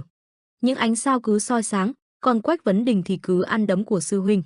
Quách Vấn Đình ngã nhào xuống đất thở mệt mỏi, sư huynh cậu thì vẫn điềm tĩnh đứng dạy dỗ, quan trọng nhất bây giờ là đệ phải xác định những điểm yếu của mình, những chiêu cơ bản có thể học sau. Quách Vấn Đình kiên trì gượng dậy, đệ còn chịu được. Trần Vũ Nguyên nhắm nghiền mắt bẻ đôi chiếc đũa, không, hôm nay chúng ta dừng ở đây, luyện bộ tam đơn thức để quen dần với việc vận nội công, nghỉ ngơi đầy đủ cũng là một phần quan trọng đó. Trần Vũ Nguyên nhìn sư đệ mình phì cười, có lẽ hôm nay cậu ta đã cảm nhận được sự thú vị của nghề gõ đầu trẻ rồi. Quách Vấn Đình nằm sõng xoài thở dốc nhìn bầu trời đêm, Trần Vũ Nguyên nhìn cậu rồi bảo, hôm nay làm tốt lắm Quách Vấn Đình. Như một sự công nhận, Quách Vấn Đình nhắm nghiền mắt cảm nhận sự chăm chỉ của mình, vui vẻ nói với Trần Vũ Nguyên, cảm ơn huynh. Trong căn phòng tối chứa khí tức rực đỏ khiến mọi thứ dường như trở nên âm u. Nam Cung Vĩ cung kính ngồi trước bức tượng giữa căn phòng. Hắn nhìn những vết thương trải dọc khắp cơ thể, một trong số đó được khắc lên bởi Trần Vũ Nguyên. Nam Cung Vĩ nghĩ, hắn là một tên khốn xảo quyệt, mấy ngày nay ta tu luyện nội công không ngừng nghỉ nhưng những vết thương đó vẫn không lành lại. Hắn nghiêm nghị thở hắt ra, nhất định là do ta đã bất cần xem thường hắn. Hắn dùng tay thắt chặt dải băng đỏ đang quấn trên đầu lại, tâm trí hắn rõ ràng đã ghi lại một hận thù, ta phải là người mạnh nhất. Nam Cung Vĩ. Ánh mắt Nam Cung Vĩ bừng bừng lửa, như có thể dùng nó để găm vào kẻ xấu số, ngữ điệu cứng rắn, hắn tự nói với chính mình rằng sẽ không mắc thêm một sai lầm nào nữa, các ngươi cứ chờ mà xem.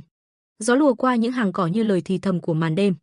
Nam Cung Vĩ bước ra khỏi căn nhà, màn đêm tối che mờ ánh sáng trên lối ra vào làm hắn va phải gì đó, bực bội nói, chết tiệt. Ánh trăng huyền ảo chiếu rọi lên không gian, hắn ngước mắt lên nhìn, như một viên ngọc quý treo lơ lửng giữa bầu trời cao cùng với tiếng xào xạc lá bay của những cơn gió, tạo nên một bản giao hưởng mờ mịt giữa không gian tĩnh lặng. Đan Diệp ngồi trên phiến đá điềm tĩnh tận hưởng thời khắc của đêm tối. Nam Cung Vĩ dường như đã nhận ra hắn, bảo, ô Đan Diệp. Môi của Đan Diệp cong lên, nhìn hắn ta bảo, này Cung Vĩ, xem ra ngươi đỡ hơn nhiều rồi. Nam Cung Vĩ thong dong đáp lại Đan Diệp, chưa hoàn toàn lành lặn, nhưng ta có thể bắt đầu lên đường được. May mà vẫn còn sống, ta cứ tưởng lần đó đầu cũng bị chặt luôn rồi, hắn ta cũng quả thật vô cùng nguy hiểm. Đan Diệp mân mê chiếc lá đang cuộn tròn trên tay. Nam Cung Vĩ nhìn thấy và bảo, mỗi khi cuộn tròn một chiếc lá, nghĩa là ngươi đang lo lắng chuyện gì, ngươi đã tự đến gặp mặt hắn rồi sao? Ánh mắt của Đan Diệp dao động nhìn về phía xa xăm, do dự một lúc rồi trả lời Nam Cung Vĩ, phải, mọi chuyện không đơn giản như vậy đâu. Nam Cung Vĩ tỏ ra hoài nghi, người như ngươi mà cũng phải lo sợ sao? Đan Diệp, quả không tầm thường. Dáng vẻ của Trần Vũ Nguyên hiện lên trong suy nghĩ của Đan Diệp như một cỗ máy tàn bạo không có tình người, băn khoăn một lúc về Trần Vũ Nguyên rồi cảm thán, nên nói thế nào đây? Hắn hiện thân như một tảng đá khổng lồ, bức tường, ngọn núi, thật ấn tượng, trước giờ chúng ta chưa hề biết đến sự tồn tại của hắn, lần này đột nhiên xuất đầu lộ diện. Đan Diệp trầm mặc, mang một chút vẻ âu lo nhìn về phía bầu trời đêm, chắc chắn không thể xem thường. Nam Cung Vĩ liền đáp lời, ta biết, vậy giờ chúng ta nên tính kế gì tiếp, từ bỏ sao? Đan Diệp bóp chặt chiếc lá đang cuộn trong tay, cậu ta nói với giọng điệu sắc đá, không, tuyệt đối không thể từ bỏ, dù người này không hề trong dự liệu, nhưng vì hắn mà từ bỏ là chuyện không thể. Ánh mắt sắc như dao găm của Nam Cung Vĩ kiên định nói, được lắm, dù ta không đánh lại được tên khốn đó, nhưng hắn nhất định cũng không giết được ta, nên hãy tin ở ta, kết cục thì phải chờ đến cuối mới biết được. Đôi mắt Đan Diệp có chút dè chừng thăm dò, khóe miệng khẽ cong lên. Cậu ta nhìn ánh trăng lấp ló sau những hàng cây nói, chúng ta đã đi được đến đây rồi. Vừa chơi đùa chiếc lá hắn vừa bảo tiếp, dù có phải hy sinh toàn bộ linh hồn, ta vẫn sẽ không để cho hắn có cơ hội phá đi nước cờ này. Giọng cậu ta giễu cợt phì cười, thế sự khó lường, chuyện gì mà không thể xảy ra, từ giờ con đường ta đi lại có thêm chút thú vị rồi. Nam Cung Vĩ có một chút tức giận, cái quái gì vậy, lúc này mà ngươi còn cười được, chúng ta vừa dẫm phải một bãi phân lớn đấy. Ngọn gió đưa tán lá mà Đan Diệp Mân mê cuốn đi, cậu ta lạnh lùng nghiêm nghị nói với Nam Cung Vĩ, không, tình hình thể nào cũng sẽ thảm khốc thế này thôi, nếu chúng ta muốn đánh thức Tĩnh Dạ. Hai người Quách Vấn Đình cùng Vũ Nguyên tiếp tục lên đường. Đột nhiên một tiếng vó ngựa vang lên ầm trời thu hút sự chú ý của anh. Quay đầu lại nhìn thì bắt gặp một quân đoàn xe ngựa đông đúc chạy tới. Cả hai dừng chân giây lát ý muốn chờ đoàn người qua hết rồi mới tiếp tục đi. Bỗng Trần Vũ Nguyên bắt gặp một ông lão với gương mặt quen thuộc đang ngồi trong xe. Ngay lập tức người nọ hét lớn với những người phía trước, khoan, dừng lại một chút, đợi đã. Không lâu sau Đường Di Mun cúi người bước xuống phấn khởi, xem ai đây này, không ngờ được gặp lại hai người ở đây, đến cả Đường Mỹ Lệ phía sau ông cũng reo lên bất ngờ, ôi trời, Trần đại ca. Một bóng đen to lớn đầu đầy chấm hỏi nhìn một đám người rôm rả trò chuyện đằng xa, bọn muội đang trên đường đến Ngọc Thành, huynh định đi đâu vậy? Bọn ta cũng đến Ngọc Thành có chút việc phải xử lý. Song anh thắc mắc, không phải hai người đi gặp người của Vân Trung Thiên chỗ Bá Quyền hội sao? Nghe vậy Độc Thánh Đường Di Mun giơ hai tay ra chán nản than phiền, đám người Vân Trung Thiên đó đột nhiên thay đổi kế hoạch, lệnh cho bọn ta đi đến Ngọc Thành ngay, đám lão già ngạo mạn, nhưng may là Bá Quyền hội cũng có phái thêm nhiều quân theo để bảo vệ bọn ta. Đang hăng say kể lại đầu đuôi thì một âm thanh xen ngang ngắt lời, Đường tiền bối, ở đây có chuyện gì sao? Lúc này đây lão Đường mới chợt nhớ ra sự có mặt của người nọ, quay đầu lại áy náy. Phải rồi, thứ lỗi cho ta làm gián đoạn, vị này là Trần công tử, ân nhân cứu mạng mà lúc trước ta đã từng nhắc đến.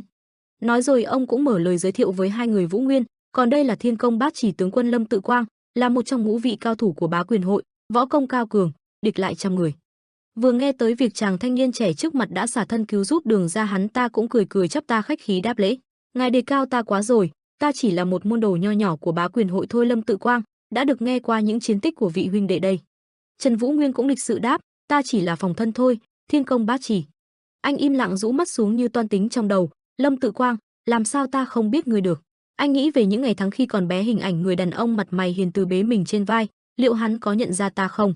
Tự Quang với vai trò là người dẫn đoàn bảo vệ mọi người nên Đường Di Mun đã hỏi ý kiến, Im tướng quân, chúng ta có thể đồng hành cùng Trần công tử được không? Hắn cũng sảng khoái đồng ý không chút do dự, có thêm một cao thủ võ nghệ đầy mình đi cùng thì tốt quá rồi, chúng ta cùng đến Ngọc Thành thôi. Nhận được câu trả lời đúng ý mình, Độc Thánh ngay lập tức trở nên vui vẻ, vỗ vỗ vai cậu bé Vấn Đình, tốt tốt, bọn ta còn khá nhiều chỗ trong xe ngựa, mau vào trong nghỉ ngơi. Mà Tự Quang khi này đang nhìn chằm chằm vào bọn họ như đang suy nghĩ điều gì. Đoạn hắn cũng phất tay từ bỏ, được rồi, tiếp tục lên đường. Chúng ta sẽ sớm đến được Ngọc Thành thôi, người của ta đã đi liên tục không nghĩ chân. Đường tiền bối, ngài có muốn dừng lại nghỉ ngơi một lát không? Di Mun tùy tiện, tùy ý ngài. Im tướng quân. Cuối cùng họ cũng quyết định nghỉ ngơi sau nhiều giờ đi đường, vừa nhanh tay khuấy nồi cháo, Tự Quang vừa giải thích, bọn ta dùng tất cả những nguyên liệu dinh dưỡng để nấu thành món cháo này, sau một quãng thời gian mệt mỏi thì món này vô cùng bổ ích đó. Nhớ lại ngày trước lúc còn ở phương Bắc, bọn ta, nói tới đây hắn như nhớ ra liền thở dài, không có gì, mọi người mau ăn đi kẻo nguội. Quách Vấn Đình cầm chén cháo trên tay, khuôn mặt ngây ngốc, nhận ra mùi vị này hơi quen thuộc, giống hệt với món sư huynh đã nấu cho mình ăn tối qua. Bên phía chỉ huy Thiên Bát từ đầu luôn chú ý đến họ liền hỏi thăm, thế nào, các vị có cảm thấy vừa miệng hay không? Trần Vũ Nguyên trước sau như một vẫn ung dung, không có cảm giác gì đặc biệt, rất tốt, đa tạ vì bữa ăn. Nhìn chàng trai trẻ trước mặt luôn gợi cho bản thân một cảm giác thân thuộc. Trần, có phải bởi vì hắn có một chữ trong tên giống với người đó, vẻ ngoài cũng rất giống, nếu thằng bé vẫn còn sống chắc cũng chạc tuổi Hắc. Có lẽ chính Tự Quang cũng cảm thấy suy nghĩ của mình hoang đường, hắn liền lập tức phủ nhận, không thể nào có chuyện đó. Trưởng môn đời thứ tư của Bắc Thiên môn, Trần Quan Hạo chưa bao giờ truyền dạy võ công cho thằng bé. Khi đó nó chỉ được phép đọc sách làm thơ. Nhưng người này, ta có thể cảm nhận được khí tức khác lạ tỏa ra từ hắn, nên chuyện đó chắc chắn không thể xảy ra. Hắn lại thở dài một hơi, đấm ngực vẻ mặt đau khổ, nhưng tại sao, ta đã rất cố gắng để quên đi những ký ức đó, tại sao mỗi khi nhìn về người này đều tự động hiện lên lại. Một đứa trẻ với nụ cười ngây ngô trên khuôn mặt non nớt lại tiếp tục tràn về trong đầu hắn, đứa trẻ tội nghiệp bị bỏ rơi tự sinh tự diệt, ở một nơi phương Bắc khắc nghiệt, phải một mình chịu đựng nên cũng thật tự nhiên khi thằng bé qua đời. Ta đã làm ra một việc mà bản thân biết rõ là không nên làm, nhưng lúc đó ta có thể làm gì hơn, ngay cả Bắc Thiên Tứ Hùng, Tử Thiên Tứ Tuyệt cũng quay lưng lại với họ. Phải, ta hèn nhát, không có đủ dũng khí để đứng lên giúp đỡ họ lúc cần nhất, ta bị nỗi sợ lấn át tâm can, nếu tỏ ra chút thương cảm, đám người Vân Trung Thiên sẽ không ha, nếu dám không nghe theo bọn họ, kết cục nhất định không tốt đẹp gì, ta chính là một kẻ hành kém như vậy. Mỗi ngày qua đi, ta càng thêm đau khổ dằn vặt, những gì tưởng đã có thể bỏ lại mọi thứ trong quá khứ, nhưng khi nhìn vào người này, những cảm xúc đó đều như sống dậy. Càng nhìn vào Vũ Nguyên trước mắt, tâm trí của Tự Quang càng thêm rối bời, nếu thực sự là người đó, thì ta phải làm như thế nào đây? Nếu mọi suy nghĩ của ta trở thành sự thật, nếu là thằng bé ta có nên tiến đến hỏi thẳng hắn? Liệu ta có xứng để đối diện với thằng bé? Nếu ta quỳ xuống xin tha thứ, những cảm giác tội lỗi đó có mất đi không? Không, chẳng có lý do gì để lo lắng hết. Rồi hắn tự trấn an bản thân, phải, không thể nào đâu, chắc chắn, nhất định không phải người đó, không bao giờ. Như đã quyết tâm hay là chẳng dám đối diện, Lâm Tự Quang nắm chặt hai tay dứt khoát đứng lên rời đi. Trần Vũ Nguyên ngước mắt lên nhìn bóng lưng cao lớn ấy như chìm vào dòng suy nghĩ. Hoàng thúc mất tích, muốn che giấu điều gì? Bọn chúng là ai? Không thể nào có chuyện bọn chúng là. Đột nhiên một tiếng la oai oái cắt ngang mạch suy tư của anh, thứ quỷ gì thế này? Tướng quân, chỗ này đột nhiên có nhiều xác chết lắm, hả hả? Phía trước quân đoàn là rất nhiều thi thể bị đám chim rỉa nát không còn nguyên vẹn. Đám người ló đầu ra nhìn cảnh tượng kinh dị trước mắt, Đường Di Mun lên tiếng cảm thán, ôi trời, những xác chết này. Ngay cả những người lão luyện cũng trở nên khó chịu thì huống gì là cậu bé Vấn Đình mới bước vào chốn giang hồ loạn lạc chưa bao lâu, cậu bắt đầu giơ tay ôm mặt nôn khan. Nhìn đám thi thể rỉ máu đỏ tươi dưới đất, Tự Quang bắt đầu suy đoán, ra tay cũng thật độc ác, bọn họ là bị quái thú tấn công sao, thi thể đều bị xé nát hết. Có khi nào mai phục mà chúng ta không để ý? Vũ Nguyên rũ mắt xuống trầm ngâm, mai phục, vậy là những chuyện như thế này từng xảy ra, Bá Quyền hội cũng biết đến. Không chú đến người bên cạnh khẽ giọng, Trần huynh đệ, anh hạ thấp người tay chống cằm quan sát, chưa kể đến, Vân Trung Thiên cũng khá để tâm đến chuyện lần này. Vết thương trên những thi thể này đều không có dấu răng nhọn hay vết cào xước, cũng không phải do vũ khí gây nên. Đường Di Mun bên cạnh nhìn anh một lúc rồi cũng đưa ra suy nghĩ của bản thân. Nhìn sơ qua ngươi cũng đoán được phải không? Không thể tin được lại có người dùng tay không để xé xác ra thành nhiều mảnh như thế này. Lực đạo phải lớn bao nhiêu mới làm được? Trần Vũ Nguyên cũng không phủ nhận suy nghĩ đó, dù có mạnh cỡ nào, chỉ dùng tay không thôi thì cũng không hề dễ dàng. Đầu tiên là phải có sức khỏe hơn người, ra tay kiểu này cũng không thể xác định được lý do chính xác, với lại nếu người này có võ công, nhất định sẽ tìm một cách giết sạch sẽ hơn. Nghe được những lời từ anh, ánh mắt Đường Di Mun cũng trở nên u ám, một kẻ có sức khỏe hơn người, đủ để xé xác thành từng mảnh, ta cảm thấy hành động như thế này phải có bản tính khát máu, sống như thú vật. Lâm Tự Quang đứng nghe tất cả những lời phân tích của hai người họ. Bỗng hắn quay sang hét lớn, chúng ta sắp đến Ngọc Thành rồi, tăng cường cảnh giác, không được lơ là phòng bị, xuất hiện kẻ nào có địch ý, thẳng tay giết chết không tha, được rồi, mau lên đường tiếp thôi. Đoạn đường gặp phiền phức nhiều đến nỗi Vũ Nguyên cũng công nhận, quả thật cứ đi là sẽ gặp trở ngại. Trên bầu trời rám vàng những con quạ đang sải cánh như trực chờ đợi một điều gì đó sắp xảy ra. Đến khi đến được đích cũng là lúc nên nói lời chia tay, đa tạ các vị đã cho đi nhờ một đoạn, bọn ta có việc khác phải làm rồi. So với những quán trọ quanh đây, Tự Quang đưa ra lời đề nghị, phòng và phục vụ ở Thanh Nguyệt phủ tốt hơn nhiều. Đường Di Mun cũng mở lời nói giúp, im tướng quân, Trần huynh đệ đây có khá nhiều việc phải lo liệu, nên hắn phải ra ngoài thường xuyên. Ở một nơi như thế này sẽ khiến hắn có thêm gánh nặng, đó là tại sao ta cho rằng tốt nhất hắn nên chọn một nơi ra vào dễ dàng, cũng có thể tránh được không ít rủi ro. Tự Quang lúc này mới không cố chấp đòi anh ở lại đây, thì ra, ta hiểu rồi, vậy chúc hai người thượng lộ bình an. Cuối cùng Trần Vũ Nguyên cùng Quách Vấn Đình cũng xin phép cáo từ, đa tạ các vị. Độc Thánh vẫn khoác một vẻ nhí nhố chỉ ngón tay, mau đi giải quyết cho xong việc của ngươi đi, chúng ta sẽ còn gặp lại. Đường Mỹ Lệ hướng đôi mắt buồn bã trông theo rồi cũng lý nhí, bảo trọng. Mà Tự Quang cũng trầm mặt nhìn họ rời đi không nói một lời. Nơi này quả là một trấn hoang sơ, Vấn Đình vẫn còn vẻ tiếc nuối, sư huynh, có lý do vì sao chúng ta phải rời đi không? Không có. Cậu dò hỏi, vậy thì ở lại Thanh Nguyệt phủ tốt hơn mà, bọn họ đều là người của Bá Quyền hội, có thể giúp đỡ chúng ta không ít. Trần Vũ Nguyên cúi đầu tự mình lẩm bẩm, được Bá Quyền hội giúp đỡ sao? Vấn Đình, nếu người của Bạch Long Thương đoàn đến đây đệ nghĩ họ sẽ chọn tử lầu nào để nghỉ chân? Cậu nhóc nghĩ một chốc cũng đưa ra quan điểm, Bạch Long thường đi theo một đoàn người khá đông, nên hẳn là bọn họ sẽ chọn một quán trọ rộng lớn, nơi có chỗ giữ xe ngựa, cất giữ đồ đạc và. Nói đến đây như phát hiện ra ý nghĩ của anh, Vấn Đình dò hỏi, huynh đang điều tra từ các tử quán sao? Bởi vì Ngọc Thành cũng không phải là một nơi quá lớn, huynh đang xem xét những nơi mà Bạch Long Thương đoàn có thể đi qua. Được rồi, để đó cho đệ sẽ giúp huynh tìm hiểu, sư huynh đợi ở đây nhé. Trần Vũ Nguyên vội vàng với theo, khoan đã Vấn Đình, chờ ta với. Tìm kiếm đến chập tối thì họ đứng trước một căn nhà không quá gây sự chú ý, cậu nhóc mới thì thầm, trong Ngọc Thành, chỉ có chỗ này vô gian quán là tử lầu lớn nhất. Vấn Đình giơ tay đẩy cánh cửa bước vào, bọn họ thường thu hút được rất nhiều đoàn đông khách đến đây, đây rồi. Bên trong nhìn có lẽ là chủ quán đang lau dọn, thấy có người đến lập tức hoan nghênh, khách quan, ôi ôi, hân hạnh, mời vào.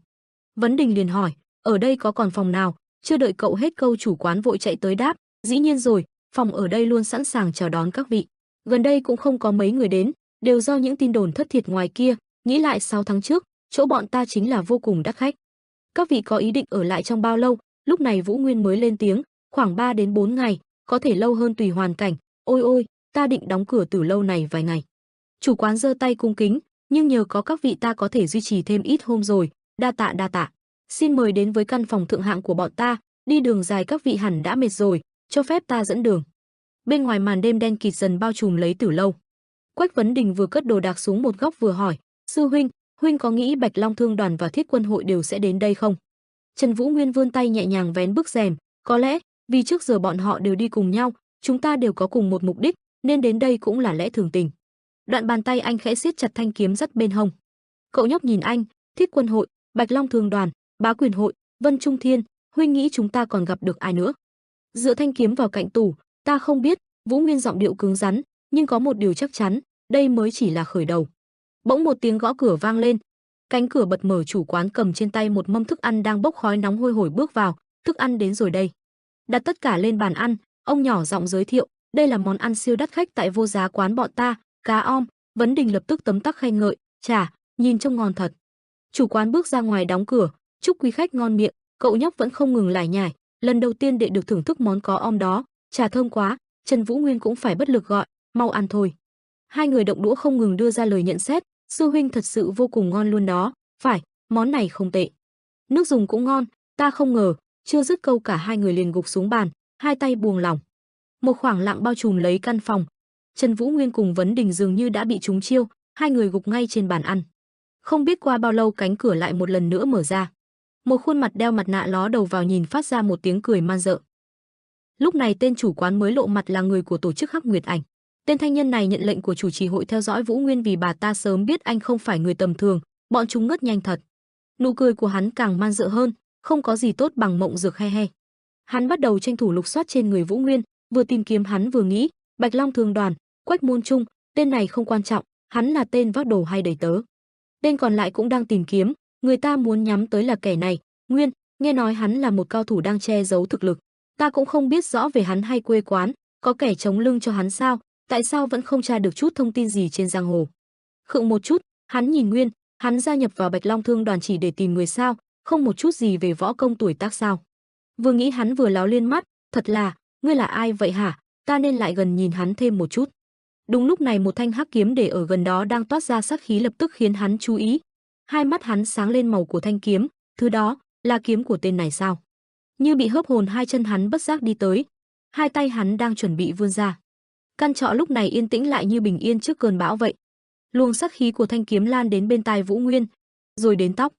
Sự lưu luyến đó như muốn mời gọi anh. Đúng lúc này anh mở bừng mắt, cảm giác được bản thân đã ngất được một khoảng thời gian thì anh giật mình, chết tiệt, đã xảy ra chuyện gì, mình đã mất cảnh giác. Trần Vũ Nguyên cau mày lo lắng nhìn xung quanh, chỉ mới xuất đầu lộ diện trên võ lâm mà đã bắt đầu lơ là phòng bị, ngươi còn một chặng đường rất dài phía trước, tập trung. Trần Vũ Nguyên đưa mắt nhìn sang thì thấy thanh nhân đang đứng một bên ôm trầm thanh hắc kiếm của anh với dáng vẻ đáng ngờ. Luồng sát khí từ thanh hắc kiếm ấy bao quanh lấy hắn ta. Vũ Nguyên nghi hoặc nhìn bóng lưng quen thuộc ấy, chợt nhận ra, thì ra là hắn. Vũ Nguyên cẩn trọng bước đến gần nơi hắn ta đang đứng, chợt nghi hoặc nhận ra thanh nhân hắn ta dường như đang bị mê hoặc bởi luồng sát khí của thanh hắc kiếm. Khoan đã, hắn bị thanh kiếm hớp hồn rồi sao? Trông cứ ngơ ngơ.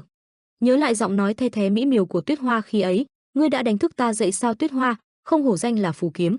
Dường như Vũ Nguyên cảm nhận được điều gì đó, ngạc nhiên lại rơi vào một khoảng không vô định. Anh trầm ngâm, đợi chút, trên người hắn có một loại khí tức giống với tên chủ quán. Hắn cũng dùng thuật cải trang, nhưng dù cho ta có mất cảnh giác chắc chắn phải nhân ra cải trang thuật ngay từ đầu. Một điều nữa là ta cũng không phát giác ra số mê dược trong thức ăn, tên này nhất định cũng là một cao thủ. Nghĩ rồi Vũ Nguyên quay mặt nhìn sang thanh nhân đang mất thần trí kia, khẽ lên tiếng, dù sao ngươi là ai? Thanh nhân nghe câu hỏi này của anh mơ mơ màng màng cất tiếng đáp lời, ta là người của Hắc Nguyệt, mật thám là cao thủ trong ẩn nguyệt, ta là thanh nhân, thứ hạng cao nhất thiên cấp. Hắc Nguyệt chi tứ Thiên Mai Nguyệt Lương ra lệnh cho ta theo dõi một nam nhân tên Nguyên và điều tra thân thế của hắn.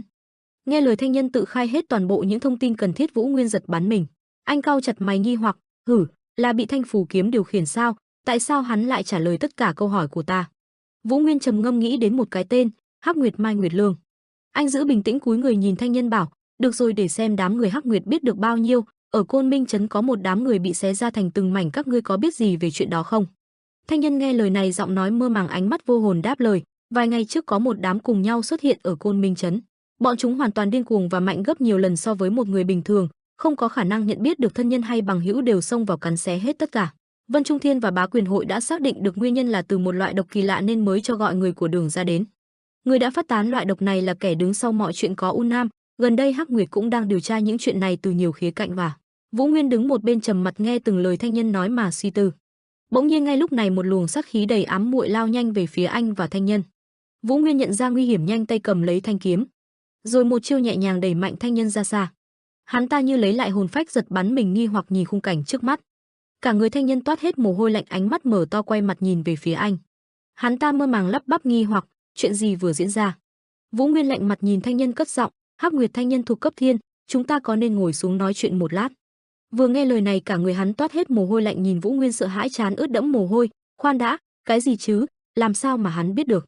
Ta không còn nhớ được gì từ lúc cầm thanh kiếm của hắn, mình vừa khai hết cho hắn nghe rồi sao? Chuyện gì đã xảy ra? Lần này ta chết chắc rồi. Biết bản thân đã để lộ thân phận, thanh nhân tức giận nghiến chặt răng, cầm chặt vũ khí trong tay sẵn sàng lao nhanh tấn công về phía anh. Ngươi đã làm gì với ta vậy hả? Ta đã nói ra những gì? Ta đúng là nổi nhục của toàn bộ Ẩn Nguyệt, giết được ngươi ta cũng sẽ tự sát, chỉ có cái chết mới rửa được nỗi nhục này. Dứt lời thanh nhân đã vào tư thế sẵn sàng chuẩn bị chiến đấu. Vũ Nguyên đứng phía bên kia nghe những lời này lạnh mặt đi, vốn không xem hắn vào mắt, nay nghe những lời này lại càng khinh thường. Vũ Nguyên lạnh giọng bảo, ngươi sẽ không hối hận chứ? Thanh nhân nghe từng lời lại càng tức giận, gào lên lao nhanh về phía anh, là người của Ẩn Nguyệt không bao giờ hối tiếc. Dứt lời hắn ta lao đến, một đao vung đến, Vũ Nguyên bình thản ngã người ra sau tránh được một đòn, thanh nhân vẫn không chịu thua lại vung thêm một đòn. Vũ Nguyên lại xoay người tránh thành công đòn đánh ấy, thấy bản thân đánh hụt, thanh nhân như nổi điên đâm mạnh về phía anh, Vũ Nguyên không phản đòn, chỉ nhẹ nhàng ngã người về phía sau. Thanh nhân lợi dụng một chút sơ hở vung đao qua cổ anh, nhưng Vũ Nguyên nhanh chóng cúi xuống lại khiến hắn đánh hụt lần nữa. Một chiêu nhẹ nhàng vung lên khiến cho thanh nhân ăn trọn một cú đấm ngã người ra sau. Không dừng lại ở đó, anh nắm chặt nắm đấm, vung một đòn mạnh vào bên hông người thanh nhân. Hắn ta bay sang một bên, không có cơ hội phản đòn hay tự vệ, cứ thế cơn đau ập đến xịt cả máu tươi. Vũ Nguyên không định tha cho hắn ta ở đây, lại thêm một cú đá thẳng mặt thanh nhân. Hắn ta bị đánh cho cơ thể xoay tròn lộn ngược, ngay lúc này anh lại siết chặt nắm tay, lại thêm một đòn đấm mạnh về phía thanh nhân, hắn ta không chút cơ hội tự vệ liền bị đấm bay xa. Con chó đen cùng con quạ thân tính của thanh nhân đứng một bên nhìn Vũ Nguyên đánh bầm dập chủ nhân của mình, gương mặt hung hãng khi nãy đều cất hết vào, lập tức ngoan ngoãn chẳng nói lời nào. Quán trọ yên bình trong đêm tối lại âm thầm vang lên một tiếng động lớn, báo hiệu làn sóng ngầm trong giang hồ đang dần chuyển mình. Trong cơn hôn mê, Quang Vấn Đình dần dần lấy lại chút ý thức mơ màng. Ánh mắt Quang Vấn Đình vừa lấy lại chút tỉnh táo liền thấy trước mắt mình là gương mặt của một chú chó. Nhìn chú chó liếm láp trên gương mặt mình, Quang Vấn Đình thở dài, đưa ánh mắt nhìn sang khẽ bảo, sư huynh. Nghe tiếng gọi của Quang Vấn Đình, Vũ Nguyên cười khẽ nói, ồ, đệ tỉnh rồi hả, thấy thế nào? Gương mặt anh ta vẫn còn chút mơ ngủ, lấy lại tỉnh táo ngồi dậy đưa tay lau mặt nghi hoặc hỏi, không sao nhưng mà. Quang Vấn Đình khó hiểu nhìn bóng dáng thanh nhân ngồi bệt trên đất vô cùng đáng thương, lại có đối diện Trần Vũ Nguyên ngồi bình thản nhìn hắn ta. Quang Vấn Đình nghi hoặc, vừa xảy ra chuyện gì sao? Thanh nhân gương mặt sưng phù, máu chảy đầy mặt nhưng giọng điệu vẫn câu có cất lên. Hắn ta cười nhạt, tên ác bá như ngươi từ đâu đến? Địa Cầu, Vũ Ô, lũ khốn kiếp. Hai tên đó vừa nghe lời trách móc của thanh nhân cúi mặt chẳng dám đối diện. Hắn ta ngồi trên đất thở dài nói, không thể tin được ta sẽ có ngày này, mau giết ta đi, khốn kiếp.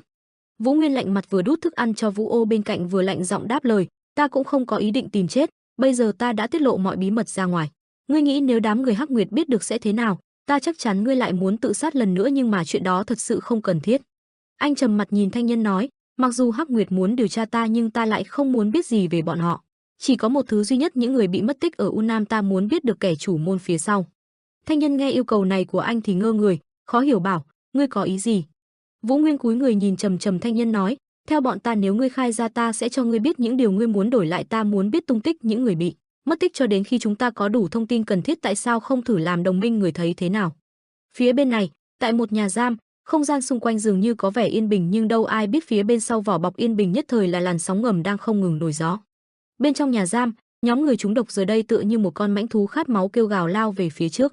Nhìn cảnh tượng đáng sợ trước mặt, một giọng nói lạnh lùng vang lên bảo, đây là một kẻ trong đám cuồng nhân đó sao? Một tên cao lớn đứng sừng sững bên cạnh Đường Vấn Đình, đó chính là Im tướng quân. Nghe lời ông hỏi hắn ta liền đáp, phải, đúng vậy, chúng ta phải nhờ đến rất nhiều cao thủ mới bắt được hắn nhốt lại. Đường Vấn Đình trầm ngâm nhìn tên đang phát điên trong lồng. Im tướng quân lại bảo, trước khi biến đổi hoàn toàn hắn đã kịp khai ra danh tính là môn đồ của Thiết Quân hội. Khi ấy mặc cho đau đớn máu chảy đầy miệng, tên đó vẫn nghiến chặt răng gằn giọng, ta phải quay về báo với thủ lĩnh, bọn ta vẫn chưa tra được bao nhiêu, ông thấy thế nào Đường tiền bối? Đường Vấn Đình trầm ngâm nhìn người trước mắt, trầm ngâm cất tiếng, đây không phải là một dạng cổ hóa thông thường nhưng triệu chứng cũng khá giống với bệnh dại. Ông ta khẽ cau mày, sắc mặt nghiêm trọng nói, ta cần phải nghiên cứu kỹ hơn nữa, các ngươi có thể khiến cho hắn an tỉnh một lát không? Tên kia nghe lời đề nghị này lo lắng bảo với Đường Vấn Đình, bọn ta đã thử qua nhiều loại mê dược nhưng đều không có tác dụng. Đường Vấn Đình nghe vậy mày liền cau chặt lại, nếu an thần dược không có công hiệu vậy thì trong máu hắn hẳn là có chứa một loại kháng sinh, đây thực sự là kết quả của một loài độc dược sao? Được rồi, ngươi lùi lại một bước đi, Im tướng quân. Sau khi Im tướng quân vừa lùi về sau, Đường Vấn Đình liền lấy ra một loại độc dược màu xanh lục đầy kỳ dị. Đây là đặc vụ chiết xuất từ một loại huyết căng ở phía nam, không những làm giảm đi sự khát máu còn làm não chậm hoạt động. Là một loại an thần dược tuyệt vời. Vừa dứt lời, tên khát máu trong lồng vừa hít một ít hương độc liền ngã người về sau. Hắn ta nằm dài trên đất bất động. Đường Vấn Đình hài lòng để nhóm người mở cửa, ông liền bước vào trong. Bây giờ ta sẽ phát một số loại độc, ngươi nên tránh xa ra một chút, Im tướng quân. Đường Vấn Đình cẩn trọng quan sát tên nằm dài trên đất, thử qua vài loại độc thấy hắn không có phản ứng, ông khẽ cau mày, không có phản ứng vậy là không phải độc từ thú vật. Im tướng quân đứng bên ngoài nghi hoặc lên tiếng, làm sao ông biết được chuyện đó? Ông ta bên trong vừa sử dụng độc dược vừa đáp lại câu hỏi của Im tướng quân, loại dược ta vừa dùng chỉ phản ứng với độc vật được tiếp xúc từ thú. Độc dược cũng được chia ra thành 3 loại riêng biệt, động vật độc, thực vật độc và cuối cùng là khoáng vật độc. Vừa hít phải loại độc khoáng vật độc, cả người tên kia lập tức phản ứng mạnh mẽ. Nhìn thấy biểu hiện này, Đường Vấn Đình bảo, aha, là khoáng vật độc. Im tướng quân đứng bên ngoài nhìn hành động điêu luyện của Đường Vấn Đình không khỏi khen ngợi trong lòng, ô hô, quả thật như lời đồn, không hổ danh là vạn độc hữu nhân. Bên trong, Đường Vấn Đình dường như nhận ra điều gì đó, kinh ngạc thốt lên, khoan đã, có gì đó không đúng. Tên nằm trên đất khi này ánh mắt đỏ ngầu như máu. Hắn ta như phát điên bật dậy gầm gừ lao về phía Đường Vấn Đình. Hắn ta nắm chặt tay ông. Ngay lúc này Đường Mỹ Lệ ngay bên cạnh lập tức tung một cú đá vào cổ hắn ta. Cô ấy cau chặt mày nhìn chằm chằm tên đang phát điên trước mặt. Im tướng quân bên ngoài nhìn cảnh tượng này kinh hãi thốt lên, không được. Hắn ta tức giận lập tức lao nhanh vào trong, chết tiệt.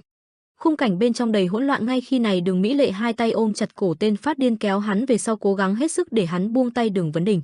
Cô tức giận gằn giọng quát lên, thả ông ấy ra, tên điên ấy chẳng còn đủ tỉnh táo, cố gắng vùng vẫy gầm gừ. Đường Vấn Đình bên này mặc cho tên điên đang nắm chặt hai cánh tay nhưng vẫn lo lắng quát lên ngăn cản cô, Mỹ Lệ không được. Im tướng quân bên ngoài lo lắng xông vào với nắm đấm trên quát lớn, Đường tiểu thư mau tránh ra. Ngay lập tức tên điên ấy ăn trọn cú đấm của Im tướng quân mà bay ra xa. Đường Mỹ Lệ ngồi trên đến lo lắng quay đầu nhìn Đường Vấn Đình, thúc thúc không sao chứ? Đường Vấn Đình nhẹ giọng đáp lời trấn an cô, may mắn ta vẫn không bị gì, dù bị đầu độc bằng khoáng vật độc nhưng phản ứng của hắn là quá lớn. Im tướng quân bên này một tay cản hắn ta, một mặt nhìn Đường Vấn Đình, ông có bị thương ở đâu không Đường tiền bối? Đường Vấn Đình trầm ngâm cất lời, biểu hiện của khoáng vật đầu là sẽ ảnh hưởng đến từng phần của cơ thể khiến vật chủ chết dần chết mòn. Nhưng ta chưa bao giờ thấy qua trường hợp khoáng vật độc giúp cơ thể sản sinh ra lực đạo mạnh mẽ đến mức hóa điên như vậy. Vừa nói bỗng một tiếng động phát ra khiến Đường Mỹ Lệ cùng Đường Vấn Đình giật bắn mình, cả hai kinh hãi quay mặt, khoan đã. Phía bên này, tên điên kia đang bỗng ói ra máu, nhìn cánh tay rướm máu trước mắt Im tướng quân giật nảy mình, chết rồi. Đường Vấn Đình cau mày lạnh giọng, ta phải công nhận ngươi hơi mạnh tay với hắn nhưng chậc, nguyên nhân cái chết không phải do ngươi là vì sức mạnh tăng đột ngột, lục phủ ngũ tạng không thể chịu đựng nổi sức ép. Nhìn tên điên ấy chết dần chết mòn không còn chút phản ứng, Đường Vấn Đình thở dài nói, mang thi thể của hắn đến nơi khác tiếp tục điều tra. Dù mất bao lâu ta cũng phải tìm cho ra nguyên nhân của những chuyện này, nhưng ta cảnh báo các người mọi chuyện không hề đơn giản đâu. Đường Mỹ Lệ nhìn những chuyện này lo lắng xoa cằm, nơi này đang ẩn chứa điều gì? Đi trong ngôi chợ hoang vắng, những sạp hàng quán theo lẽ thường nhộn nhịp đông vui lúc này lại vắng hoe tiêu điều. Trần Vũ Nguyên lớn không khỏi tò mò mà lên tiếng thắc mắc, chợ sao vắng vẻ quá. Người bán cá ngồi trước sạp thiếu sức sống lặng lẽ cúi đầu không đáp. Chủ hàng thịt cũng chỉ chán nản chống tay lên cằm nhìn chăm chăm phía trước. Nhìn thấy cảnh tượng quá đỗi buồn chán, Trần Vũ Nguyên thở dài, ahem. Thanh Nhân với Quách Vấn Đình ngẩn ngơ, khôn khiếp. Thanh Nhân híp đôi mắt nhỏ xíu nghĩ thầm, một nhân vật thuộc thiên cấp ẩn nguyệt của Hắc Nguyệt như ta, vậy mà lại có kết cục như này. Chưa kể đến ta vừa làm lộ nhiệm vụ, cuối cùng còn phải đi theo tên chết dẫm này, rồi hắn biến hình thành diện mạo khác, nếu để đám người Hắc Nguyệt biết được chuyện này, bọn họ chắc sẽ xé xác ta ra mất. Quả đúng như lời của trưởng chi Mai Nguyệt Lang, tên này không hề tầm thường, chưa có một cao thủ trẻ tuổi nào có thể địch lại ta. Người của Hạ Thiên vị này may ra. Quách Vấn Đình khi này mới quay sang nhìn người bên cạnh, cậu vô tình bắt gặp được sự trầm ngâm của hắn. Thanh Nhân đột nhiên quay lại với diện mạo khác khiến hắn giật bắn mình. Gương mặt phù to nhăn nhó trên đó còn in những vết hoa văn đỏ tươi kỳ quái, tức giận gào lên, à, mẹ nó, ta là con khỉ cho ngươi nhìn ngắm hả? Mau cút ra chỗ khác, hả? Ngay sau đó Quách Vấn Đình liền hoàn hồn cười cười chỉ tay vào người đối diện nhỏ giọng trêu trọng trước diện mạo này của hắn. Xin lỗi, ta chỉ thấy ông rất thú vị thôi, he he, khuôn mặt đó, là mặt thật của ông sao? Ừ. Vừa dứt lời như thể chứng minh năng lực của bản thân, quay người một cái thanh nhân liền biến thành một ông lão chọc đầu kiêu ngạo, ngươi nghĩ ta cải trang được mỗi khuôn mặt thôi hả?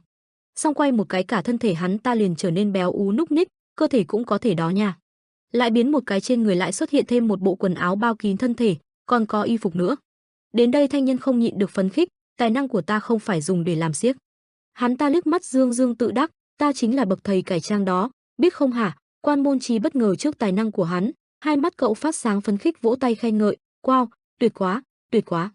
Song thanh nhân thu lại vẻ mặt hớn hở kia cau mày thầm nghĩ, vấn đề là ở tên đó. Nhìn bóng lưng trầm mặc của Trần Vũ Nguyên phía trước, dù cho ta có cải trang thành hình dạng nào, hắn đều nhận ra ngay lập tức, bất kể dùng chiêu gì. Khốn khiếp, rơi vào tình thế này, bây giờ ta phải nghe theo hắn, nhưng sau rồi cũng sẽ có lúc ta nắm được điểm yếu của ngươi, đều tại thanh phủ kiếm kỳ lạ đó của hắn, nếu ta không bị nó thôi miên. Trần Vũ Nguyên nhận thấy điều bất thường liền cúi người nhìn xuống. Đôi mắt dán chặt vào một nơi nào đó trầm ngân, HM. Nâng thanh kiếm đang cầm trong tay lên anh nghĩ thầm, ngươi lại muốn biểu thị điều gì, Tuyết Hoa. Anh giơ chiếc kiếm lên bàn tay khẽ siết chặt, thanh kiếm không ai sử dụng được ngoài ta. Anh quay lại nhìn thanh nhân là một cao thủ mà mình không thể không đề phòng, cũng không phải loại người yếu đuối về tinh thần, nhưng không ngờ hắn cũng bị Tuyết Hoa hấp hồn điều khiển. Vũ Nguyên nhìn thanh kiếm, quả là thanh kiếm mạnh mẽ, nhưng từ lúc đến được thành Vân Nam, mình cảm nhận rõ ràng được sự bồn chồn lo lắng của thanh kiếm, khí tức cũng trở nên cường đại hơn. Anh nghĩ lại hồi nhặt được thanh kiếm, ta tìm thấy trên đường đến Vân Nam, nghe nói là một viên thiên thạch, được người dân bộ lạc quanh đó tôn thờ, nhưng mà bộ lạc đó vừa mới bị tàn sát, nên hiện tại nó không thuộc về ai nữa. Có phải là do vật liệu mình dùng để rèn nên thanh kiếm, có lẽ mình phải dành chút thời gian để đến chỗ bộ lạc đó từng sinh sống một lần. Thanh kiếm có khi còn mạnh hơn hiện tại, nhưng để điều khiển được mình cũng phải vô cùng cẩn thận nếu không e rằng tẩu hỏa nhập ma. Bất ngờ anh nhìn thấy cửa hàng bán kiếm, gì vậy, tại sao dừng lại? Ngươi đi vòng quanh khu chợ này được 1 canh giờ luôn rồi, cuối cùng cũng tìm ra thứ gì? Chủ cửa hàng cất tiếng nói, các vị cần mua binh khí gì sao? HM, anh nhìn chúng một thanh kiếm, không tệ, chỉ cần rèn bén hơn một chút nữa, ha ha. Khách quan quả là có con mắt tinh tường, món này đáng giá 5 đồng bạc. Cầm lấy thanh kiếm trên tay Trần Vũ Nguyên nhỏ giọng đánh giá, hơi đắt. Trung nhân bên cạnh cất tiếng coi thường với Quách Vấn Đình, ô hô, hắn thì biết gì về kiếm ba hoa, không đồng ý với quan điểm đó. Cậu nhóc lập tức phản bác, à, ông không biết đâu, từ khi còn nhỏ sư huynh đã học qua nghề rèn rồi, thanh kiếm của huynh ấy cũng là tự rèn nên nó. Thanh nhân nhân mặt đầy nghi hoặc, cái gì, còn biết cả nghề rèn sao, tay nghề thế nào mới rèn ra được một thanh kiếm như vậy, tên này thực chất là ai? Mà bên này người bán hàng đáp trả, đắt hả, nếu không có tiền thì biến đi, người đuổi thì ta đi. Trần Vũ Nguyên không chút luyến tiếc quay đầu, được rồi, vậy chúc ông buôn bán suôn sẻ. Vừa quay lưng muốn rời đi, chủ tiệm nghe vậy liền vội vàng xông ra kéo anh lại, khoan khoan, đợi một lát đã, 2 đồng bạc, giá này là rẻ nhất rồi. Trần Vũ Nguyên bình thản quay đầu, nếu ông nói cho ta nơi rèn nên thanh đao này, ta trả 6 đồng bạc. Cảm thấy đây là mối làm ăn lời lãi rõ ràng, chủ sạp kiếm liền trở nên phấn khích, được, không được rút lời đâu đó.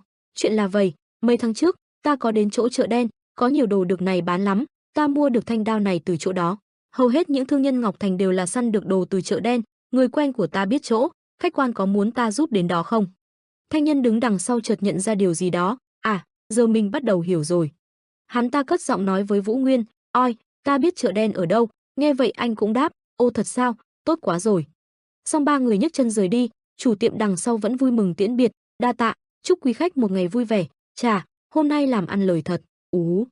Đi được một đoạn khá xa, Quách Vấn Đình mới thắc mắc hỏi anh, sư huynh, huynh thật sự vừa trả giá 6 đồng bạc cho thanh đao đó sao?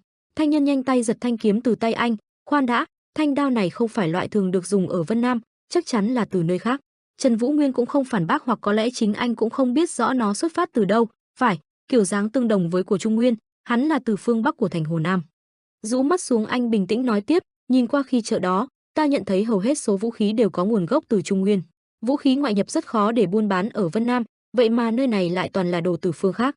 Nội tâm thanh nhân lúc này liền chấn động, quả là ấn tượng, chỉ đơn giản đi vòng quanh khu chợ mà hắn cũng nhìn ta được manh mối gì. Khác với những suy tính của hai người, cậu nhóc Quách Vấn Đình tâm tình ngây ngô vẫn khó hiểu, chờ đã, chuyện này thì có gì quan trọng. Cái này giải thích cho đệ. Không đợi cậu dứt câu, thanh nhân thô bạo ném lại thanh kiếm cho cậu, đây, cầm lấy đi, não ngươi dùng để trang trí hả? Vận động đầu óc chút đi, tại sao đột nhiên có rất nhiều vũ khí ngoại bang lại được bán ở Vân Nam, như vậy là có ý nghĩa gì? Đoạn hắn giơ một ngón tay chỉ lên trời hỏi, Số hàng đó phải xuất phát từ một địa điểm nhất định, đúng không? Cũng có thể, số vũ khí là thuộc về những thương đoàn và cận vệ bị mất tích. Kẻ đã gây ra chuyện này, lấy và đem bán những món đồ đó ở chợ đen, hiểu chưa, nhóc con? Lúc này Môn Chính dường như đã hiểu mà cũng dường như không hiểu, ô hát hát hát, lên một tiếng đầy mơ hồ. Thanh Nhân nhìn chằm chằm phía trước thầm nghĩ, tên này, hắn không những có võ công cao cường, còn đây một bụng kiến thức nữa. Trần Vũ Nguyên cũng không phí thêm thời gian thúc giục mọi người, được rồi, chúng ta thẳng tiến đến chợ đen, được rồi, phía sau Thanh Nhân liền đáp lại. Cuối cùng ba người khí thế hừng hực tiến lên phía trước. Khung cảnh chợ đen, mọi người đang giao bán kiếm, hàng loạt món đồ được bày biện dưới đất chào hàng. Một người trong đó dẫn đầu mở lời, những món đồ này đều là hàng tốt còn mới, giá cả vẫn giữ nguyên như lần trước. Nếu ai muốn mua, bước lên trước một bước. Người bịt mặt bí ẩn vẫn không ngớt nghi ngờ, chúng có thật sự là còn mới nguyên không? Các ngươi tìm được số vũ khí này ở đây? Không thực sự trả lời câu hỏi của người họ, người bán gắt gỏng không kiên nhẫn, không được hỏi gì hết, nếu lo sợ, cứ việc về nhà ngủ đi. Mà người bí ẩn kia vẫn dửng dưng phanh phui, giống như ta đoán, các ngươi chắc chắn đã làm những việc không trong sạch. Âm thanh vừa phát khiến người bán kiếm sửng sốt, hử, ngươi vừa nói gì, tên khốn kiếp.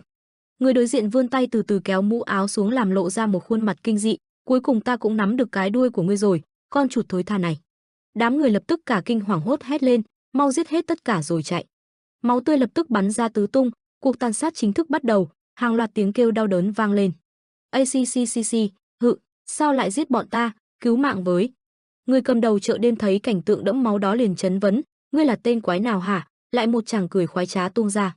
Kiki này, tên cặn bã nhà ngươi, chưa bao giờ nghe qua tiên binh của cha đội thuộc bá quyền hội sao?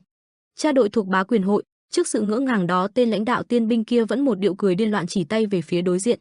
Kiki, các ngươi chết chắc rồi, ai cho phép các ngươi buôn bán những món đồ bất chính này trên lãnh thổ của bọn ta hả? Khi này những người ở chợ đêm đã bị bao vây từ phía. Bọn họ chấn kinh, từ khi nào mà? Khuôn mặt hắn ta dần nhăn nhó tức giận gào lên, mẹ kiếp. Hắn bị đánh lén, một bàn tay thẳng thừng chừng một chừng vào trước ngực làm hắn ta không kịp phản kháng. Mỏm đá phía xa theo đó mà vỡ tung như chứng minh cho sức mạnh của đòn tấn công. Người đàn ông dẫn dắt đám tiên binh vô cùng tự mãn, đừng cố chống cự nữa, nếu không muốn chết thì mau giao nộp hết ra đây cho ta. Một bóng đen từ trong đám bụi mù mịt lao ra ngoài, hắn ta liền trở nên hứng thú, ô hô, ta đã cho phép ngươi được bỏ chạy đâu. Đoạn hắn ta gào lớn, tiên binh, giết hết lũ cặn bã này rồi bắt sống tên cầm đầu về cho ta, còn không chịu khai ra, giết hết không tha, bất kể già trẻ, nam nữ. Theo từng lời thốt ra từ hắn, các bóng đen dao động tuân theo mệnh lệnh, giết sạch một tên cũng không để sót. Đây là lệnh của thủ lĩnh tiên binh, ra tay. Cả cung thành đẫm máu, một lão già biết ném tiêu, thêm một thiếu phụ chiến đấu với con dao bếp, hoàng đế ngồi trong cung điện nhìn khung cảnh này. Những lúc như thế này không thể nhìn ta được đâu mới là dân thường, như vậy thì cách tốt nhất chính là giết hết không chừa một ai. Từ khi nào mà lũ tạp nham này lại dám xâm nhập vào thành Vân Nam, bọn chúng dám có âm mưu đe dọa đến ba quyền hội. Nếu chỉ là một vài thương đoàn bị mất đồ đạc thì không sao, sẽ không có gì to tát, nếu bọn chúng lại động đến danh tiếng và lòng tin của người dân đối với chúng ta, còn khiến cho đám người Vân Trung Thiên có cơ hội nhúng tay vào xử lý chuyện ở Vân Nam, đây chính là bài học và chủ tử nhận được khi phản bội Bắc Thiên môn. Bọn ta đã cố hết sức để tránh xa Vân Trung Thiên, vậy mà mọi chuyện đều đổ vỡ, điều tra cho ra đám người bọn chúng ra tay tiêu diệt trước khi bọn Vân Trung Thiên đến được đây. Chúng ta phải tự mình giải quyết tất cả, dù có phải xóa số toàn bộ người dân Ngọc Thành, diệt trừ tận gốc kể cả những ai ra tay giúp đỡ hay hợp tác với chúng. Vâng, thưa chủ tử là thủ lĩnh của Thiên binh tiểu nhân, sẽ làm mọi cách để phục hồi danh dự cho bá quyền hội, xin ngài đừng lo lắng, mọi chuyện đều đang đi theo kế hoạch của chúng ta. Khung cảnh khu chợ đen chìm vào vũng máu, xung quanh một mảng đỏ thẫm bao bọc lấy không gian. Lúc đám người Trần Vũ Nguyên vội vàng chạy đến thì quá muộn. Lia mắt nhìn thảm cảnh trước mắt, Thanh Nhân không nhịn được sự ghê tởm, quá là ác độc đi, tất cả đều bị phanh thây, làm sao bây giờ, tao nghĩ là chúng ta đến quá trễ rồi. Vũ Nguyên thầm đánh giá trong đầu, những người này đều là người của huyết quỷ lúc trước. Đột nhiên như nhận ra gì đó lập tức chấn kinh, khoan đã, còn có chi thể của những thường dân. Không nói hai lời, thân ảnh anh liền chạy nhanh đi về phía bên kia cung thành. Bị bỏ lại phía sau, Thanh Nhân hoảng hốt gào lên, này, chờ đã, đợi bọn ta, xong cũng quay sang nắm lấy vai Quách Vấn Đình thúc giục, ngươi cũng mau nhanh chân lên đi tiểu tử.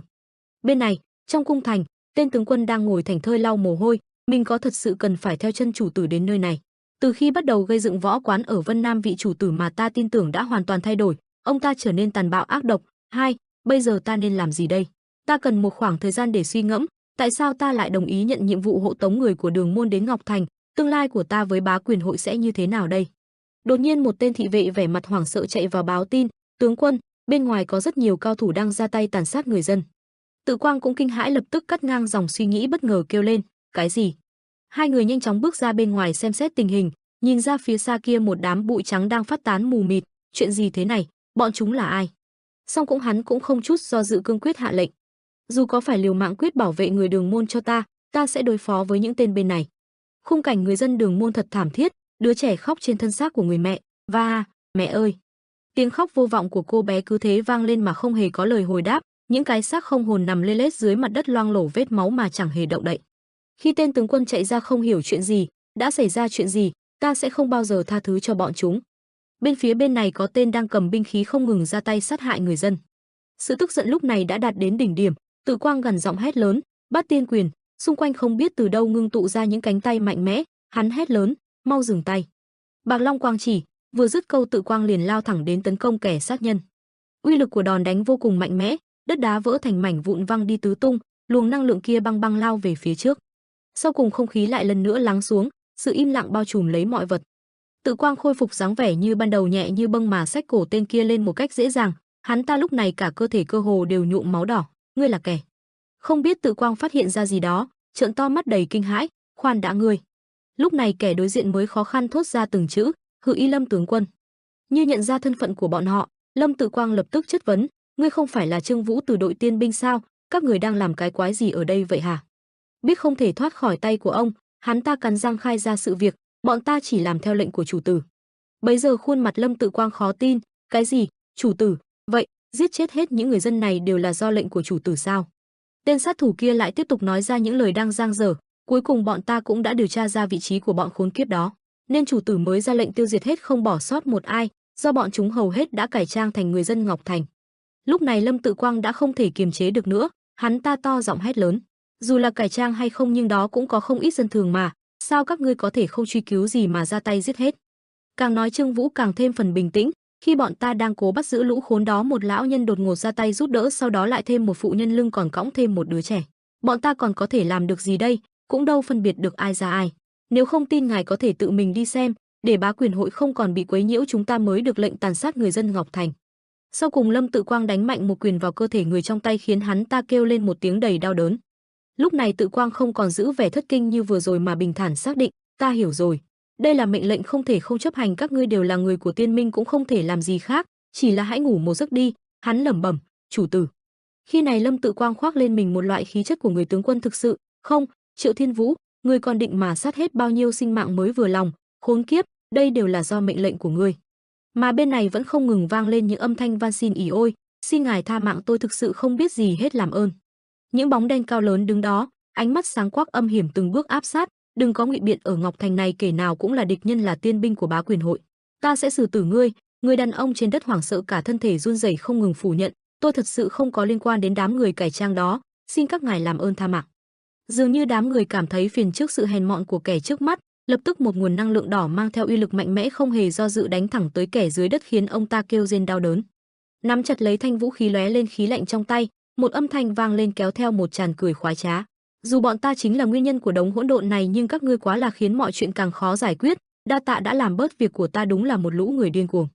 Nam Cung Vĩ chỉ thẳng mũi giáo vào đám sát thủ tiếp tục, nhưng nhìn xem khi cả hai bên đều là cặn bã, vậy tại sao các ngươi mới được quyền quyết định ai được sống ở một nơi tốt đẹp, còn ai phải bị lưu đày đến một nơi xa xôi hiểm trở hả?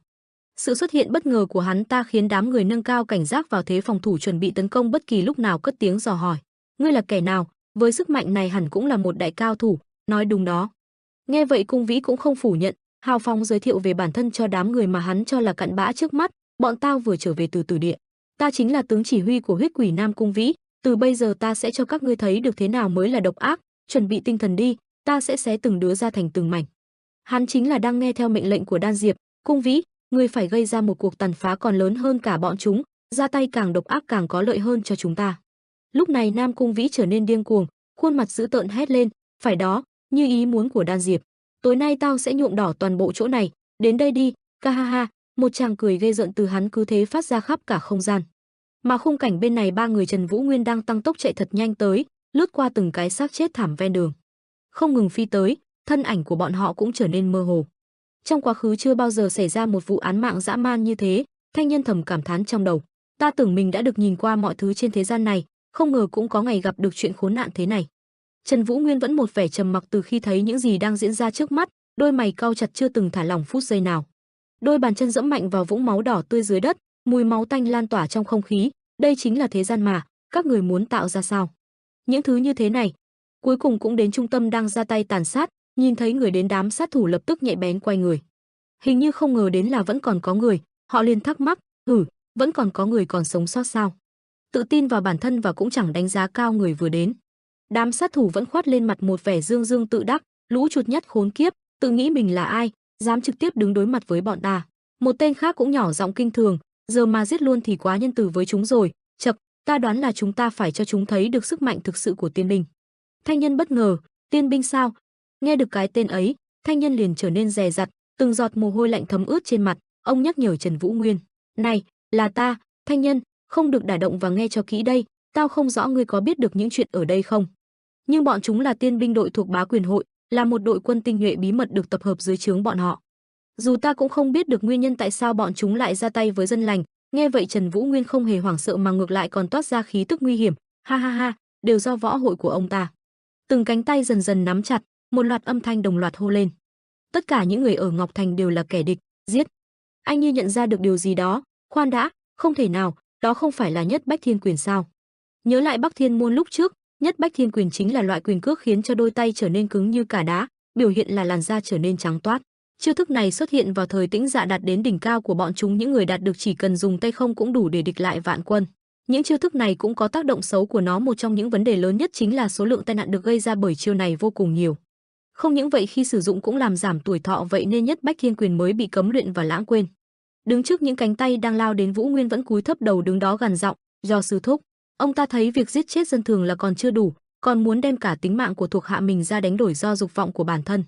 Nói đến đây anh ngước mắt lên mang theo một khí tức nguy hiểm, muốn xưng bá giang hồ này luôn sao? Từ từ siết chặt lấy cánh tay, dùng sức rút thanh kiếm cất giấu bên hông ra, khung cảnh với nhiều tia sáng lóe lên, dường như đó là hình ảnh cả đàn thú dữ đang không ngừng lao tới tấn công. Ánh sáng vô cùng chói mắt khiến Quách Vấn Đình và thanh nhân phải đưa hai tay lên che đi đôi mắt. Một luồng sức mạnh vô cùng lớn, theo đòn tấn công của Trần Vũ Nguyên, những vòng tròn màu tím dần lan ra cả khu vực rộng lớn. Cậu nhóc Quách Vấn Đình lúc này đã ngồi bệt dưới đất vô lực nhìn những gì đang diễn ra. Một lưu quang ánh tím lướt qua đám người tiên binh khiến họ không kịp phản ứng. Trần Vũ Nguyên im ắng đút lại thanh kiếm vào vỏ mà không nói một lời. Quách Vấn Đình đầu đầy mồ hôi kinh hãi hô, "Sư huynh, huynh vừa chém chết hết bọn họ rồi sao?" Mà anh lúc này như một tu la thực sự vừa ngoi lên khỏi địa ngục, máu xung quanh bắn đi tứ phía, mùi máu tanh tươi cứ vậy mà phảng phất trong không khí. Trước khung cảnh máu tanh vươn khắp nơi, thanh nhân bất ngờ trước sức mạnh của Trần Vũ Nguyên, không ngờ trên đời lại xuất hiện một kiếm sĩ như hắn. Vấn đề không chỉ là ở cây kiếm, mà còn là ở khí chất thoát ra trên người hắn cũng hoàn toàn khác với người thường. Nhìn sâu vào bóng lưng người thiếu niên trẻ phía xa, hắn ta không ngừng cảm thán, cảm giác thật kinh khủng, mình cảm giác như đủ để cắt đôi mình ra bất cứ lúc nào. Đôi mắt thanh nhân trừng lớn, mồ hôi lạnh bắt đầu túa ra, "Thật sự thì ngươi là ai?" Mà Quách Vấn Đình đã biết được thực lực của anh vẫn phải kinh hãi, "Sư huynh lại trở nên đáng sợ rồi. Ta nghĩ trước đây huynh ấy cũng chưa từng giết người dã man, nhưng mặc dù hắn không biết nhiều về quá khứ nhưng rõ ràng huynh ấy là một người tốt. Chuyện cũ với Bá Quyền hội là thế nào, mới khiến huynh ấy ra tay không chút thương tiếc như vậy, một cước diệt sập toàn bộ." Những tên tiên binh sợ hãi trước sức mạnh của anh, do dự không dám tiếp tục tấn công. "Cái quái gì, ngươi là kẻ nào hả?" Một tên định xông lên đánh lén, dám ra tay với người của Bá Quyền hội. Hắn ta to tiếng ra lệnh, "Bắt lấy hắn." Trần Vũ Nguyên lần nữa rút kiếm không chút trở ngại chém chết những kẻ mắt mù băng băng lao đến. Thanh nhân dùng tay cản trước ngực Quách Vấn Đình, từ từ lùi về phía sau, đây hẳn là lần đầu hắn thể hiện ra mặt này. "Chúng ta nên giữ khoảng cách một chút, chỉ cần ở phía sau, hắn hiện tại vô cùng tức giận, tiếp cận sẽ rất nguy hiểm." Nói xong chính hắn cũng cau mày, cầu cho hắn không phải là bị thanh phù kiếm đó điều khiển. Tới đây thanh nhân huýt lên một còi sáo như muốn ra hiệu cho một thứ gì đó. Không lâu sau một con chim đại bàng sải cánh bay tới, thấp giọng hạ lệnh, "Vũ ô, địa cầu, ta sẽ cách xa một chút." Xong hắn cẩn thận dặn dò, trông chừng hắn không được để mất dấu, "Nhưng mà, nếu các ngươi cũng cảm thấy nguy hiểm lập tức hủy bỏ nhiệm vụ chạy trước, đã hiểu chưa?"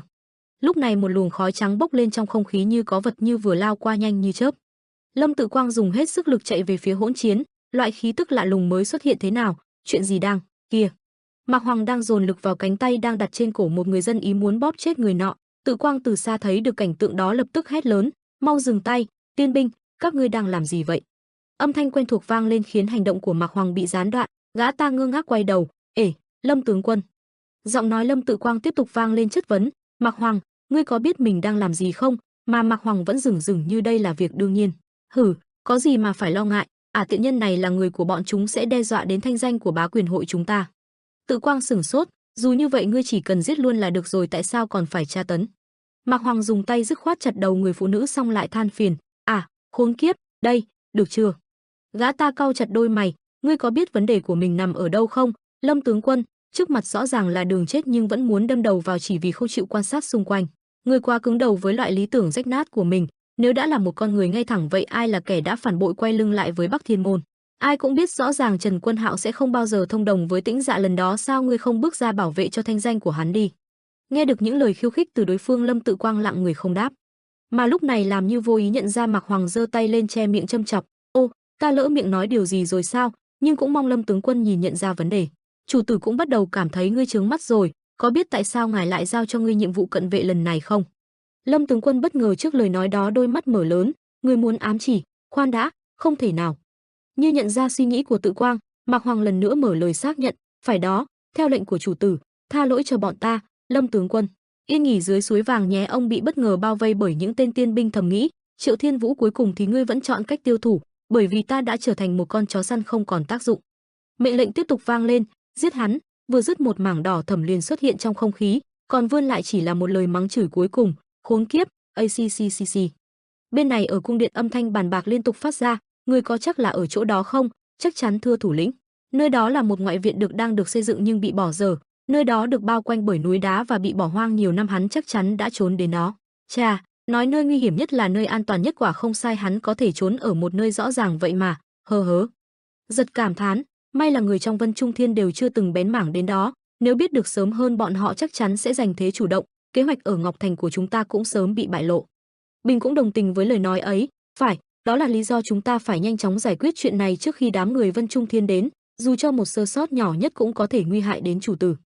Song lão ta tay bưng tách trà trầm ngâm suy tính, bây giờ ta đã tra ra kẻ làm xuất hiện đám cuồng nhân. Một khi ta đã tiêu diệt hết bọn chúng, uy tín của bá quyền hội trên giang hồ sẽ càng trở nên vững vàng, nếu giải cứu luôn được những thương đoàn mất tích vậy thì không còn ai có thể hoài nghi bọn ta. Đến đây gương mặt già nua trở nên vặn vẹo, lão ta sung sướng, cô hô hô, phải cũng phải cảm tạ hắn đã đến đây đổ thêm dầu vào lửa. Khủng hoảng chính là cơ hội, chỉ cần kiên nhẫn chờ đợi nữa thôi. Hắn đặt tách trà xuống, chuẩn bị mở màn cuộc chơi thôi. Mà bên này Trần Vũ Nguyên đang lao nhanh xung quanh khu vực để thăm dò. Chợt anh nhận ra một điều gì đó bất thường, liền lia mắt hướng về đống hỗn độn bên cạnh. Không do dự, Vũ Nguyên nhanh chóng chạy qua hướng đó tìm hiểu tình hình. Đôi mắt anh lóe lên một ánh sáng nhìn xung quanh. Chợt tầm mắt anh bắt gặp gì đó liền kinh ngạc mở to. Thân ảnh người đàn ông thô to toàn thân nhuộm máu đỏ đang thoi thóp tựa lưng lên vách đá. Vũ Nguyên mở lời dò hỏi, Lâm tướng quân. Hộc hộc hộc, tiếng thở nặng nhọc vang lên trong không gian tĩnh mịch. Tự Quang chậm rãi quay đầu qua nhìn người vừa đến. Khó khăn phân biệt một lúc, hắn cũng nhọc nhằn cất tiếng, ngươi là?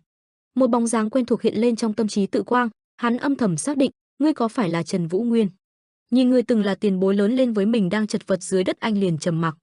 Sau một lúc lâu sau, Trần Vũ Nguyên thừa nhận, phải, ông đoán đúng rồi, khi còn nhỏ ông chính là người đã dạy ta những chiêu thức đầu tiên. Nghe vậy Lâm Tự Quang lập tức cả kinh không thốt ra lời, không gian một lần nữa rơi vào im lặng. Sau cùng người tướng quân dũng mãnh cũng lấy lại tinh thần, ta đã đúng, ngươi chính là người đó. Ông rưng rưng nước mắt, tạ ơn trời Phật, ngươi vẫn còn sống, ta thấy thật nhẹ nhõm, ta không biết bây giờ nói còn tác dụng gì. Hai hàng lệ tuôn rơi lên mắt Tự Quang không ngừng hối lỗi, mạnh mẽ xé rách vết thương giấu kín lâu nay. Nhưng khi nghe người bị giết chết, ta đã dằn vặt, mỗi sáng thức dậy lại càng thêm thống khổ không muốn sống. Một đứa trẻ không hề làm gì sai trái, tại sao luôn phải gắng gượng một mình chịu đựng. Ta xin lỗi vì đã không đến sớm hơn, ta không có đủ dũng khí, là một kẻ hèn nhát. Ta rất vui vì được thấy người còn sống khỏe mạnh, cũng vô cùng xin lỗi, ta hối hận rồi vì tất cả ư. Ông ta ngước khuôn mặt đầu máu pha lẫn nước mắt lên, ta chỉ là một cái hèn, trời đất sẽ không tha ta. Lâm Tự Quang vì những chuyện trước đây vô cùng xin lỗi cha ngươi Trần Trường Môn, cầu xin người hãy ngăn chặn âm mưu của Triệu Thiên Vũ. Xin ngươi hãy kết thúc những tháng ngày đầy tội lỗi này. Dù cho ta mới là người nên làm chuyện đó. ACCCC. Chưa kịp nói hết những lời chăn chối cuối cùng, Tự Quang đã nhắm mắt xuôi tay. Đầu ông ta gục xuống không còn một chút phản ứng nào. Im tiền bối. Trần Vũ Nguyên ngồi xuống bên cạnh thi thể người đàn ông. Anh giơ tay vuốt mắt của ông ấy xuống. Đoạn anh quỳ gối xuống, hai cánh tay siết chặt lặng người một lúc lâu. Mà tên buôn bán ở chợ đến lúc này vẫn đang chạy thật nhanh. Những lớp bụi bị khuấy động bay tứ tung trong không khí. Đằng sau những tên tiên binh đuổi theo gắt gao. Hắn không nhịn được nữa liền mắng chửi trong đầu, khốn kiếp, ta đã quá sơ suất, tiên binh vẫn đang đuổi theo rất gắt gao, huyết quỷ bây giờ đều đã bị tiêu diệt. Hắn thấy căn cứ liền chạy vào đó, Nam Cung Vĩ cũng đang một mình giữ chân bọn chúng, nhưng qua một lát cũng sẽ trở nên yếu thế, ta phải mong chồng quay về bẩm báo.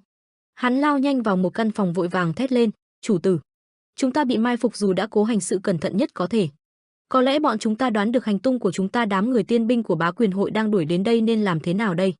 Đối lập với sự hoảng hốt đó, người kia vẫn một mặt bình thản, ta đã dự tính trước được tình thế này, xin lỗi, đều do ta sơ suất khiến cho các ngươi phải đối mặt với nguy hiểm. Tên thuộc hạ kêu to, xin ngài đừng nói như vậy, mạng sống của bọn ta đều là nhờ có ngài ra tay giúp, ngài chính là niềm hy vọng của tất cả mọi người, chủ tử. Mong muốn của ngài là quan trọng nhất, xin tuân theo mọi mệnh lệnh, chỉ có ngài mới có thể thức tỉnh tĩnh dạ mạng chúng tiểu nhân được hy sinh vì mục đích cao cả đã cảm thấy vinh hạnh rồi. Nhưng mà ngài Nam Cung Vĩ hiện đang phải một mình chống đỡ, dù có mạnh cỡ nào cũng không thể trụ được lâu nữa đâu, chúng sẽ mau chóng tìm tới bao vây chỗ này, ngài hãy mau chóng chạy trước, chủ tử. Ta đoán ngươi cũng biết được, bọn họ không còn như xưa, nên ta không thể rời khỏi chỗ này, nhiệm vụ của ta chính là bằng mọi giá phải thành công. Hắn vẫn thành thơi đánh đàn, dù cho có phải liều cá tính mạng, có lý do gì để phải chạy trốn hết, chúng ta cũng phải chuẩn bị tinh thần thôi. Trong màn đêm u tối, ở phía dưới là căn hầm với 2 ngọn đuốc xung quanh. Tên thủ lĩnh Bình và các thuộc hạ đột nhập vào nơi giam giữ các cuồng nhân bên trong. Nhìn thấy cảnh tượng trước mắt, tên thủ lĩnh Bình và thuộc hạ không khỏi bàng hoàng, cái quái gì thế này, bọn họ. Xung quanh ai nấy đều sợ hãi, không dám giơ cao mà chỉ giữ ngọn đuốc thắp xuống, không dám nhìn xung quanh. Một người trong đám tiên binh mở lời nói, đều là thương nhân và binh lính bị mất tích. Tên thủ lĩnh Bình đứng lại nhìn cảnh tượng man dợ trong lồng sắt, từng chiếc đầu với đôi mắt đỏ ngầu không ngừng vươn ra gào thét điên cuồng, cảm thán là bị bắt đến đây thử nghiệm biến thành những cuồng nhân, trời đất, số lượng biết bao nhiêu người, số lượng có thể lên đến hàng trăm. Thủ lĩnh Bình đầu đổ đầy mồ hôi, âm thầm lo lắng trong lòng, bởi vì bọn ta cũng chưa có thuốc nào chữa được căn bệnh này. Ngước nhìn trước mắt là đám cuồng nhân bám chặt đông nghìn nghịt bên song sắt, đang nhìn mọi người nói chuyện với ánh mắt hung tợn, như thể nếu có thể thoát ra ngoài liền ăn tươi nuốt sống bọn họ. Cầu cho tình huống xấu nhất không xảy ra, chậc, phải nhanh chân lên trước khi Vân Trung Thiên đến đây. Lão Bình nghiêm nghị, trong lòng chất chứa những điều không hay, ta có dự cảm không lành vì lần này. Xong ông ta bắt đầu chỉ tay ra lệnh cho đám tiên binh, tên cầm đầu chắc chắn chỉ ở quanh đây, không được để tên nào trốn thoát, không được để tên nào trốn thoát, chia nhau ra lục soát. Đám tiên binh cầm đuốc làm theo lệnh, khí thế kéo nhau đi theo đoàn. Họ phát hiện một cánh cửa lớn và nó dần dần mở ra. Không ngờ có một nơi như thế này tồn tại. Cảnh cửa mở ra trước mắt họ là Kim Đan Diệp, làm cho tên thủ lĩnh Bình sửng sốt. Ngươi chính là kẻ đứng sau toàn bộ cớ sự này, biến hết những dân thường thành cuồng nhân. Kim Đan Diệp lạnh lùng trả lời. Xem ra hôm nay được thủ lĩnh của tiên binh Hạ Cố đến thăm rồi. Hắn ta bình tĩnh đứng dậy, xoay người đối diện với đám người vừa kéo đến, ung dung mở lời. Chà, cũng không quá bất ngờ, ta chính là người đã ra mọi mệnh lệnh, cũng chúc mừng các ngươi đã tìm ra được chỗ này. Tên thủ lĩnh Bình tức giận mắng chửi, khốn kiếp, ngươi nghĩ sau bao rắc rối ngươi đã gây ra cho Bá Quyền hội bọn ta, ngươi còn có cơ hội được yên thân sao? Đan Diệp hỏi xoáy, từ khi nào mà Vân Nam đã trở thành lãnh thổ của Bá Quyền hội rồi? Chuyển qua toàn cảnh, cho thấy Kim Đan Diệp đang đứng trên một cái mỏm đá nhìn xuống và nói chuyện với đám người tên thủ lĩnh Bình, ẩn dụ cho việc tên thủ lĩnh Bình sẽ thua nếu chạm trán với Kim Đan Diệp. Quay lại câu chuyện, tên thủ lĩnh Bình trả lời. 10 năm trước, khi bọn ta đến đất Vân Nam. Kim Đan Diệp đáp. Các người cho rằng là được Vân Trung Thiên trả công sau khi phản bội Bắc Thiên môn phải không?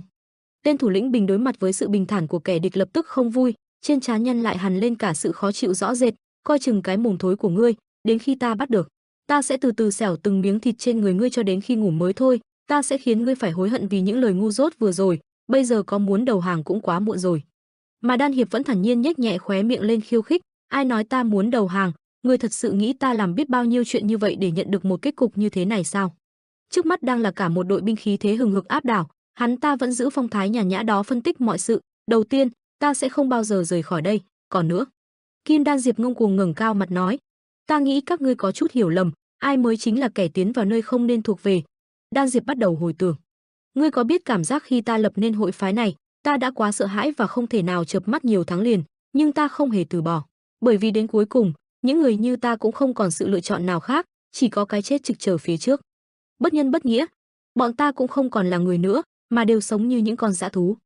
Thế gian này đã ép bọn ta phải chịu khổ quá nhiều, chúng ta chỉ là muốn trả oán mà thôi, chính là sự mệnh của bọn ta. Quay trở lại thực tại, Kim Đan Diệp nói, đó là nguyên nhân chúng ta phải đánh thức và phò tá Tĩnh Dạ thu phục Võ Lâm, ngẩng cao đầu lên xác định, đây chính là mệnh sứ của ta. Tên thủ lĩnh Bình sửng sốt, ngươi đang làm nhảm chuyện gì vậy? Các ngươi có ý định đánh thức Tĩnh Dạ sao? Khoan đã, không thể nào, ngươi cũng thấy được đám cuồng nhân đang bị nhốt trong ngục có phải không? Kim Đan Hiệp khoan thai dang rộng hai tay hai chân như đang thỏa mãn điều gì đó, ung dung cất lời, đã đến lúc được ăn no rồi, nhìn xem chúng đều bị bỏ đói vài ngày nay, nên đang đói ăn kìa. Nói xong Kim Đan Diệp chỉ thẳng tay vào lối ra của buồng giam, đằng xa xa kia là thuộc hạ của Đan Hiệp đang chờ sẵn, Hắn gật đầu ra lệnh. Tên thuộc hạ nhận được lệnh của chủ tử liền đưa mắt nhìn về đám người phía xa bằng đôi mắt oán độc, lại xen lẫn một chút hưng phấn khi sắp chứng kiến một cảnh tượng vô cùng thú vị sắp diễn ra. Ngay sau đó một chấn động nho nhỏ xảy ra, đám người tên thủ lĩnh Bình chưa biết chuyện gì xảy ra. Nỗi lo lắng trong lòng bọn họ sẽ bắt đầu ngay lúc này, họ ngơ ngác qua nhìn về nơi phát ra âm thanh. Thì lúc này từ bên trong là hàng trăm hàng ngàn tên cuồng nhân ồ ạt xông ra. Các ngươi cũng chỉ xứng làm bữa ăn phụ của bọn chúng thôi. Không may là bữa chính mà ta muốn. Nhìn trong khung tranh tôi thấy bọn cuồng nhân này mắt đỏ lòm, miệng khỏi bay nghi ngút trông giống ngạ quỷ vừa thoát ra khỏi địa ngục. Kim Đan Hiệp nói tiếp, Bắc Thiên Tứ Hùng, tên thủ lĩnh Bình, để từ từ thưởng thức sau cũng không muộn. Trước mắt là đám người bị cuồng nhân bao vây tứ phía, áo trắng mãn nguyện ngước đầu lên trời, ta sẽ vui hơn nếu đêm nay hắn cũng xuất hiện. Tên thuộc hạ bằng giật của tên thủ lĩnh Bình do dự tiến lùi không xong đành phải hỏi ý kiến người bên cạnh, chúng ta nên làm gì bây giờ? Trong số này có những người từ những thương đoàn nổi danh bị mất tích nữa, gương mặt tên thủ lĩnh Bình đã tái nhợt không còn chút huyết sắc, toàn thân bị mồ hôi lạnh bao bọc vươn tay ra mắng chửi, khốn kiếp, tên xảo quyệt, chúng ta không còn lựa chọn nào khác, xử hết bọn chúng, nếu có một giây chần chừ, sợ là sẽ trở thành thức ăn trong miệng chúng. Bằng giật nhận được mệnh lệnh liền hoàn hồn lấy lại dũng khí mãnh mẽ hét to với đám tiên binh phía xa, tuân lệnh thủ lĩnh, tiên binh, giết hết không tha một ai, chúng ta chỉ có xử hoặc bị xử. Rồi cả hai bên lao vào xô sát lẫn nhau, cảnh tượng trong từng khu tranh thật man rợ, từng cái đầu cuồng nhân băng băng lao đến vươn theo cả những dòng nước dãi thèm thuồng đám mồi ngon thơm ngọt trước mắt.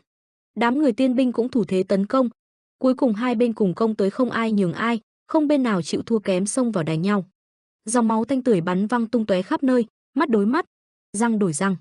Chứng kiến xung quanh huyết thanh đỏ rực, Kim Đan Diệp bình thản giang tay nói đầy thỏa mãn, thế này mới là võ lâm giang hồ. So với số người chết vì đám lão già Vân Trung Thiên khốn kiếp thì từng này chẳng đáng bao nhiêu phải. Chẳng đáng bao nhiêu, ngước đầu lên khép hờ đôi mắt chính hắn cũng tự trấn an bản thân, đều ổn thôi, mọi chuyện rồi sẽ qua mau. Mọi chuyện, như thấy được điều gì thú vị hắn ta mở mắt nhìn về phía xa. Đan Diệp đứng từ trên nhìn xa xa chỗ cổng chính là một nhân vật áo đen. Tên thuộc hạ sợ hãi nói, chủ tử, xin ngài hãy mau. Khung tranh tiếp vẽ nguyên dáng vẻ sắt lẹm đó là Trần Vũ Nguyên. Hắn ta híp mắt nhìn Vũ Nguyên nói thầm, tên Vũ Nguyên đó, khí tức của hắn hôm nay khác hẳn với lần gặp trước đó. Trần Vũ Nguyên và Kim Đan Hiệp mắt đối mắt nhìn nhau. Đám tiên binh đang không ngừng đánh chém bên này cũng phát hiện ra sự hiện diện của luồng khí tức mạnh mẽ này, đưa mắt liếc nhìn nhau, tên này là ai nữa, người tiếp viện cả bọn chúng sao? Vũ Nguyên nhìn đám cuồng nhân nói thầm, Hoàng thúc có lẽ là ở đây. Vũ Nguyên nghiêm giọng, vậy, không kẻ nào được cử động. Hai trong số 4 tên tiên binh đáp lại, này, ngươi muốn chết hả? Ngươi nghĩ mình là ai vậy hả? Không biết bọn ta là ai sao, còn dám lớn tiếng đe dọa. Vũ Nguyên không phí lời làm lãng phí thời gian liền vung kiếm tỏa ra nguồn kiếm khí dữ dội phẩy một tên tiên binh lao lên. Khốn kiếp ta Mạc Hoàng, phó thủ lĩnh của tiên binh, mau tiếp chiều đi. Vũ Nguyên lạnh như băng chém một nhát xong đi bộ, làm cho tên phó thủ lĩnh đau đớn dữ dội rồi mà hét lên a. Tên thủ lĩnh Bình sợ hãi, thổ vai tên thuộc hạ liên hồi. Này, tên này là ai nữa, không phải hạng tầm thường đâu, ngươi lên giải quyết hắn đi. Tên Bằng Giật cũng sợ hãi không kém đáp, vâng, tuân lệnh. Tên này từ đầu chui ra vậy trời. Bằng Giật dùng hết sức bình sinh, quát to trong sự sợ hãi. Tên đần độn, sao ngươi dám ra tay với người của Bá Quyền hội, chán sống rồi hả? Bằng Giật lấy sức gồng hết cơ bắp quát tiếp. Ta sẽ dạy cho ngươi một bài học biết thân biết phận. Ngay lập tức, không do dự mà thủ cấp của Bằng Giật đã lìa khỏi thân thể mà không nói thêm một lời nào nữa. Vũ Nguyên vẻ mặt lạnh như băng. Trên giang hồ, chỉ có xử hoặc bị xử. Tắm huyết thanh, là thứ ngươi muốn phải không? Nếu vậy ta sẽ cho ngươi được toại nguyện. Ta sẽ giết hết, không chừa một kẻ nào. Trần Vũ Nguyên đứng hiên ngang tay cầm thanh kiếm giơ trước mặt với hai đôi mắt lóe lên tia màu tím. Một dòng suy nghĩ lặng lẽ lướt qua, mình đoán được hắn có thể sẽ can thiệp vào chuyện này, nhưng không ngờ lại nhanh đến như vậy. Kim Đan Diệp vừa nhìn anh vừa trầm tư, không những vậy hắn có gì đó rất khác không còn như trước nữa. Mấy tên thuộc hạ của lão Bình đỡ vai nhau hoảng sợ, Bằng Giật tướng quân còn chưa kịp ra chiêu hắn đã bị một nhát chém chết. Triệu Thiên Vũ lúc này ngồi bệt xuống đất gương mặt ngạc nhiên, mặt cắt không còn một giọt máu, thầm hoảng sợ nhìn thanh kiếm mà nghĩ trong lòng, tên này thật sự là ai? Ra tay tàn nhẫn như vậy là có bao nhiêu hận thù đối địch với Bá Quyền hội, chính tay ta đã hủy diệt rất nhiều võ phái để chiếm được thành Vân Nam, không lẽ hắn thuộc đám người lần đó? Suy nghĩ vừa dứt thì hắn ta đột nhiên hét lên, bọn ta là người của Bá Quyền hội, ta chính là Triệu Thiên Vũ nổi danh. Rõ ràng biết bọn ta là ai mà còn dám xuống tay, ngươi là kẻ nào, mau khai tên họ ra đi. Trần Vũ Nguyên liếc lão ta một cái lạnh lùng, Thiên Vũ Bá Quyền hội lúc nào cũng tự mãn như vậy sao? Lão ta nghe vậy thì sững sờ đổ mồ hôi, cái gì ngươi không biết Bá Quyền hội hiện nay lớn mạnh đến cỡ nào rồi sao? Trần Vũ Nguyên cao ngạo nhìn Triệu Thiên Vũ mà trả lời, chỉ để bắt được một vài tên khốn khiếp mà ngươi dám hạ lệnh tàn sát toàn bộ người vô tội và binh lính Ngọc Thành. Ngươi có biết hôm nay có bao nhiêu người đã phải đổ máu không hả? Lão ta vẫn ngồi trên mặt đất lạnh sống lưng nghĩ trong đầu, khoan đã, tên khốn khiếp hắn không phải là cùng một hội cùng thuyền với đám người ở đây sao? Vậy hắn là ai? Một cao thủ võ công tuyệt đỉnh như vậy là người ở đâu? Chờ đã, ta có quen biết hắn không? Lão ta nhíu mày lại, cảm giác như đã từng gặp trước đây. Không, giờ không phải là lúc để suy xét chuyện đó, trước hết ta cần. Triệu Thiên Vũ vừa thoát khỏi suy nghĩ của mình liền chỉ tay về phía ngọn núi trên đó có một bóng người.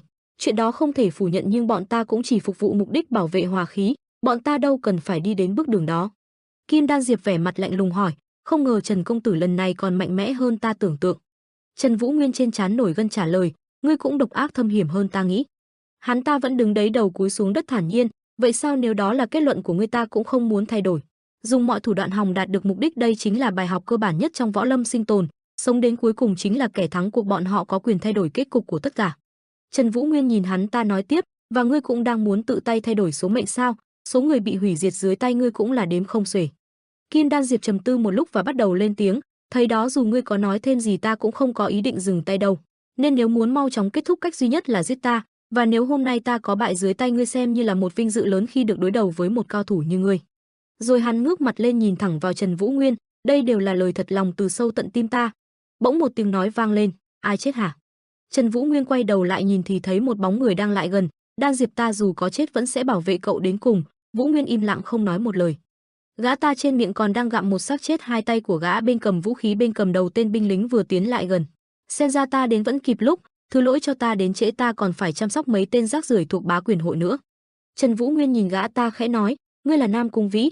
Gã ta lớn tiếng phản bác, Nam Cung Vĩ đọc cho đúng vào tên khốn này. Còn tên Triệu Thiên Vũ lúc này ngồi một bên sợ hãi nghĩ, những chuyện xảy ra trước mắt, đội tiên binh được chính tay chủ tử ta huấn luyện đều bị giết bởi một tên vô danh tiểu tốt. Không thể tin được, ta phải nhanh chóng bỏ chạy khỏi đây. Chủ tử là người duy nhất có thể đánh lại hắn, chuyện này vượt quá khả năng của ta rồi. Nam Cung Vĩ nhổ máu từ miệng ra, đã lâu không gặp, giữa chúng ta còn một món nợ chưa trả mà phải không? Ta cũng phải công nhận kỹ thuật của ngươi không tệ, nhưng lần trước ta thua chỉ là do xem thường địch thủ. Gã ta nắm chặt tay, lần này đừng hòng thoát khỏi tay ta. Oi, còn đợi gì nữa, tại sao vẫn đứng đó mắt to chừng mắt nhỏ? Trần Vũ Nguyên thầm nghĩ, ta không hề thấy Hoàng thúc, ông ấy được giam ở một nơi khác sao, hay là... Anh chưa suy nghĩ xong thì đột nhiên không biết từ đâu xuất hiện một cây đinh ba đang tấn công anh. Gã ta vừa tấn công vừa nói, ngươi dám lơ đãng không tập trung khi đứng đối diện ta sao? Nhưng đã bị anh tránh được đòn tấn công đó. Nam Cung Vĩ lại tiếp tục chém ngang một nhát. Trần Vũ Nguyên ngả người ra sau dùng thanh kiếm đỡ nhát chém. Gã ta lại tiếp tục xông lên, cuối cùng ngươi là tên khốn kiếp nào hả, dám đến đây làm loạn kế hoạch của bọn ta? Vũ Nguyên dùng chân đỡ cú đấm của gã, ta đến để tìm thúc thúc. Gã ta nắm lấy chân của anh. Thoáng chốc Trần Vũ Nguyên trở nên kinh ngạc. Gã ta quật ngã anh xuống, vậy thì mau tra cho ra hắn rồi cút khỏi đây, vấn đề bọn ta đang phải gánh vác lớn hơn ngươi gấp ngàn lần đó. May thay là lúc này Vũ Nguyên đã đáp xuống đất thành công nên không bị quật ngã. Gã ta tiếp tục tấn công và hét lớn, thế hệ trước bọn ta bị đánh bại, luôn phải sống luồn cúi trong đau đớn hổ thẹn. Nhưng giờ bọn ta thì khác, ngươi có hiểu được sự giận dữ tích tụ, sự nhục nhã đè nén bao năm qua ta phải chịu đựng không hả? Bọn ta làm thế này cũng vì mục đích tồn tại, ta muốn được sống như những người bình thường, nên hôm nay ta không thể để ngươi phá hủy kế hoạch ấp ủ bao lâu nay. Trong không gian ấy chỉ có tiếng đánh nhau và vũ khí va chạm. Trần Thiên Vũ ngồi dạp một bên nhìn cảnh hỗn loạn trước mắt liền sợ hãi lùi lại lắp bắp, chủ tử mình phải mau chóng báo cáo lại với ngài. Đang lùi thì lão ta như đụng phải một cái gì đó. Lão ta quay lại nhìn người sau lưng, từ khi nào? Kim Đan Diệp nghiêng đầu mỉa mai, chủ tử. Rồi hắn ta chật lưỡi một tiếng, híp mắt lại. Trần Thiên Vũ nhảy lui ra xa khi Kim Đan Diệp cúi đầu xuống, con của ta Bình nghe cho rõ đây, bọn ta chính là chính dạ. Hôm nay đến đây để tuyên cáo với toàn bộ người trong thế gian này rằng bọn ta sẽ trở lại. Lão ta nghe xong mà sợ hãi lắp bắp, đều là thật, các ngươi chính là thuộc hạ còn sót lại của Tĩnh Dạ. Kim Đan Diệp lấy đàn tranh ra, ngươi phải tốn từng đó thời gian mới nhớ được tên ta hả? Hai giang hồ đã hoàn toàn quên mất hình tượng uy phong của bọn ta ngày nào rồi. Bỗng lão ta nghe đàn vang lên, Kim Đan Diệp gảy ta một phát khiến cho Triệu Thiên Vũ bay đi. Máu từ hai mắt và miệng của lão ta đột nhiên phun ra, àng. Tiếng đàn tranh vang dội khiến cho những người ở xung quanh Kim Đan Diệp đều đổ máu đầy mặt. Bên kia Trần Vũ Nguyên vẫn đang đánh nhau với Nam Cung Vĩ, thì đột nhiên khựng lại thầm nghĩ, âm thuật hắn lợi dụng hang đá này để khuếch trương sức mạnh của chiêu đánh. Anh mở to đôi mắt, điên thật rồi. Tai của Vũ Nguyên bắt đầu chảy máu, trên mặt xuất hiện những vết gân, mình phải dùng vạn cảnh để bảo vệ các huyết thị và. Chưa kịp suy nghĩ xong thì Nam Cung Vĩ cắt ngang, sao ngươi dám nhìn đi chỗ khác? Gã ta ra chiều liên tục. Trần Vũ Nguyên nhìn gã ta đang điên cuồng tấn công, Nam Cung Vĩ hắn mạnh hơn nhiều so với trước đây, những âm thanh đó không hề ảnh hưởng tới hắn. Anh liếc mắt nhìn đến xác chết bên cạnh, đều cùng một âm nhưng một số bị giết còn một số không. Kim Đan Diệp nhìn đến hắn ta đang trầm ngâm đánh đàn, thân thủ không tệ. Một người đánh đàn, một người tấn công, anh trầm tư, tĩnh dạ. Đột nhiên trong tâm trí xuất hiện một bóng người, Ân Hạ Tuyết. Đôi tay linh hoạt đang gảy đàn. Đột nhiên đôi tay ấy gảy mạnh. Tiếng đàn kêu vang lên tạo một lần sóng mạnh mẽ. Nhìn đòn tấn công mạnh mẽ ấy cùng với những viên gạch đá, anh kinh ngạc. Nam Cung Vĩ tấn công anh từ trên cao, cây đinh ba ấy xông thẳng về phía Trần Vũ Nguyên. Những lớp đất đá bị bốc lên bay tứ tung. Một lát sau khói bụi mù mịt. Anh giơ tay lau máu mũi nghĩ thầm, bọn chúng đồng thời công kích phiền thật, nếu kéo dài tình trạng này mình sẽ rơi vào thế yêu. Gã ta vung cây đinh ba lao vào phía anh, phải nhanh chóng kết thúc chuyện này mới được. Trần Vũ Nguyên xuất hiện ra sau lưng của gã ta, tuyệt ảnh kiếm ngũ lễ huyết vũ. Vũ Nguyên lao vào chém cho Nam Cung Vĩ mấy nhát liền. Nam Cung Vĩ toàn thân chảy máu, miệng cũng hộc ra máu. Kim Đan Diệp nhìn gã ta ngã xuống, hắn ta hét lên, Cung Vĩ tay đẩy nhanh tiến độ đàn điên cuồng tấn công. Trần Vũ Nguyên vừa lao vừa né đòn tấn công. Kim Đan Diệp muốn nghiêng người ra đằng sau thì bị giữ lại không di chuyển được. TCH. Hắn ta sững sờ nhìn xuống dưới. Dưới chân hắn ta có một bàn tay nắm lấy áo của mình kéo. HUH. Hắn ta, một tiếng đó là Triệu Thiên Vũ nắm lấy áo hắn ta. Thấy Trần Vũ Nguyên sắp chém vào người mình, hắn ta chửi, khốn khiếp. Đột nhiên hắn ta mở to mắt nhìn máu bắn tung tóe. Thì ra Nam Cung Vĩ đã chắn trước mặt đỡ đòn thay cho Kim Đan Diệp. Nam Cung Vĩ với tấm thân đầy máu nằm trên mặt đất, nghiêng đầu nhìn Trần Vũ Nguyên đang chuẩn bị chém Kim Đan Diệp mà chửi thầm, chết tiệt tên khốn kiếp đó. Gã ta với gương mặt đầy máu mở to mắt ra nhìn, hắn chém vào mọi yếu vị trên người ta đến một ngón tay cũng không nhấc lên nổi. Nhưng gã ta cố gắng cử động thân thể của mình. Ta vẫn sẽ. Cuối cùng Nam Cung Vĩ cũng đã động đậy được và lao nhanh tới chỗ của Kim Đan Diệp, bảo vệ cậu. Trong tâm trí của gã ta hình ảnh mặt đất bắt đầu nứt ra. Một vết nứt rất to và sâu. Bên trong vết nứt sâu đó có một ngôi làng nhỏ. Rồi sau đó những tiếng nói lần lượt vang lên, chết đi, lũ rác rưởi, ngươi nghĩ mình thông minh lắm sao, có gì hơn bọn ta hả? Còn bày đặt thể hiện như là vọng cuối cùng vậy. Đám trẻ con đang vừa mắng vừa tụ họp đánh một người, bọn ta đã chẳng có gì ăn, đói muốn chết còn phải dâng cho ngươi toàn bộ đồ ngon sao? Được thì chết luôn đi. Đột nhiên có một đứa trẻ to lớn chạy đến quát lên, này lũ dơ bẩn kia, mau dừng tay lại cho ta. Lũ trẻ thấy có người đến thì chạy đi. Là Nam Cung Vĩ, chạy mau. Nam Cung Vĩ chửi thề, chết tiệt, đám người khốn kiếp lần trước bị ta đánh còn chưa chữa hả? Gã ta chạy đến hỏi thăm, oi Kim Đan Diệp cậu có bị thương ở đâu không? Kim Đan Diệp từ từ ngồi dậy trả lời, Cung Vĩ ta không sao. Nam Cung Vĩ cầm tay của hắn kéo lên, mọi người đều đang trải qua quãng thời gian khó khăn, nên cũng cần chỗ nào đó để phát tiết, ta có bị đánh chút cũng không vấn đề gì đâu. Kim Đan Diệp đưa tay lên vén tóc cười nói, còn nữa cậu luôn ở bên bảo vệ ta mà Cung Vĩ, nên ta ổn lắm, cảm ơn cậu Cung Vĩ. Nghe được lời cảm ơn của Kim Đan Diệp khiến cho Nam Cung Vĩ đỏ cả mặt. Gã ta quay đầu sang một bên, ấp úng, không cần cảm ơn, nếu là nam nhân thì không nên tỏ ra yếu đuối vì cậu cứ ẻo lả nên mới bị đám người đó bắt nạt. Cả hai người đứng lên. Kim Đan Diệp, cậu có biết ma sư nương vừa mới chết hôm qua rồi không, bà ấy là một người tốt. Nam Cung Vĩ giật mình hét lên. Cái gì? Kim Đan Diệp nói tiếp, cậu lớn lên ở đây nhưng chưa bao giờ thử nghĩ cách trốn thoát sao, dù có khốn khó thế nào? Nam Cung Vĩ hỏi, bọn họ nói một khi chúng ta bước chân ra khỏi đây chắc chắn sẽ bị giết, ngoài mặt thì nói vậy nhưng trong đầu thì khác. Ta tưởng cậu thông minh lắm mà điều cơ bản như vậy cũng quên mất rồi sao? Kim Đan Diệp cười trả lời, người dân chúng ta dần vơi đi vì chết đói đổ bệnh, chắc chắn cũng sẽ chết vì không chữa kịp. Muốn sống sót đến ngày mai cũng là một việc vô cùng khó khăn, vậy tại sao không ai bước ra thay đổi cái hiện thực này đi? Kim Đan Diệp ngẩng đầu lên, bọn họ luôn miệng nói chúng ta phải vững tin vào tương lai, nhưng ta nên làm gì bây giờ? Ta không biết tương lai sẽ ra sao, nhưng có một điều chắc chắn, chúng ta xứng đáng có một cuộc sống đầy đủ, không chỉ vậy còn là được đối xử như một con người bình thường. Kim Đan Diệp vừa nhìn lên trên vách đá nói tiếp, kế hoạch của ta chính là mang theo một vài người cùng trở lại thế giới tự do bên ngoài, làm những chuyện lớn giúp bang phái. Ta nghĩ đây chính là lý do ta còn tồn tại đến bây giờ. Nam Cung Vĩ nghe vậy thì cao hứng, ta không hiểu những thứ cậu đang nói lắm Đan Diệp, nhưng dù thế nào vị ca ca này quyết bảo vệ cậu đến cùng, nên đừng lo gì hết, cậu chỉ việc mưu to chí lớn thôi. Ca ha ha ha. Quay lại với thực tại, Nam Cung Vĩ đã đỡ đòn thay cho Kim Đan Diệp, máu bắn tung tóe. Kim Đan Diệp mở to hai mắt sững sờ, Cung Vĩ. Nhìn Trần Vũ Nguyên một đao chém đôi Nam Cung Vĩ ra làm hai. Đột nhiên Kim Đan Diệp nhanh chóng đứng sang một bên. Bàn tay nổi gân ôm chặt cây đàn tranh, tay còn lại thì bắt đầu gảy đàn. Hắn ta gảy những tiếng đàn điên cuồng và mạnh mẽ. Đòn tấn công đó mạnh mẽ đến nỗi khói bụi mù mịt, mặt đất bắt đầu tan nát. Tấn công xong Kim Đan Diệp ngồi xuống, tay ôm lấy đầu của Nam Cung Vĩ mà liên tục gọi, Cung Vĩ, Cung Vĩ. Nam Cung Vĩ nằm trong vùng tay của hắn cố gắng nói từng chữ, ta vốn có ý định đánh thắng làm cậu vui, vậy mà cuối cùng lại rơi vào tình cảnh thê thảm thế này. Ke hơ, Đan Diệp. Cười lên nào, không cần phải khóc thương cho ta. Nếu không ta ra đi cũng không yên lòng. Nói xong thì Nam Cung Vĩ cũng đứt hơi thở cuối cùng. Trong không gian lặng im chỉ toàn là khói bụi. Kim Đan Diệp ngồi ôm lấy nửa thân xác còn lại của Nam Cung Vĩ. Cung Vĩ, ta xin lỗi, cảm ơn vì những gì cậu đã làm cho ta. Trần Vũ Nguyên bước ra từ làn khói bụi, đó chính là cảm giác đau khổ tột cùng khi mất đi người thân duy nhất.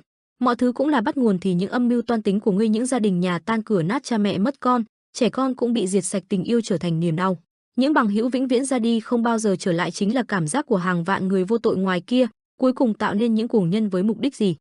Kim Đan Diệp cúi mặt xuống, ngươi nói đúng, ta cũng nhận thử cảm nhận mùi vị của quả báo, những chuyện ta làm cũng chỉ để gửi đến bọn chúng một lời cảnh báo, nhưng Trần công tử, loại kiếm thuật mà ngươi luyện được có phải là thập vạn ảnh hợp không? Trần Vũ Nguyên đang lau máu trên mặt thì bị câu nói của Kim Đan Diệp làm cho khựng lại. Hắn ta nói tiếp, đừng ngạc nhiên vì sao ta biết được chuyện đó, là sư phụ của ta từng nói. Khi ngươi tận mắt chứng kiến thập vạn ảnh hợp sẽ có cảm giác như bóng tối đang dần kéo đến vây lấy tâm trí. Linh hồn sẽ như bị xé toạc thành trăm mảnh, cơ thể trì trệ dần không thể nhấc chân lên nổi, đó là những gì ta cảm nhận được hiện tại. Kim Đan Diệp đưa tay lên rút thanh cài trên đầu mình xuống, tóc xõa xuống, như ta đoán không bao giờ nên tin vào những lời đồn.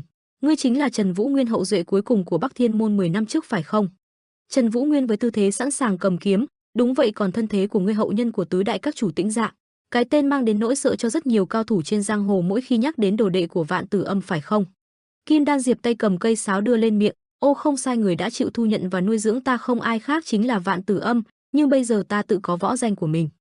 Xem ra mọi chuyện bắt đầu gay cấn rồi đây. Nói xong hắn ta bắt đầu thổi sáo. Kim Đan Diệp vừa thổi vừa nói tiếp, sự xuất hiện đột ngột của ngươi, cùng với loại kiếm thuật bí hiểm, đều bởi vì ngươi chính là trưởng môn hiện tại của Bắc Thiên môn Trần Vũ Nguyên. Trần Vũ Nguyên với thanh kiếm sắc bén phát ra ánh màu tím hiên ngang đứng trước đòn tấn công của Kim Đan Diệp. Sau đó thân ảnh Vũ Nguyên như thoát ẩn thoát hiện, tốc độ nhanh chóng tránh né những đòn tấn công. Trần Vũ Nguyên giơ kiếm chém một nhát hình vòng cung. Đất đá từ từ bay lên, anh ánh mắt sắc lạnh nhìn Kim Đan Diệp, ngoài chỗ này ra ngươi còn giam giữ các tù nhân khác ở đâu hả? Rồi Trần Vũ Nguyên đột nhiên biến mất. Thoát cái đã thấy ở trước mặt Kim Đan Diệp, hắn ta vừa đánh đàn vừa né, Trần trưởng môn, lúc nghe tin ngươi không may qua đời ta thật lòng thương tiếc đó. Trần Vũ Nguyên xoay người nhảy lên, kẻ thù lớn nhất của bọn ta Bắc Thiên môn nếu thật sự biến mất còn lại ai nhớ đến Tĩnh Dạ bọn ta rồi. Kim Đan Diệp chưa nói xong thì Trần Vũ Nguyên đã tung ra cú đá vào mặt. Kim Đan Diệp nha chóng tránh đòn tấn công, bọn ta cũng chết khô trong sự lãng quên của nhân loại, dù thực chất lúc trước là bọn ta chủ động biến mất. Vừa dứt lời thì Kim Đan Diệp mở to mắt liếc nhìn cây kiếm đang kề sát bên mặt. Hắn ta cúi đầu xuống để tránh lưỡi kiếm chém ngang qua đầu. Trần Vũ Nguyên quay đầu hỏi, vậy tại sao ngươi còn làm ra những chuyện thế này, chỉ để gợi lên trong giang hồ những ký ức phiền não dơ dáy, kể lể những khó khăn và đau khổ các ngươi phải chịu đựng? Kim Đan Diệp ngửa mặt lên nhìn Trần Vũ Nguyên trả lời, nào nào, ngươi nghĩ mục đích thực sự của ta chỉ vậy thôi sao? Có những chuyện không phải chỉ bằng một hai câu có thể giải thích được đâu, bởi vì bản chất võ lâm giang hồ cũng vô cùng phức tạp. Trần Vũ Nguyên nói tiếp, hay chuyện này còn có liên quan đến tứ đại các chủ của Tĩnh Dạ? Kim Đan Diệp đáp xuống đất, ô hô, ngươi còn biết những gì nữa? Trần Vũ Nguyên dò hỏi, bọn họ đều còn sống sao? Kim Đan Diệp chỉ thổi sáo mà không nói gì. Tiếng sáo vang lên tấn công vào Trần Vũ Nguyên, hắn ta nói, phải, tất cả đều còn sống nhưng mỗi người cũng đang phải đối mặt với những vấn đề riêng. Trần Vũ Nguyên đáp trả lại tiếng sáo vừa nghĩ, nếu vậy thì Hạ Tuyết chắc vẫn an toàn.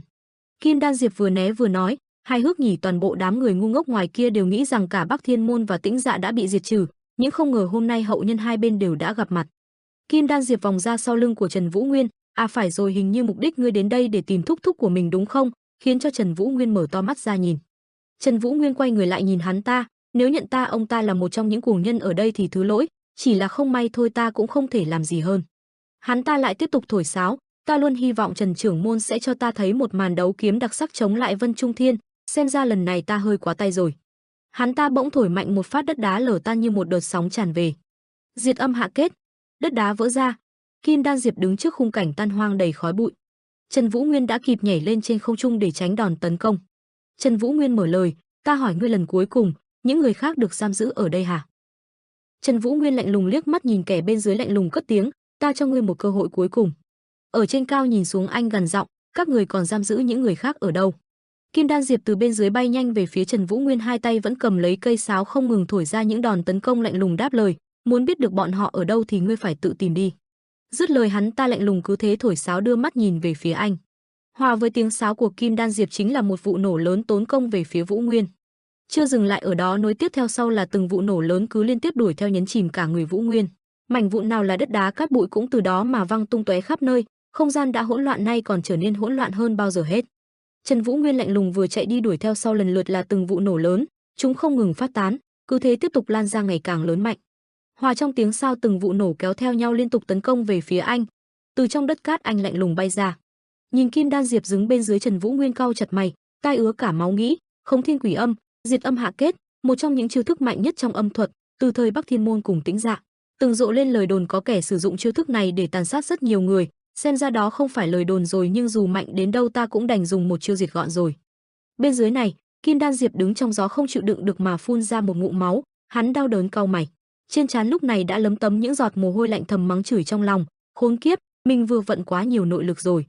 Một phút lơ là ngay lập Trần Vũ Nguyên từ sau đã lao đến tiếp cận mục tiêu, lớp không khí bắt đầu dao động mạnh mẽ cuốn quanh thân thể của anh. Cả người anh linh hoạt như một con đại bàng vừa thấy con mồi ngon, mang theo ánh mắt căm phẫn sắc lạnh siết chặt thanh kiếm trong tay lao về phía Kim Đan Diệp. Đôi mắt Trần Vũ Nguyên nghiêm nghị mở lớn, gào lên với kẻ đối diện, ngươi không định nghiêm túc đánh lại ta một lần hả? Anh cầm chặt thanh kiếm lao về phía hắn. Kim Đan Diệp lạnh lùng liếc mắt nhìn trầm trầm anh, lạnh giọng, khá lắm Trần trưởng môn, ta đi hết bất ngờ này đến bất ngờ khác đó. Rất nhanh cả hai cổ sức mạnh dần dần lao về phía nhau, từng luồng lưu quang theo đòn tấn công của bọn họ mà phát ra, va chạm vào nhau tạo nên tình thế đối đầu vô cùng cam go.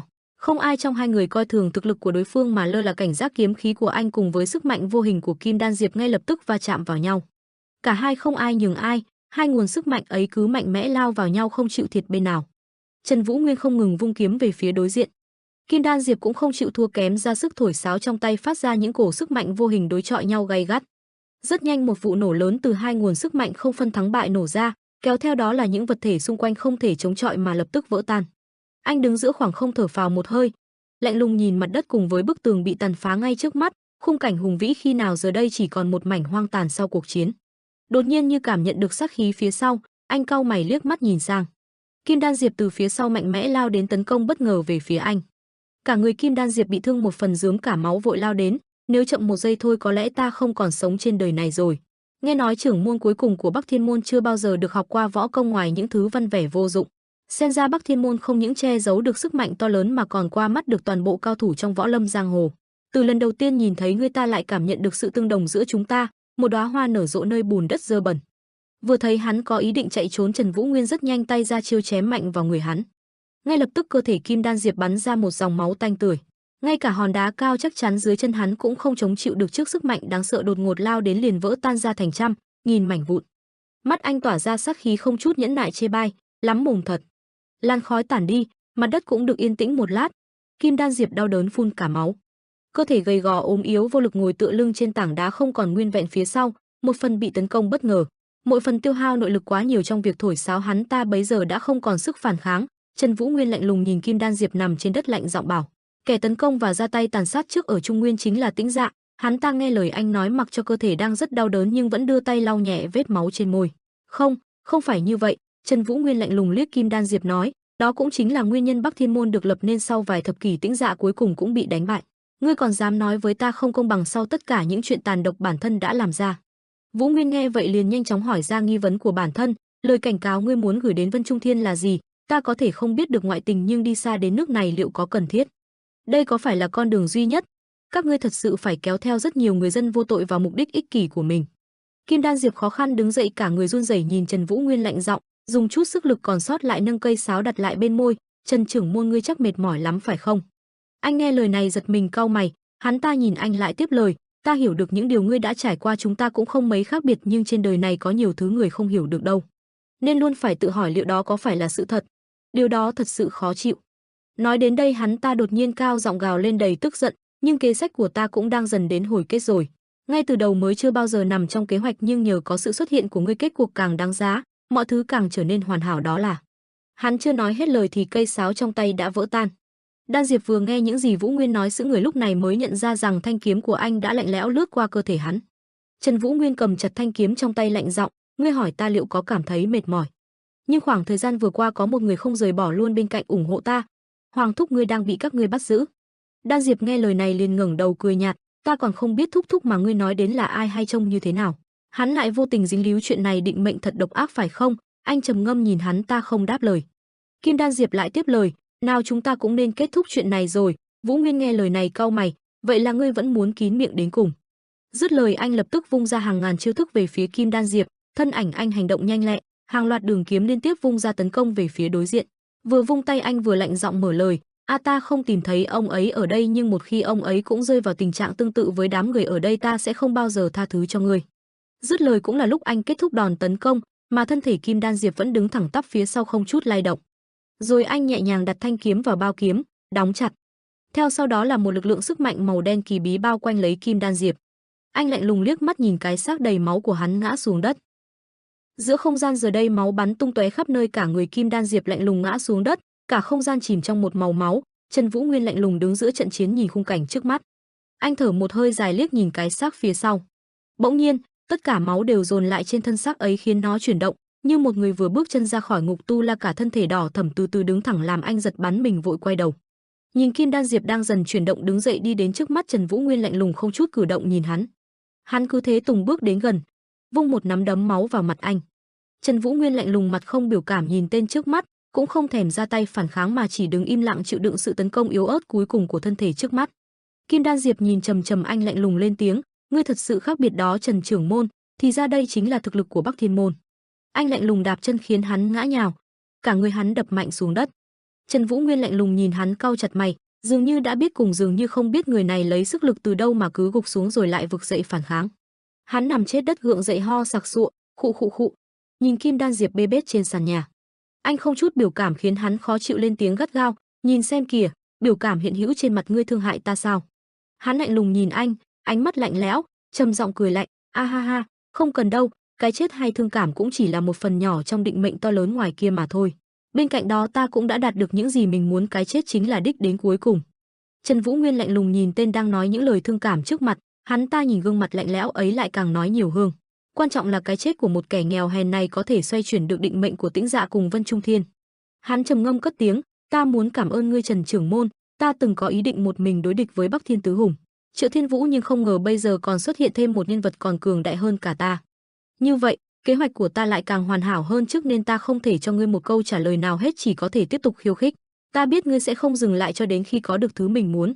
Chúng ta đều tương đồng nhưng cuối cùng phải tàn sát lẫn nhau, vậy nên mới cảm ơn, nhưng ta cũng rất hối hận, thật sự không cố ý kéo thúc thúc của ngươi vào chuyện này.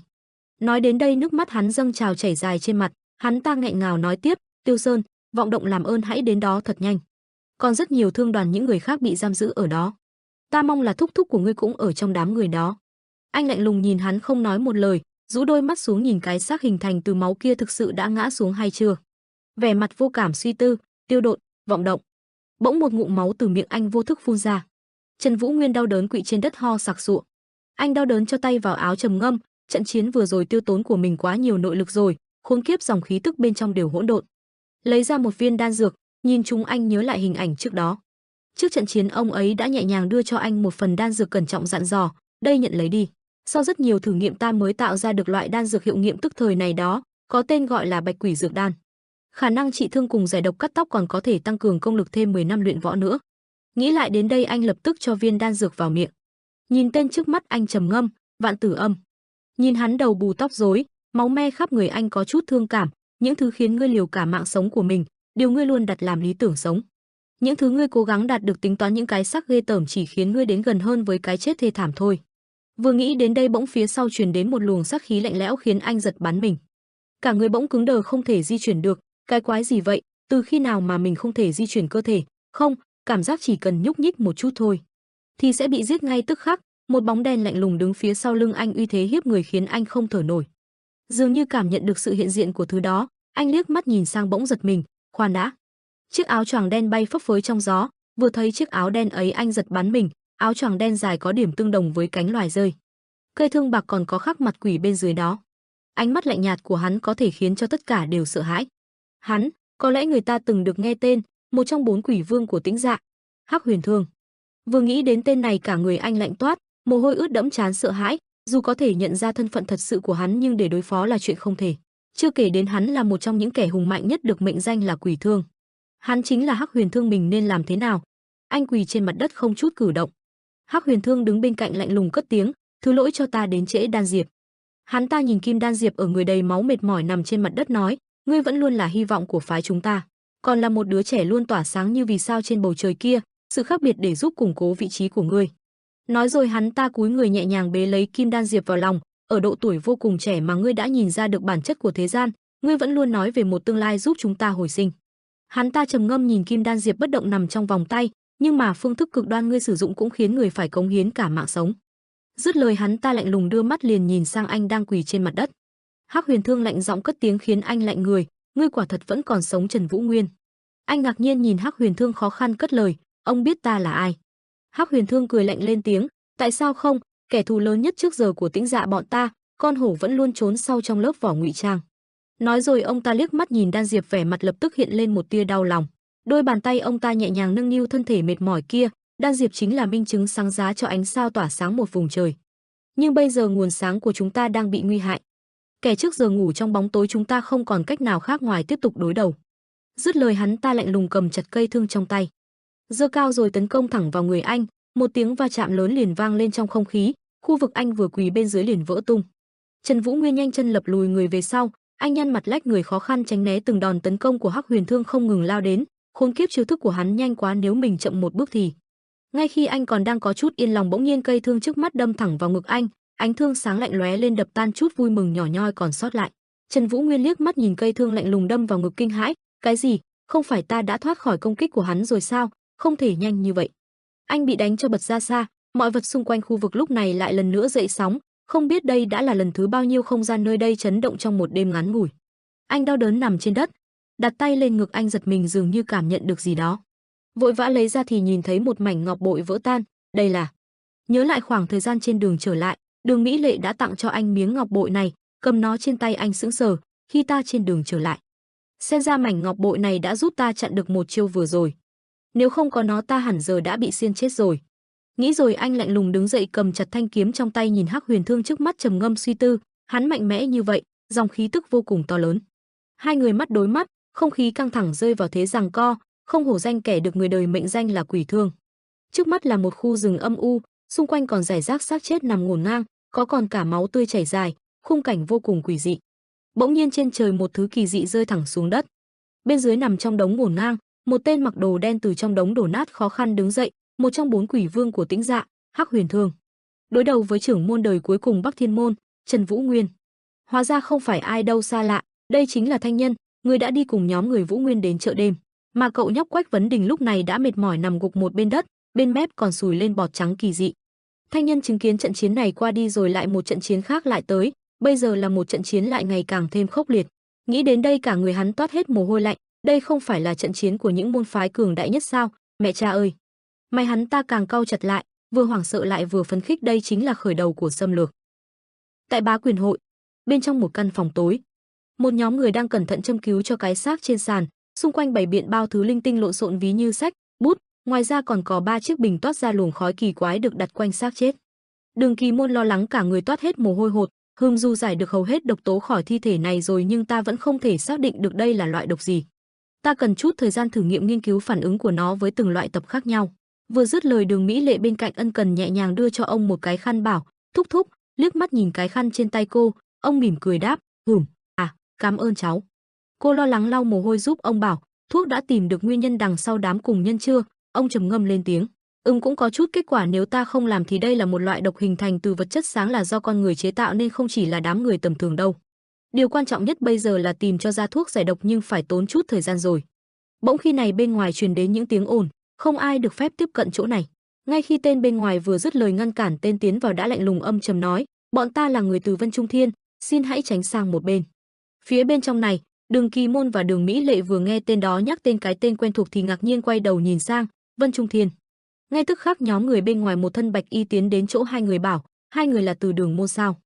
Đường Kỳ Môn xoay người nhìn tên trước mắt xoa cằm đáp lại, phải đúng rồi, các ngươi tự xưng mình là đến từ Vân Trung Thiên, nếu vậy ngươi mới thật sự là người ta cần phải gặp sao? Tên trước mắt nhìn ông rồi đưa ra một lá thư nói, ta từ đội điều tra của Vân Trung Thiên tên gọi Xích Vũ, xin gửi lại ngày bức thư từ chủ chi Vân Trung Thiên. Ngài quan đới thăng làm bức thư ngày ấy từ tay viết nên, ông đưa tay nhận lấy bức thư ngạc nhiên, ngài quan. Ông cầm lấy bức thư cẩn thận đọc từng dòng thông tin trong ấy, từ những gì ta nghe ngóng được hắn đã trở thành người đứng đầu Cửu Thiên. Hắn lẽ ra phải bận rộn lắm, vậy mà lại có thời gian quan tâm đến chuyện ở chỗ này luôn sao? Nếu đây là bức thư từ ngài quan thì cũng xem như là tin tưởng được.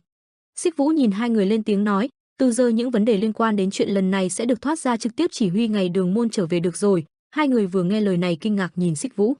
Ông nghiêm giọng bảo, người nói vậy là có ý gì? Không phải chính Vân Trung Thiên các ngươi cầu xin ta đến đây điều tra nguyên nhân mọi chuyện sao? Còn nữa các ngươi đến đây cũng chưa lâu, chưa rõ được cái gì đang diễn ra thì làm thế nào mà giải quyết triệt để được? Xích Vũ đầy tự tin nhìn ông đáp lời, ta xin nói lời thật lòng, thật ra bọn ta đến Vân Nam này cũng được một thời gian rồi, thứ lỗi vì đã không thông báo cho các vị sớm hơn. Bọn ta được lệnh phải ẩn mình âm thầm điều tra thực hư mọi chuyện nhưng gần đây bắt đầu ra tay cũng vì loạt tàn sát đáng báo động của bá quyền hội. Đường Kỳ Môn nghe lời này ngạc nhiên nhìn nhóm người hắn ta, lập tức trầm giọng bảo, các người đã đến đây từ đầu rồi sao? Vậy tại sao không đến gặp bọn ta sớm hơn và ngươi nói loạt tàn sát bởi bá quyền hội là thế nào? Hắn ta trầm ngâm liền đáp lời, xem ra hai người vẫn chưa nắm rõ tình hình bên ngoài rồi, chuyện này phải thấy tận mắt thì mới tin được để duy trì được vỏ bọc đến bây giờ. Cùng với sự xuất hiện của người Đường môn, hai vị kẻ đứng sau những chuyện này càng phải sớm bị bắt giữ, nên bọn ta phải đẩy nhanh tiến trình. Nguyên nhân không đến gặp hai người cũng là vì bọn ta cần chỗ để phân tán của chú ý của chúng giúp cho việc điều tra được thuận lợi. Đường Kỳ Môn nghe này của hắn ta đôi lông mày cau chặt lại khó chịu nói, nghĩa là các ngươi dám đem bọn ta ra làm mồi nhử hả? Sao đám người Vân Trung Thiên các người dám làm ra hành động bất cứ như vậy đối với Đường môn bọn ta? Xích Vũ nhìn thấy cơn tức giận của ông lập tức nhẹ giọng xoa dịu, xin ngài thứ lỗi nhưng cũng nhờ có các vị bọn ta mới tránh khỏi hiểm nghi có thể tập hợp kế sách đối phó với đám cuồng nhân. Ngài Đường, Vân Trung Thiên lần này nợ ngài một ân tình vô cùng lớn, chúng ta sẽ luôn khắc ghi trong lòng. Nói đoạn hắn ta cười nhẹ bảo, nào vấn đề trở nên nghiêm trọng hơn rồi, kính mong hai người gạt bỏ cảm xúc bản thân mà đứng sang một bên. Ta cũng vô cùng cảm kích những nghiên cứu của ngài, bất kể kết quả có thành thế nào cuối cùng thì người Đường môn cũng nên trở về rồi. Đường Kỳ Môn nghe lời hắn nói tức giận quát lên, các người có ý gì vậy hả? Phía bên này, Hắc Huyền Thương lạnh lùng một tay bế kim đan diệp, một tay lại cầm chặt cây thương, ánh mắt tràn ngập sát khí nhìn về phía Trần Vũ Nguyên. Ông ta giơ cao cây thương tụ tập lại một luồng khí sáng kỳ dị. Rất nhanh ông ta vung đòn đánh, sức công phá mạnh mẽ chạy nhanh về phía anh. Trần Vũ Nguyên bị đánh bật ra xa, anh nhanh tay nắm chặt thanh kiếm trong tay đỡ lấy đòn đánh chí mạng ấy. Một đường kiếm dài phản công xé toạc đòn đánh của Hắc Huyền Thương. Đất và đá hòa quyện trong gió lướt nhẹ qua mặt anh, nhưng dường như cảm nhận được luồng sát khí cạnh bên anh, khẽ liếc mắt nhìn sang. Hắc Huyền Thương không biết từ khi nào đã xuất hiện bên cạnh anh, ông ta lạnh lùng cất giọng, sau cái chết của Đan Diệp, Tĩnh Dạ bọn ta sau bao nhiêu năm ngủ say quyết định sẽ thức tỉnh. Anh giật bắn mình cả người toát hết mồ hôi lạnh. Hắc Huyền Thương lạnh lùng vung một đường thương dài về phía anh, giọng nói đầy sự độc ác, căm giận phát lên, toàn bộ thế gian này phải lần nữa rơi vào hỗn độn cùng cực. Nhìn gương mặt quỷ xé gió hiện ra trước mắt khiến anh sững sờ đứng chôn chân tại chỗ. Trần Vũ Nguyên nhanh chóng dùng và kiếm bảo vệ bản thân trước đòn tấn công mạnh bạo này. Anh bị đánh bay ra xa. Cùng với uy lực mạnh mẽ của chiêu thức, mặt đất xung quanh cũng run chuyển như muốn nứt vỡ theo. Cả người anh bay ra xa, ánh mắt mở to đầy sợ hãi. Trước mắt anh chính là Hắc Huyền Thương, ông ta lạnh lùng cầm lấy cây thương sắc lạnh hướng thẳng xuống ngực anh. Cảm nhận được cái chết đang tiến lại gần, anh khó khăn nghiến chặt răng, mắt phát ra ánh sáng tím nhạt nhìn chằm chằm Hắc Huyền Thương. Ông ta phía trên này đối diện với ánh mắt ấy cũng phải giật bắn mình. Một cổ sức mạnh to lớn dường như đang kéo về phía anh, ngăn cản ông ta, cắm chặt cây thương vào ngực anh. Ông ta tất nhiên không chịu thua, lập tức dồn sức kết liễu mạng sống của anh, theo đó phía bên anh cũng chính là sức mạnh đặc biệt ấy bao quanh như muốn nuốt trọn ông ta vào bóng tối tuyệt vọng. Một vụ nổ lớn lập tức diễn ra, dư chấn của nó khiến cho một khoảng trời phải rung chuyển. Dần dần mọi thứ lại rơi vào khoảng không im lặng đến đáng sợ. Trong bóng tối mờ mịt, anh dần dần hé mở ánh mắt, bên tai lại là giọng nói lạnh lẽo của Hắc Huyền Thương, huyết mạch cuối cùng của Bắc Thiên Môn. Lấy lại ý thức cùng sự tỉnh táo, ngay lập tức trước mắt anh chính là hình bóng tàn bạo của Hắc Huyền Thương, ta sẽ khiến cho người phải tận mắt chứng kiến cái giá mà người cùng Trung Nguyên phải trả. Vừa dứt lời, ông ta bỗng ngã nhào chìm trong làn khói. Ánh mắt anh nặng trĩu cuối cùng cũng không chống đỡ nổi mà nhắm chặt, rơi vào hôn mê. Cơ thể anh cứ thế rơi vô định giữa không trung. Giữa bầu trời, một con quạ đen nhẹ nhàng bay qua, dưới đống đổ nát. Một thanh kiếm sững sừng hiện ra, uy thế trang nghiêm, toát ra một sức huyền bí. Dưới đống đổ nát ấy bỗng một bàn tay hiện ra. Khi anh vừa lấy lại ý thức, anh bỗng giật mình, liền nhận ra bản thân đã được băng bó cẩn thận và nằm trên chiếc giường trắng êm ái, bên cạnh là thanh kiếm thân quen. Anh ngẩn ngơ suy tư, thế gian mà bọn họ nói đến. Nhớ lại hình bóng Long Vũ Thành và lời mà anh ta từng nói với anh, đó là bởi vì võ lâm giang hồ to lớn và bí ẩn hơn người nghĩ nhiều. Rồi lại nhớ đến hình bóng của một người quen, ánh mắt lạnh lùng cùng với lời nói thẳng thắn ấy có lẽ đã in sâu vào tim anh. Nào ngươi nghĩ thật sự những chuyện này là vì lý do gì? Có nhiều thứ ngươi không thể hoàn toàn hiểu được đâu, và giang hồ cũng không hề đơn thuần như vậy. Nhớ lại những lời nói này, anh nằm trầm tư trên giường bệnh. Vậy thực chất thế gian này là gì? Không một câu trả lời nào đáp lại anh. Nhắm mắt lại rơi vào biển ký ức suy tư với những suy nghĩ hỗn loạn. Tỉnh dậy lần nữa hồi sinh, tứ đại quỷ vương cũng đều còn sống. Nghĩ đến đây, một hình bóng dịu dàng lại hiện lên trong đầu anh. Ân Hà Tuyết, cô ấy vẫn an toàn. Về phần bá quyền hội, bọn họ nói oán hận sẽ gây thêm càng nhiều oán hận. Anh im lặng không nói lời nào, bỗng lúc này xung quanh dâng lên một dòng nước máu đỏ tươi như thể anh đang lênh đênh trên biển máu vậy. Cuối cùng tôi không giết ta thì ta biết ngươi. Làn nước máu ấy lan dần rồi lại cao dần, dần dần nó đã ngập ngập người anh. Trần Vũ Nguyên khó chịu, mùi máu lại bốc lên nồng nặc. Sau rồi ta cũng chẳng khác nào những kẻ tầm thường ngoài kia, dường như ngay lúc này anh đã hoàn toàn chìm trong những suy nghĩ tiêu cực, bất lực và vô định của chính bản thân. Ánh mắt anh chứa đầy sự mệt mỏi dường như muốn khép lại, đây thật sự là vận mệnh dành cho ta sao? Nghỉ rồi ánh mắt anh sẽ liếc nhìn bên cạnh. Nhìn rõ thanh kiếm quen thuộc đã cùng mình đi qua biết bao nhiêu trận đấu, biết bao nhiêu khó khăn và thử thách vẫn luôn bên cạnh. Nhìn thanh kiếm quen thuộc trước mắt này dường như bên tai anh lại vang vọng giọng nói của một bóng hình quen thuộc. Nhưng ngươi biết không, có một thứ gọi là thiên khí được rèn nên từ ý chí cùng khát vọng của người thợ rèn, tùy theo người đó là ai sẽ quyết định bản chất là thánh kiếm hay quỷ kiếm. Chỉ cần một loại sai nơi có thể sẽ bị thanh kiếm hết hồn nên luôn nhớ phải cẩn thận đó. Nhớ lại lời nói này anh trầm ngâm nhìn thanh kiếm, ta phải nhanh chóng tìm cho ra Hoàng Chiết Thúc, lần này mất quá nhiều thời gian rồi. Tiêu Sơn, vọng động hy vọng Thúc vẫn bình an, chờ ta một thời gian nữa thôi ta sẽ đến đó, Hoàng Chiết Thúc. Ngay khi này, từ bên ngoài một giọng nói dịu dàng vang lên, huynh thấy thế nào rồi? Vừa nghe thấy giọng nói xa lạ này anh liền liếc mắt nhìn về phía cửa. Bên ngoài, một cô gái xinh đẹp buộc tóc hai bên mỉm cười dịu dàng nhìn anh, tên hay nhất của mình về được nên mới mang về đây, có chuyện gì sao? Anh trầm ngâm không nói lời nào, chỉ nhìn chằm chằm vào cô ấy khiến cô ấy có chút lo lắng, tại sao lại nhìn chằm chằm ta như vậy, trên mặt ta dính gì sao? Khi này anh mới trầm giọng cất tiếng, người đang làm cái quái gì vậy hả, Thanh Nhân? Cô gái nghe lời này gương mặt đông cứng lại chán nản nhìn anh. Ngay lập tức hắn liền hiện rõ nguyên hình không vui bảo, khỉ thật, tại sao tình huống này lúc nào cũng nhìn ra ta chứ? Dứt lời hắn ta nhướng mày nhìn anh trầm ngâm nhớ lại tình hình khi ấy. Khi vụ nổ ấy vừa phát ra uy lực mạnh mẽ khiến không gian xung quanh cũng phải chấn động theo nó. Hắn ta lúc này đứng một bên khó khăn nhìn cảnh tượng trước mắt, tức giận chửi trong lòng, khốn kiếp. Rất nhanh hắn lập tức lao vội về phía trước, đớp lấy tên nhóc này rồi đi theo ta. Chú chó nghe vậy lập tức kêu lên một tiếng đáp lời, gâu. Nhìn chú quạ trên trời bay vòng vòng phát ra tiếng kêu, quắc quắc, hắn ta trầm giọng chạy vội, Vũ, hắn ở bên đó hả? Rất nhanh thắng ta lao đến, nhìn khung cảnh hoang tàn đổ nát trước mắt bỗng nhiên nhìn thấy cánh tay hiện ra giữa đống hoang tàn, hắn ngay lập tức lao đến. Quay về thực tại, anh lạnh lùng nhìn hắn mặt không chút biểu cảm, cảm ơn ngươi Thanh Nhân. Hắn vừa nghe lời anh nói liền khoanh tay ngồi thẳng vào ghế bảo, ngươi cảm ơn cái quái gì? Thân thế ngươi thật chất còn ghê gớm hơn những gì Hắc Nguyệt bọn ta tưởng tượng nên bất kể thông tin nào kiếm được từ ngươi cũng đều đáng giá. Nói đoạn hắn quay mặt lại nói, còn nữa ta cũng không còn lựa chọn nào khác nên không cần cảm ơn. Dứt lời hắn khẽ liếc mắt nhìn anh nằm trên giường bệnh, tên khốn này hắn vừa chiến đấu với một trong tứ đại quỷ vương Hắc Huyền Thương. Tên này quả thật không tầm thường, trẻ tuổi như vậy mà lại đạt đến công lực, ta đoán tin đồn về cái chết của hắn 10 năm trước sau một cuộc tấn công vào Bắc Thiên Môn đều là giả. Nhưng khoan, tại sao tin đồn giả này có thể lấn át được nghi ngờ của Võ Lâm? Không thể nào, có kẻ đứng sau hỗ trợ cho hắn sao? Nếu thật sự có mình cũng không quá bất ngờ, Bắc Thiên Môn Trần Vũ Nguyên, dựa vào địa vị của hắn hiện tại hắn có kẻ chống lưng cũng là điều dễ hiểu. Ta nên bắt đầu điều tra xem xét từ những người xung quanh hắn trước, phải cẩn trọng từng bước mới được. Trưởng môn đời thứ 5 Bắc Thiên Môn Trần Vũ Nguyên, Hắc Nguyệt chắc chắn không phải là tổ chức duy nhất muốn có được mẫu tin này về hắn. Tuy nhiên chẳng tàn sát ở Ngọc Thành, chưa kể đến những chuyện này đều được gây nên bởi Bá Huyền hội cùng Tĩnh Dạ. Sự thật là tên này đã một tay xử lý hết tất cả, không quá ngạc nhiên nếu những tin đồn về hắn bắt đầu lan ra ngoài. Sự tồn tại của Trần Vũ Nguyên sẽ là ảnh hưởng không hề nhỏ đến Vân Trung Thiên và cũng là thứ mà trưởng chi tứ Xuyên Mai Nguyệt Linh không thể làm gì khác. Chủ hội Hắc Nguyệt, ta phải trực tiếp báo cáo cho Hắc Nguyệt chủ hội rồi. Nghĩ đến đây hắn cau mày xoay cằm, cho đến lúc nó ta vẫn phải bám vào tên này để moi từng mảnh thông tin đắt giá về Trần Vũ Nguyên, cụ thể là trưởng môn Bắc Thiên Môn. Vấn đề còn lại là thời gian tin đồn này sẽ mau chóng lan ra những vùng khác thôi. Nhưng mà có một điều quan trọng hơn, sự tái xuất của Tĩnh Dạ. Vừa nghĩ đến đây hắn mệt mỏi ôm đầu, đau đầu thật. Ngay lúc này, Quang Môn Chính từ ngoài lao nhanh vào phòng, nhìn thấy anh đã tỉnh lại vui mừng cười bảo, huynh tỉnh rồi sao, ta vừa khâu lành y phục lại cho huynh nó. Anh ta rất tự tin cầm lấy bộ y phục đến trước mắt anh, Huỳnh Tùng nói đây là món quà vô cùng quý giá từ lão Hoàng Chiết mà, he he. Anh gượng dậy nhìn thấy chiếc áo được Quang Môn Chính tỉ mỉ không lại gượng cười bảo, ha ha, chà, thật không biết cảm tạ thế nào đây, cảm ơn đệ, Quang Môn Chính. Thanh Nhân vừa thấy cảnh này cau mày, Bắc Kiếm. Nhìn cảnh tượng huynh đệ cảm động trước mắt, Thanh Nhân lại nghĩ, ngươi sẽ trở thành một tai họa chết người hay ánh trăng dẫn chiếu thế gian này. Ánh mắt của chú chim dần dần hiện rõ ra. Khung cảnh thịnh vượng hoành tráng trước mặt gói gọn vào ánh mắt ấy của chú chim. Con chim ấy bay lượn trên bầu trời trong veo, trước mắt chú chính là lãnh thổ của Vân Trung Thiên. Dưới một hiên nhà vắng người, một bóng dáng người mặc đồ đen bí ẩn ngồi yên bất động tại ấy. Chú chim nhỏ từ trên cao nhẹ nhàng đáp xuống đậu đối diện hắn ta.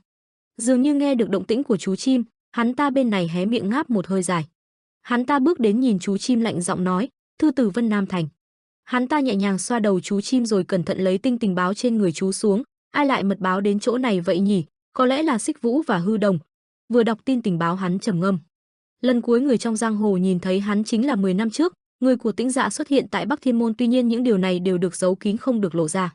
Vài tháng sau ở khu vực Không Động Viện xuất hiện một số lượng lớn đệ tử của bọn họ, ngay cả đại đệ tử Vô Quang cũng bị đánh bại. Theo lời những người từng được chứng kiến, kẻ gây nên những chuyện này là một chiến sĩ giấu tên, sau đó để cứu Đường Môn dám đứng ra chống lại huyết quỷ, còn giành được chiến thắng. Và giờ xử lý những chuyện lộn xộn vì sự tái xuất của Tĩnh Dạ cùng vụ tái xuất trong Ngọc Thành, không ai biết gì ngoài cách gọi một tay kiếm đến từ phía bắc. Bắc kiếm. Đọc đến đây hắn ta vò nát mảnh giấy, nhẹ nhàng kéo một xuống nhưng vẫn không che được gương mặt đã tái đen đi. Ta đã đúng. Nhìn chằm chằm bức thư còn trên tay hắn trầm ngâm, cuối cùng ngày cũng quay về. Chủ nhân của ta cuối cùng cũng bắt đầu ra tay. Nghĩ đến đây hắn kéo phần chiếc mũ đi để lộ gương mặt của chính mình. Hắn ta không ai khác chính là Tô Mộ Thượng. Có một nơi không may chú ý, trên một mảnh đất hoang tàn, không gian xung quanh im lặng, xa xa một bóng người lạnh lùng đi giữa khoảng trời ấy. Chiếc bóng ấy càng ngày càng đến gần. Bàn tay băng bó đầy băng trắng giờ đây đã nhuốm đầy máu đỏ, bởi nó đang cố gắng dùng đôi tay ấy bịt chặt miệng vết thương hở đang không ngừng ứa ra máu kia. Hắc Huyền Thương một tay bế lấy thân xác nhỏ bé của Kim Đan Diệp, một tay che kín miệng vết thương đang ứa ra máu, trầm mặc từng bước tiến về phía trước. Nhớ lại gương mặt khi ấy của anh, ánh mắt tỏa ra sáng một ánh sáng tím kỳ dị, cùng với sức mạnh khổng lồ bao trùm ấy, ông ta kéo lê thần xác đi một đường máu dài. Ông ta cười lạnh, không tệ Bắc kiếm. Phía bên này trước cửa quán trọ đông người qua lại. Bên trong anh cùng Thanh Nhân và Quách Vấn Đình từng bước đi xuống. Anh đưa mắt nhìn khung cảnh bên dưới lầu bỗng ngạc nhiên. Quang Đông Trinh cũng vội đưa mắt nhìn sang. Hử. Ngay lúc này, Thanh Nhân trong hình dạng của một nữ nhân nhìn khung cảnh bên dưới cũng sững sờ mất vài giây. Đám người đó. Long Vũ Thành vừa nhìn thấy nhóm người của anh liền cười vẫy tay, gằn giọng nói, ô gì đây, ta không biết mọi người cũng ở đây đấy. Ông cười chơi đùa lại bảo, ôi trời, không ngờ chúng ta lại có duyên như vậy, ha ha ha, gặp lại mọi người thật mừng quá, ha ha. Nhóm người bên cạnh Long Vũ Thành nhìn chúng ta giả vờ bất lực, nắm chặt mắt không dám cử động, cố gắng biến mình thành người vô hình. Thủ lĩnh làm ơn đi, xấu hổ chết mất. Nhóm sắc xung quanh cũng đôi mắt nhìn đám người vai ánh mắt bất lực. Anh nhìn cảnh này dường như cũng hiểu ra được điều gì đó, bất lực nhìn Long Vũ Thành bằng nửa con mắt. Ông ta nhìn anh cười lớn đầy khen ngợi, ha ha, xem ra ngươi bây giờ đã nổi danh rồi nha, quả thật tài giỏi hơn những gì ta tưởng tượng nữa. Nghe lời Long Vũ Thành bảo, anh khó hiểu nhìn ông ta, nổi danh. Nhìn thấy thái độ của anh, Long Vũ Thành bĩu môi, hử, vị huynh đệ vẫn chưa biết gì sao? Ông ta bật cười chỉ tay về phía anh, Bắc kiếm, đây là tên gọi mà giang hồ đặt cho ngươi đó. Cuối cùng một nhân vật phong vân cũng bắt đầu lộ diện rồi. Thanh Nhân vừa nghe những lời này giật bắn mình, à khỉ thật. Đám người này nhanh chân thật, tin đồn đang đến đâu rồi không biết. Nhìn người trước mắt, Thanh Nhân trầm ngâm, thủ lĩnh Thiết Quân hội Long Vũ Thành, bọn họ chính là một nhóm sát thủ giết người kiếm tiền, đến bọn họ còn biết đến lời đồn này. Xem ra cũng lan đến chỗ Vân Trung Thiên rồi, khỉ thật, không chừng chuyện hắn là huyết mạch của Bắc Thiên Môn cũng truyền đến rồi. Khi này Long Vũ Thành đã bước đến trước mặt anh, cười nói, dù sao gặp lại quả thật rất tốt. Trần Vũ Nguyên không chút biểu cảm đáp lời, mọi người đã lấy được thứ mình cần từ chỗ bán quyền hội hay chưa? Ông ta nghe vậy liền xua tay bảo, chưa, không hẳn đâu, đều do bán quyền hội gây nên một trận hỗn chiến lớn, bọn ta cũng bị đuổi khỏi chỗ đó. Luôn vài ngày sau khi ngươi đi, bọn ta cũng bàn bạc hoàn tất, nhưng sau đó một đám người tự xưng là đội điều tra của Vân Trung Thiên đột nhiên xuất hiện. Ta nghe được loạn chiến cũng là do bán quyền hội gây ra, đây cũng là lần đầu tiên ta được tận mắt chứng kiến trận thảm sát lớn như vậy. Mọi chuyện quả thật vô cùng phức tạp. Trần Vũ Nguyên nghe lại kể này không biết nói điều gì, chỉ đành thở dài mệt mỏi. Thanh Nhân ở phía sau nghe lời này xoa cằm châm ngâm nghĩ, à thì ra các người định đến nhờ bá quyền hội trợ giúp việc của mình, nhưng cuối cùng cũng thành công cốc. Rồi các ngươi nhanh chóng nhận ra dựa theo tình hình hiện tại Trần Vũ Nguyên còn hữu dụng hơn, nên nhanh chóng đổi mặt chạy theo phe hắn, phải vậy không? Hắn ta nhìn Long Vũ Thành trước mắt chén ghét nghĩ, tên mặt dày mày dạn, quả là Thiết Quân hội không gì quan trọng bằng thành quả ngân lượng. Anh trầm ngâm nhìn Long Vũ Thành trước mắt không nói lời nào. Màn đêm dần kéo xuống trong căn nhà lớn. Bên trong một tên béo là loại trên ghế vừa vẫy vẫy cái tay mệt mỏi bảo, ôi trời nóng thật, đã sắp chảy ra luôn rồi. Đối diện hắn lúc này một giọng nói âm trầm mang theo sát khí, Vân Trung Thiên. Trước mặt hắn ta ngay lúc này, Triệu Thiên Vũ với gương mặt đanh thép toát ra sát khí, dáng người cao lớn tỏa ra uy lực mạnh mẽ nhìn chằm chằm hắn ta. Đám lão gia, ngươi muốn ta phải chịu ngồi yên một chỗ mặc cho các ngươi tát oai tát quái sao? Hắn ta lập tức nhẹ giọng an ủi, thôi nào. Cả người hắn ướt đẫm mồ hôi đầy sợ hãi nhưng vẫn gắng gượng nói, từ khi nào mà Hứa Đồng ta nói như vậy đâu. Ta cũng đâu thể mạo phạm một nhân vật lẫy lừng như ngài đây được, ý ta là ngài chỉ cần thư giãn một thời gian thôi, chỉ vậy thôi, dù sao chỗ này cũng đang hỗn độn lắm rồi. Số lượng người vô tội phải bỏ mạng ở Ngọc Thành lên đến hàng mấy trăm rồi, tiếng khóc oán than cũng lên tới trời rồi. Lần này ngài đã xử lý hơi quá tay, Nắm trong tay quyền hành điều khiển Vân Nam cuối cùng lại chọn phá hủy hầu hết mọi thứ, không nên quá tham lam đâu.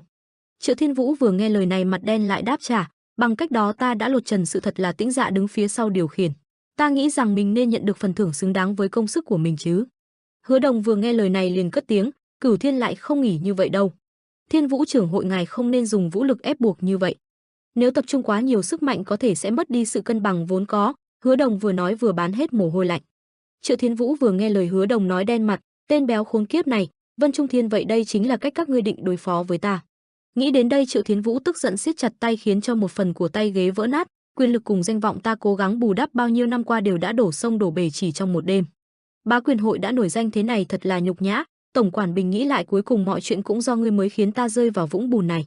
Nhớ đến hình ảnh cung kính của Tổng quản Bình khi ấy nhẹ nhàng nói lời hoa mỹ thế nào, ngài không cần lo lắng. Đây là nguyên nhân tại sao tiểu nhân theo ngài, chủ tử ngài chỉ cần tập trung vào tương lai rộng mở của bang hội chúng ta nữa thôi.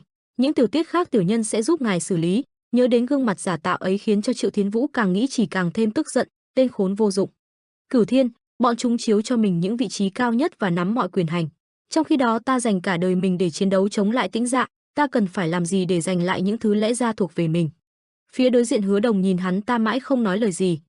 Cả người lại có chút hoang mang nhíu mày, bá quyền hội. Chúng gây nên tội lớn thế này ta biết là sẽ không dám tiếp tục tái phạm nhưng hiện tại chúng đang hết sức lộng hành không sợ trời không sợ đất đối với Vân Trung Thiên cũng không phải là quá tệ. Giúp bọn chúng nắm được đằng chui của một trong Bát Thiên Tứ Hùng. Ngay khi này Triệu Thiên Vũ cười lạnh nhìn Hứa Đồng mở lời, vậy Vân Trung Thiên muốn ta làm gì đây? Hứa Đồng nhìn thấy Triệu Thiên Vũ bình tĩnh như vậy liền nghiêm giọng ra lệnh, đóng cửa, im lặng một thời gian. Nghe đến lời đề nghị này Triệu Thiên Vũ giật nảy mình. Cơn giận dữ lúc này cũng không kìm được mà bùng nổ, hắn ta tức giận quát lên, ngươi nói vậy chẳng khác nào muốn phá hủy bang phái một tay ta xây dựng nên sao? Sao tên béo ngươi dám mở miệng nói như vậy hả? Khốn kiếp! Triệu Thiên Vũ chỉ mới giận dữ quát lên uy lực phát ra đã khiến không gian rung chuyển, Hứa Đồng cũng khó khăn chống cứ ở lại nơi này. Hứa Đồng lập tức nhẹ giọng xoa dịu cơn giận của Triệu Thiên Vũ, trưởng môn Triệu xin hãy suy nghĩ cho đại cục. Chắc ngài cũng nhận ra Tĩnh Dạ bắt đầu hành động lại rồi, lúc đó ngài có thể lấy con chuột tội rồi.